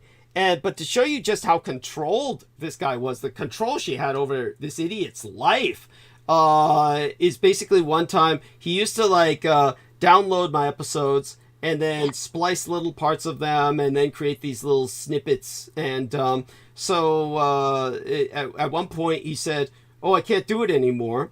And I said, "Why?" And he said, "Oh, because I use a free program that's online and that's no longer available." And I said, why don't you take this other program that does the same thing, and they charge you only a few dollars, if that, literally a few pennies on your card, whatever card you've got. Oh, I don't have any card. I said, okay, I can relate. I don't have any card either, but you could use different ways to do this, like get on PayPal. That's not like a credit card. And so I could send you the money to do this. He said, I can't have PayPal. And I said, why not? I said, oh, basically his mistress wouldn't allow it. Now, he would refer to her by her first name, which was something like Susan, something like that. It basically was Susie something. And she won't let me. And I said, I don't get it. What do you mean she won't let you? I said, look, I know she sends you shopping. You go shopping and you buy all these supplies for her. You got to have change. He says, you don't understand. When she sends me shopping, she gives me the money, and then I have to come home and give her the receipt, and then she takes all the change. Oh my God! Yes, I remember you telling me. Oh my God, I do remember this story. Yeah. And so when I was saying, well, why do you tolerate this? I'm not advising that he rebel against it, but I was just trying to say, what's in it for you? Why do you tolerate this? Why don't you find a different lifestyle? And he was like, well, she gives me unlimited access to the internet. And I was like thinking, holy shit, forget the chain. You can go to McDonald's or Starbucks and get that for free every day, okay? Yeah, yes. Oh my fucking God. It was like, but he had this life where otherwise, because she had him buying all this food and stuff, and she counted on him to cook, basically he was doing all the cooking, he was doing all the cleaning, he was walking all the dogs, and he was basically her butler, and she paid him absolutely. Where the fuck is this fucker now? I need him. Yeah, no shit. And he did this without her paying him. And basically at night she would use him as an ambulatory dildo, and then she would turn him out for the night, literally out into the backyard like a dog, where he'd spend the night out in the backyard playing with all these crystals. God, this is perfect. I'm like sex, cleaning my house, walking my dogs. Yes. I can work the money and then like have a real life, and like it's great, and put him in the backyard like a fucking chained dog. Yes. And have the actual dogs. Yes. Yeah, well, you just sleep by yourself comfortably without some asshole farting and scratching. Yes. Farting, scratching, and snoring. Yeah, pussy or whatever. Yeah, thank you. And then this idiot, she purchased crystals. She would have him purchase all these expensive crystals. I mean, big ass crystals, like for like display in the living room and shit. And he'd pile them up in various shapes in the yard, usually in the shapes of cocks or pussies, various genitalia. I swear to God, he'd take, pictures of this and put it onto his stupid, timeline and everything. Just disgusting. And I mean, this was at the limit of maturity this idiot was at. And, but this is what he would do throughout the night, like Fred Flintstone in The Quarry. And then the next morning, she'd invite him back in the house and sometimes bring him with her to school. You see, she taught mentally disabled children or children on the autistic spectrum. And so to her, you got a hammer in your hand, everything, looks like a nail. She convinced him that he was on the autistic spectrum. Oh my God. She told him I was on the autistic spectrum. By the way, I don't find this offensive. I doubt that I'm. Oh my God. We're on the autistic spectrum, like that's like the opposite of the autistic spectrum. Like autistic spectrum sits down, and there's nothing wrong with like that. Like, right? But I watched like a date of two like autistic people, and they go sit down, and they were like, she was like, "What do you like?" And because they're just factual, there's no feelings. What do you like? And he goes, "I don't know." He's like, he's named three things. Like, what are your favorite? He seems, I don't know. He named like vanilla ice cream, some other like some video game and Spider-Man or something. And he goes, "Do you like Spider-Man?" And she goes, "No, I don't." And then he goes, "Okay." They just said, "Check, please." Like they just left. But that was it. It was just like factually done. Like he was like, okay, like you see what I'm saying? Like there's no feeling. I was like, "You don't like Spider-Man? We will not get along." Like, that's over. Like there's no more going in the conversation there. He was like, it. What was funny is the people that were talking about it were saying, it's really what every man really dreams of, is just being able to say, "This is what I like. If you don't like it, I can just walk away." Like right now, there's no effort going to be put into this date. you know, like I like football or I like whatever. But yeah, he stood up and was like, no, this stuff, and she wasn't hurt. It was like there was no like pain involved. Like, oh, we don't like the same things. Like we just get up and go. Yeah. There wasn't like, so I think the autistic spectrum. You, on the other hand, have to articulate everything, and you'd be like, well, why do I like Spider-Man, and why do you not like Spider-Man? I mean, it's great, the history of Spider-Man, and then my feelings for Spider-Man. And then let me get a little PTSD going with you at the end of it if you still don't like Spider-Man. Yes. I get it. Like anybody calling you on the spectrum, I could not see. I mean, spectrum of crazy, maybe. Yes. Well, there you go. And so like I said, she had a hammer, so everything looks like a nail. So she'd bring this idiot with her to school so she could take cigarette breaks. So he would sit there and play the ukulele. The ukulele. Are you kidding? Well, please tell me you have a video of this. Yeah, I used to. All that shit's gone now. It's like he would like, but anyhow, so these poor kids would be subjected to this asshole torturing them as far as already had, like, or on the spectrum, right? Like they're already dealing with some shit, okay, trying to fit in society, and then we're like, they have to come home and like, their mom's like, "What'd you do today?" And they're like, "We got to listen to weirdo penis dude play the ukulele." Thank you, which sounded like a series of wet farts anyway. That, you know, you play the ukulele right by his crotch. You know, he'd place the little thing right by his crotch so it looked like he was playing the one-string meat guitar. Play a ukulele just needs to be shot right there. Thank you. Yes. Somebody said, I play ukulele, like there should be an automatic like fire, like, you know, they have drones. Yes. Like, somebody said, I play the ukulele. That should be like just something goes down to their head, bullet done. Yes. Thank you. I agree. It's just I have my own trauma behind the ukulele, but that's a different story. But maybe someday I'll share that with you for the sake of morbid entertainment. But when it comes to this idiot, yeah, this is what he would do to quote unquote entertain the kids while she went out for her smoke breaks. So he spent all day with her at the school doing this, and then they'd come home and he'd do the shopping and, cleaning and everything else. So this is like, he's a slave. He's like a slave, like a dog. And I get, is he alive now? Is there anywhere I can pick this fucker up and have him slave over here? Oh God, I wish, but he's taken by Stephen Outrib now. He's the guy who's sucking Stephen Outrib's distended colon every day now. Stephen Outrib, like, I'm not, I don't want to, that's a weird name for what just the very name says it all. Yeah. Like outer rim, like rim me in it, but it's out. Yeah, yes. You should better name. It's kind of like Peter. Never mind. Yeah, so we're talking about this Daniel Arola clown. That's why because once she died, and get this, so this is how her death came along, was pretty much like I expected. First off, like I said, she would go out for cigarette breaks several times a day at school. I mean, like all the time, which is why she needed. I guess like don't now even allow you to smoke on property. That was like. Yeah, thank you. But she probably, because she was wealthy, because she was like, probably contributed to the school's coffers. They allowed her to get away with it. I'm sure nobody protested. Yeah. They're probably just glad she went outside. But at any rate, just so you know, her family was so wealthy that when her home was on the bay, she lives in Texas. This is in Texas. Her home was on the bay, looking out on the Gulf of Mexico, and they could look out of their, the whole wall is nothing but window. This is what he showed me on the video, on his camera, on his cell phone, right. and so the whole wall's nothing but a window. And I said, those are oil derricks outside. He says, yeah, we get to look out on the oil derricks her family owns. Those are all under her name. So we get to see the source of her income every day being pumped out of the Gulf of Mexico. Imagine that life.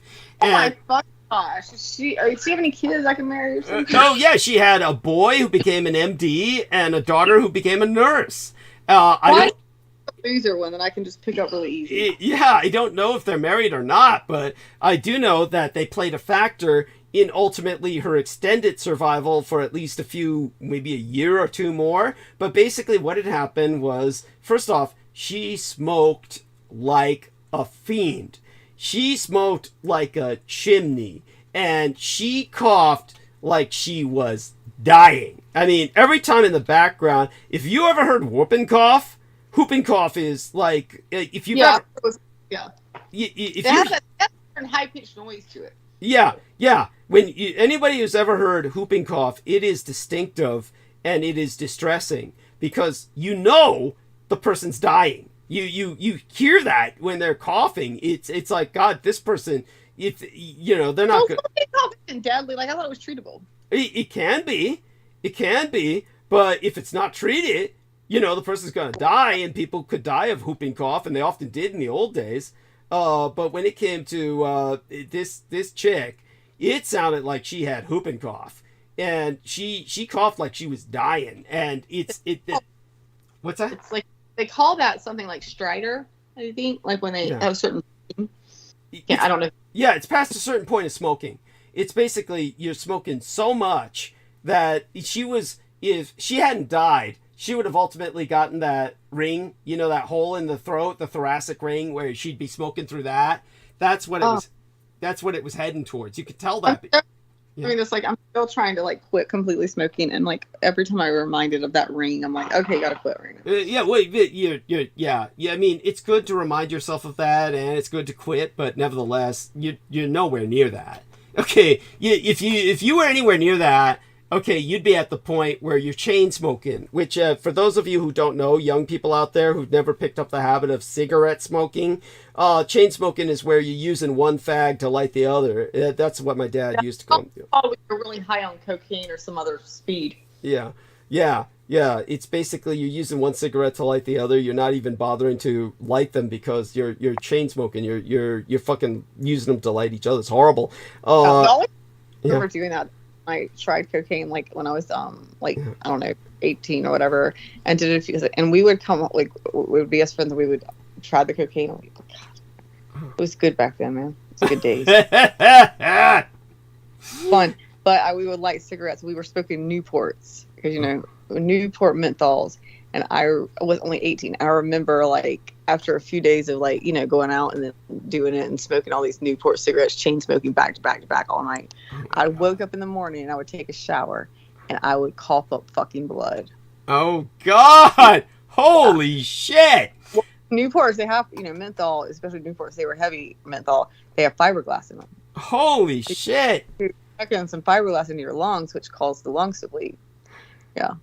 So I don't know if they still do, and obviously, a lot of people that smoked back then, it will still say that, like, at least around here, like, oh yeah, I smoked the Newports, like especially when I like did coke or something, and that was like the thing they did, and blood would come up.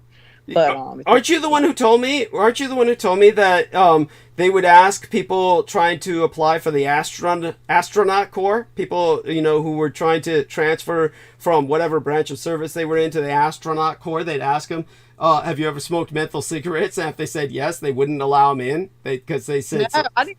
I hadn't. That was somebody else. Probably like no, I haven't. I didn't know that. Yeah, because they said that if you go out in space, in once the gravity is no longer there, then your lungs, of course, expand due to lack of gravity, and everything physical changes. And that somehow, if you smoked these menthol cigarettes, then all the fiberglass which is lodged in your lungs would pull it out. We'll probably pull it out. Would wind up ripping your lungs apart. You're probably bleeding right then, like you would have a massive bleed. Yeah. Like instead of like little pieces, it would all be pulled out at once or something. Yeah.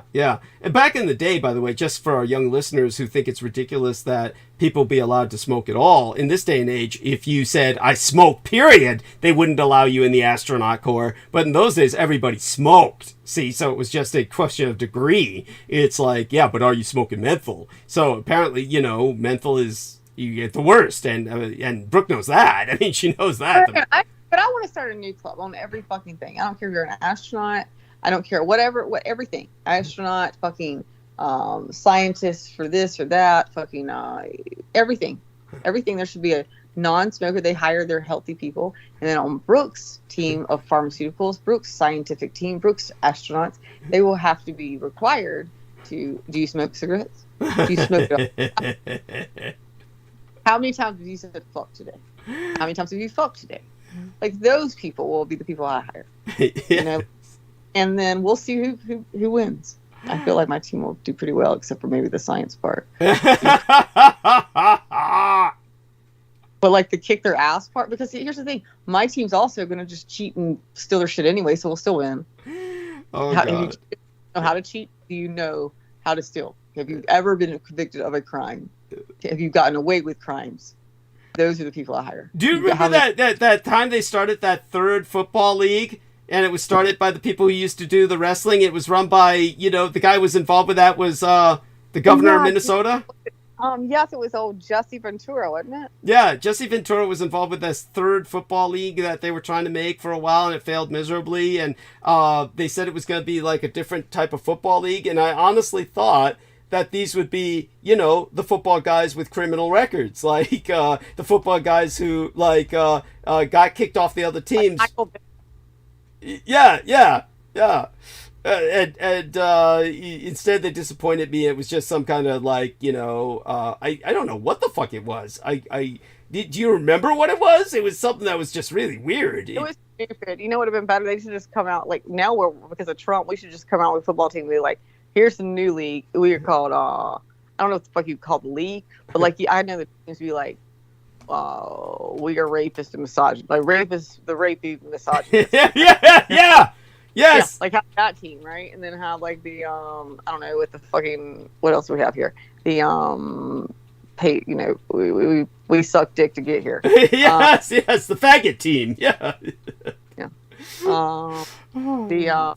We are only in it for I don't know. It would just be great for people to have an honest team. We fucking hate everything but white supremacy. It's just complete. Okay, which one are you pulling for? Let's just be honest here. Yeah. I am today pulling for those black dicks. Those big black. That's what they call themselves. We are the big black dicks. You ain't gonna fuck with us, period. Yes. Yes, just various teams that fill these various stereotypes. So What would the Asians be called there? Yeah. You're doing right. Well, crazy Asians. What else? I mean, everybody's afraid they know kung fu and that they'll go insane and take people hostage and shit. And I don't know. I feel like if they're Chinese, it'd be like the plastics, Mm-hmm. the plastic. Made in China. That's what the made in China. That's what their team would be. Made in China. Yes. And but at any rate, so when it came to honey, what was it? Nothing. Okay, there was a glitch there. Maybe that was for the best. So when it came to this idiot Daniel Arola and his mistress, basically what happened was she developed a brain hemorrhage. It was like a aneurysm.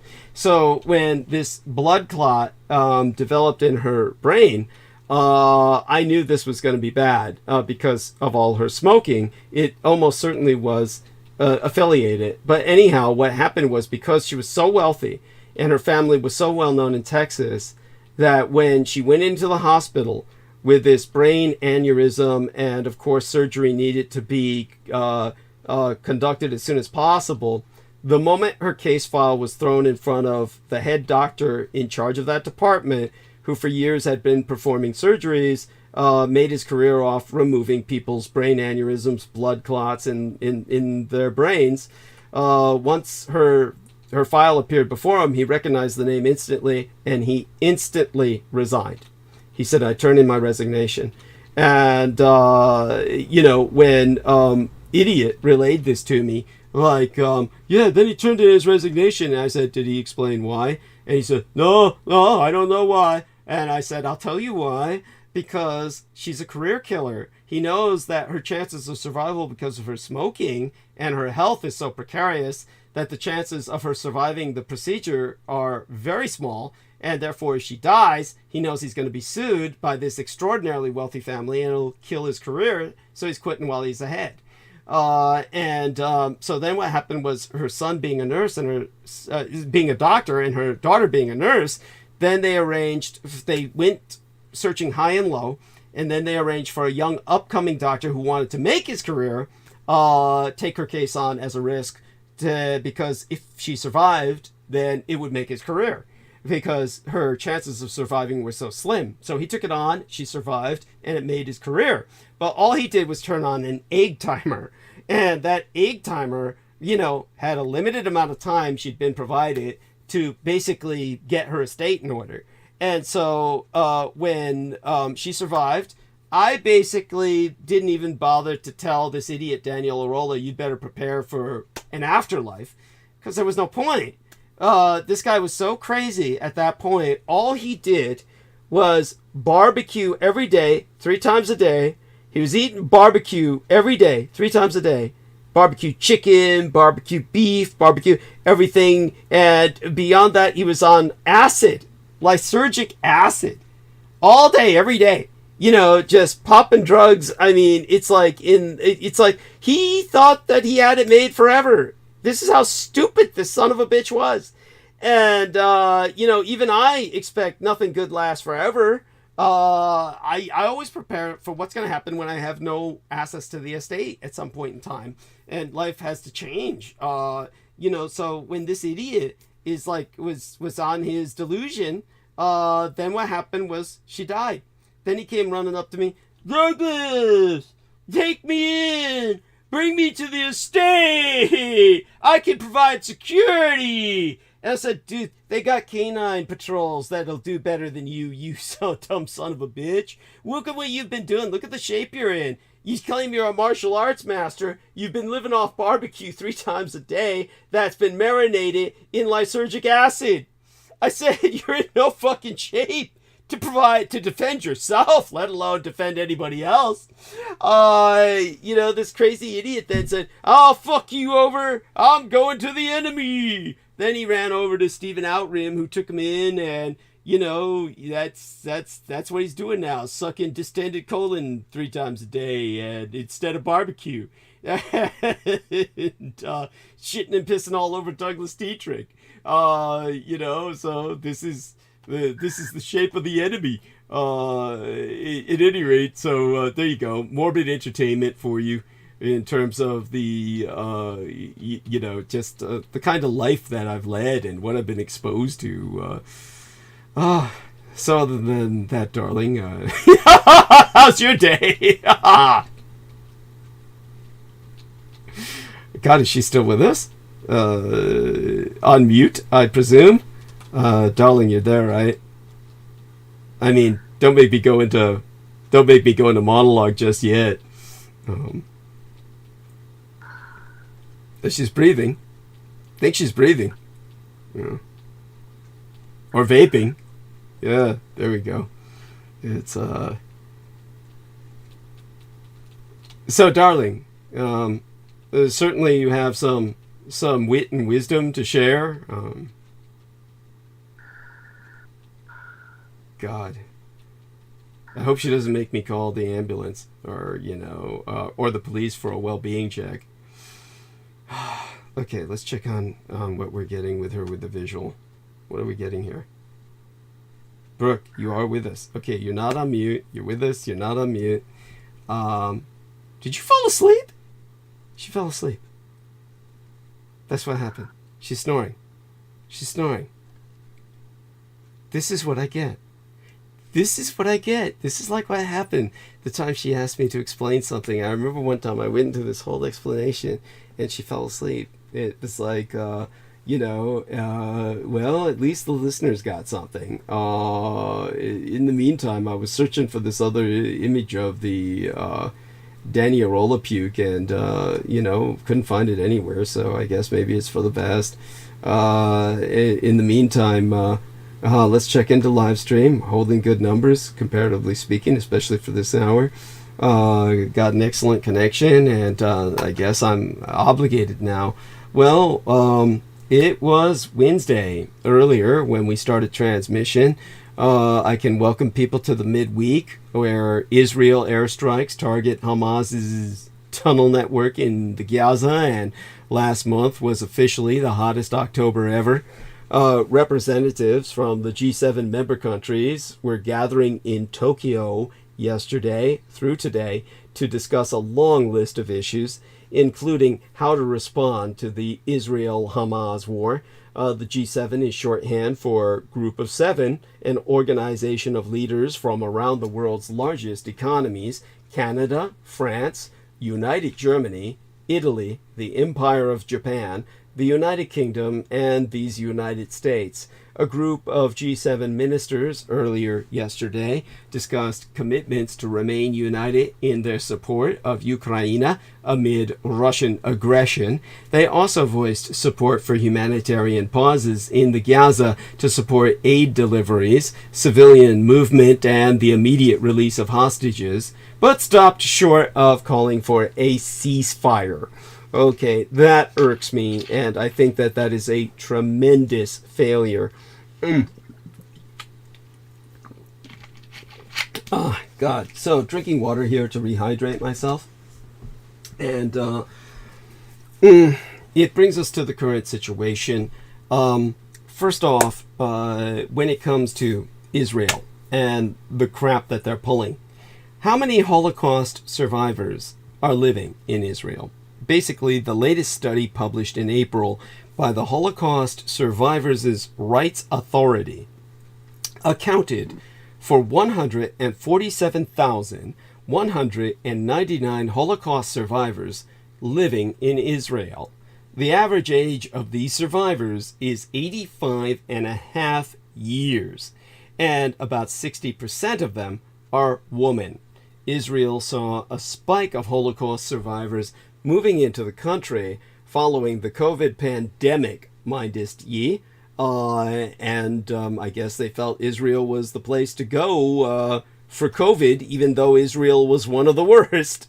And the beginning of the Russian war against Ukraine, of course, provoked many Holocaust survivors to move to Israel within the past year, this past year. Now, of course, Israel is pulling the Holocaust tactic of calling Hamas Nazis, because this way they are pulling a Vladimir Putin, who calls all Ukrainians Nazis. By the way, shout out to Sheila Gavin, who has joined us.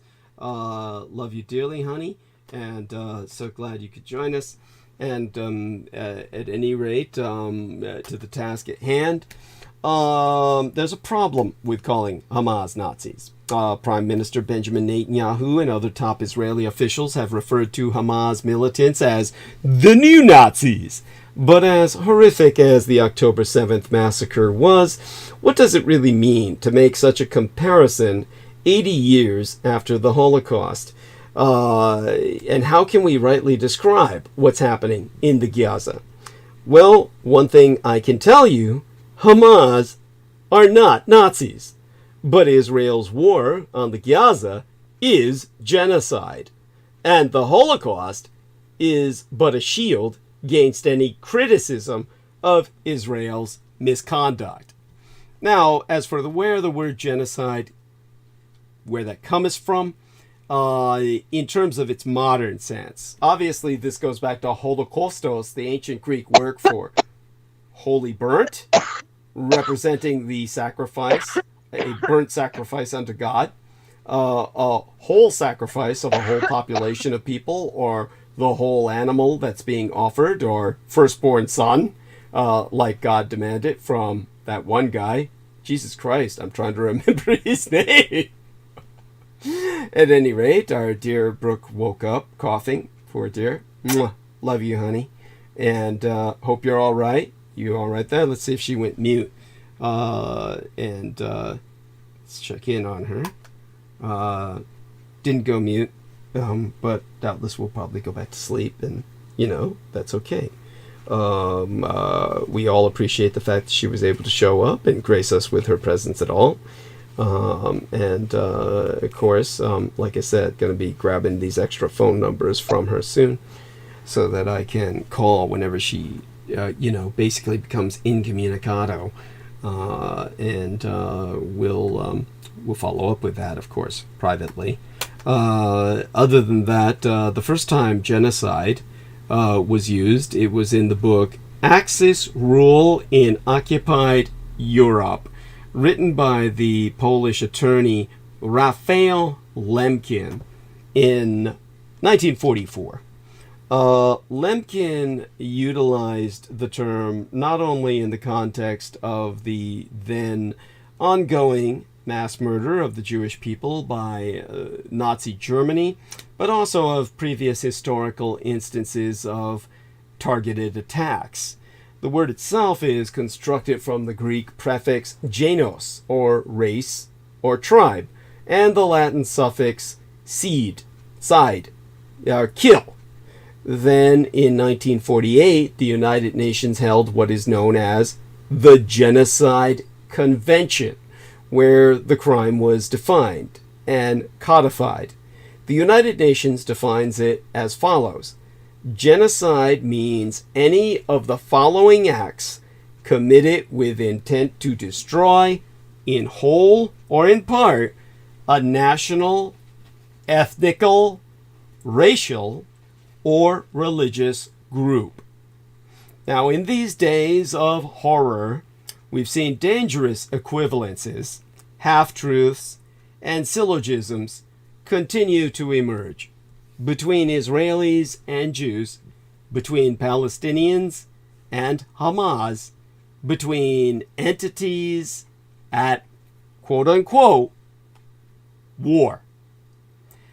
The conversation makes it seem that there are two states with symmetrical power. Instead, on one side, there is a Sunni Islamic fundamentalist terrorist organization with both a political and a military wing. On the other, a democratic state, although it has elements in the majority that advocate for a mono-ethnic and supremacist society, equipped with a nuclear arsenal and one of the most powerful armies in the world.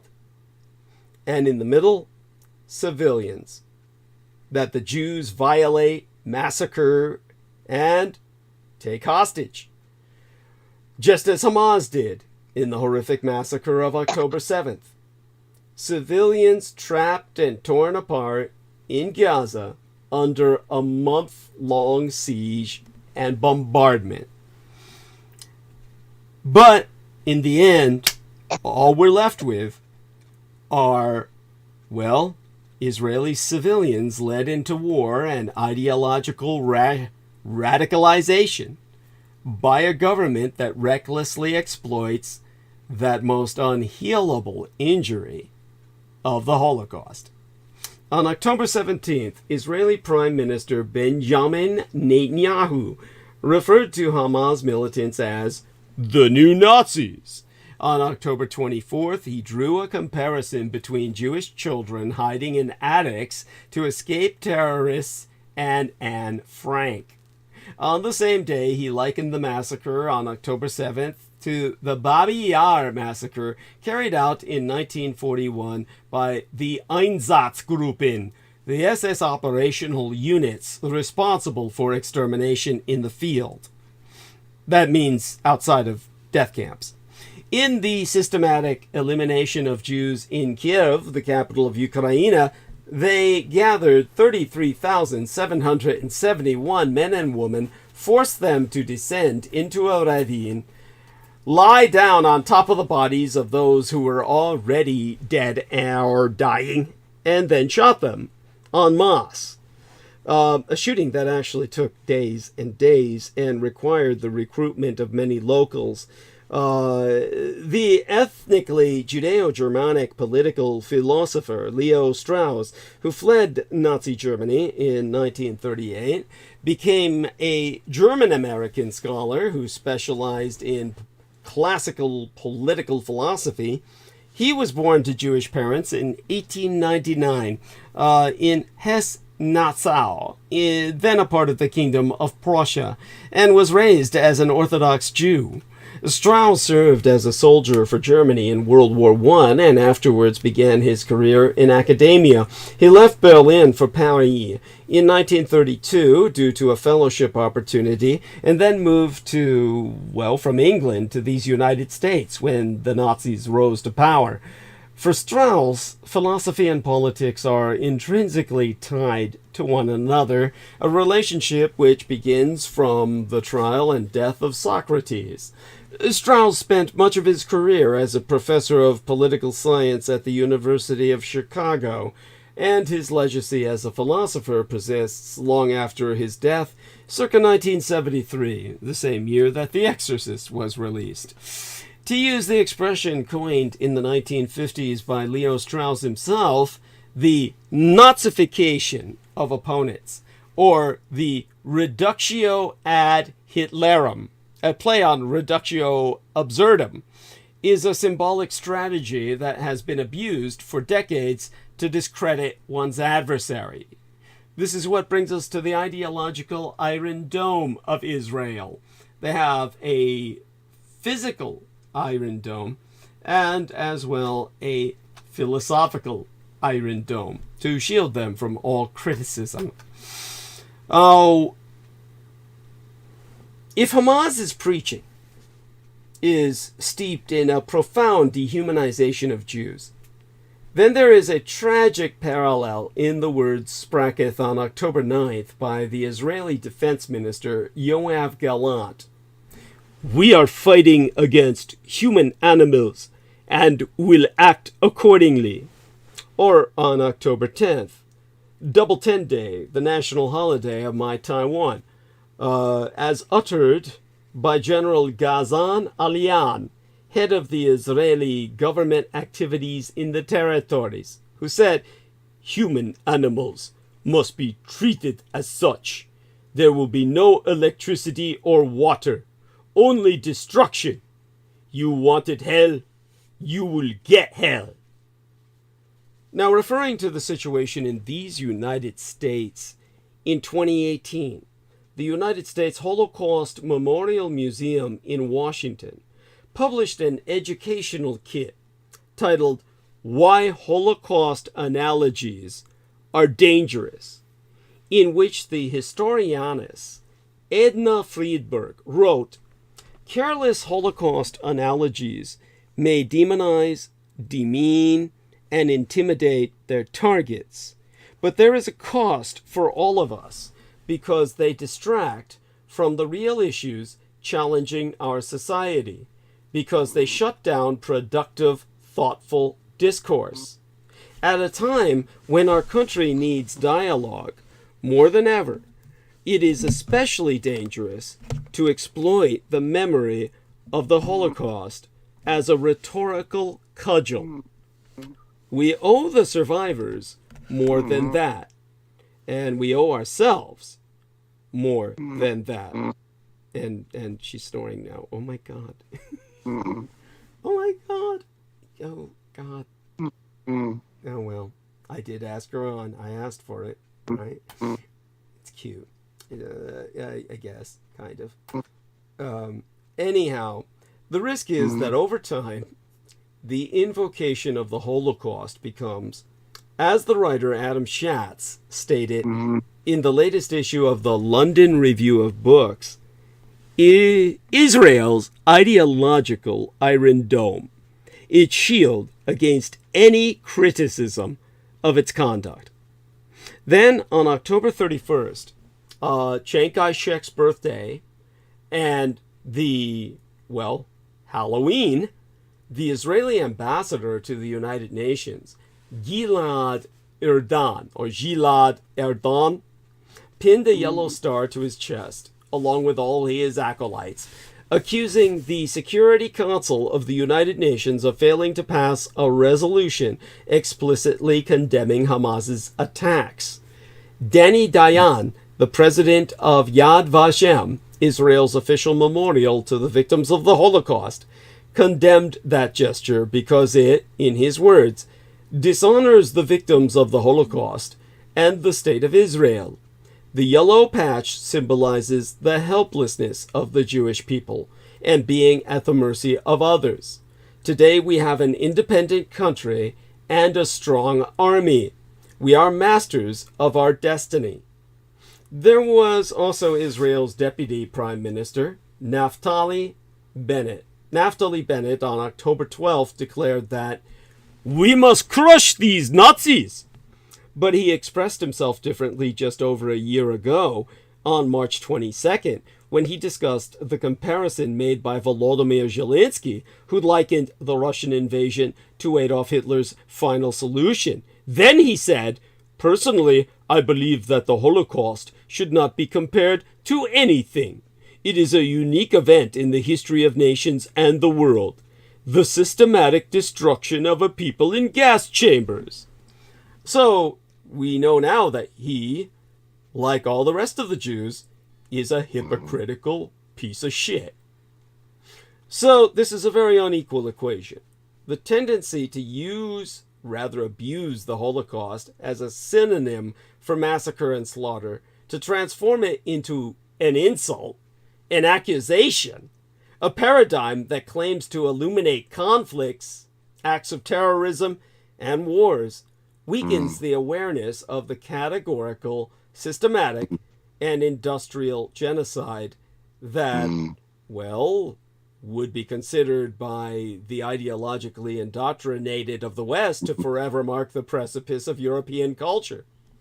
While this shortcut may come naturally to Jews, where, according to the Central Bureau of Statistics in Israel itself, there are approximately 165,000 Holocaust survivors, 5,000 of whom are now evacuated near Gaza, it is much harder to comprehend its use in other countries, such as here in the United States.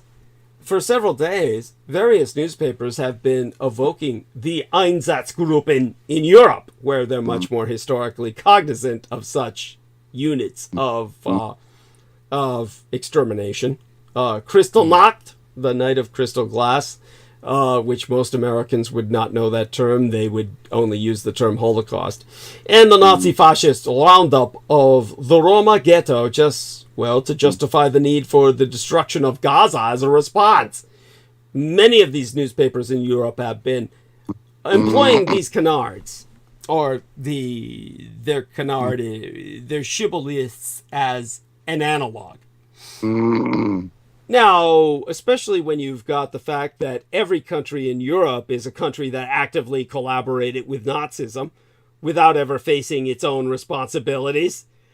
It's every nation but Germany and Austria. Well, Germany, really. Austria got away with murder. And where streets in Italy are named after Giorgio Almirante, editor of the magazine La Difesa della Raza, the defense of the race. That's a neo-Nazi magazine, in case you couldn't tell. There is an incitement to conflict and ridicule of those who call for peace talks. The equation that anyone who criticizes the indiscriminate actions of the Israeli Defense Forces is anti-Semitic cannot stand. While Judeophobia, like Holocaust denial, is a hydra with heads always ready to reemerge, as demonstrated by, the publicly shameful incidents of Stars of David appearing on Parisian walls and the desecration of the Jewish cemetery in Vienna. It is equally true that the demand for a proportionate response or ceasefire cannot be dismissed as anti-Semitic. How can we not be free to criticize a government using the rhetoric of good versus evil that has sealed off every passage, placed over 12 million citizens under siege, cut off electricity, water, food, and all medical supplies, including medicine itself, in just the first 6 days of aerial attacks? The IDF, the Israeli Defense Force, dropped more than 6,000 bombs, more than Americans dropped throughout the entire shock and awe campaign over 44 days over Iraq. The toll on the 30th day since the Hamas massacre is immense. More than 10,000 Palestinians dead, 2,100 missing, 23,000 critically injured for life, 1.4 million internally displaced persons fleeing under bombardment, seeking non-existent shelters, forced to live among filth, drink contaminated water, and deprived of the opportunity to even search for the bodies of their loved ones under the rubble. According to UNICEF, the United Nations organization that is responsible for the safety of children, amongst other responsibilities or duties, the humanitarian aid organization, originally called the United Nations International Children's Emergency Fund, 400 children are killed every day by the Jews. 400 children are killed every day by the kikes in indiscriminate attacks that make no distinction between civilian or military targets. This does not even count the number of children that are critically injured for life with limbs blown off, only those that are killed. Those losing limbs or missing organs, yet surviving as crippled for life on medical care, well, they'll all be joining the dead soon enough, since none of them can get the care that's needed to deal with their critical injuries. That's going to increase this number by orders of magnitude on a daily basis. Think of something emerging from the ashes, or whatever will come from the ashes of this. On October 15th, 800 scholars of international law and conflicts and genocide signed an open letter to sound the alarm about the possibility of the crime of genocide being perpetrated by Israeli forces against Palestinians in the Gaza Strip. We do not do so lightly, recognizing the weight of this crime, but the gravity of the current situation demands it. On November 2nd, a group of 720 academics, writers, artists, and Jewish activists, including historian Omer Bartov, one of the most preeminent Holocaust scholars on earth, drafted an appeal in which they state, and I read therefrom, "In our grief, we are horrified to see the fight against anti-Semitism weaponized as a pretext for war crimes with stated genocidal intent. Anti-Semitism is an excruciatingly painful part of our communities, past and present. Our families have escaped wars, harassment, pogroms, and concentration camps. We have studied the long histories of persecution and violence against Jews, and we take seriously the ongoing anti-Semitism that jeopardizes the safety of Jews around the world. We believe the rights of Jews and Palestinians go hand in hand. The safety of each people depends upon the others." Now, the West has argued for generations that the Holocaust constitutes an ethical and political watermark, a litmus test that calls us all into account. But as was once stated by the Hungarian writer Imre Kertész, who was himself interned at Auschwitz and Buchenwald, the tragedy of Auschwitz did not happen in an empty space, but within the limits of Western culture and civilization. And this civilization is a survivor. It is a culture and civilization that is purported to have been rebuilt from the ashes of the Second World War.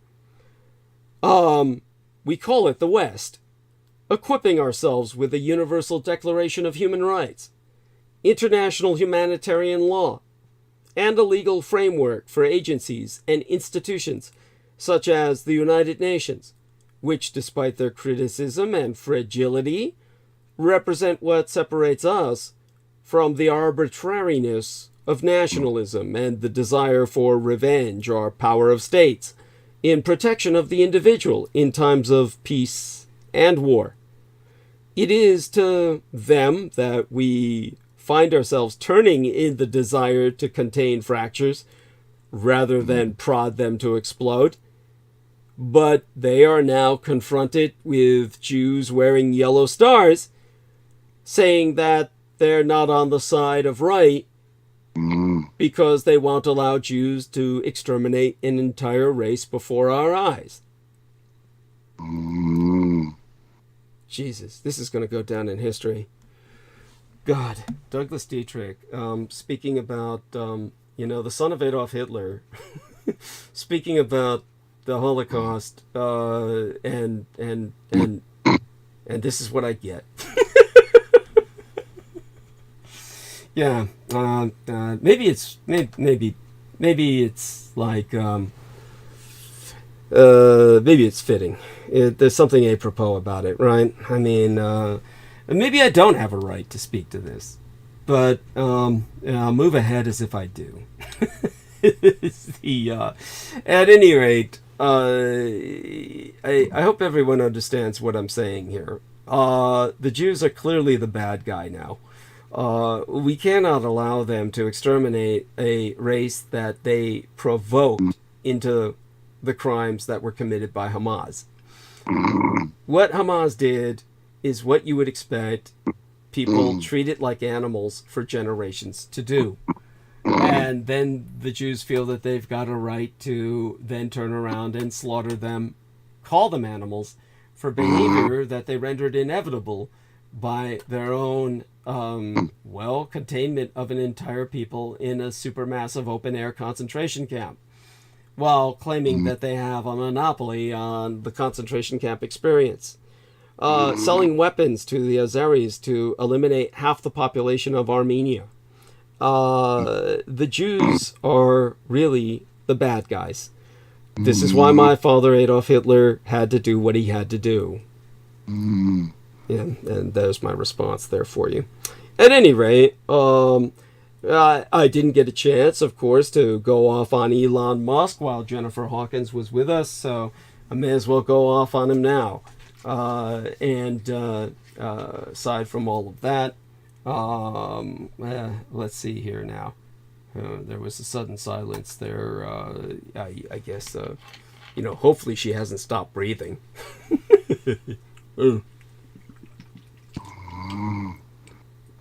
Then a part of me regrets that she still breathes.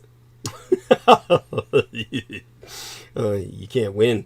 At any rate, Aristides did this once, and then I suppose I have an ability to mute these people. Let's see if I can do that. And let's see. There we are. Mute. Hated to do that. Okay, maybe I should have done that long ago. But you know what? When you're talking about the Jews and the Holocaust, they've had so much leeway. Maybe they deserve somebody snoring in the background when you're addressing these fuckers. It's like, I think I've said what I've had to say about that for the moment. So, when it comes to going off on Elon Musk, everyone, whether we want to or not, by dint of this motherfucker's reach and his constant invasion into our lives in every way imaginable, everyone works for Elon Musk now. We're stuck as his employees. By the way, today is Hedy Lamar's birthday. So for those of you who don't know, incredible individual. She's someone far more intelligent than Elon Musk. Of course, she served on the wrong side of the war, but she, was what she was, a product of her culture. And the end result was she wound up on the side of the enemy of all humanity, really, the Allies. And the end result was she contributed to the fucked up world we have today, where Elon Musk is impacting it to such a great degree. For those of you who don't know, Hedy Lamarr was the source of much of what we have in this world that we take for granted. I would say that she, basically... her invention influenced modern technologies like Wi-Fi, Bluetooth, and GPS. It's incredible to imagine her balancing her career as an actress and an inventor. So we're talking about an incredible person, most certainly. And so, when it comes to Hedy Lamarr, what can I remember about her in terms of her, shall we say, contributions to the wrong cause? It's well, there's just too much to remember, really. I'd have to really kind of, well, basically look it up and then present you all with kind of a summary. But you can look it up yourself. Suffice to know, it is her birthday today, and she is dead, of course, and no longer around for me to criticize. So we'll let that pass for now. In the interim, Elon Musk may be the most overexposed executive in the world, and still somehow the most underexplained. I went into a great deal of analysis about him on our latest episode before tonight's. I should have gone off on him while Jennifer Hawkins was still with us, but I didn't want to take time away from George Knight while we were gifted with his presence. So all such being said, and our numbers going up a bit, again, holding good throughout the night, but going up even further now. I'll say this much. By the time Elon Musk purchased Twitter in 2022, he was already its top celebrity, firing off tweets at all hours to about 140 million followers and directing a global news cycle through his stream of consciousness. Musk, the mogul of electric vehicles and space travel, wanted more. He now weighs in regularly on politics, interest rates, memes, wars, wokeness, artificial intelligence, and human consciousness. There's no hope of keeping track of every wild and ultimately stupid things this idiot says. Like last week, that AI will obviate the need for jobs. Really? Really? The level of confusion, panic, and intrigue he incites with a post is something we haven't seen since the Donald Trump presidency. Still, Musk is underestimated and poorly understood. His power is only increasing over the way the world works. The billionaire is playing diplomat with world leaders, deploying his Starlink satellites in war zones, controlling automobile charging infrastructure across these United States, polluting wetlands to get us into space, mass sacrificing monkeys to get chips into our brains, trying to persuade us to make more babies. He's the world's most important futurist solely by dint of being the most polarizing. The best way to make sense of Musk's seemingly unrelated maneuvers and commentary is to remember that all 6 of his companies, Boring, that's actually the name of one of his fucking companies, Neuralink, SpaceX, Tesla, X, and X.AI, are tangled up in one single lunatic's ambitions and whims. As none of his businesses introduces a chatbot, or as one of his businesses is doing so, introducing a chatbot, another uses it to sell more social media subscriptions. In return, the X users provide the data to improve the AI company's work for free. Musk's most loyal, indeed, they're paying to use X. And if they're paying to use X, they're paying to have their data exploited by AI aggregators to sell to other companies. How fucking stupid must you fucking be? You're paying to work for Musk. Not even slaves do that. You're beyond a slave. You're an idiot, an imbecile, an exploited fool. Musk's most loyal executives and engineers often contribute to multiple companies at once. Tesla engineers vetted code by Twitter employees after the acquisition, for instance. A Boring executive, yes, that's the name of the fucking company, then helped Musk run Twitter in its earliest days. If you work for Musk directly, you work for his empire. I myself call it Elon Incorporated. I should call it Moron Incorporated. These days, the world's richest man has more to lose than ever, and he's already lost over half his fortune. He seems unable to lose enough to satisfy himself. His ballooning portfolio of companies appears to distract him from his work on cars and rockets. X is facing mountains of debt and an advertiser exodus. The United States 2024 election is coming, and Musk is edging ever further into the bottomless abyss wherein festers the Russified radical right in an effort, among other influences, to protect Tesla from a union threat. So, a city on Mars? Well, we need a reality check for anyone dreaming about life on the red planet at all. These days, thanks to Elon Musk, it feels almost a given that humanity will soon become a multiplanetary species, perhaps as soon as 2050. Setting up colonies on the moon and Mars is a tantalizing goal, perhaps even a necessary one for those like myself who believe it to be a backup strategy that can save humanity from crumbling due to catastrophe. However, space settlement, developing livable stations outside Earth so humans can stay there for years, perhaps forever, is currently naively optimistic. It needs a dose of realism.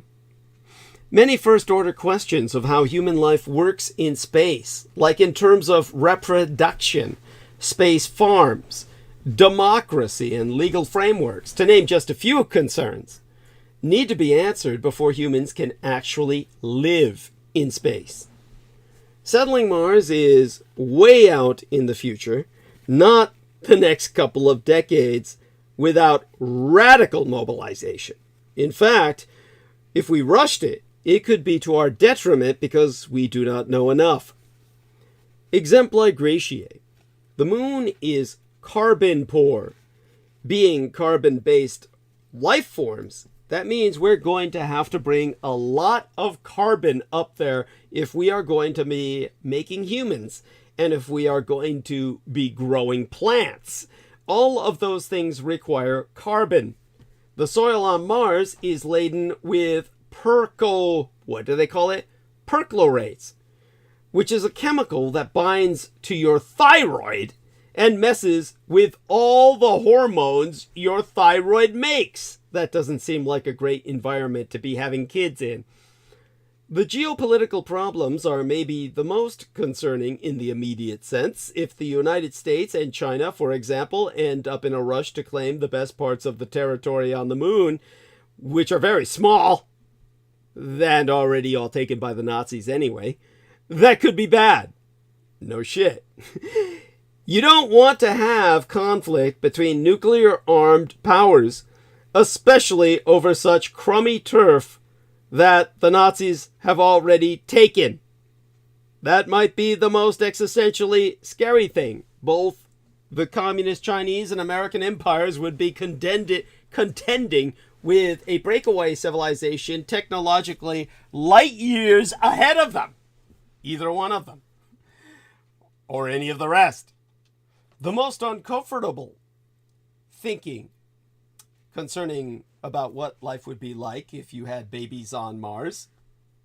Well, Musk himself talks about having boots on the ground by 2029 and, 2 to 3 decades after that, having 1 million people there. He has said something to the effect of, "We don't need to worry about the reproduction angle. You could just send 1 million people out there to make it self-sustaining, and then we can figure that stuff out later." I, myself, cannot imagine 1 million people being like, "We're just not going to have sex or babies until this is all figured out and we know it's safe." That's not how humans function. Between not understanding how we respond to partial gravity and what the kind of radiation you encounter on Mars is likely to do during developments in the fetus, the womb, I mean to say, to the fetus in the womb, to having everything figured out so you can get the perchlorates out of the soil before you're using it to grow your plants that you're going to eat, which is going to affect the outcome of your baby's development, it feels like human experimentation to be going out to Mars without doing a lot more research. You'll hear from these assholes, we're going to go to the moon and collect helium-3, and helium-3 going to be awesome! Actually, long story short, helium-3 is probably not going to be a great investment, but anytime you read an article about space settlement, you should realize there's probably a lot that's left out. That's why the name of my transmissions is Critical Omissions. And the Outer Space Treaty is like 2,000 words, which ain't jack shit. That's nothing.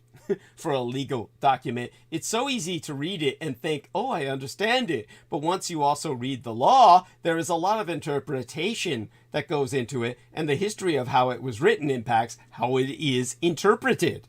This is why you have constitutional originalists that are fucking up our world. Oh, Medusoid Humanoid is back. Hey, honey. Let's send her, of course, morning kisses and invite her, of course, onto bandwidth. She is on the call and is welcome to join us. Okay, so let's see if she responds to a call. I'm going to see if I can. Here we are. Press that dial button. Let's see if she joins us. And there we are, honey. I hope you don't mind my calling. You don't need to come on if you don't feel like it. But hey, how much time do we have before you have to go to work? Oh, quite some time. I'm still in bed. Oh, okay. Yeah, so you just happened to wake up. Well, welcome aboard. And so I was just bitching about Elon Musk and the absurd elements of his quote-unquote space program, which is only in his head, really. But you can contribute whatever comes to your mind. How did you sleep? Did you sleep okay? Yeah, actually, I slept a lot better than I did. At least for me, than on the ZQL and the Benadryl. So yeah, quite a bit better. What do you know? Plant medicine. Yes, yeah. I think that's great. Incredible, and I appreciate that. And certainly, anytime you want to go back to sleep, just go ahead and do so. I mean, Brooke did. She was snoring on air for, while I was gonna say, I see Brooke is on here. yeah, and she's snoring away. I had to mute her, and that was cute. She was snoring all the while I was talking about the Israelis committing genocide. There's something apropos about that, because, just is what it is. When you do have quality sleep like this, do you remember any dreams, or is it all just kind of like you just wake up feeling more refreshed?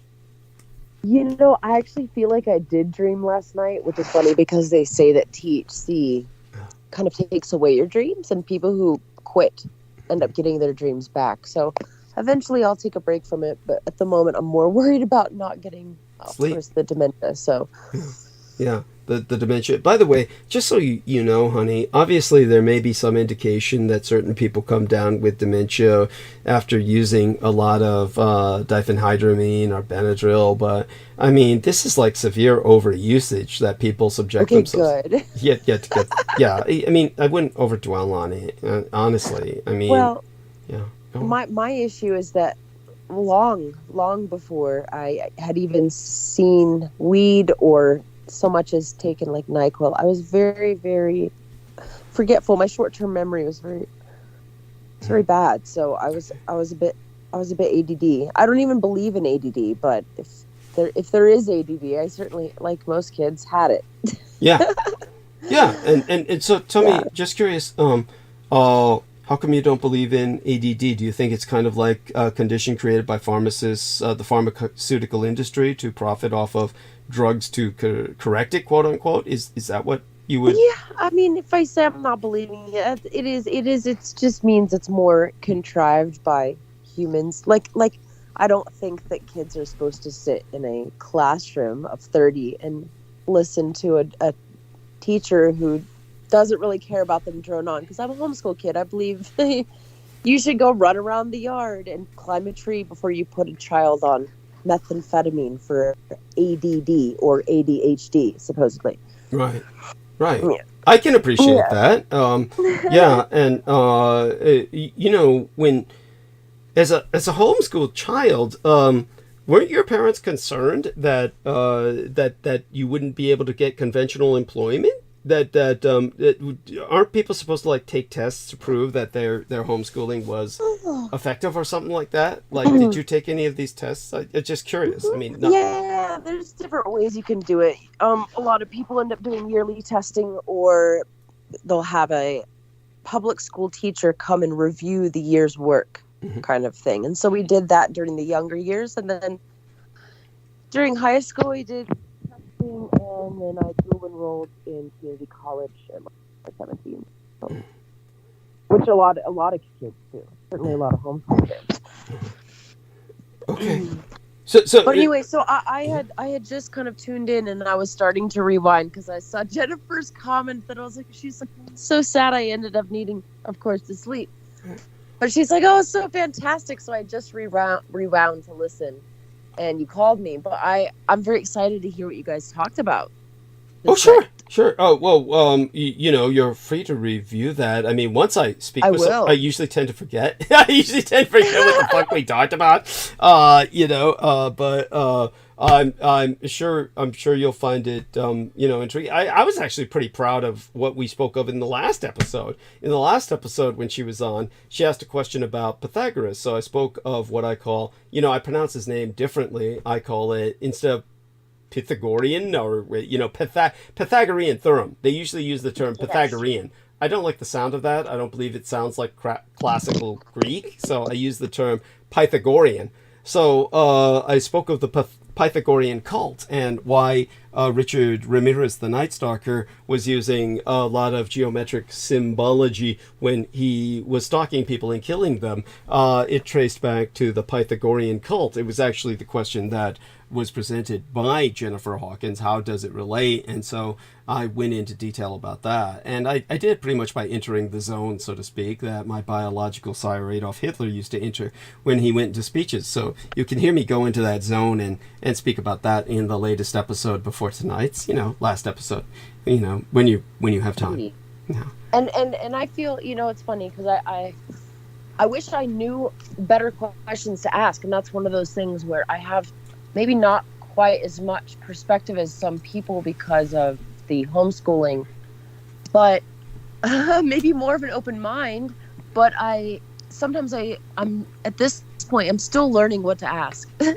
You do fine, honey. You've always been fine. There's no need to be self-conscious about feeling like you should be asking, quote unquote, the right questions.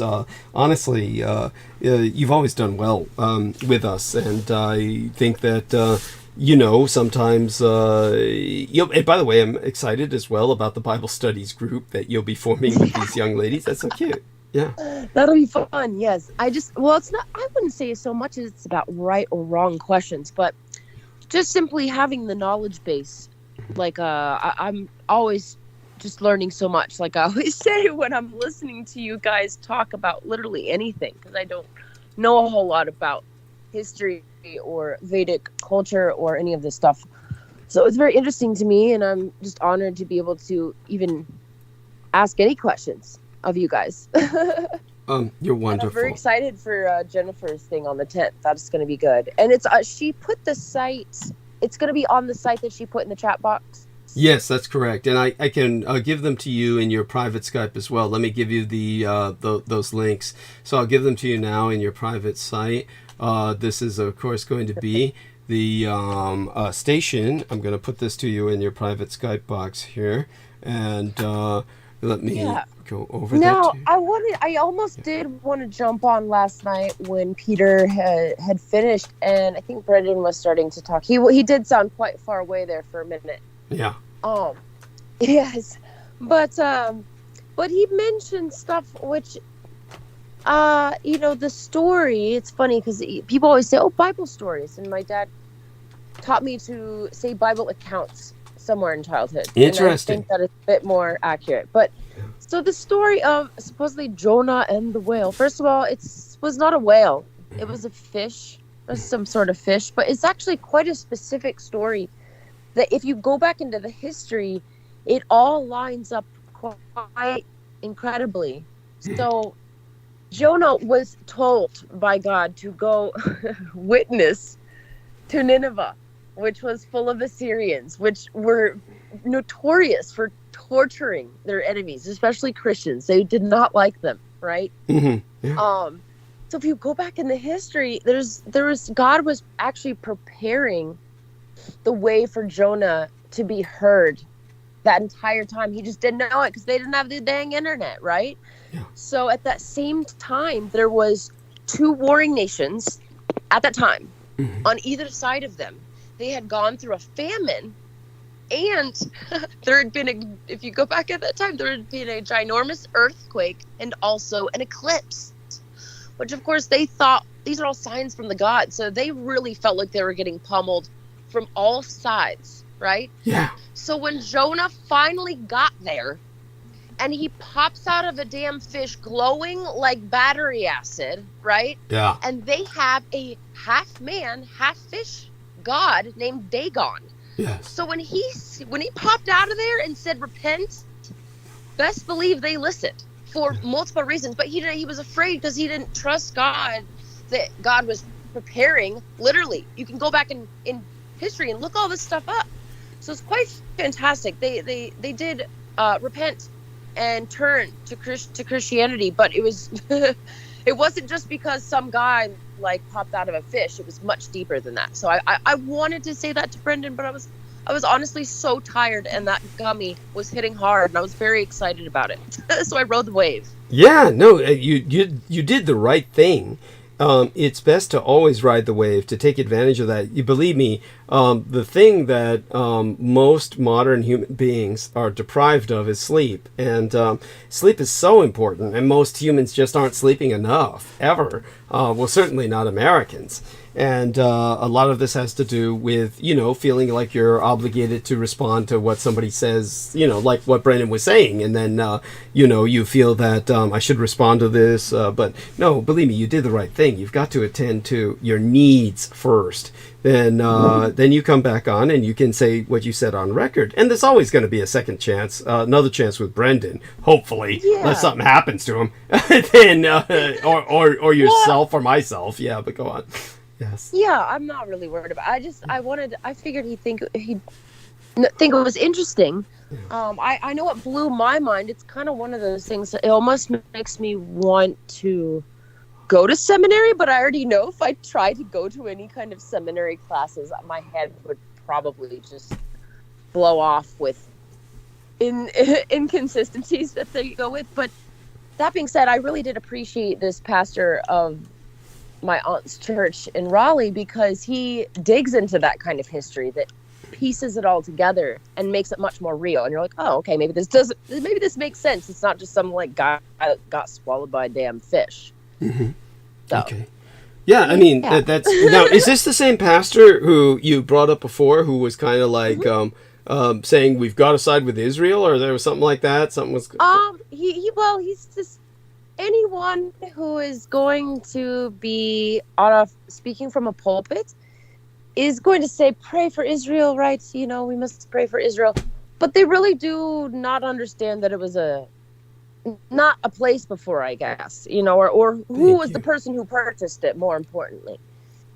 Thank you. But he is pretty based for a pastor, because he will bring up cultural Marxism and critical race theory and all this stuff in his very mixed, appreciating congregation, and they all love it. So they appreciate the dose of truth.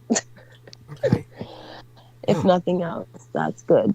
So That's cute. Thank you for sharing.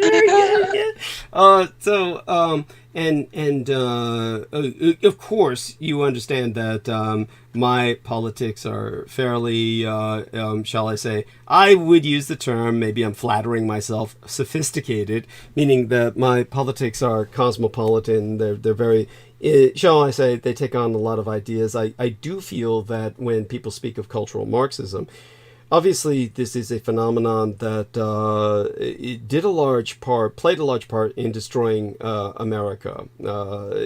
America, of course, was never an ideal society. Obviously, I was going to say the idealism is there, but it's just so young of a hope. It doesn't. The people who run the whole thing don't have good intentions. Yes. So it can't really work as we were told. Right. Yes. That's right. Thank you. Yeah, and so there truly is a phenomenon of cultural Marxism. I do want people who listen to me to understand that I spent a lot of time attacking that when I was younger. By the time that I got onto digital bandwidth, the American scene had changed so radically. That became one of my lesser concerns in the immediate sense. The other thing you brought up was cultural Marxism. What else did you bring up? You brought up something else that he focused on for critical race theory. Okay, CRT. Which a lot of people are kind of getting sick of. It's like, all right, can we stop forcing victimization mindset of everyone? That'd be great. To stop traumatizing people. That'd be great. No, hi Kitty, welcome back. Yes. So, what I would in that case emphasize is that now I take it you're familiar with this or know of it. You do know, of course, in Germany, just how bad it is when it comes to the indoctrination of their children. Are you aware of the fact that in Germany they basically ram the Holocaust down children's throats while they're growing up? That the children are forced to wear the names of victims on their around their necks and take field trips wearing those names of victims around their necks. Take field trips to Dachau or various concentration camps and just weep and indoctrinate themselves in that their culture is somehow evil, that their race has committed a great evil, that they're programmed to hate themselves, self-loathing. I mean, now this is child abuse. It's child abuse on a mass scale. It is. Now, it's child abuse. It's like the same kind of crazy teachers. So it's like, oh, you're a white kid. Let's put you in chains to pretend like you were on a slave ship. Again, we can teach these critical race theories and have reparations if we're accurate and teach who owes them and who did them. but without hating on the current people. It's just it's such an unfeeling world these days. Truly. I can see elements of that. The point that I was going to make was that what goes on in Germany is completely wrong, and it's something that needs to be corrected. It's got to stop. When I give you an example, when I once met a German person who I was speaking to casually in a restaurant. We were at like a bar, basically, but it was kind of like a food bar. It's hard to explain. A place called Sliders. It no longer exists. Sliders was a restaurant where they served mini burgers and shit. So it's like people would sit next to each other, like in a bar, strangers, and be served food. So in that situation, kind of like at a sushi bar, I basically encountered this German guy, and I told him, you Germans really are not very aware of history. Because most Germans know nothing about German history. And he said, I beg your pardon, and began to rail off a litany of death camps and concentration camps. This is what this person was indoctrinated in. And he felt that this was supposed to be his understanding of history. And I just, was trying to tell him, dude, that's not That's not your history. That's you're proving my point. Okay. So the Germans have a lot to deal with. They're at the point where they will not even sing aloud the words of their national anthem. You wonder why they bothered to keep it. It's hopefully because someday they'll be singing the words to it again. But they're in what I consider an interregnum, an in-between time. Americans, on the other hand, they truly are unaware of elements of their history. So I would argue that there are certain things that do need to be emphasized. I certainly understand what you're saying, but we'll speak to that more as time progresses. Obviously, you understand how history is important, and you appreciate that much, and you've done your best to investigate it. I get what you're saying about guilting kids out, and basically, it's something, however, that how would you approach the history of slavery yourself? How would you teach it in schools? I guess I would just make sure people knew that, it's just not all of one type of people who are guilty, whether you want to call that white people or Jewish people or any type of people, but we can't ignore the truth, of ethnicities. And so if you're going to demonize all white people for what a sliver of people did, it's just not fair. But as far as like what I would teach about slavery, I don't know. I would teach it, but I would try not to traumatize people with it. Like it's really not fair to anyone. We can move past these things, I would hope. Okay. And I'll take what you say seriously. I'm going to take that into consideration, of course. You know what I mean? You can teach something without putting the kids in chains and or whatever, taking them to putting the Holocaust victims' names on their foreheads or whatever the heck. There's a limit. You don't have to. I have some pretty ridiculous photos I have saved up in my 27,000 photos. I'd have to find them. I'd have to dig. Right. But of just like kids having to do ridiculous things in these public schools, and that's probably why my parents were keeping me out of them. Well, your parents, I would presume. Now, first off, you're not that old, so you're obviously okay. You're young, but I'm not quite sure when your parents made the decision. It seems like they made the decision to homeschool you like as soon as you were born, right? Correct, yes. Yeah, so you must have been born, I would guess maybe I'm going to guess what, the 80s? 89, I barely made the cut, yeah. Holy shit! Jesus Christ, you're a fucking baby. Jesus. But that's okay. Obviously, I have no bias against age, as people know who have listened to me in the past. So, such being said, honey, obviously, you are a baby. Maybe things were, if you were born in 89, I guess school was getting to that point. I was going to say, come on now, when your parents decided to homeschool you as soon as you were out of the womb, I didn't think schools had gotten to that point yet, but I guess they had. Well, they were avoiding a number of things, interactions with dangerous people, probably teachers, but also they were avoiding evolution and Darwinism and wanting to teach creationism, and then avoiding whatever the heck they probably teach in sex ed, just because that would be awkward. I don't know. So just stuff like that, just so they could. How did your parents teach you about sex ed?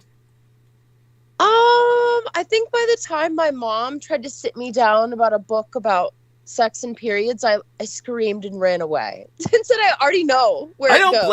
I don't blame you. But that's always awkward. I mean, there's nothing. There can't be anything more awkward on earth than a situation like that. It was awkward because I was already kind of exploratory with other girls, and I knew that wasn't right. But I had already been in trouble for years. Whoa! Wait a second.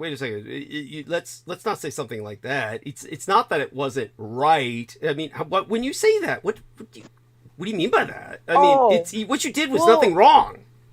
Oh, okay. So, pardon. So, yeah. For according to what my parents' rules were, well, okay, they weren't want me having sexual experiences before it's right, you know. Or before what they considered to be inappropriate but also, time. Right? Yeah, go. Yes, but also they would not condone homosexuality, so it was a double whammy. Right. Right. Yeah. But maybe this is something that basically I'm comfortable with what you're talking about, and obviously I've talked about far more taboo subjects in the past than you can even imagine. I mean, just when I'm on with Brooke, of course, we go into directions most people wouldn't even dream of going in. But in terms of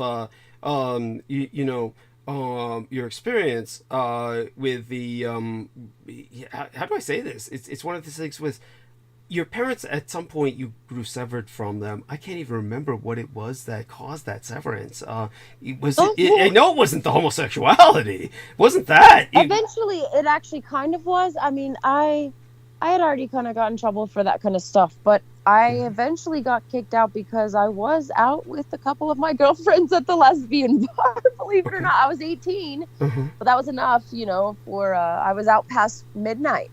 And that I was 18, but that was not allowed, and so I disobeyed the rules, and so I had to be out. Oh my God, that's awful! Look, that's just wrong. That's wrong. That's wrong. It's their rules. That's the thing is, I'm very logical. My dad, I jokingly call my dad Spock, which makes me a quarter Vulcan, and I can reason this out. This is his house, his rules, So if someone wants to have certain boundaries respected, then that is fine with me. I will respect that. No, just look, I can respect what you're saying, but wasn't it also like a theological disagreement? Was it something theological that caused that? The severance? I mean, it was very simple. Like I said, it's just, if you don't want to follow our rules, you can't live under our house. Okay. And I mean, we can always go over details privately, but my memory was maybe it was because you were becoming more and more agnostic, kind of like questioning belief or something like that. That might also have been a factor. Or I guess it wasn't, or because. Oh, I've never doubted the existence of Jesus. More so the theology of Calvinism and predestination. Right. Okay. That I had to kind of. Which you should have been questioning, of course. I mean, that is of course you should be questioning that. Yes, that's John healthy. Calvin was a very sick individual. Thank you. John Calvin taught something called doomed from the womb, which most Calvinists don't even claim. Yes. It's insane. So he's a very sick man. Thank you. Thank you. It's another branch. It's like might as well be Orthodox Jews or any other branch that are like, oh right, us and them, we're in heaven, not you. Yes. Thank you. Thank you. Yes, very much so. God doesn't need that favoritism and pride. In fact, the only thing that God wants us to do is lay down our pride. So I think it's very ironic that a lot of churches accidentally slip into this hypocritical kind of self-idolization. Yeah. And so, but eventually you somehow reconciled with your parents. You became the care provider for your mother. So, I mean, how could they deal with themselves then when you came back and began becoming her care provider? After they had asked you to leave their home, they just accepted your help. They didn't complain, obviously. Believe it or not, my family life kind of exploded at that time. I don't know how awful we need to get with it, but I actually do use this as an example. I might as well say, because I do use this because I tell people if I were to base my relationship with God off of people and churches, I would not like God. But I know God is much bigger than these things. So it's like, okay, I'll be okay. So my mom ended up getting, as my dad so kindly puts it, distracted by our pastor. And that blew up her whole family. And she ended up getting with him, marrying him, and that brought her cancer back. And then she passed away. Yeah. So But by the way, that being said, just so there are wolves in sheep's clothing. So yes. And by the way, just so our listeners understand, when Our Lady Victoria says what she's saying, what she's relating is the fact that basically under Victoria's care provision, but also her mother's own discipline, her mother had an extraordinarily strict diet that helped put her cancer into remission.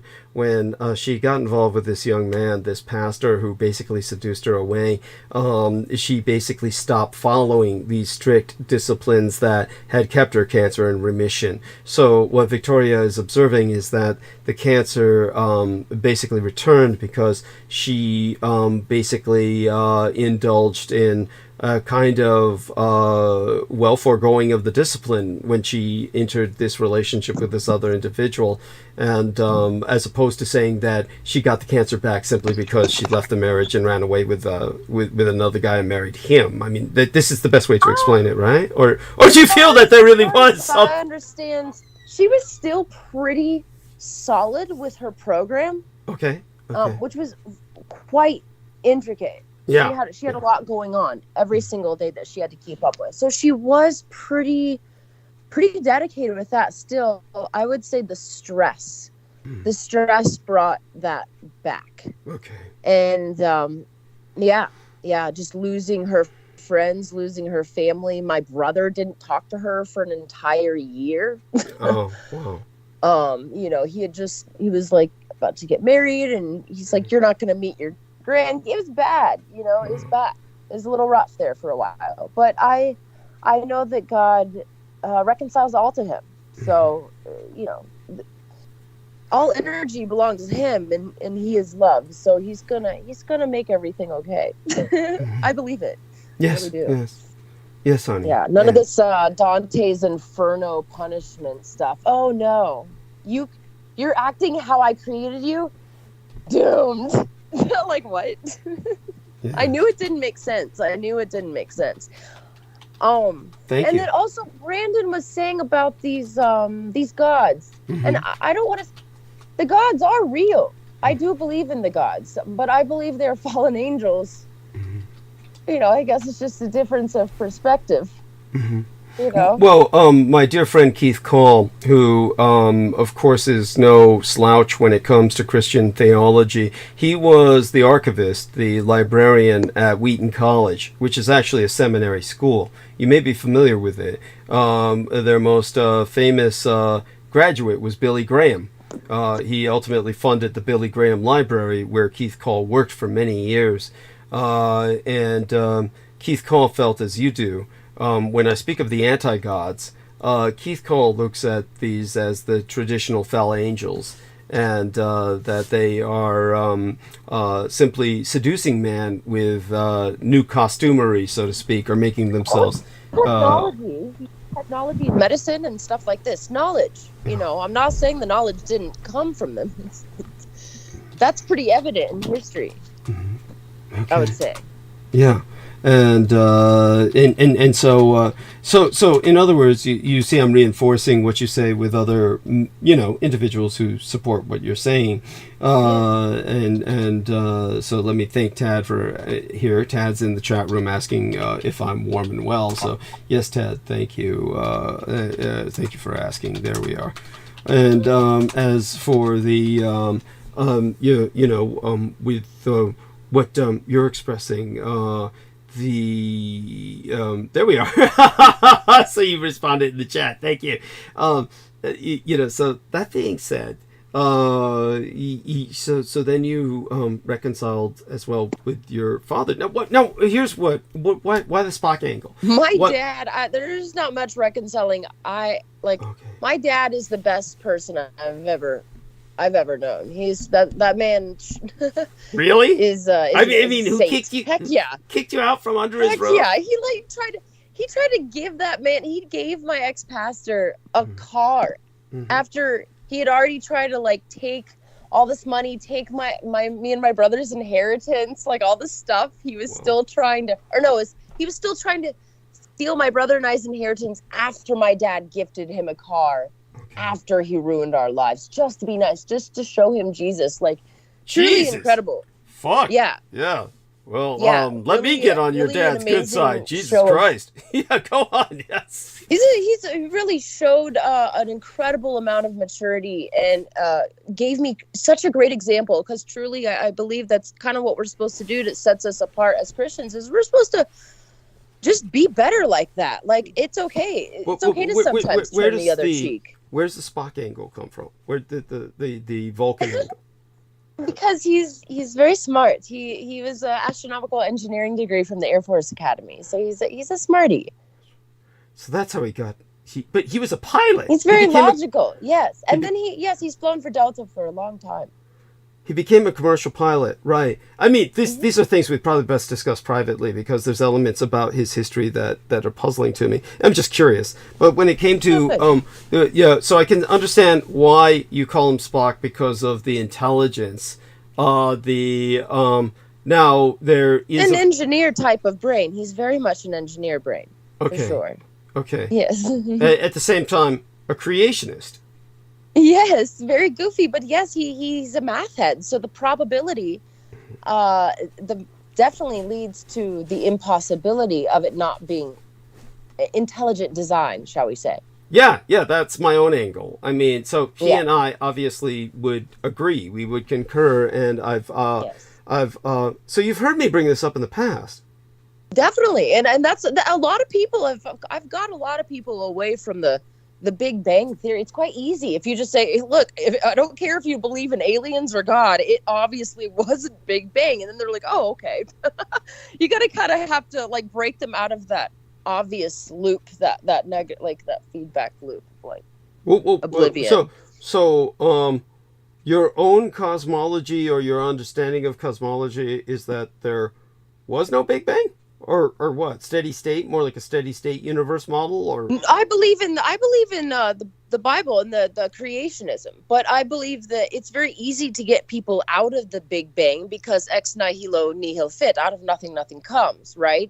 Energy is neither created nor destroyed. But also we have such intelligent design where, okay, this is my favorite way to describe how impossible it would be, right? If you had 10 bajillion Scrabble pieces, how many times would you need to throw them down to not just get words, but get enough information to go to the moon and back multiple times, right? So how that's never going to happen.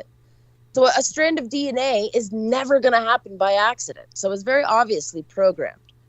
Yeah. You've heard me speak of this, I presume, right? Yes. Okay. Yes. Yeah. So but when it came to but okay, so you're a creationist, but if God created the universe, wait a second. Where wouldn't he do it through something like a Big Bang? I mean, how did? Oh, well, I mean, there might have. Yes, it said let there be light, right? So it might have been a flash of light. There might have been a bang. But I'm saying the Darwinism, where they believe it happened out of nothing, just got it. Got what you're saying. Yes. Yeah, okay. It's just, it's not going to happen as far as we can understand. Right. So. Yeah. And so okay, now I'm getting it. Now I'm getting it. I was just trying to come to grips with that, where you were coming from. But I think I grok it. I understand it better now. Yeah, it's like the difference between like genetic, like a fish turning into a dang, human, compared to adaptation, right? The difference in macro and microevolution is you have to differentiate. It's not like it's all untrue. Obviously, things change, things adapt. Thank you. I think we're devolving at this point. Yes, we agree on all that Thanks, too. Government. Yes, yeah. Well, certainly, Brendan Zogit would agree that humankind is at this point in the evolutionary history devolved, but he holds hope that we're going to go back on the cycle of evolving again. And he feels, of course, with him, it's very spiritual, like people. This is why Brooke feels he's a bit of an elitist. It all is what it is. So such being said, so I can see the Spock angle is your father's intelligence. His now, of course, Spock has a lot to do with logic. So not quite sure how logical your dad is, but seems that the engineer. That's why I call it's not just I don't really call him Spock, because I don't know if I'm sure Spock is smart, but the logical side is why I call my father smart. Okay. Or why I call him Spock. Pardon me. Okay. Right. Which is like, so the logic, okay, I'd have to know more about him, or actually kind of speak with him, and in the end, it's not all that important. I was just curious because obviously I relate to the character Spock very strongly, which you probably know if you've heard me for a long time. And apparently you were listening for years. I didn't know. I did not know, but it's fun. I still throw up the little... Leonard Nimoy Hebrew blessing. Right. Yeah, that's ultimately quote unquote Hebrew that he used. Yeah, and it was it was definitely his Jewish background that influenced him to a degree and all that stuff. But so when it comes to how many years have you been listening to me? Approximately. I'm trying to think when I might have found you. Maybe maybe a year or two ago. Oh, that wasn't that long then. I mean, long enough, but I mean, yeah, but not that long. I mean, you seem to know quite a bit about me, which is fine. But obviously, there's plenty about me you don't know because you haven't been listening for that long. So just so you know, when it comes to the Spock character, I relate to him very heavily, as opposed to, well, I mean, we need to disambiguate the character from the actor, of course, Leonard Nimoy, and the Jewish background that Leonard Nimoy had, simply because Leonard Nimoy had a background that was one culture that was very different, or different to a degree, from what he was portraying, obviously, in the television series, and the character that became very affiliated with him. Are you aware of the fact that at one point in Leonard Nimoy's life, he was, in fact, in the early days, fairly early in his career, he basically got so distraught or upset with being identified with Spock as something inseparable from him, because he really wasn't acting so much as just being himself half the time. Yeah, he was typecast for the rest of his life. He was Spock. Spock was him. Yeah. And so for a while he tried to break out of that. He actually published a book. I don't know if you're aware of this. And yes, my father had it, of course. The title, I Am Not Spock? I Am Not Spock? That was the title of his first book. The title of his first book that he published was I Am Not Spock, trying to demand that the public understand that, look, I am Leonard Nimoy, I am my own man, I am not this character, I am an actor portraying a character. But then later on, towards several years later, like maybe a decade later, he finally said, fuck it, and he published a book titled I Am Spock. Is that the one your dad had? Maybe he got the I Am Spock one, but it's funny either way. He's like he was an original meme before memes were a thing. It's like he kind of memed himself. All the old actors were like that. In the old days, actors were living memes. They were like living personifications of an archetype. Yeah. And let me check something. I just heard an echo effect, so I was just checking to see if somebody else had jumped on the line. But no, that was just some phenomena there. So there you go with Spock. He ultimately did identify with the character and realized that, without that character, he was effectively nothing. So he finally, surrendered to it. He finally accepted his role. But when it comes to that, I was just wondering if you knew that bit of trivia. Not that it's all that important, but it's important enough. But when it comes to the character, far more what I'm more familiar with, being an older person and working with the Department of Defense, working at the Presidio Military Base Library, the creator of the whole Star Trek series from which Spock emerges was Gene Roddenberry. I'm sure you know this. And you do know that, right? I know the name. Okay, so Eugene Roddenberry was a guy who served in World War II, and he participated in the bombing campaigns over Asia, and he had experienced something that changed his life. And Eugene Roddenberry was one of the crews that had been ordered to bomb Taiwan. Now, just so you know, you do know Taiwan is where I was born, of course, yes? Yes. Okay. So, yes. And just so you know, Taiwan is large. She's going mute there for a second, so I take it maybe her dogs are acting up, or excuse me, cats. She has a cat. There we are. Was that because of the cat? You went mute for a second? Pardon? Oh, you went mute for a second, so I thought maybe you no. had to deal with your cat. Oh no. Okay. Yeah. So at any rate, so so basically what had happened was that Gene Roddenberry became very familiar with Asia, or became very much a kind of researcher into Asian culture because of what had happened in his experience in Asia. When he was serving in the Pacific in World War II, he was one of the crews that had been ordered to bomb Taiwan. And just so people understand this, Taiwan is large. It's a large island, almost the size of Japan itself.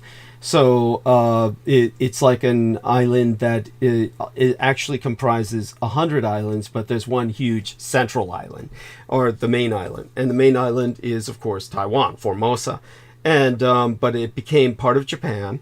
And this was decisive. It helped Japan enormously. But Taiwan is like 20 aircraft carriers sewn together. It's like an unsinkable supercarrier. And so the Japanese air forces were essentially based on Taiwan. Now, they didn't technically have a separate Air Force branch, but many of their Army air units were based on Taiwan. And so they were operating out of Taiwan. And yet Taiwan, if you ever do research on World War II, was effectively, practically never bombed during World War II. One of the reasons for this was when the Americans attempted to bomb Taiwan, they were witness, as the Taiwanese people on the ground were, to a paranormal phenomenon. And that was, they saw in the air, Taiwanese on the ground reported this, Taiwanese felt that there was a guardian goddess over Taiwan, the goddess Matsu, the goddess of the sea, who guarded the island of Taiwan.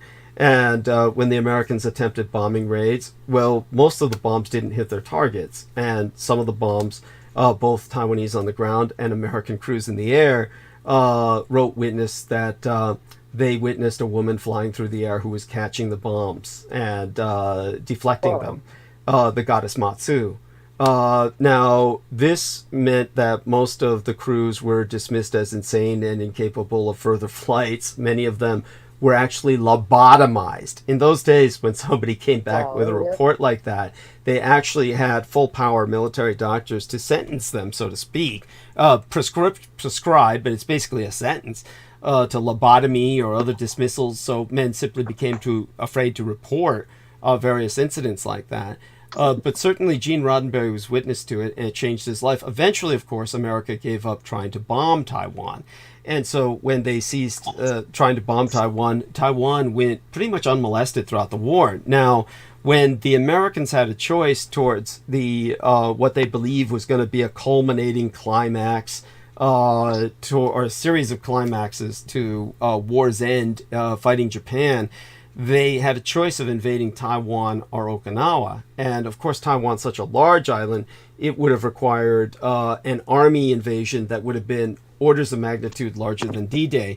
Whereas when it came to invading Okinawa, it was an invasion that was equal to the size of D-Day. They had as many ships as were used in the D-Day invasion, all for one little island of Okinawa.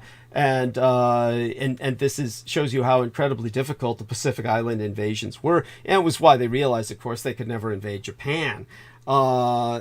Such being said, when it comes to, I just got a notification that I got a message somewhere, but I'm trying to figure out where that message is manifesting. At any rate, when it comes to the entire affair with Taiwan, what Gene Roddenberry learned was, of course, he learned that he wanted to investigate China, Asia, and then he wound up finding out, of course, that the nationalist Chinese had relocated to Taiwan, the communists had taken over the mainland, and so then what happened was, okay, so I found my incoming message from Andre. He says, Mr. Spock looks like Satan himself with his eyebrows as horns and this satanic hairstyle. There is a similarity to Michael Aquino in this presentation. And I would say, however, there's limits as well. Remember, Spock is believe it, trying to look Oriental. This is pointed out in one of the Star Trek episodes where, Captain Kirk points out in Earth, they returned to Earth in the 1920s, and Captain Kirk, when he's questioned by the police, who the hell is your friend over here? Then he says, my friend is Chinese. He says he got his ears caught in an automatic rice picking machine when he was a child. Yes, he was trying to make an excuse for his ears. Yes, and of course then Spock uses his mojo, his Vulcan nerve pinch to knock the officer out so they can escape. I mean, this sort of thing, but. The whole thing is inspired by Eugene Roddenberry's understanding of Asian politics. Basically, Eugene Roddenberry is trying to portray, and this was the original beginning of the series, the original series of the early Star Trek days, the real military encounter that's in the chronological history of Star Trek, whatever the episodes may have portrayed that he could get directed and aired and produced. And he started producing them in 1966, the year that I was born. And what he was trying to portray was the politics of his time projected into space. So basically what he's portraying is that the Vulcans represent the nationalist Chinese of Taiwan, and the Romulans represent the communist Chinese on the mainland. And when I actually have heard that, definitely. Okay, so you understand. Yeah, but I guess I have heard you talk about this then. Okay, yes. Yeah, and I spoke about this with him personally, so it's something he personally told me. It's not like fan theory. This is like something that was his intent. And so, but the way he portrays it is that the Vulcans appear after a time that humanity has destroyed itself, when humanity has basically experienced an atomic war, is very vulnerable and on the verge of mass starvation, possibly extinction. The Vulcans appear, and basically because they need help to fight the Romulans, they basically help the Earthlings get back on their feet. And their appearance is so important that it marks the beginning a new phase of the calendar. This was what's emphasized. Of course, you know that Star Trek is very humanist. It's very humanist. It's not. People would ask. They'd write letters by the thousands in the early days of Star Trek, asking that there should be a chaplain on board the ship. Why isn't there a chaplain on the ship? And but Eugene Roddenberry was very atheistic. He was very humanistic. Now, I don't ascribe to his atheism, but I understand certainly his humanism. He was obviously shattered, very much changed by his experience over Taiwan, and so atheism was like his scab. I know a lot of people where atheism is a scab. It's like their scab for, like, they fall into a state of shock. These are people who often experience something supernatural. You see, when people do experience something supernatural that is so shocking that they simply can't deal with it, atheism is kind of like their protective covering for that wound.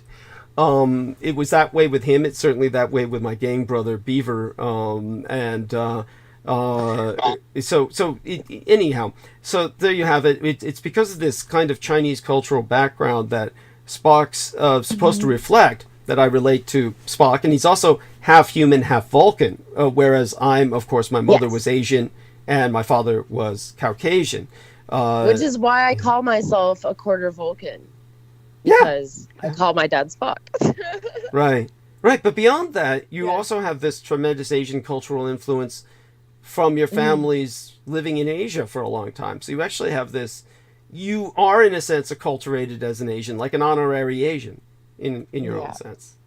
Yeah. Did you say I live? No, I visited there for amounts of time, but isn't it funny? Isn't it so funny that Trump used the the Star Trek emblem, right, for Space Force? Everyone was kind of losing their minds over that. I think that's kind of funny. It is funny. It's like inevitable, but it's funny. Yeah, it's like weird. It's like of course, what else would he use, right? It's like right, because it's like a 3D Delta type of thing, you know. Right, I get it. Yeah. But it is funny. It's very ironic. What did your father feel? For those of us who question NASA, it's extra funny. So okay. Yeah, what did your father feel about the establishment of the Space Force? I honestly didn't talk to him much about it. I almost want to now because this the last time I saw him was the last time I saw him. Either way, he visited me over my birthday this last year for the first time. He visited me at my cabin, and I showed him actual photos of the different types of planes. Like, hey, look, Dad, I'm not trying to demonize you when I talk about chemtrails all these years. Here's what's up. Here's, Angela Merkel in these planes. Here's your own, spray tan savior Trump in one of these planes, so he kind of Great way to describe it. Great way to describe Trump. And by the way, so I'm so sorry to hear that your father, he's a Trumpist. He's a Trump. Well, I wouldn't say he is anymore. Okay. He was gung ho for him back in the day just because of what he was standing for, pro-life, the wall, voter ID, that kind of thing, right? Basic. Pretty much every Republican I know voted him because of just pro-life. They're like, oh, whoever's doing pro-life, we will vote for them. That's what Christians do. So, but anyway, so I did end up showing him some photos to kind of let him know these aren't about chemtrail planes. I feel like that is. I think the extra nastiness is also put in their fuel, but I'm not going to sit there and say that at that moment. Right. Yeah. So you were showing him photographs of chemtrail distributing aircraft. Planes. Right. Yes, which I think I put in our Skype chat before. Oh yeah. I mean, believe me. Stuff, you by the way, just so you know, I mean, you don't need to try to convince me about these things. You're welcome, of course. Oh, I'm aware. Yeah, I know.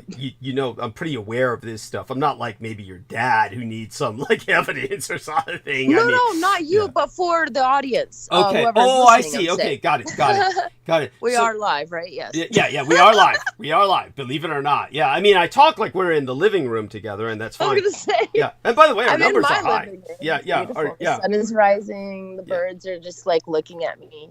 Yeah. They're just. I need to get bird seed. I need to remember that. Yeah. Get They're looking at me all hungrily. So. Yeah. Then that way you can attract more birds. It's nice. Just make sure your cat doesn't kill them. I mean, it's. Oh well, it's half for them. I'm Snow White, but I got to feed my babies. Yeah. So, but don't let your cats kill any of these birds because the cats are responsible for some birds going extinct. It's just horrible that we have too many cats in the world and not enough birds. And really, the birds are being wiped out by cats. Many species of birds. So many house cats. You're probably aware of these things, I'm sure. But I actually did not know that. But in my opinion, now I bet you there have been an article or two blaming house cats for bird depopulation.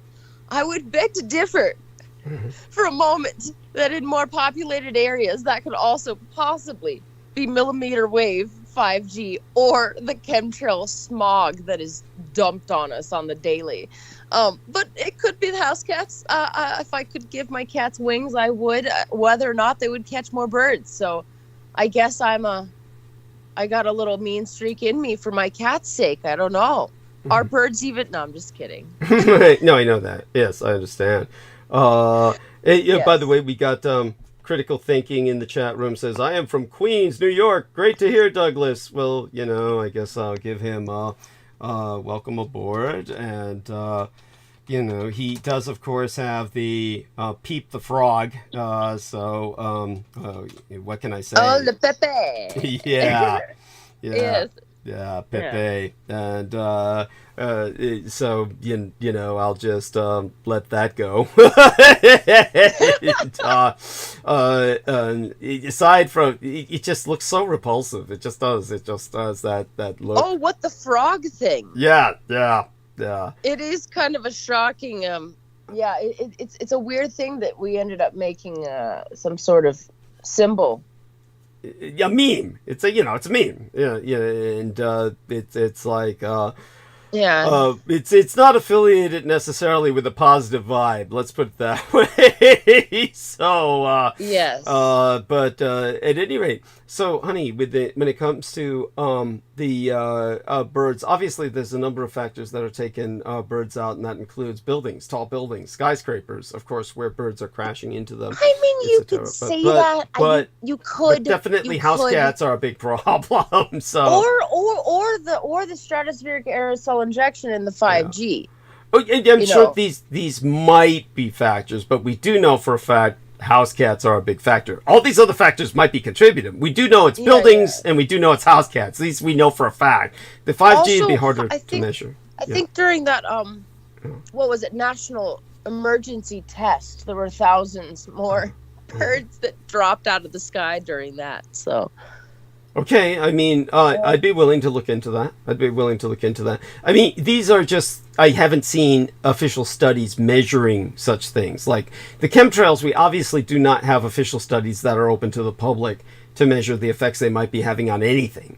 We don't have official studies open to the public to measure the effects that, well, I mean, there are more studies, but many, I'm sure they'll have their skeptics where people are measuring the output by various wavelengths, and they may be impacting health, may be impacting birds, or certainly maybe, I would think, more bats or sonic-oriented creatures that would be. Technically, radiation affects everyone, and it builds up in your system. So it's just bad, and people shouldn't be handing their toddlers iPads or whatever the heck people are doing these days. It's just not smart. Well, I mean, yeah, certainly I brought up a bit about radiation earlier while I was talking with Jennifer, so you'll probably appreciate that. I do remember now that one of the things I was speaking with her and Brendan about was radiation, the 5G, all that. So, yeah, definitely when you wind back to that part of tonight's transmission, then you'll be exposed to that. I would agree handing kids, any of this shit isn't smart because they basically are going to get all kinds of crap into their mind from the internet that is just going to corrupt them. Exactly, that too. But even aside from that, even if they're just playing their little like matching the fruit games or whatever toddlers play, it's just not the, like, make your kid climb a dang, I don't know, obviously a toddler can't climb a tree, but go have your kid play outside. Like, you just should not be. Go make a mud pie, for heaven's sakes, like we used to do. We used to drink out of the hose and make mud pies, and no one would get all these random diseases. So it's preposterous. Hey, whoa, honey. This is not medical advice, people. No, I get it. No, I wasn't even concerned about that. Though in a sense, I mean, let's just put it this way. First off, you are a country girl. You are a girl who's grown up in a fairly healthy environment. I mean, there's several nuances to this. I mean, for one thing, one of the things that doctors found out when they were investigating why so many black kids have asthma, and it turns out that their environments are far too sterile. In other words, even though they live in filthy ghetto environments as the norm, unfortunately, I'm not saying this is a racist stereotype. This is simply the economic norm for anybody who starts, bitching at me. I need to qualify everything I say. But because of the fact that they're living in cities that might be infested with cockroaches and rats, in fact are, the problem is, however, that comparatively speaking, when it comes to healthy bacteria, they are actually sterile environments. And so because they're probably using the cleaners that they're pushed on them at the dollar store, when technically you shouldn't be using that much of these chemicals and cutting your own layer of oil on you. It's really not. That's for your protection. Thank you. And so what happens is they grow up without an exposure to enough healthy bacteria to render them, well, if they had exposure to healthy bacteria, they would develop the immune system where they would not have asthma. And they found out that children who grow up in the countryside and are exposed to animal poop actually get this bacteria through exposure to animal poop from the countryside, like marmot scat or whatever they're exposed to. Farming kids. Asthma you're talking about. They get no asthma. Yeah, they never get asthma. They avoid asthma by being on a farm, you're saying? Yeah, because they're exposed to all kinds of... Got you. Yeah. Yes. they're exposed to all kinds of beneficial bacteria, mainly from Right. animal excretions, dealing with cow shit or whatever, fertilizer, whatever they're Yeah. dealing with, that exposes them early to animal bacteria that gets into their system and basically renders them immune to ever having asthma, which develops in a hyper-sterile environment. And that cities are hyper-sterile because you don't have these animals. You don't have animals and you don't have the interaction with humans that helps to produce this kind of So doctors were seriously proposing, literally adding, basically desiccated, meaning hyper-dried animal scat, into cereals, into breakfast cereals, so that kids could. They would go that freaking route before taking out bad. Dude, are you kidding me? No. They're gonna pretend like they care about building immunity that way, but they're not gonna take out the other 50 poisons that with 30 letters in their damn freaking preservatives. Get out of town. Not you, but them. I understand. Yes. Ridiculous. Yeah, it is what it is. I mean, but this is kind of I like get what they're saying, but come on, people. Don't pretend like you care now. But such being said, with what I said about asthma and animals and the like, how did I start down that road? I started down that road because we were there. I lost the logic train. Tendencies for different illnesses, maybe. Yeah. We were talking about. Well, we were speaking about countryside life. Yes, that was it. Yeah. That was it. When you were saying mud pies, yes. that was saying mud pies. So this was the point I wanted to make. Okay, because you do live in the country, yes, you can go outside, and kids can do this in the countryside, generally safely. Of course, unless you live in upstate New York, where fucking Kodak company was burying toxic waste everywhere by paying farmers to bury it in their land and all that shit, and it just got everywhere, all over the land in upstate New York. What you can do normally in places outside of upstate New York or away from industrial effluvia, in the countryside you can go out, make mud pies, you can drink water out of water holes, generally rainwater that falls into a water hole, this kind of stuff rather safely, and build up your immune system and all this stuff is healthy. However, in an urban environment, no, you go out and you play with mud pies, you're going to get ringworm. It is because everyone takes their dogs to shit in public parks. So it's just, and needles left by. Okay, but look, in the 90s, I was living in Cincinnati in Arlington, like Dallas area. So it was suburbia. It wasn't I wasn't like raised in the country. I've just happened to live in the mountains the last 4 years. Okay. So. All right. It wasn't like the true country. Right. I if only I wish. So were public parks still safe in those days without all the needles and syringes and used condoms and dog shit? Huh? Wouldn't have known. My parents. I didn't go anywhere without my parents. Very much approval from all sides. So. Wow. So you were really protected. That my parents had to approve of the kids and the kids' parents. Right. For us to hang out with them, of course. Right. So you were really, really protected, sheltered. You were really sheltered. Extremely sheltered. Correct. I used to jokingly say that we were Amish with electricity. Yeah. You and Jennifer Hawkins have a lot in common, in a sense. I mean, she grew up in some kind of weird cult family that kept her off the grid and shit. So you heard her say that. Yeah, but look, it makes us so open and interesting to life. I'm not going to argue with that. I mean, it's definitely produced two very different people, but people who seem to understand me. I don't know where that comes from, but I guess it made you both more capable of understanding myself. How that works, I don't know. Probably because you were less indoctrinated by a public school system, I guess.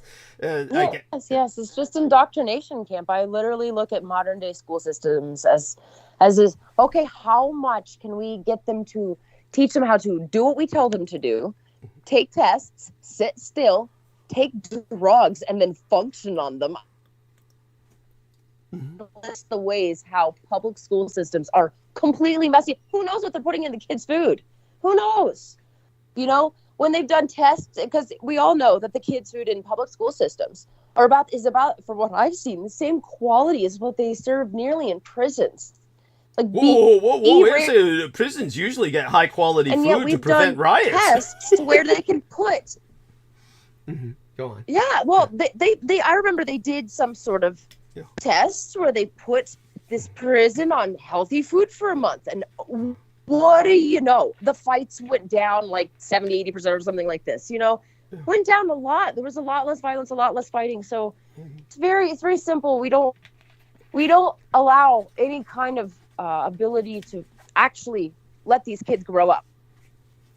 And look where we got them. Like, none of these alphas and Zumas, even millennials, can barely function. I consider myself basically halfway non-functional as far as the normie world, just because I was homeschooled. But even half of normal millennials can't barely function in this world. Yeah, that's right. Of course, I consider myself an incompetent adult in many ways as well. Yeah. So, I mean, we're all in it together. I mean, we're all pretty much dysfunctional. Yes, go on. Yes. It started raining. Did it? Oh, you broke up for a little. It started raining, so I might have to scooch off here in a bit if it's getting choppy. I'm sorry. Oh, no worries, honey. Believe me, you sound good right now. I'm sorry I sounded choppy for a bit. So what I was saying was, I said I myself, you probably heard this, I said I myself consider myself an incompetent adult in many ways. So, I mean, we're all kind of dysfunctional. I mean, I appreciate what you're saying. Your homeschooling made you certainly different, but you seem highly functional socially, I think. What was that, honey? Oh yeah, I can talk to anyone. I can talk to anyone. It's just when I see fine print, like legal paperwork, my eyes blur over. I wanna cry. I wanna rock in a corner because I don't understand all the government legal terminology. Oh, when it comes to trying to, like, sign up, honey, for do you think do you think your average person who went to through a public educational system can interpret any of that crap? Certainly, you don't believe that, do you? You truly would be naive. I mean, I don't know. I don't know how people get through in life. They don't. Most people don't. They don't get through in life. Most people just. Well, that's not true. All these people with their. I can't say that much, or it might sound rude. But certain types of people are really good at getting food stamps and handouts from the government. Okay. So but that's generational. That's not generational. Well, what the heck, man? Yeah, I was not taught how to do all that stuff. Yeah, you asked about the hearing the other day. This is what I got good at because obviously I worked for the federal government as a Department of Defense research librarian.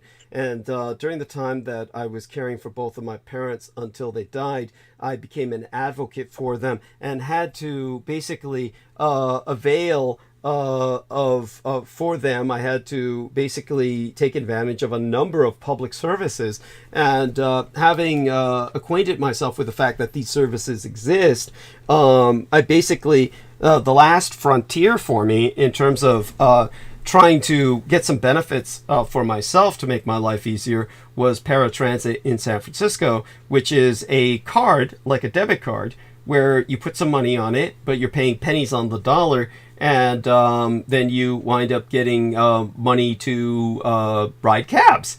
And so I put down something like maybe, I don't know, maybe $18, maybe less than that, and I got $90 worth of cab fare on this card. So this is what happened with a hearing the other day. Basically what happens is someone who works for paratransit, a paratransit client, meaning like a disabled person who uses paratransit, and a social worker are usually a troika or a triage of people who, when you appeal their decision not to allow you on the paratransit service, you appeal to them so you can take advantage of this service if they agree that you are qualified.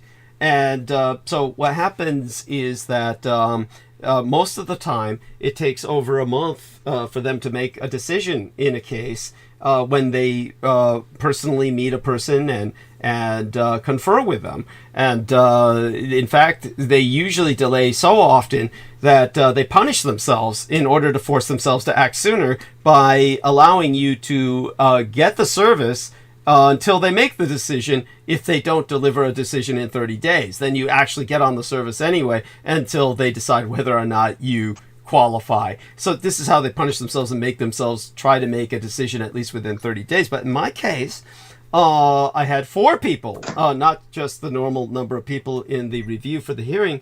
And so they agreed unanimously that very day that I, not while I was there in front of me, but basically as soon as I left the room, they agreed unanimously that I was qualified for the paratransit.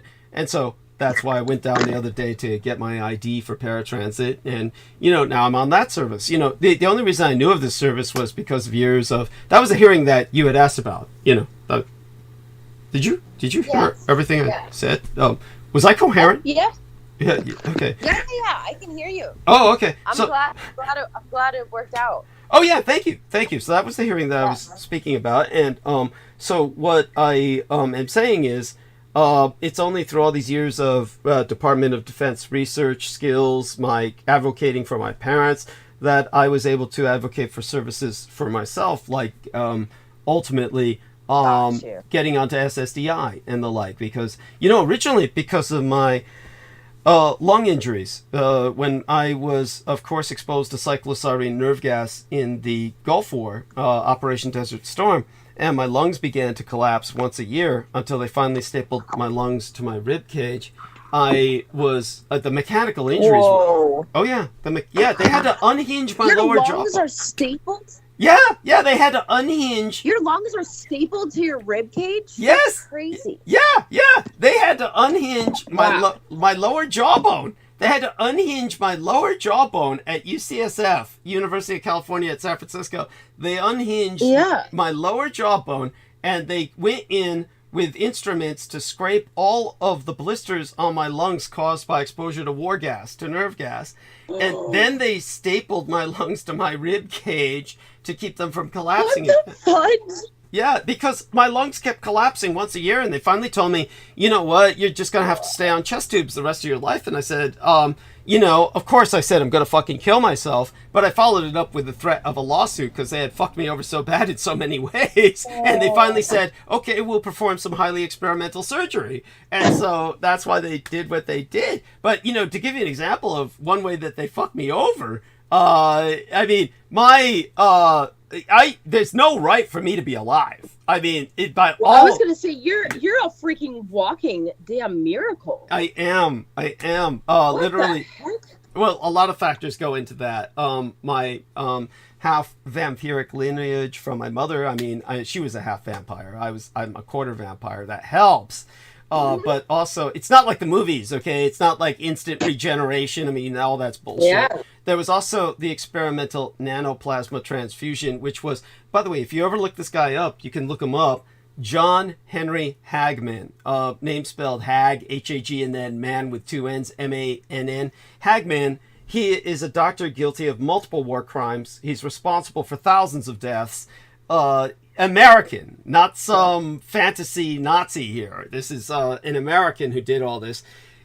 When I was 14 years of age and suffered a bleeding duodenal ulcer, I was, of course, a military dependent, meaning that I was dependent on a father who was recognized as having military benefits and therefore could go to the military hospital till I was 18 years of age at least. And this individual took advantage of that. 24% of all military doctors were trained at Letterman Army Medical Center in the Presidio when it existed. So when I was at Letterman Army Medical Center as a 14-year-old child and was bleeding heavily due to an internal ulcer, he told my parents that I was bleeding out. Now, of course, he and the staff were involved. He's not like a lone criminal acting like on his own. He was in conspiracy with the military community. But anyhow, they wanted to experiment on a artificial plasma, and they called it nanoplasma. But they told my parents I was bleeding out and I was going to die. And at the same time, AIDS had just emerged and the blood market had crashed. And so they told my parents there was no normal blood left available for me, and the only option they had was artificial plasma. that had So, yeah. so you're like an X-Men as well. I guess you could say that. I hate such comparisons, of course, because you know it's true. Everyone's faking it secretly. Yeah. I mean, I appreciate it's flattering. Yeah, it's something. I guess you could say that, but it's not like in the films. It's not like, okay, so this experimental plasma, they pumped all my natural blood out. They were just experimenting, is all they were doing. And medically, they killed me. I clinically died. They pumped in all this artificial plasma. It took about 48 hours, and then my bone marrow processed it, and it made it work. But when I reanimated after clinically dying and being dead for about 24 to 48 hours, between 1 to 2 days, when I reanimated, for one thing, it was white plasma. I was deathly pale, completely white. I mean, like a sheet, and that you just repulsive looking, like a dead person, truly. And beyond that, my blood had changed. Originally, I had my mother's blood, one of the rarest blood types in the world, O negative, which can't be exchanged with very many people at all. When I reanimated, I was O positive, which was like almost a universal donor. So I had flipped polarity somehow in my blood. This is, by the way, medically supposed to be impossible. Yet somehow had taken place. So obviously it had a profound impact on my physiology and was probably a factor in my surviving everything that I did. But it's not like instant regeneration. It's not like bullet wounds heal instantly. It's none of this crap you see in films. It definitely takes time. But I obviously have survived grievous injuries. So when it came to the multiple lung collapses, a good example of one way that UCSF fucked me over and why I was threatening to sue them was when I first was brought in, finally, the first thing I did when my lung began to collapse, first off, I called the ambulance, as you can imagine, because the pain was excruciating. There's no describing the agony.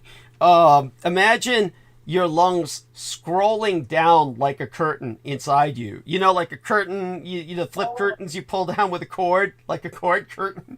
And I literally can't even imagine. I really can't. Just literally scrolling down off your bones, just, oh God. And most people die, by the way, when you're shot or you're stabbed. Most of the time, unless the stab or the shot hits your heart and impacts your heart, which kills you more quickly, if it just collapses a lung, what kills people in that event is not heart failure, but the lung collapse, which, because that vacuum fills up with blood and ultimately shuts down the heart because it chokes out the heart with all the blood that fills that vacuum. That's what was happening to me. And so I called the ambulance, and these assholes, these worthless pieces of shit came into my home.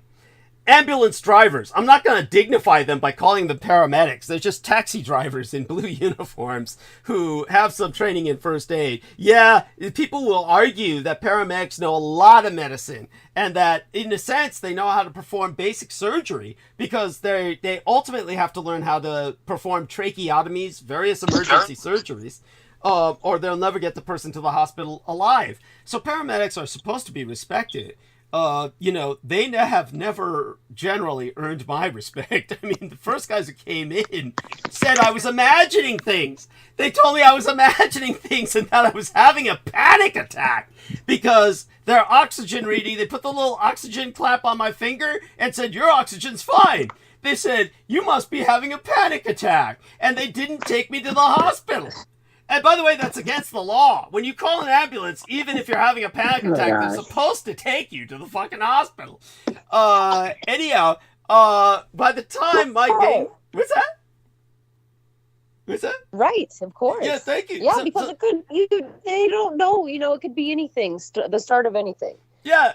So by the time my gang brother said, if you're having a panic attack, maybe you better calm down. Let's go eat lunch. He took me to lunch, and I can't breathe. And then he says, you don't look so good. And then I started turning blue. Then by the time he drove me to the hospital, I was blue. And then they lay me down on a gurney. And that's when the MD said, basically, this is something I also brought up. This is a factor. One of the things I brought up is that you're really taking a risk. It can go either way when you got a Chinese MD. And I'm saying, literally, I'd say half of them, you just want to just escape. Just turn around and run away. And this is the reason why. Is that, see, with the Chinese community, it's like this. What the fuck? Yeah, I'll tell you why. With the Chinese community, they're so obsessed with academics. It's like this. It's like, basically, the kid is born, and the parents don't give him a choice. It's just basically the parent says, you're going to be a doctor. There's no choice in it. It's not like the kid, it's just, you're going to be a doctor from the word go. And half these kids don't want to be doctors. And then they're forced by their parents. They go all the way through school. And you're talking 10 years of medical school. So by the time that a doctor is a doctor, he's like in his absolute minimum, going to be in his 30s. This is just before he even gets that MD. By the time a doctor gets his MD, he's in his 40s. So you're talking about you're talking about somebody who blows their life away for this, and a lot of them are unhappy and they take it out on their patients. Anyhow, so this Chinese doctor was one of these guys who obviously did not want to be a doctor. He was there because his parents had forced him to be a doctor. Anyhow, he got real close to me and whispered in my ear. I'm lying on the gurney. I'm already blue. My lungs collapsed. My heart's almost stopped beating because of all the blood filling up that vacuum. Anyhow, he bends down, he whispers in my ear, I'm going to fucking kill you. And then he took the chest tube, and like he was harpooning a whale, he drove it through my chest so hard, it's a wonder he didn't puncture my heart. He somehow missed my heart, and he collapsed the other lung. So when he punctured one lung, collapsed the other. So I had both lungs collapse, and I died. I clinically died. I was clinically dead. That was the second time. Second time in my fucking life. And so when I was clinically dead, then finally a bunch of other doctors got together and say, oh, hey, man, you fucked up. You collapsed his other lung. And then they stuck chest tubes in both sides and they reinflated both lungs. When I came to reanimate it, I had chest tubes in both lungs. The pain was excruciating. Imagine, I have no body fat. So you can imagine just a plastic tube with serrations rubbing against your rib bones directly God. on both sides. Just the horror of this while they reinflated my lungs, and I'm like, just got oxygen tubes in my fucking nose. I wake up, and so I told this stupid female doctor named Dr. Doof something. All I remember was she had a hyphenated name, and the first part of it was Doof, like D-U-F-F, and all I could think of was doofus. And I kept wondering, this woman scares me to death. Why does this woman scare me to death? Then I figured out what it was, because in those days they made interns, these medical doctors, they don't call them interns, they call them attendings versus, the ones walking the floor. The attendings are the master doctors, the real doctors, and the other ones are medical students. And anyhow, but at any rate, she was one of these medical students, and in those days they were still making them go through this crush where they forced them to go for days without sleep in order to prove that they could be doctors. And so they don't do that anymore, but in those days they were literally killing patients by making these student doctors go through that. And so I realized what it was about her that scared me to death. I realized she had the 1,000-yard stare, like a combat veteran. A 1,000-yard stare where she just literally was staring in front of her and could only see 1,000 yards, like a zombie. And but anyhow, I told her she hadn't slept in a long time. Days, like 2 or 3 days. Right? Yeah, and she sent me home without stitching up the chest tube sites.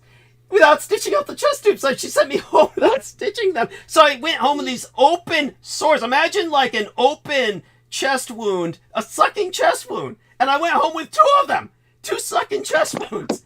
And then you ever see a floater? You know what a floater is? The bodies that float at sea, and then they float up on the beach like a beach whale, and they're all bloated. That they call them floaters. Yeah. That's what I turned into on land. I swelled up with this internal infection. I had this internal sepsis. I was gonna say, how did you not freaking die from like whatever the sepsis or whatever the heck? Yeah, it I looked like the Michelin mummy. And all this shit swelled up in my throat, you know, and so because of that, I couldn't talk. When I called the ambulance on the phone, the stupid dispatcher thought it was a practical joke because I sounded like a Muppet. So he said, I don't answer practical jokes, you know, and he wouldn't take my call. He hung up. Whoa. And finally, because I had a background in police work, I knew that all these paramedics were parked at various parts in San Francisco so they could respond faster. And so they sit in just a park space until they're called, eating nachos and hot dogs and burritos and shit. And so I knew where the local ambulance was parked. And they don't do this anymore, mind you. But in those days they did, so that they could have more efficient response. So I knew where the local ambulance was parked and the stupid paramedics were sitting down eating hot dogs and burritos and shit.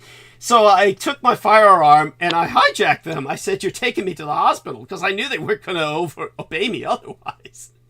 By the way, the judge ruled out that I was totally justified in what I was doing, so that was never held against me. But I basically hijacked an ambulance and forced them to take me to the hospital because I was dying, and the dispatcher would not call the ambulance. So when I walked down to Polk Street, where they were, just 2 or 3 blocks down from my home, and held them up, forced them to take me to the hospital, then that's how I got treated at that time.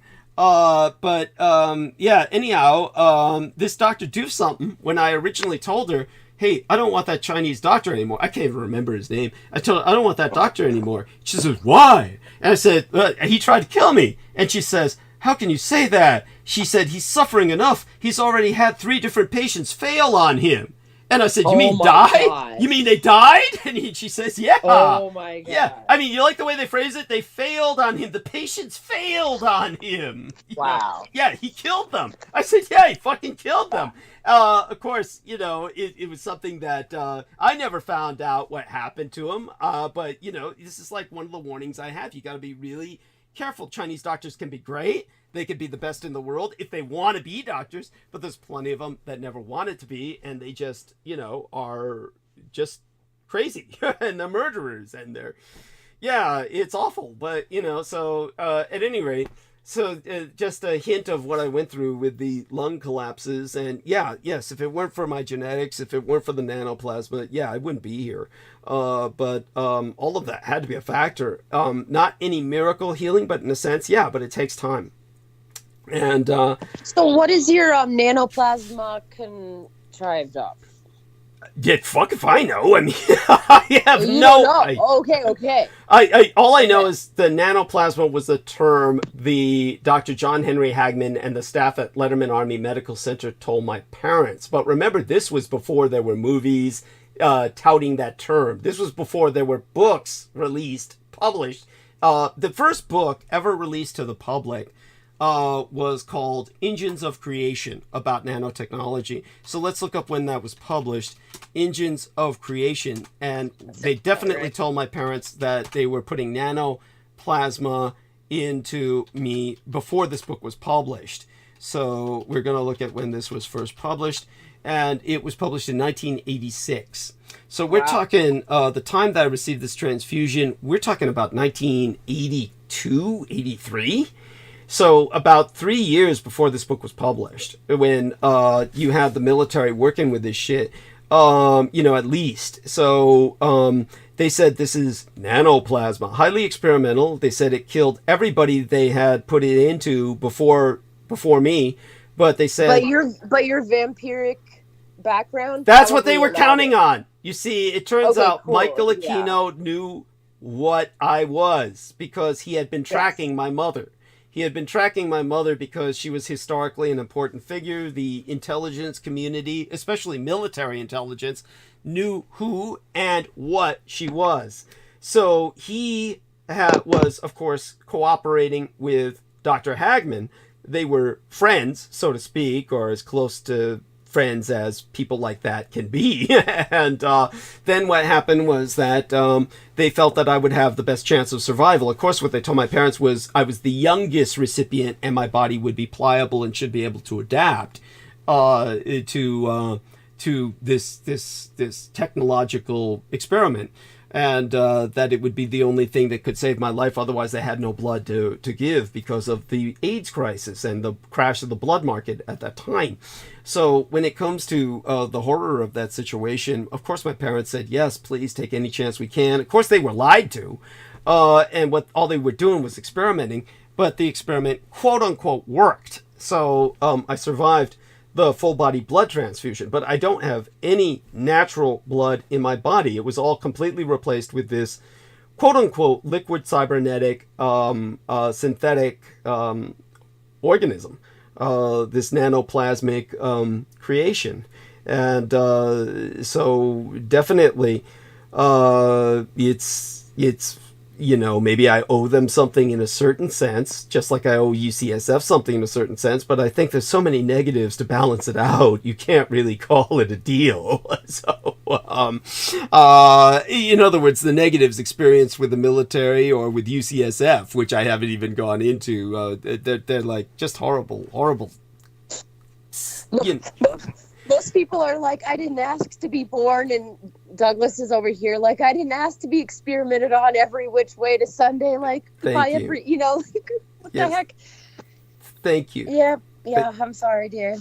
Yeah. Well, by the way, I'm so sorry. Are you okay with work? Are you on time, or it's 4:44 a.m. over here in the Pacific? Yeah, actually, I'm actually gonna have to hop off of here in a few minutes. Okay. I need to start getting ready for work and doing a few things around the house. And I was actually gonna say that, and I was like, when am I gonna say this? So I'm glad that you actually brought that up. Oh, of course. Well, honey, you're always be good. You're always welcome to just say, you know, I gotta go, and I believe me, I understand.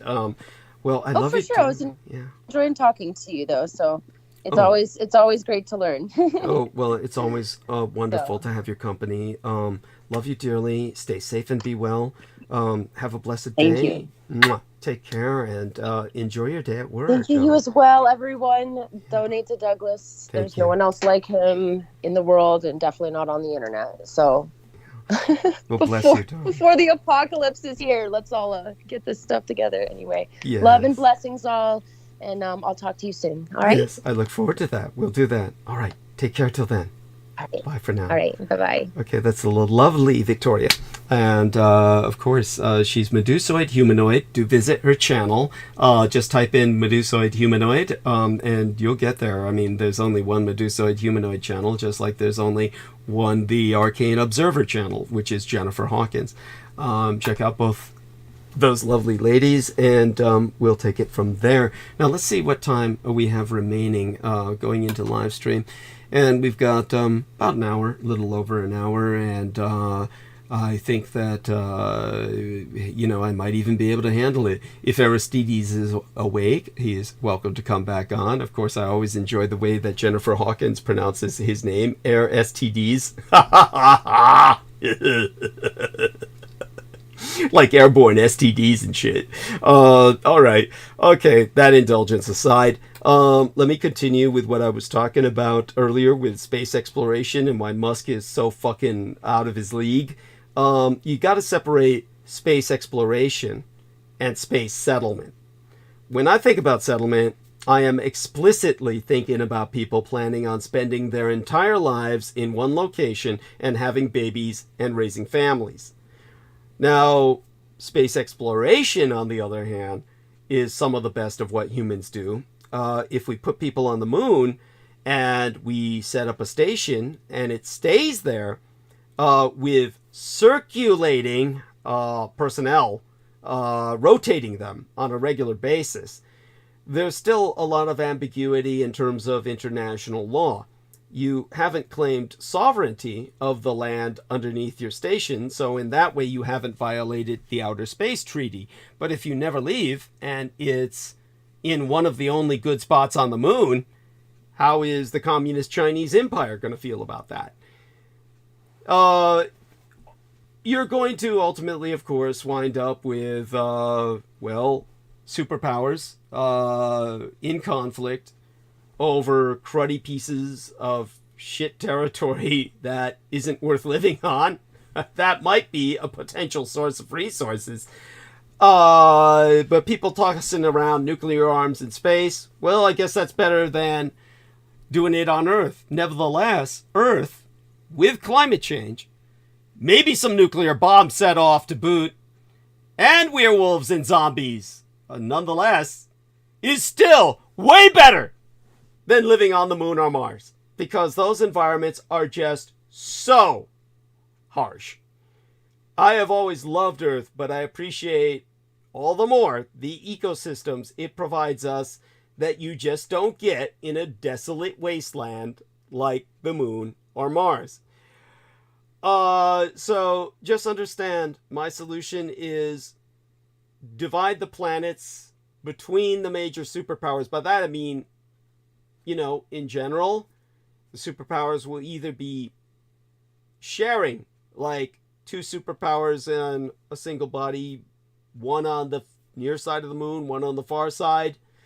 Another culture getting Mars, another culture getting Venus, but basically a division of the solar system where superpower cultures can individually develop these planets. So I am perceiving a multipolar future of multipolar powers, and that certain planets would be dedicated to a number of cultures. When they're extraordinarily large, like Jupiter, you wouldn't be settling on Jupiter itself, you'd be settling on the moons.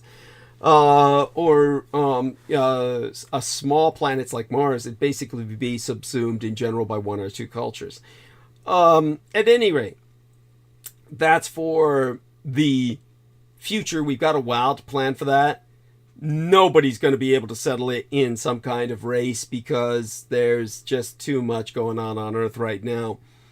Once Earth settles down, we can have a space race. And we can start racing to develop assigned planets. This would be part of the victory conditions on Earth with whomever wins the next World War.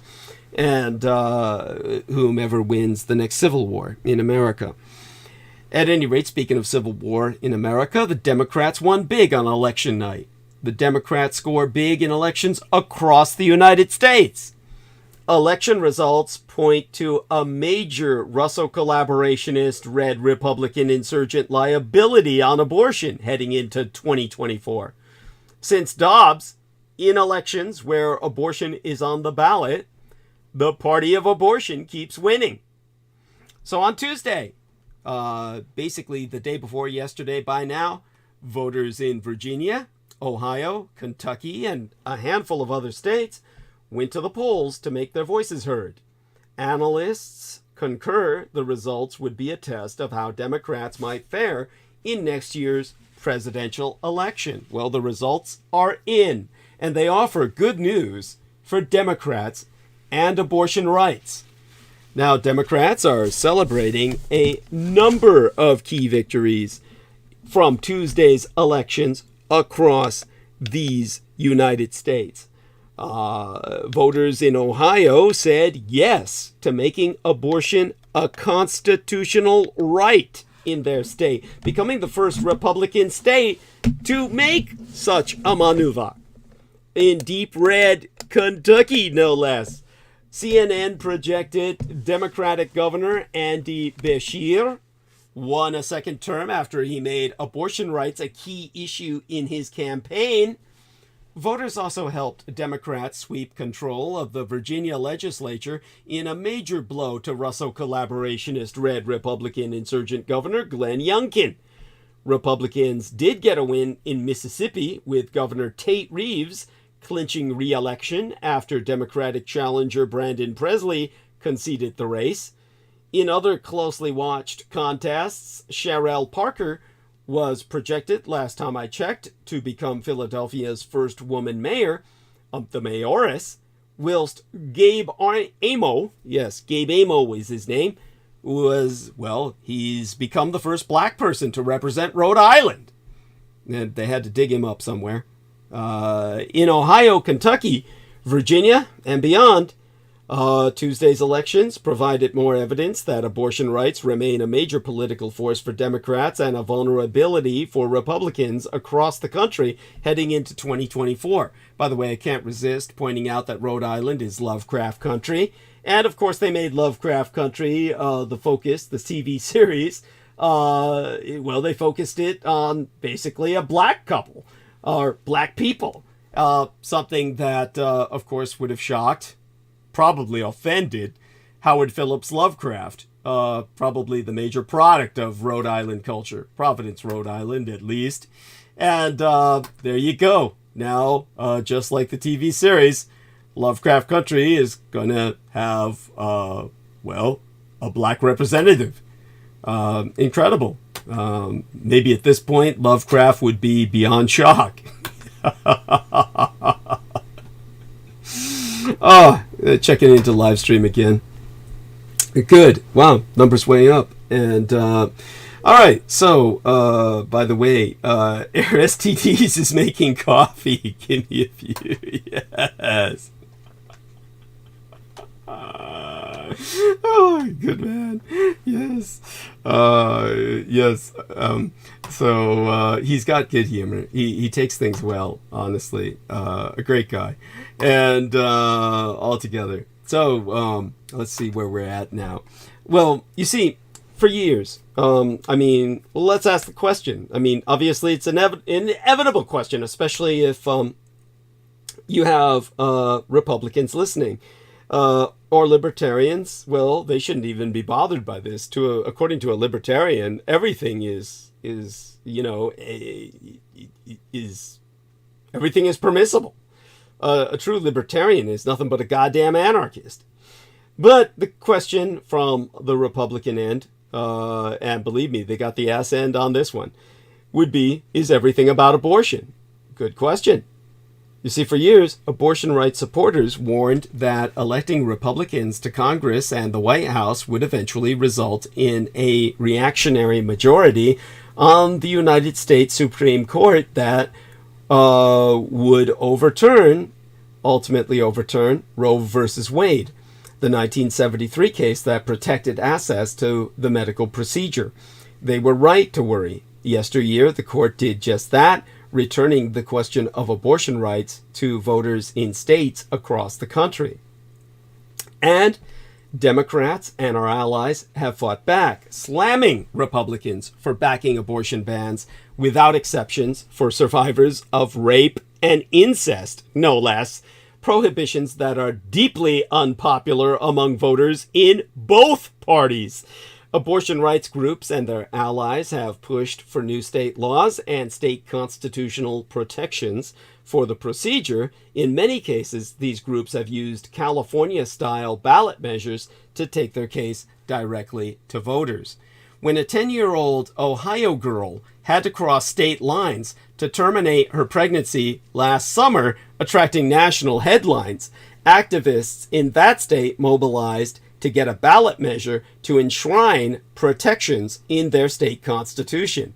Republicans there tried to kneecap that effort through another ballot measure that would have required 60% supermajority to amend the state's constitution.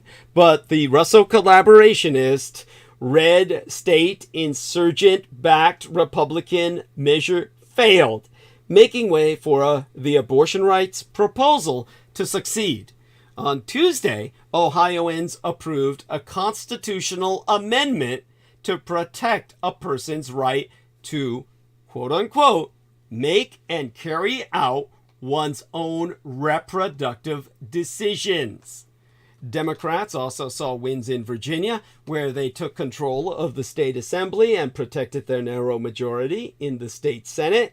Incumbent Republican Virginia Governor Glenn Youngkin and his party had hoped to ban most abortions after 15 weeks, but Democrats effectively blocked that conspiracy by expanding their own rights. Your rights, my rights, everyone's rights. Democrats in Kentucky also saw gains. Andy Beshear, who ran ads on abortion rights in that deep red state, will stay in the governor's residence. I hope he makes himself comfortable for a lifetime. But while Democrats won big on Tuesday, storm clouds are on the horizon for the leader of the Democratic Party. And that brings us to potentially bad news for Biden. You see, although Democrats performed well on Tuesday, it's apparent Biden has become increasingly unpopular, even within his party. I mean, after all, when you go to fucking Israel and say, they're not the ones responsible, at all, the Jews are the good guys, and you just suck Netanyahu's cock on public television internationally for all the world to see, well, you're going to lose a lot. And for the first time in his presidency, thanks to the Israel-Hamas war and his sucking Jewish ass, a majority of Californians disapprove of Biden's job performance, as support for him has dropped sharply among major Democratic-leaning groups, as proven in a new poll. The Times writer David Lauter of the Los Angeles Times, not the New York Times, we're talking California after all, has reported that the drop has come heavily from Biden's fellow Democrats and to a lesser extent from the state's nonpartisan voters. These findings are similar to a CNN survey conducted in recent weeks by national polling firms, especially the SSRS. This is, of course, a statistical or demographic survey specializing company, which stands for their name, SSRS, for SQL, Server Reporting Services. It's a server-based report generating software system, really, from Microsoft, part of a suite of Microsoft SQL Server services. Basically, this was used to conduct a survey that has had pretty important results. And basically, those results have proven to us that the poll has found that former President Trump leads Biden 49% to 45% among registered voters in a hypothetical rematch. 51% of voters nationwide said they would never back Biden, and 48% said they would never support Trump. So the election is still 1 year away, but these results, which come as Trump is fending off criminal and civil trials in multiple states on allegations of mishandling classified records, no less, attempting to overturn the 2020 election, furthermore, and more beyond all that, do not bode well for the incumbent. So, that being said, why does the party of abortion keep winning? The Democrats had a fruitful election night in Virginia, Ohio, and Kentucky. Not so long ago, Republicans called Democrats the party of abortion as an insult or a pre-election attack line. Now it is the Republicans as the party against abortion who are losing. This is a grim reality for those Americans who believe that in their twisted interpretation of the phenomena that the unborn deserve protection. Since June of last year, when the Supreme Court ruled on Dobbs, overturning the right to an abortion under Roe v. Wade and returning the issue back to state legislatures, the Democrats have won over and over in elections all over America by campaigning to preserve access, as they like to say, to abortion services. And the day before yesterday, it happened again in Virginia, Ohio, and even the profoundly Republican state of Kentucky. In Kentucky, the Democratic governor, Andy Beshear, who has campaigned for exemptions to the state's abortion ban, won re-election as well. In Virginia, the Democrats took full control of the General Assembly after Republicans had campaigned for a law that would ban abortion after 15 weeks' gestation. In France, it's 14 weeks, by the way. The Virginia result is a blow to Glenn Youngkin, Virginia's governor, who's been held up as a poster boy for what a successful post-Trumpian Republican leader might even look like. Just goes to show. In Ohio, where a Republican 6-week ban proposal is going through the courts, voters chose overwhelmingly to support a constitutional amendment to allow abortion up to fetal viability, the point at which a baby has a significant likelihood of survival outside the womb. The measure, known as Issue 1, also removes the need for parental consent for children who want to make reproductive decisions. Critics of the measure argued that it effectively allowed abortion up to and including partial birth terminations, and that the language about consent would be used to block parents having any say over gender reassignment surgeries for their children. But the critics lost, and Issue 1 was passed. Pro-life Republicans will lick their wounds, blame each other, and point to uniquely unhelpful factors in each race, but the pattern is now so obvious as to be irrefutable. Since Dobbs, in elections where abortion is on the ballot, the party of abortion keeps winning. The pro-abortion electoral tide could be stemmed in next year's presidential elections, when turnout will be much higher and the highly mobilized reproductive choice lobby will have less sway. But for the Democrats, who are losing on the economy, on immigration, and so much else, the tactic is clear. We can expect the party of abortion to add ballot reproductive rights measures in every state in November next year to drive up their support. And Joe Biden, a practicing Catholic, whose church teaches that abortion is an excommunicable sin, will make it a major campaign issue, assuming his re-election campaign isn't itself terminated in the coming months.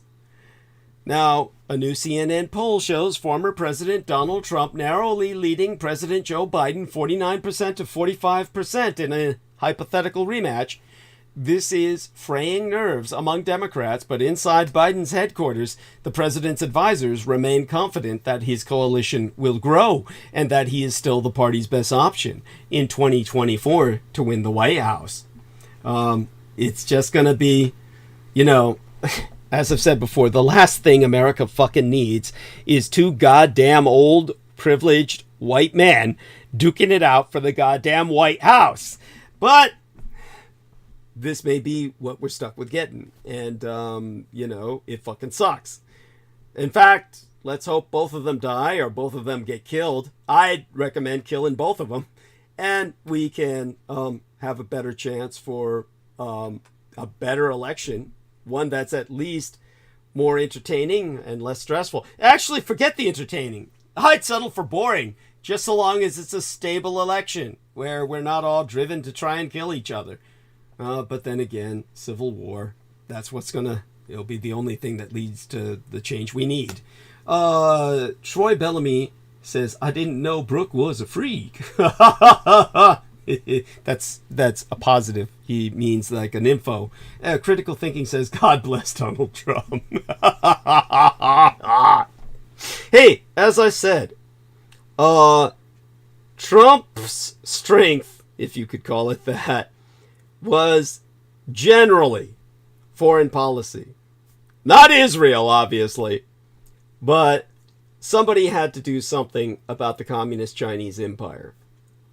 And the Communist Chinese were getting bolder and bolder, more presumptuous, and they had agents in America that were intimidating the Chinese public in America. And these are called overseas Chinese ethnic communities. And they would ultimately have had assassins gunning for myself as a Taiwanese nationalist, an outspoken Taiwanese fascist. So they would have, I would have been a primary target, but Trump helped to really cut that back. He really fucked them over. and screwed up their operations in the United States. The communist Chinese are under a microscope slab now, and no longer have the incredible power in the United States they had until Trump came along. So I owe Trump that much. Believe me, if it came to a civil war, Trump, if he survives it, I say that simply deportation to Greater Manchuria, that Rust Belt between Russia and China. I'd like to create a buffer state there, relocate a good deal of American Republicans there, especially of the more radicalized libertarian bent. They can take all their guns with them, and start a new Mandalorian culture, a mercenary culture that would be a buffer state between Russia and China, and basically can serve the world as the new Spartans of the 21st century. Medusoid Humanoid says, laugh out loud. Love you dearly, Medusoid Humanoid. Our lovely Victoria. And of course, I could spend an hour talking about abortion and putting that into some perspective for people. And she may not have heard the episode in which I went into great detail on that. But let's check in with our man. And by the way, Victoria, if you ever feel the need to jump on and protest anything I'm saying, to interject, go ahead and do so. Man, you should have heard Brooke Gibson and the way she would jump in, and man, she would just, jump in at times and just start slamming away, just start hammering. By the way, I don't know if you heard it earlier. My good friend Aristides, Brooke, you were asleep at the time, probably. She started snoring. I had to put her on mute. Then she woke up and dropped off. She was probably so offended, probably thought I put her on mute, that I was, dissing her. Oh my God. Hope she doesn't hold that against me. I'll explain to her later what was going on. You probably missed all the snores, but you can hear them when you replay it later. Yeah, I was wondering what happened. Oh, yeah. It's just, oh my God. It was funny as hell. I let it go, all the while I was talking about Israel and their exploitation of the Holocaust, while they commit themselves to genocide. But all the while I was talking about it, you hear her, it was almost similar to the Joe Tai phenomena. She'd come on just when I'm talking about this situation of immense gravity, and then you'd hear... Well, it's really easy to mute somebody, apparently. I did it. I finally did it when I started talking about some other subjects. When I started ripping on, doofus, Elon Musk, the biggest dope in the world, and you just at that point, at some point, she woke up, probably saw she was muted, got terribly offended, and dropped off. I hope she understands that wasn't the case. So I'll try and talk to her privately later. In the interim, Thursday night, hopefully, we'll be practicing some of the Skype, trying to go live for a few seconds with our dear Jennifer Hawkins. And aside from all of that, you got anything planned, or life is just same old, no. For you? Nothing huge planned, no. Okay. Yeah. Veterans Day. No barbecue plan? No. Yeah, I recommend. I shouldn't say this, but I remember Peter Moon. I couldn't believe he said it. I mean, working with me as long as he has, he should. Well, anyhow, he said, he's trying to get people to support me. So he pointed out the fact that I'm a veteran, and then he was like saying, yeah, it's amazing how poorly we treated veterans. Yeah, I mean, of course, I beg to differ, and I think veterans are getting all too many benefits, and they're all too well treated. We let them slide with far too much. But then again, I'm not getting any veterans benefits because I was dishonorably discharged. So, but such being said, one thing that I do want to let people know is that with Veterans Day coming up, personally, because I'm such an asshole, and you can't blame me for being bitter about my own combat experience and the fact that I've got a bunch of fucking veterans trying to claim that I'm not a veteran. I say everybody buy firecrackers and blow them up on veterans' property and throw them into fucking goddamn post-traumatic stress disorder, and hopefully they wind up blowing themselves away in gunfights or something, or blowing themselves away in gunfights with the police. So let's do that. Everybody buy firearms and fireworks and, blow them off near some veteran's house and fuck them over. I mean, I have no fucking sympathy. They certainly have done their best to fuck me over. Everything from a dishonorable discharge to, claiming I wasn't in the service at all. Fuck them. Fuck them. You heard what I went through with my goddamn lung collapses, and I barely touched the tip of the iceberg with that. I'm not talking to Aristides personally. I'm talking to all our listeners. Yeah, he didn't hear it because he was probably asleep at the time that I was going over it with Victoria, but oh my fucking God. Yeah, I went through all that because of my service in the Gulf War, and then I get a bunch of motherfuckers claiming that they say I wasn't in because they got Freedom of Information Act dope on me, when I explained to everyone you can't get Freedom of Information Act dope on anybody who's a veteran because that's a threat to national security, and it has to go through a security officer as well as a Freedom of Information Act officer. So it's all bullshit anyway. This is the kind of crap that I've faced all my life. People taking advantage of people's ignorance to make claims about me that are patently absurd. And certainly impossible once somebody is familiarized or educated about how your goddamn government works, which nobody knows better than me because they, other than fellow federal employees, and goddamn few of them.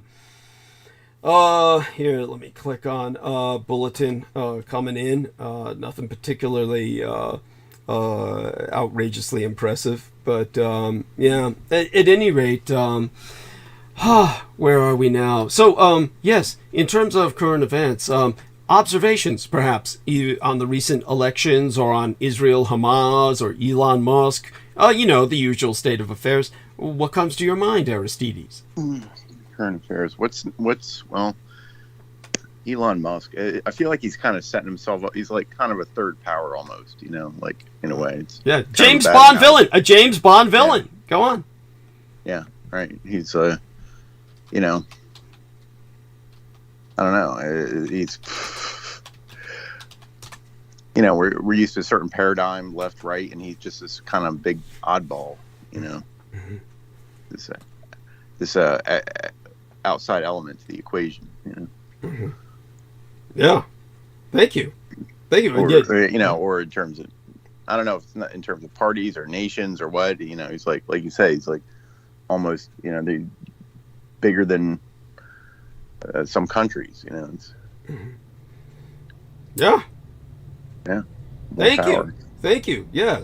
Disgusting. Yes, he's a real piece of shit. So thank you for that. Okay. Yeah. It's he's strange, but he's I don't know. He definitely got some very strange background. I don't think he's just a guy that got rich and got full of himself. There's something more to him. Mm-hmm. Yeah. Thank you. A lot of theories. So I appreciate that profoundly, and I think what I'll do now is probably go into a little bit of a diatribe in the time we have remaining. What's been new with the with Israel? What's the Israel update? I don't know. They're fighting it out in there, I think. I don't know. It's just pure genocide. They're committing what I defined as genocide against a separate people, an ethnos, and they want us all to love them for it because, they're fucking Jewish. And so there's some videos going around. Like some of these Hamas guys are really are fucking them up though. Like, cool. You think they're all Cool. They got the whole advantage, they got all these tanks and they got all of our money and weapons, but like some of these guys, man, I've seen videos like they're sneaking up and like figuring out how to there was a guy ran up, he planted a charge on the tank, ran away, and it disabled their there's like a system on the tank that's meant to protect against shoulder fire missiles and stuff, and it disables that system by just putting a bomb right up on the tank, and then they fired the missile at him and they took him out. All right. And I'll tell you what, these guys have got some nuts, man. They're just running around there in their flip flops and whatnot. Yeah. And these privileged, Israelis, they yeah, they're used to a lot. They're used to a lot of. They're used to shooting fish in a barrel. That's what they're used to. And they're so they're taking losses too. Yeah. Apparently. Good. Oh, good. Yes. Yeah, I shouldn't be saying things like this, but yeah, it's it has to be said. Honestly, it's this is like what needs to be said. Thank you for sharing that. It's heartening. Yeah. It's really heartening to hear this. And so, what did you make of? Did you regale yourself by watching this Trumpless Republican presidential debate? Oh no, I don't. I don't even barely tune into somebody just sent me a video of the what's this guy Ramaswamy. I haven't watched it yet because I've been listening to you, but supposedly. They think this guy's hot shit. I don't know. I got to watch this video. Oh my god. Yeah, basically the most substantive Republican debate became a personal one. I can tell you that. Nikki Haley and Vivek Ramaswamy, they escalated their attacks. I think one of the takeaway quotes that stood out with me was, "You're just scum." I mean, talk about deep. Yeah, deep thoughts, just, they're really getting into the heart of what we're dealing with in terms of crises, multiple crises. And that's their line. You're just scum. So it's pretty funny, really. But aside from all of that, it's just morbid entertainment. It is. I mean, how much have we suffered for the lack of true a third position politics? And I don't mean like libertarians or something who have no position, but Thank you. Oh, God. If there was any other third option, I think just everybody's so disgusted at this point, they'd just be like, sure, anything but those guys, anything but those two parties. Sure. Let's give it a try. Yeah, I hear what you're saying, but like I said before, honestly, we are in essence, obviously the Democrats, the far left fringe, the idiot communist Bernie Sanders. I mean, obviously that's just you're dealing with people at this point who are lost in an ideological quicksand. But as far as that goes, I mean, look at the fucker's age. I mean, that guy's part of a dying demographic. The younger Democrats, as I said. Now, one of the things that Aristides pointed out to myself was that he pointed out he sent me a number of photographic images at one point of all these Democrats that were just kissing Jewish ass and you go into Israel and saying I'm a Zionist. And it wasn't just Biden, just all these, but these are all old. These fuckers are all, it's a gerontocracy that's doing that. And the gerontocracy, unfortunately, through the Squad and the young Democrats under the bus. And the one person will notice about the Squad and the younger Democrats is they're overwhelmingly female. So this adds to the misogyny of the Republicans, who just hate them, not just because they're young and they're Democratic, they hate them because they're female, and they hate them all the more for that, the female empowerment issue. But when it comes to these younger Democrats, overwhelmingly, they might have condemned Hamas when it attacked, because they had no choice. When you're told that people are running around chopping off babies' heads, what are you going to say? I support that?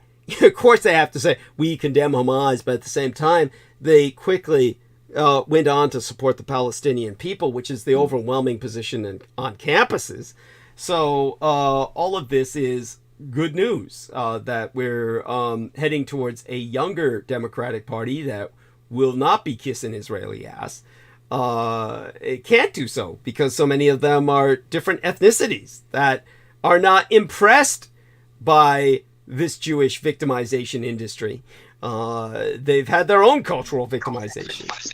And so as a result, the Democratic Party is what I would recommend the majority of us stick with, simply because it's there already, and we'll just have to make it work. The idea of setting up a third party, it's not libertarian. What would it represent? You could call it constitutionalist, but what's that? I mean, the Republicans and libertarians claim they're the constitutional fundamentalists. So it's like there's really no other option. What would you call like a third party? Like if you were to establish a third party, what would it represent? What would it be? You see what I'm saying? You see the challenge. You don't need to answer that, by the way. You don't need to answer that, but you get what I'm saying. See the difficulty. By the way, maybe radicalized centrism. Thank you. That would be. But you've got to change the name because that concept is so abstract. But, everybody'd say, that sounds like a geometry problem. Yeah, fuck that. They'd say, that sounds like hard work. What the fuck is that? Radicalized centrism. So it's obviously then I'd explain it, but basically I'd be saying fascism, and they're all indoctrinated. They'd all run away, So but with the new generations, maybe they'll be less indoctrinated, and so there's hope for us. I'm calling Peter Moon. Hopefully he responds. He said that I could bring him on. So hopefully he's responding. So there's all these cute dogs in Aristides' home now. Is there still 4 of them? No. Okay. There's just 2 normally. 2 normally. But that's enough. Yes. Here, I was just dropping this link. They just that one is a squad member. They just censured her for her pro-Palestinian. Incredible. Incredible. Yeah. That's the gerontocracy. That's the old Democrats, cooperating with they're all obeying the Zionist occupation government. And that just will, how would I say it? That just vindicates her. All that does is vindicate her, hopefully to the younger people. And I'm letting Peter know that I'm calling him. Maybe he's not hearing the ring. And let me make certain I press the right button. I'm so spacey right now. I might press the hang up button by accident. And thank you for sharing that. That's disgusting. House votes to censor Representative Rashida Tlaib. Well, what is she supposed to do? She's fucking Palestinian, right? What the fuck is she supposed to do? Say, fuck my people, I love the Jews? I mean, what the fuck? Right. And you censor her for that? I mean, stupid. It's like, he says not ringing yet. So I'll tell him call in. Then let me try ringing him again. And I will call again. I will call again. Again. And let me see now. I'll see if we can work this. Make certain I press the right button, because God knows we need him, because I'm fading. And, thank God he's volunteering, because if I went into a diatribe about abortion, it's such a complicated subject. I don't think an hour would do me. We have far less than an hour. I couldn't do it justice. It'd take me at least a little over an hour, probably. An hour or a little over to really do the subject justice. Fuck. Yeah. So let me tell him, if it's not ringing, call in. How do I get the message to him? Here we are, chat. No, here. By the way, when you hear me thinking out loud like that, don't be afraid to butt in. Okay. Call in. What else did I miss on the overnight? You know me, like I told Victoria, call in and I will merge the call. In other words, what I told Victoria was, as soon as I'm finished talking to people, I usually forget what the hell we were talking about. I'm sure you do too, after a while, like a few minutes. And he says, I will try to call in if this doesn't work. Okay, good. So, call in and I will merge the call is what I told him. There he goes. Okay, merging the call. Okay. And we are merged. Yes. So yeah, usually it just says join the call, and I can join the call, but I must have been deplatformed, and I don't know how. I don't know how. It's this. Sometimes that happens. It doesn't matter. Yeah. But what I wanted to say, yeah, with regards to Israel, yeah, and all of this stuff with the squad and all of this stuff is what one really has to consider here is, I mean, look at it. I had said that it's not going to go as easy for Israel as they were projecting, or as the news media, or as it has in the past, as it went for them in the past. Yeah, go on. Yeah, like, you know, hey, we're the Jews. Yeah, you know. Thank you. Thank you. Yeah, well, as if that is a excuse. Endemic fact of gesture of goodwill, that they represent goodwill. Thank you. And that they represent God. It's just like it's assumed that's their orientation. Yeah. That's how they look at themselves. Now, what one has to consider is what is the potential or inevitable pushback when they don't win, or when they get. Now, the tunnels, I didn't watch them, but last night they were going into all these tunnels, and that they've wiped out extensive tunnel headquarters, or I guess what you'd say repositories of what do you call it? Where the Hamas was prepared to stay there for a long, long time, and they've wiped out these areas. Now, how much of that is true? How much of it is publicity? But they're starting to breach the area that I said we're going to come down there and we're not going to find them. They say, oh yeah, we've destroyed their headquarters, or not their headquarters, but I don't even know what the word is. Fort. They don't call it a fort, but they haven't, and they've killed some leaders of it, but they really haven't killed Hamas. So they're breaching that territory where it's going to say, like, where's the beef? You know. Thank you. Yes. Where is it? And this is a challenge to them. Now, if it happens that they do indeed lose this super battle, or that they don't conclusively exterminate Hamas, what is their pushback? What is the consequences? Where is their strength? Their strength, they sometimes think they have a PR strength. They certainly have control of the media.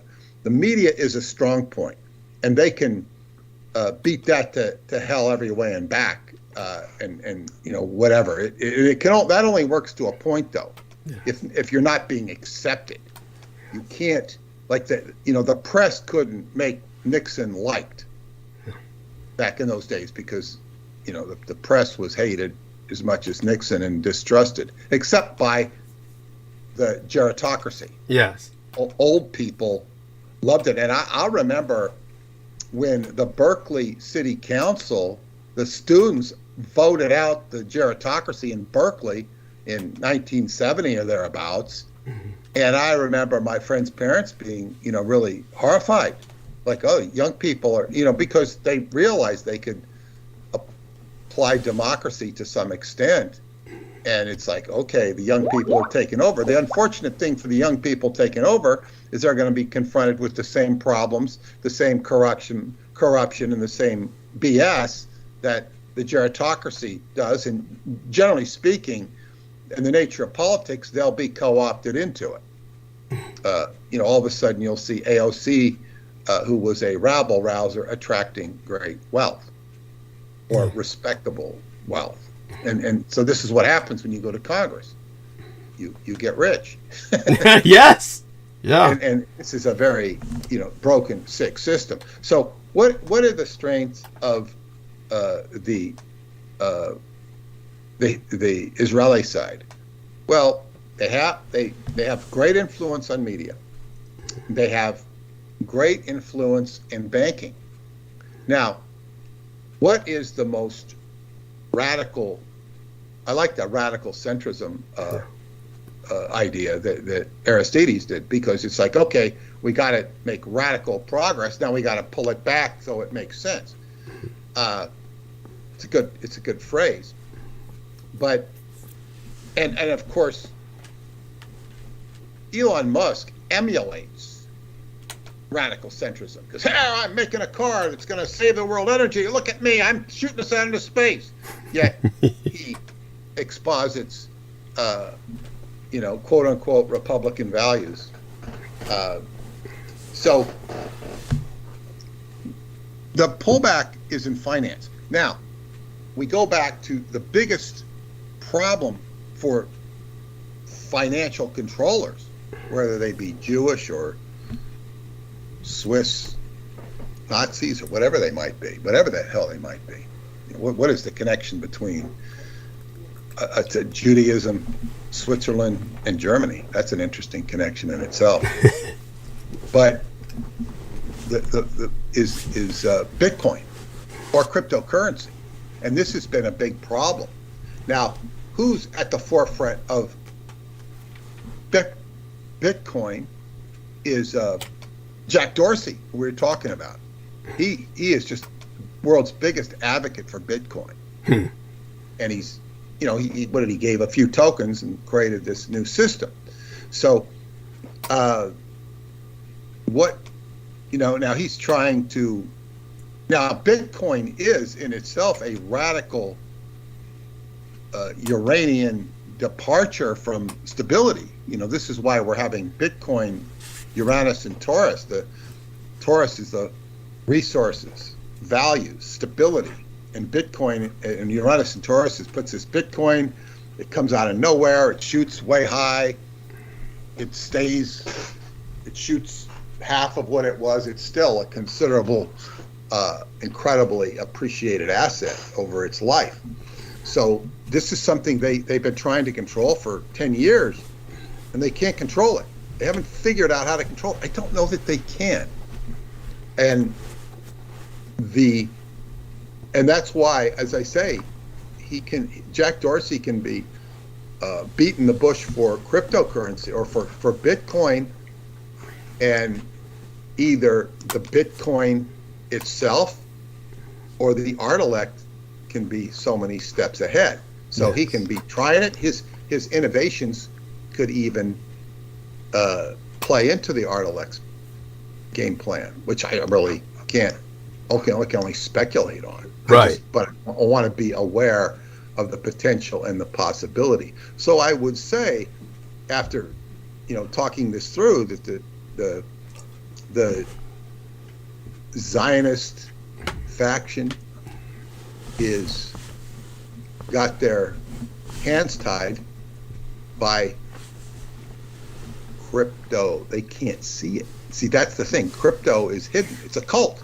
Yeah. It's a cult. Therefore, it's in our wheelhouse. Just because the fact it's a cult. It's, and what's going to happen here. It's interesting. Now, I would also, what all this prompts is the inevitable rhetorical existential factor of, when did the Jews become notorious bankers? What is the period in time? Now, if we go back to, we can talk about money changers in the temple, but that seemed for immediate expedient profit that seemed to be largely manipulating the local community and exploiting the Jewish people themselves. We go back to Jesus throwing out the money changers, because the Jews were not in control of the Greeks or the Persians or the Egyptians or whoever came to town. You have Solomon exploiting the population with the building of the temple. So it's like he wasn't manipulating to control populations. He was trying to build a temple, which he did. So he builds the temple, he taxes the hell out of people, and he developed a lot of ill will by reason of that. not that he necessarily had to put up with, because he was just powerful beyond belief. So I'm just like saying, and then if you read certain books, they'll tell you how it was really the Templars that brought banking into the world and made banking a great source of manipulation. And the coins in tarot, or the pentacles, also represent that. So, this could be screwed any which way. But manipulation of currency is said to really come into its own. I mean, and I'm being very ad hoc here. I'm not, because I haven't really researched this in any great detail. I know that Joseph Farrell wrote a book called The Financial Vipers of Venice, or something like that, where the Venetian merchants get into it. And the black nobility is what Jan van Helsing wrote about in his book, The Black Nobility, which is basically centered around the cities of Venice and Trieste.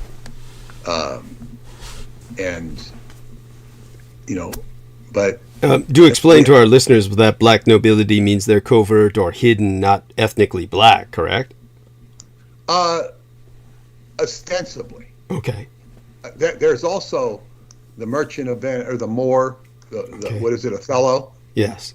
I mean, that ostensibly what you say is correct, but who the hell knows? What Point well taken. Yes. Yeah, and the Knights Templar have been, I mean, aside from there being this glorious secrets they're supposed to contain, they were known for their banking. Mm-hmm. So it's as I'm just saying, is the Jews tend. I mean, I'm just thinking very quickly. What comes up is the Rothschilds seem to be the original profiteers from bankers, but Venice would go back even earlier, and even Columbus and the Jewish merchants of Columbus's time period would go back earlier. And you have hidden Jewry throughout that period, and also. So it's like Judaism is kind of lost as in flopping in the water. It has to be hidden, and it all seems to go underground to a certain extent around the time of Masada and the destruction of the temple. It still exists, and then there's pockets of Jews in Morocco. It's the diaspora, and then we have this tradition of slavery in Poland, white slave trade, which has been attributed to the Vikings being Jewish. There was a video that was called The Six Kings. Six Kings, VI being the Roman numeral for six, and kings. Vikings were a Jewish tribe that were enslavers, and that they came up the Danube. They were the Dons, Jutland.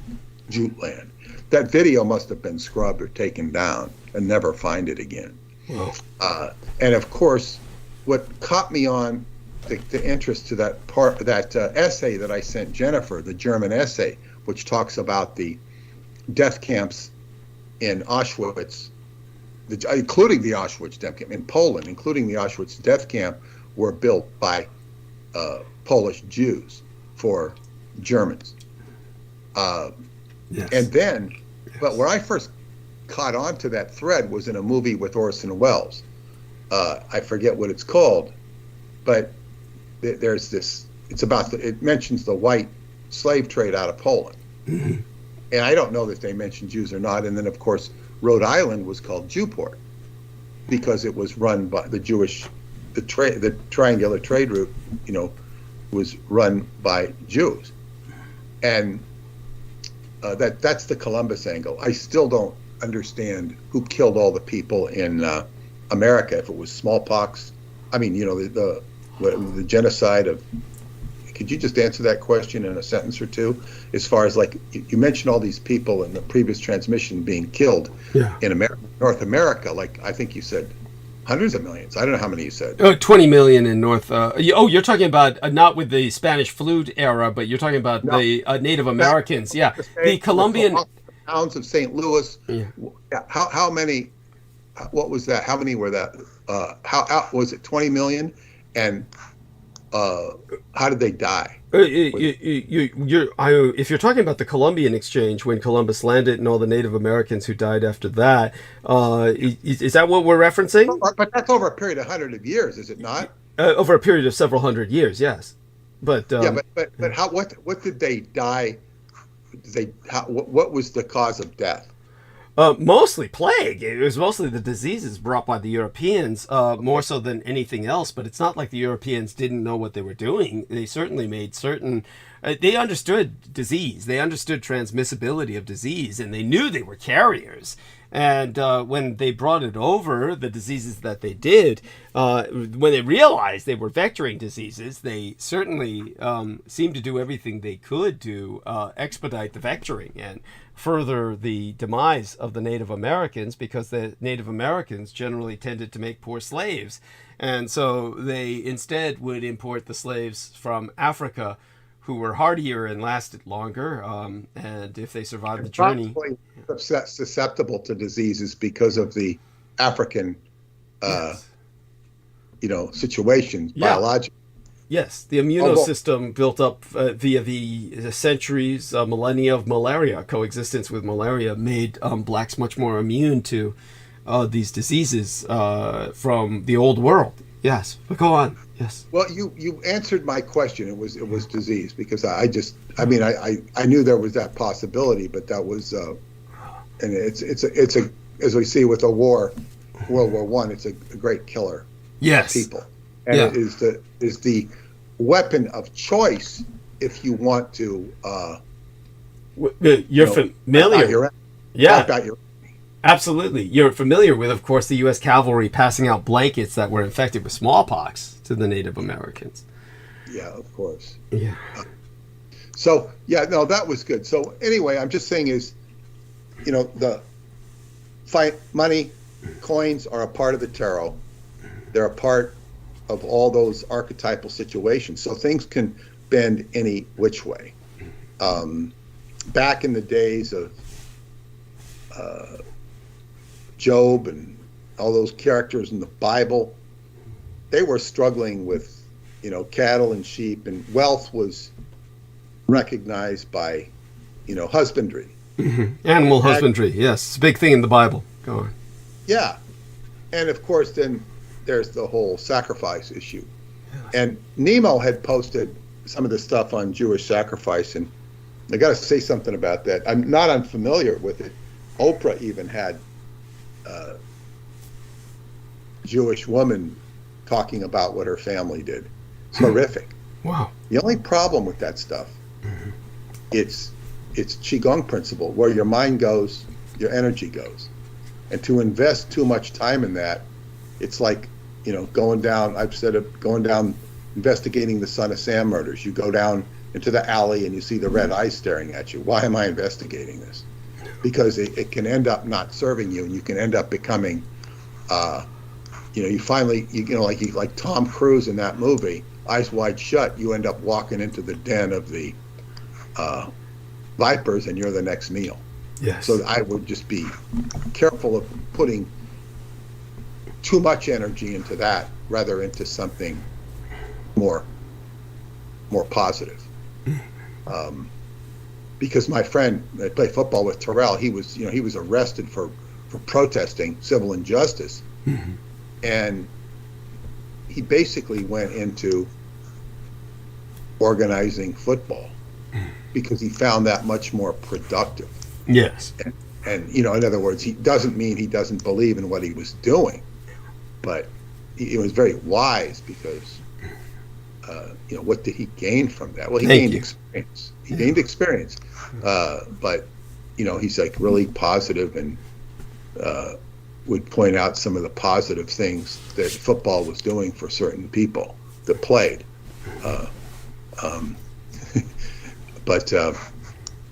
So it's like, where is one going to spend their time and energy? It becomes very important, and the personal health and habits like that can really be a lot more beneficial than finding out the evil that goes on every day and has gone on for so long. It doesn't mean you should overlook it or ignore it.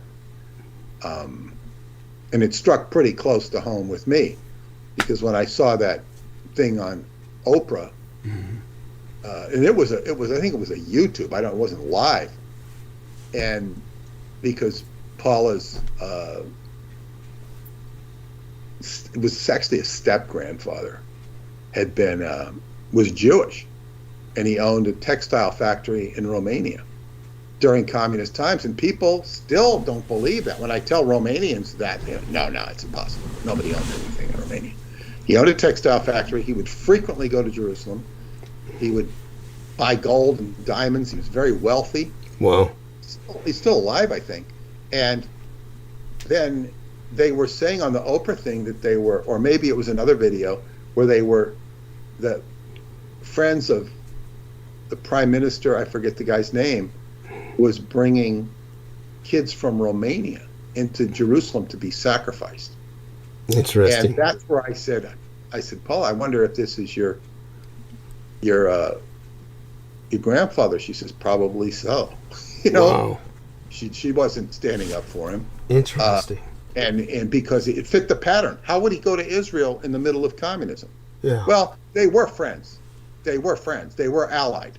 Because I met another couple where a Romanian soldier, she was stationed in Israel, and she married an Orthodox Jewish guy who I also met, and because they were married, they let her, okay, well, you can go have your Jewish husband. You can leave Romania. This was during communist times. She engineered it successfully, and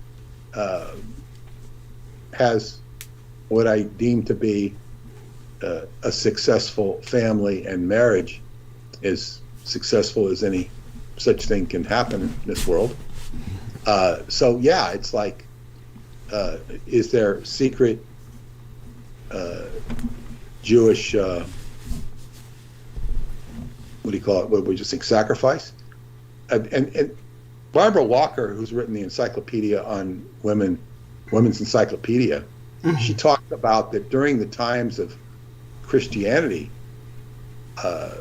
early Christianity, there was a big problem the Romans had with people being sacrificed. This was a big protest, a big complaint that the Romans had against, I don't know if it was against the Christians and the Jews, or just the Jews. So the whole Christ Act is definitely a sacrifice.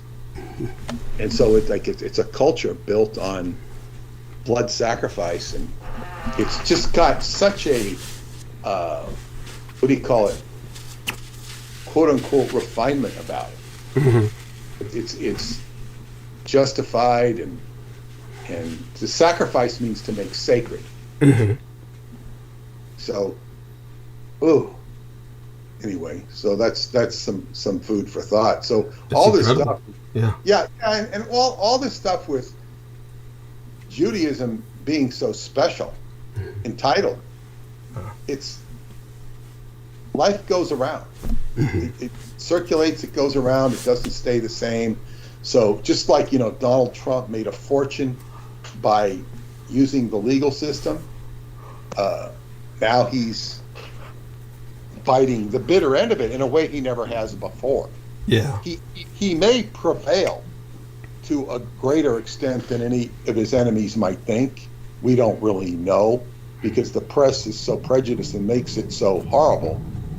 But well, as I just said, the polls show he's ahead of Biden. He's still, more people would vote for him than Biden in all the latest polls. About his whole empire and whatnot. I mean, he's under a lot of hell right now. Well, even if he wins, is it worth going through? Is it worth going through?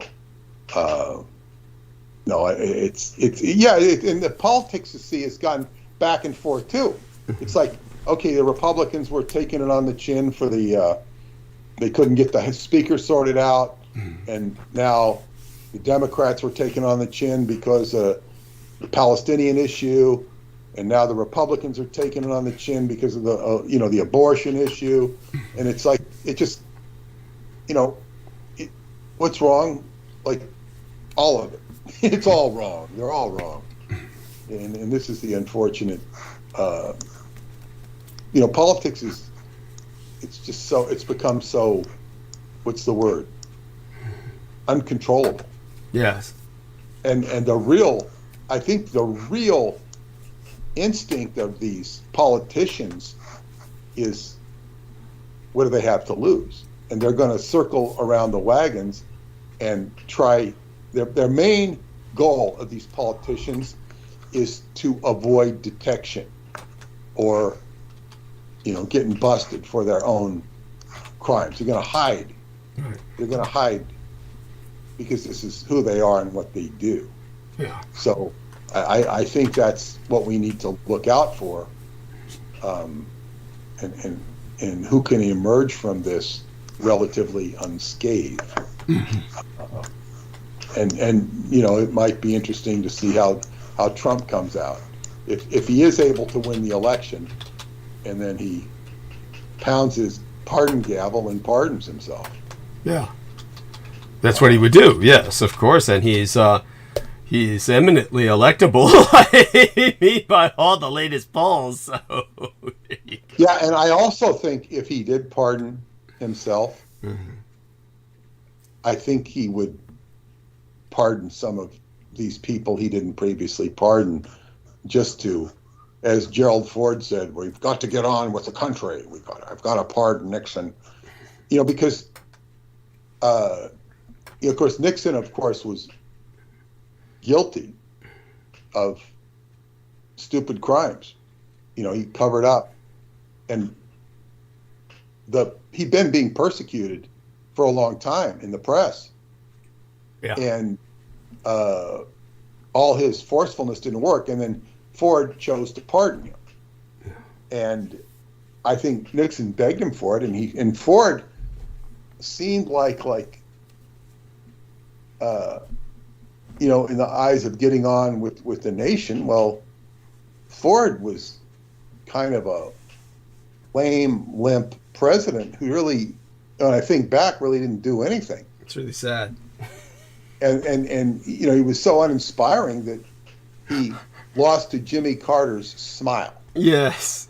Carter had a great smile, and he was far more pleasing as a personality than poor Ford. Yeah, poor. My contract. Yeah. So Peter's going to respond to that. While he's doing that, I do want to remind people we have only a few minutes left. We'll be ending the stream soon. Why don't you take advantage of this opportune moment, Aristides, to say good morning to everyone? To tell everybody to donate to Douglas. Yes, thank you, sir. Bless you. Love you. Are you back or what? Yeah, just a robocall. Okay. Oh, good. So you're back. Yeah, there you go. Yeah.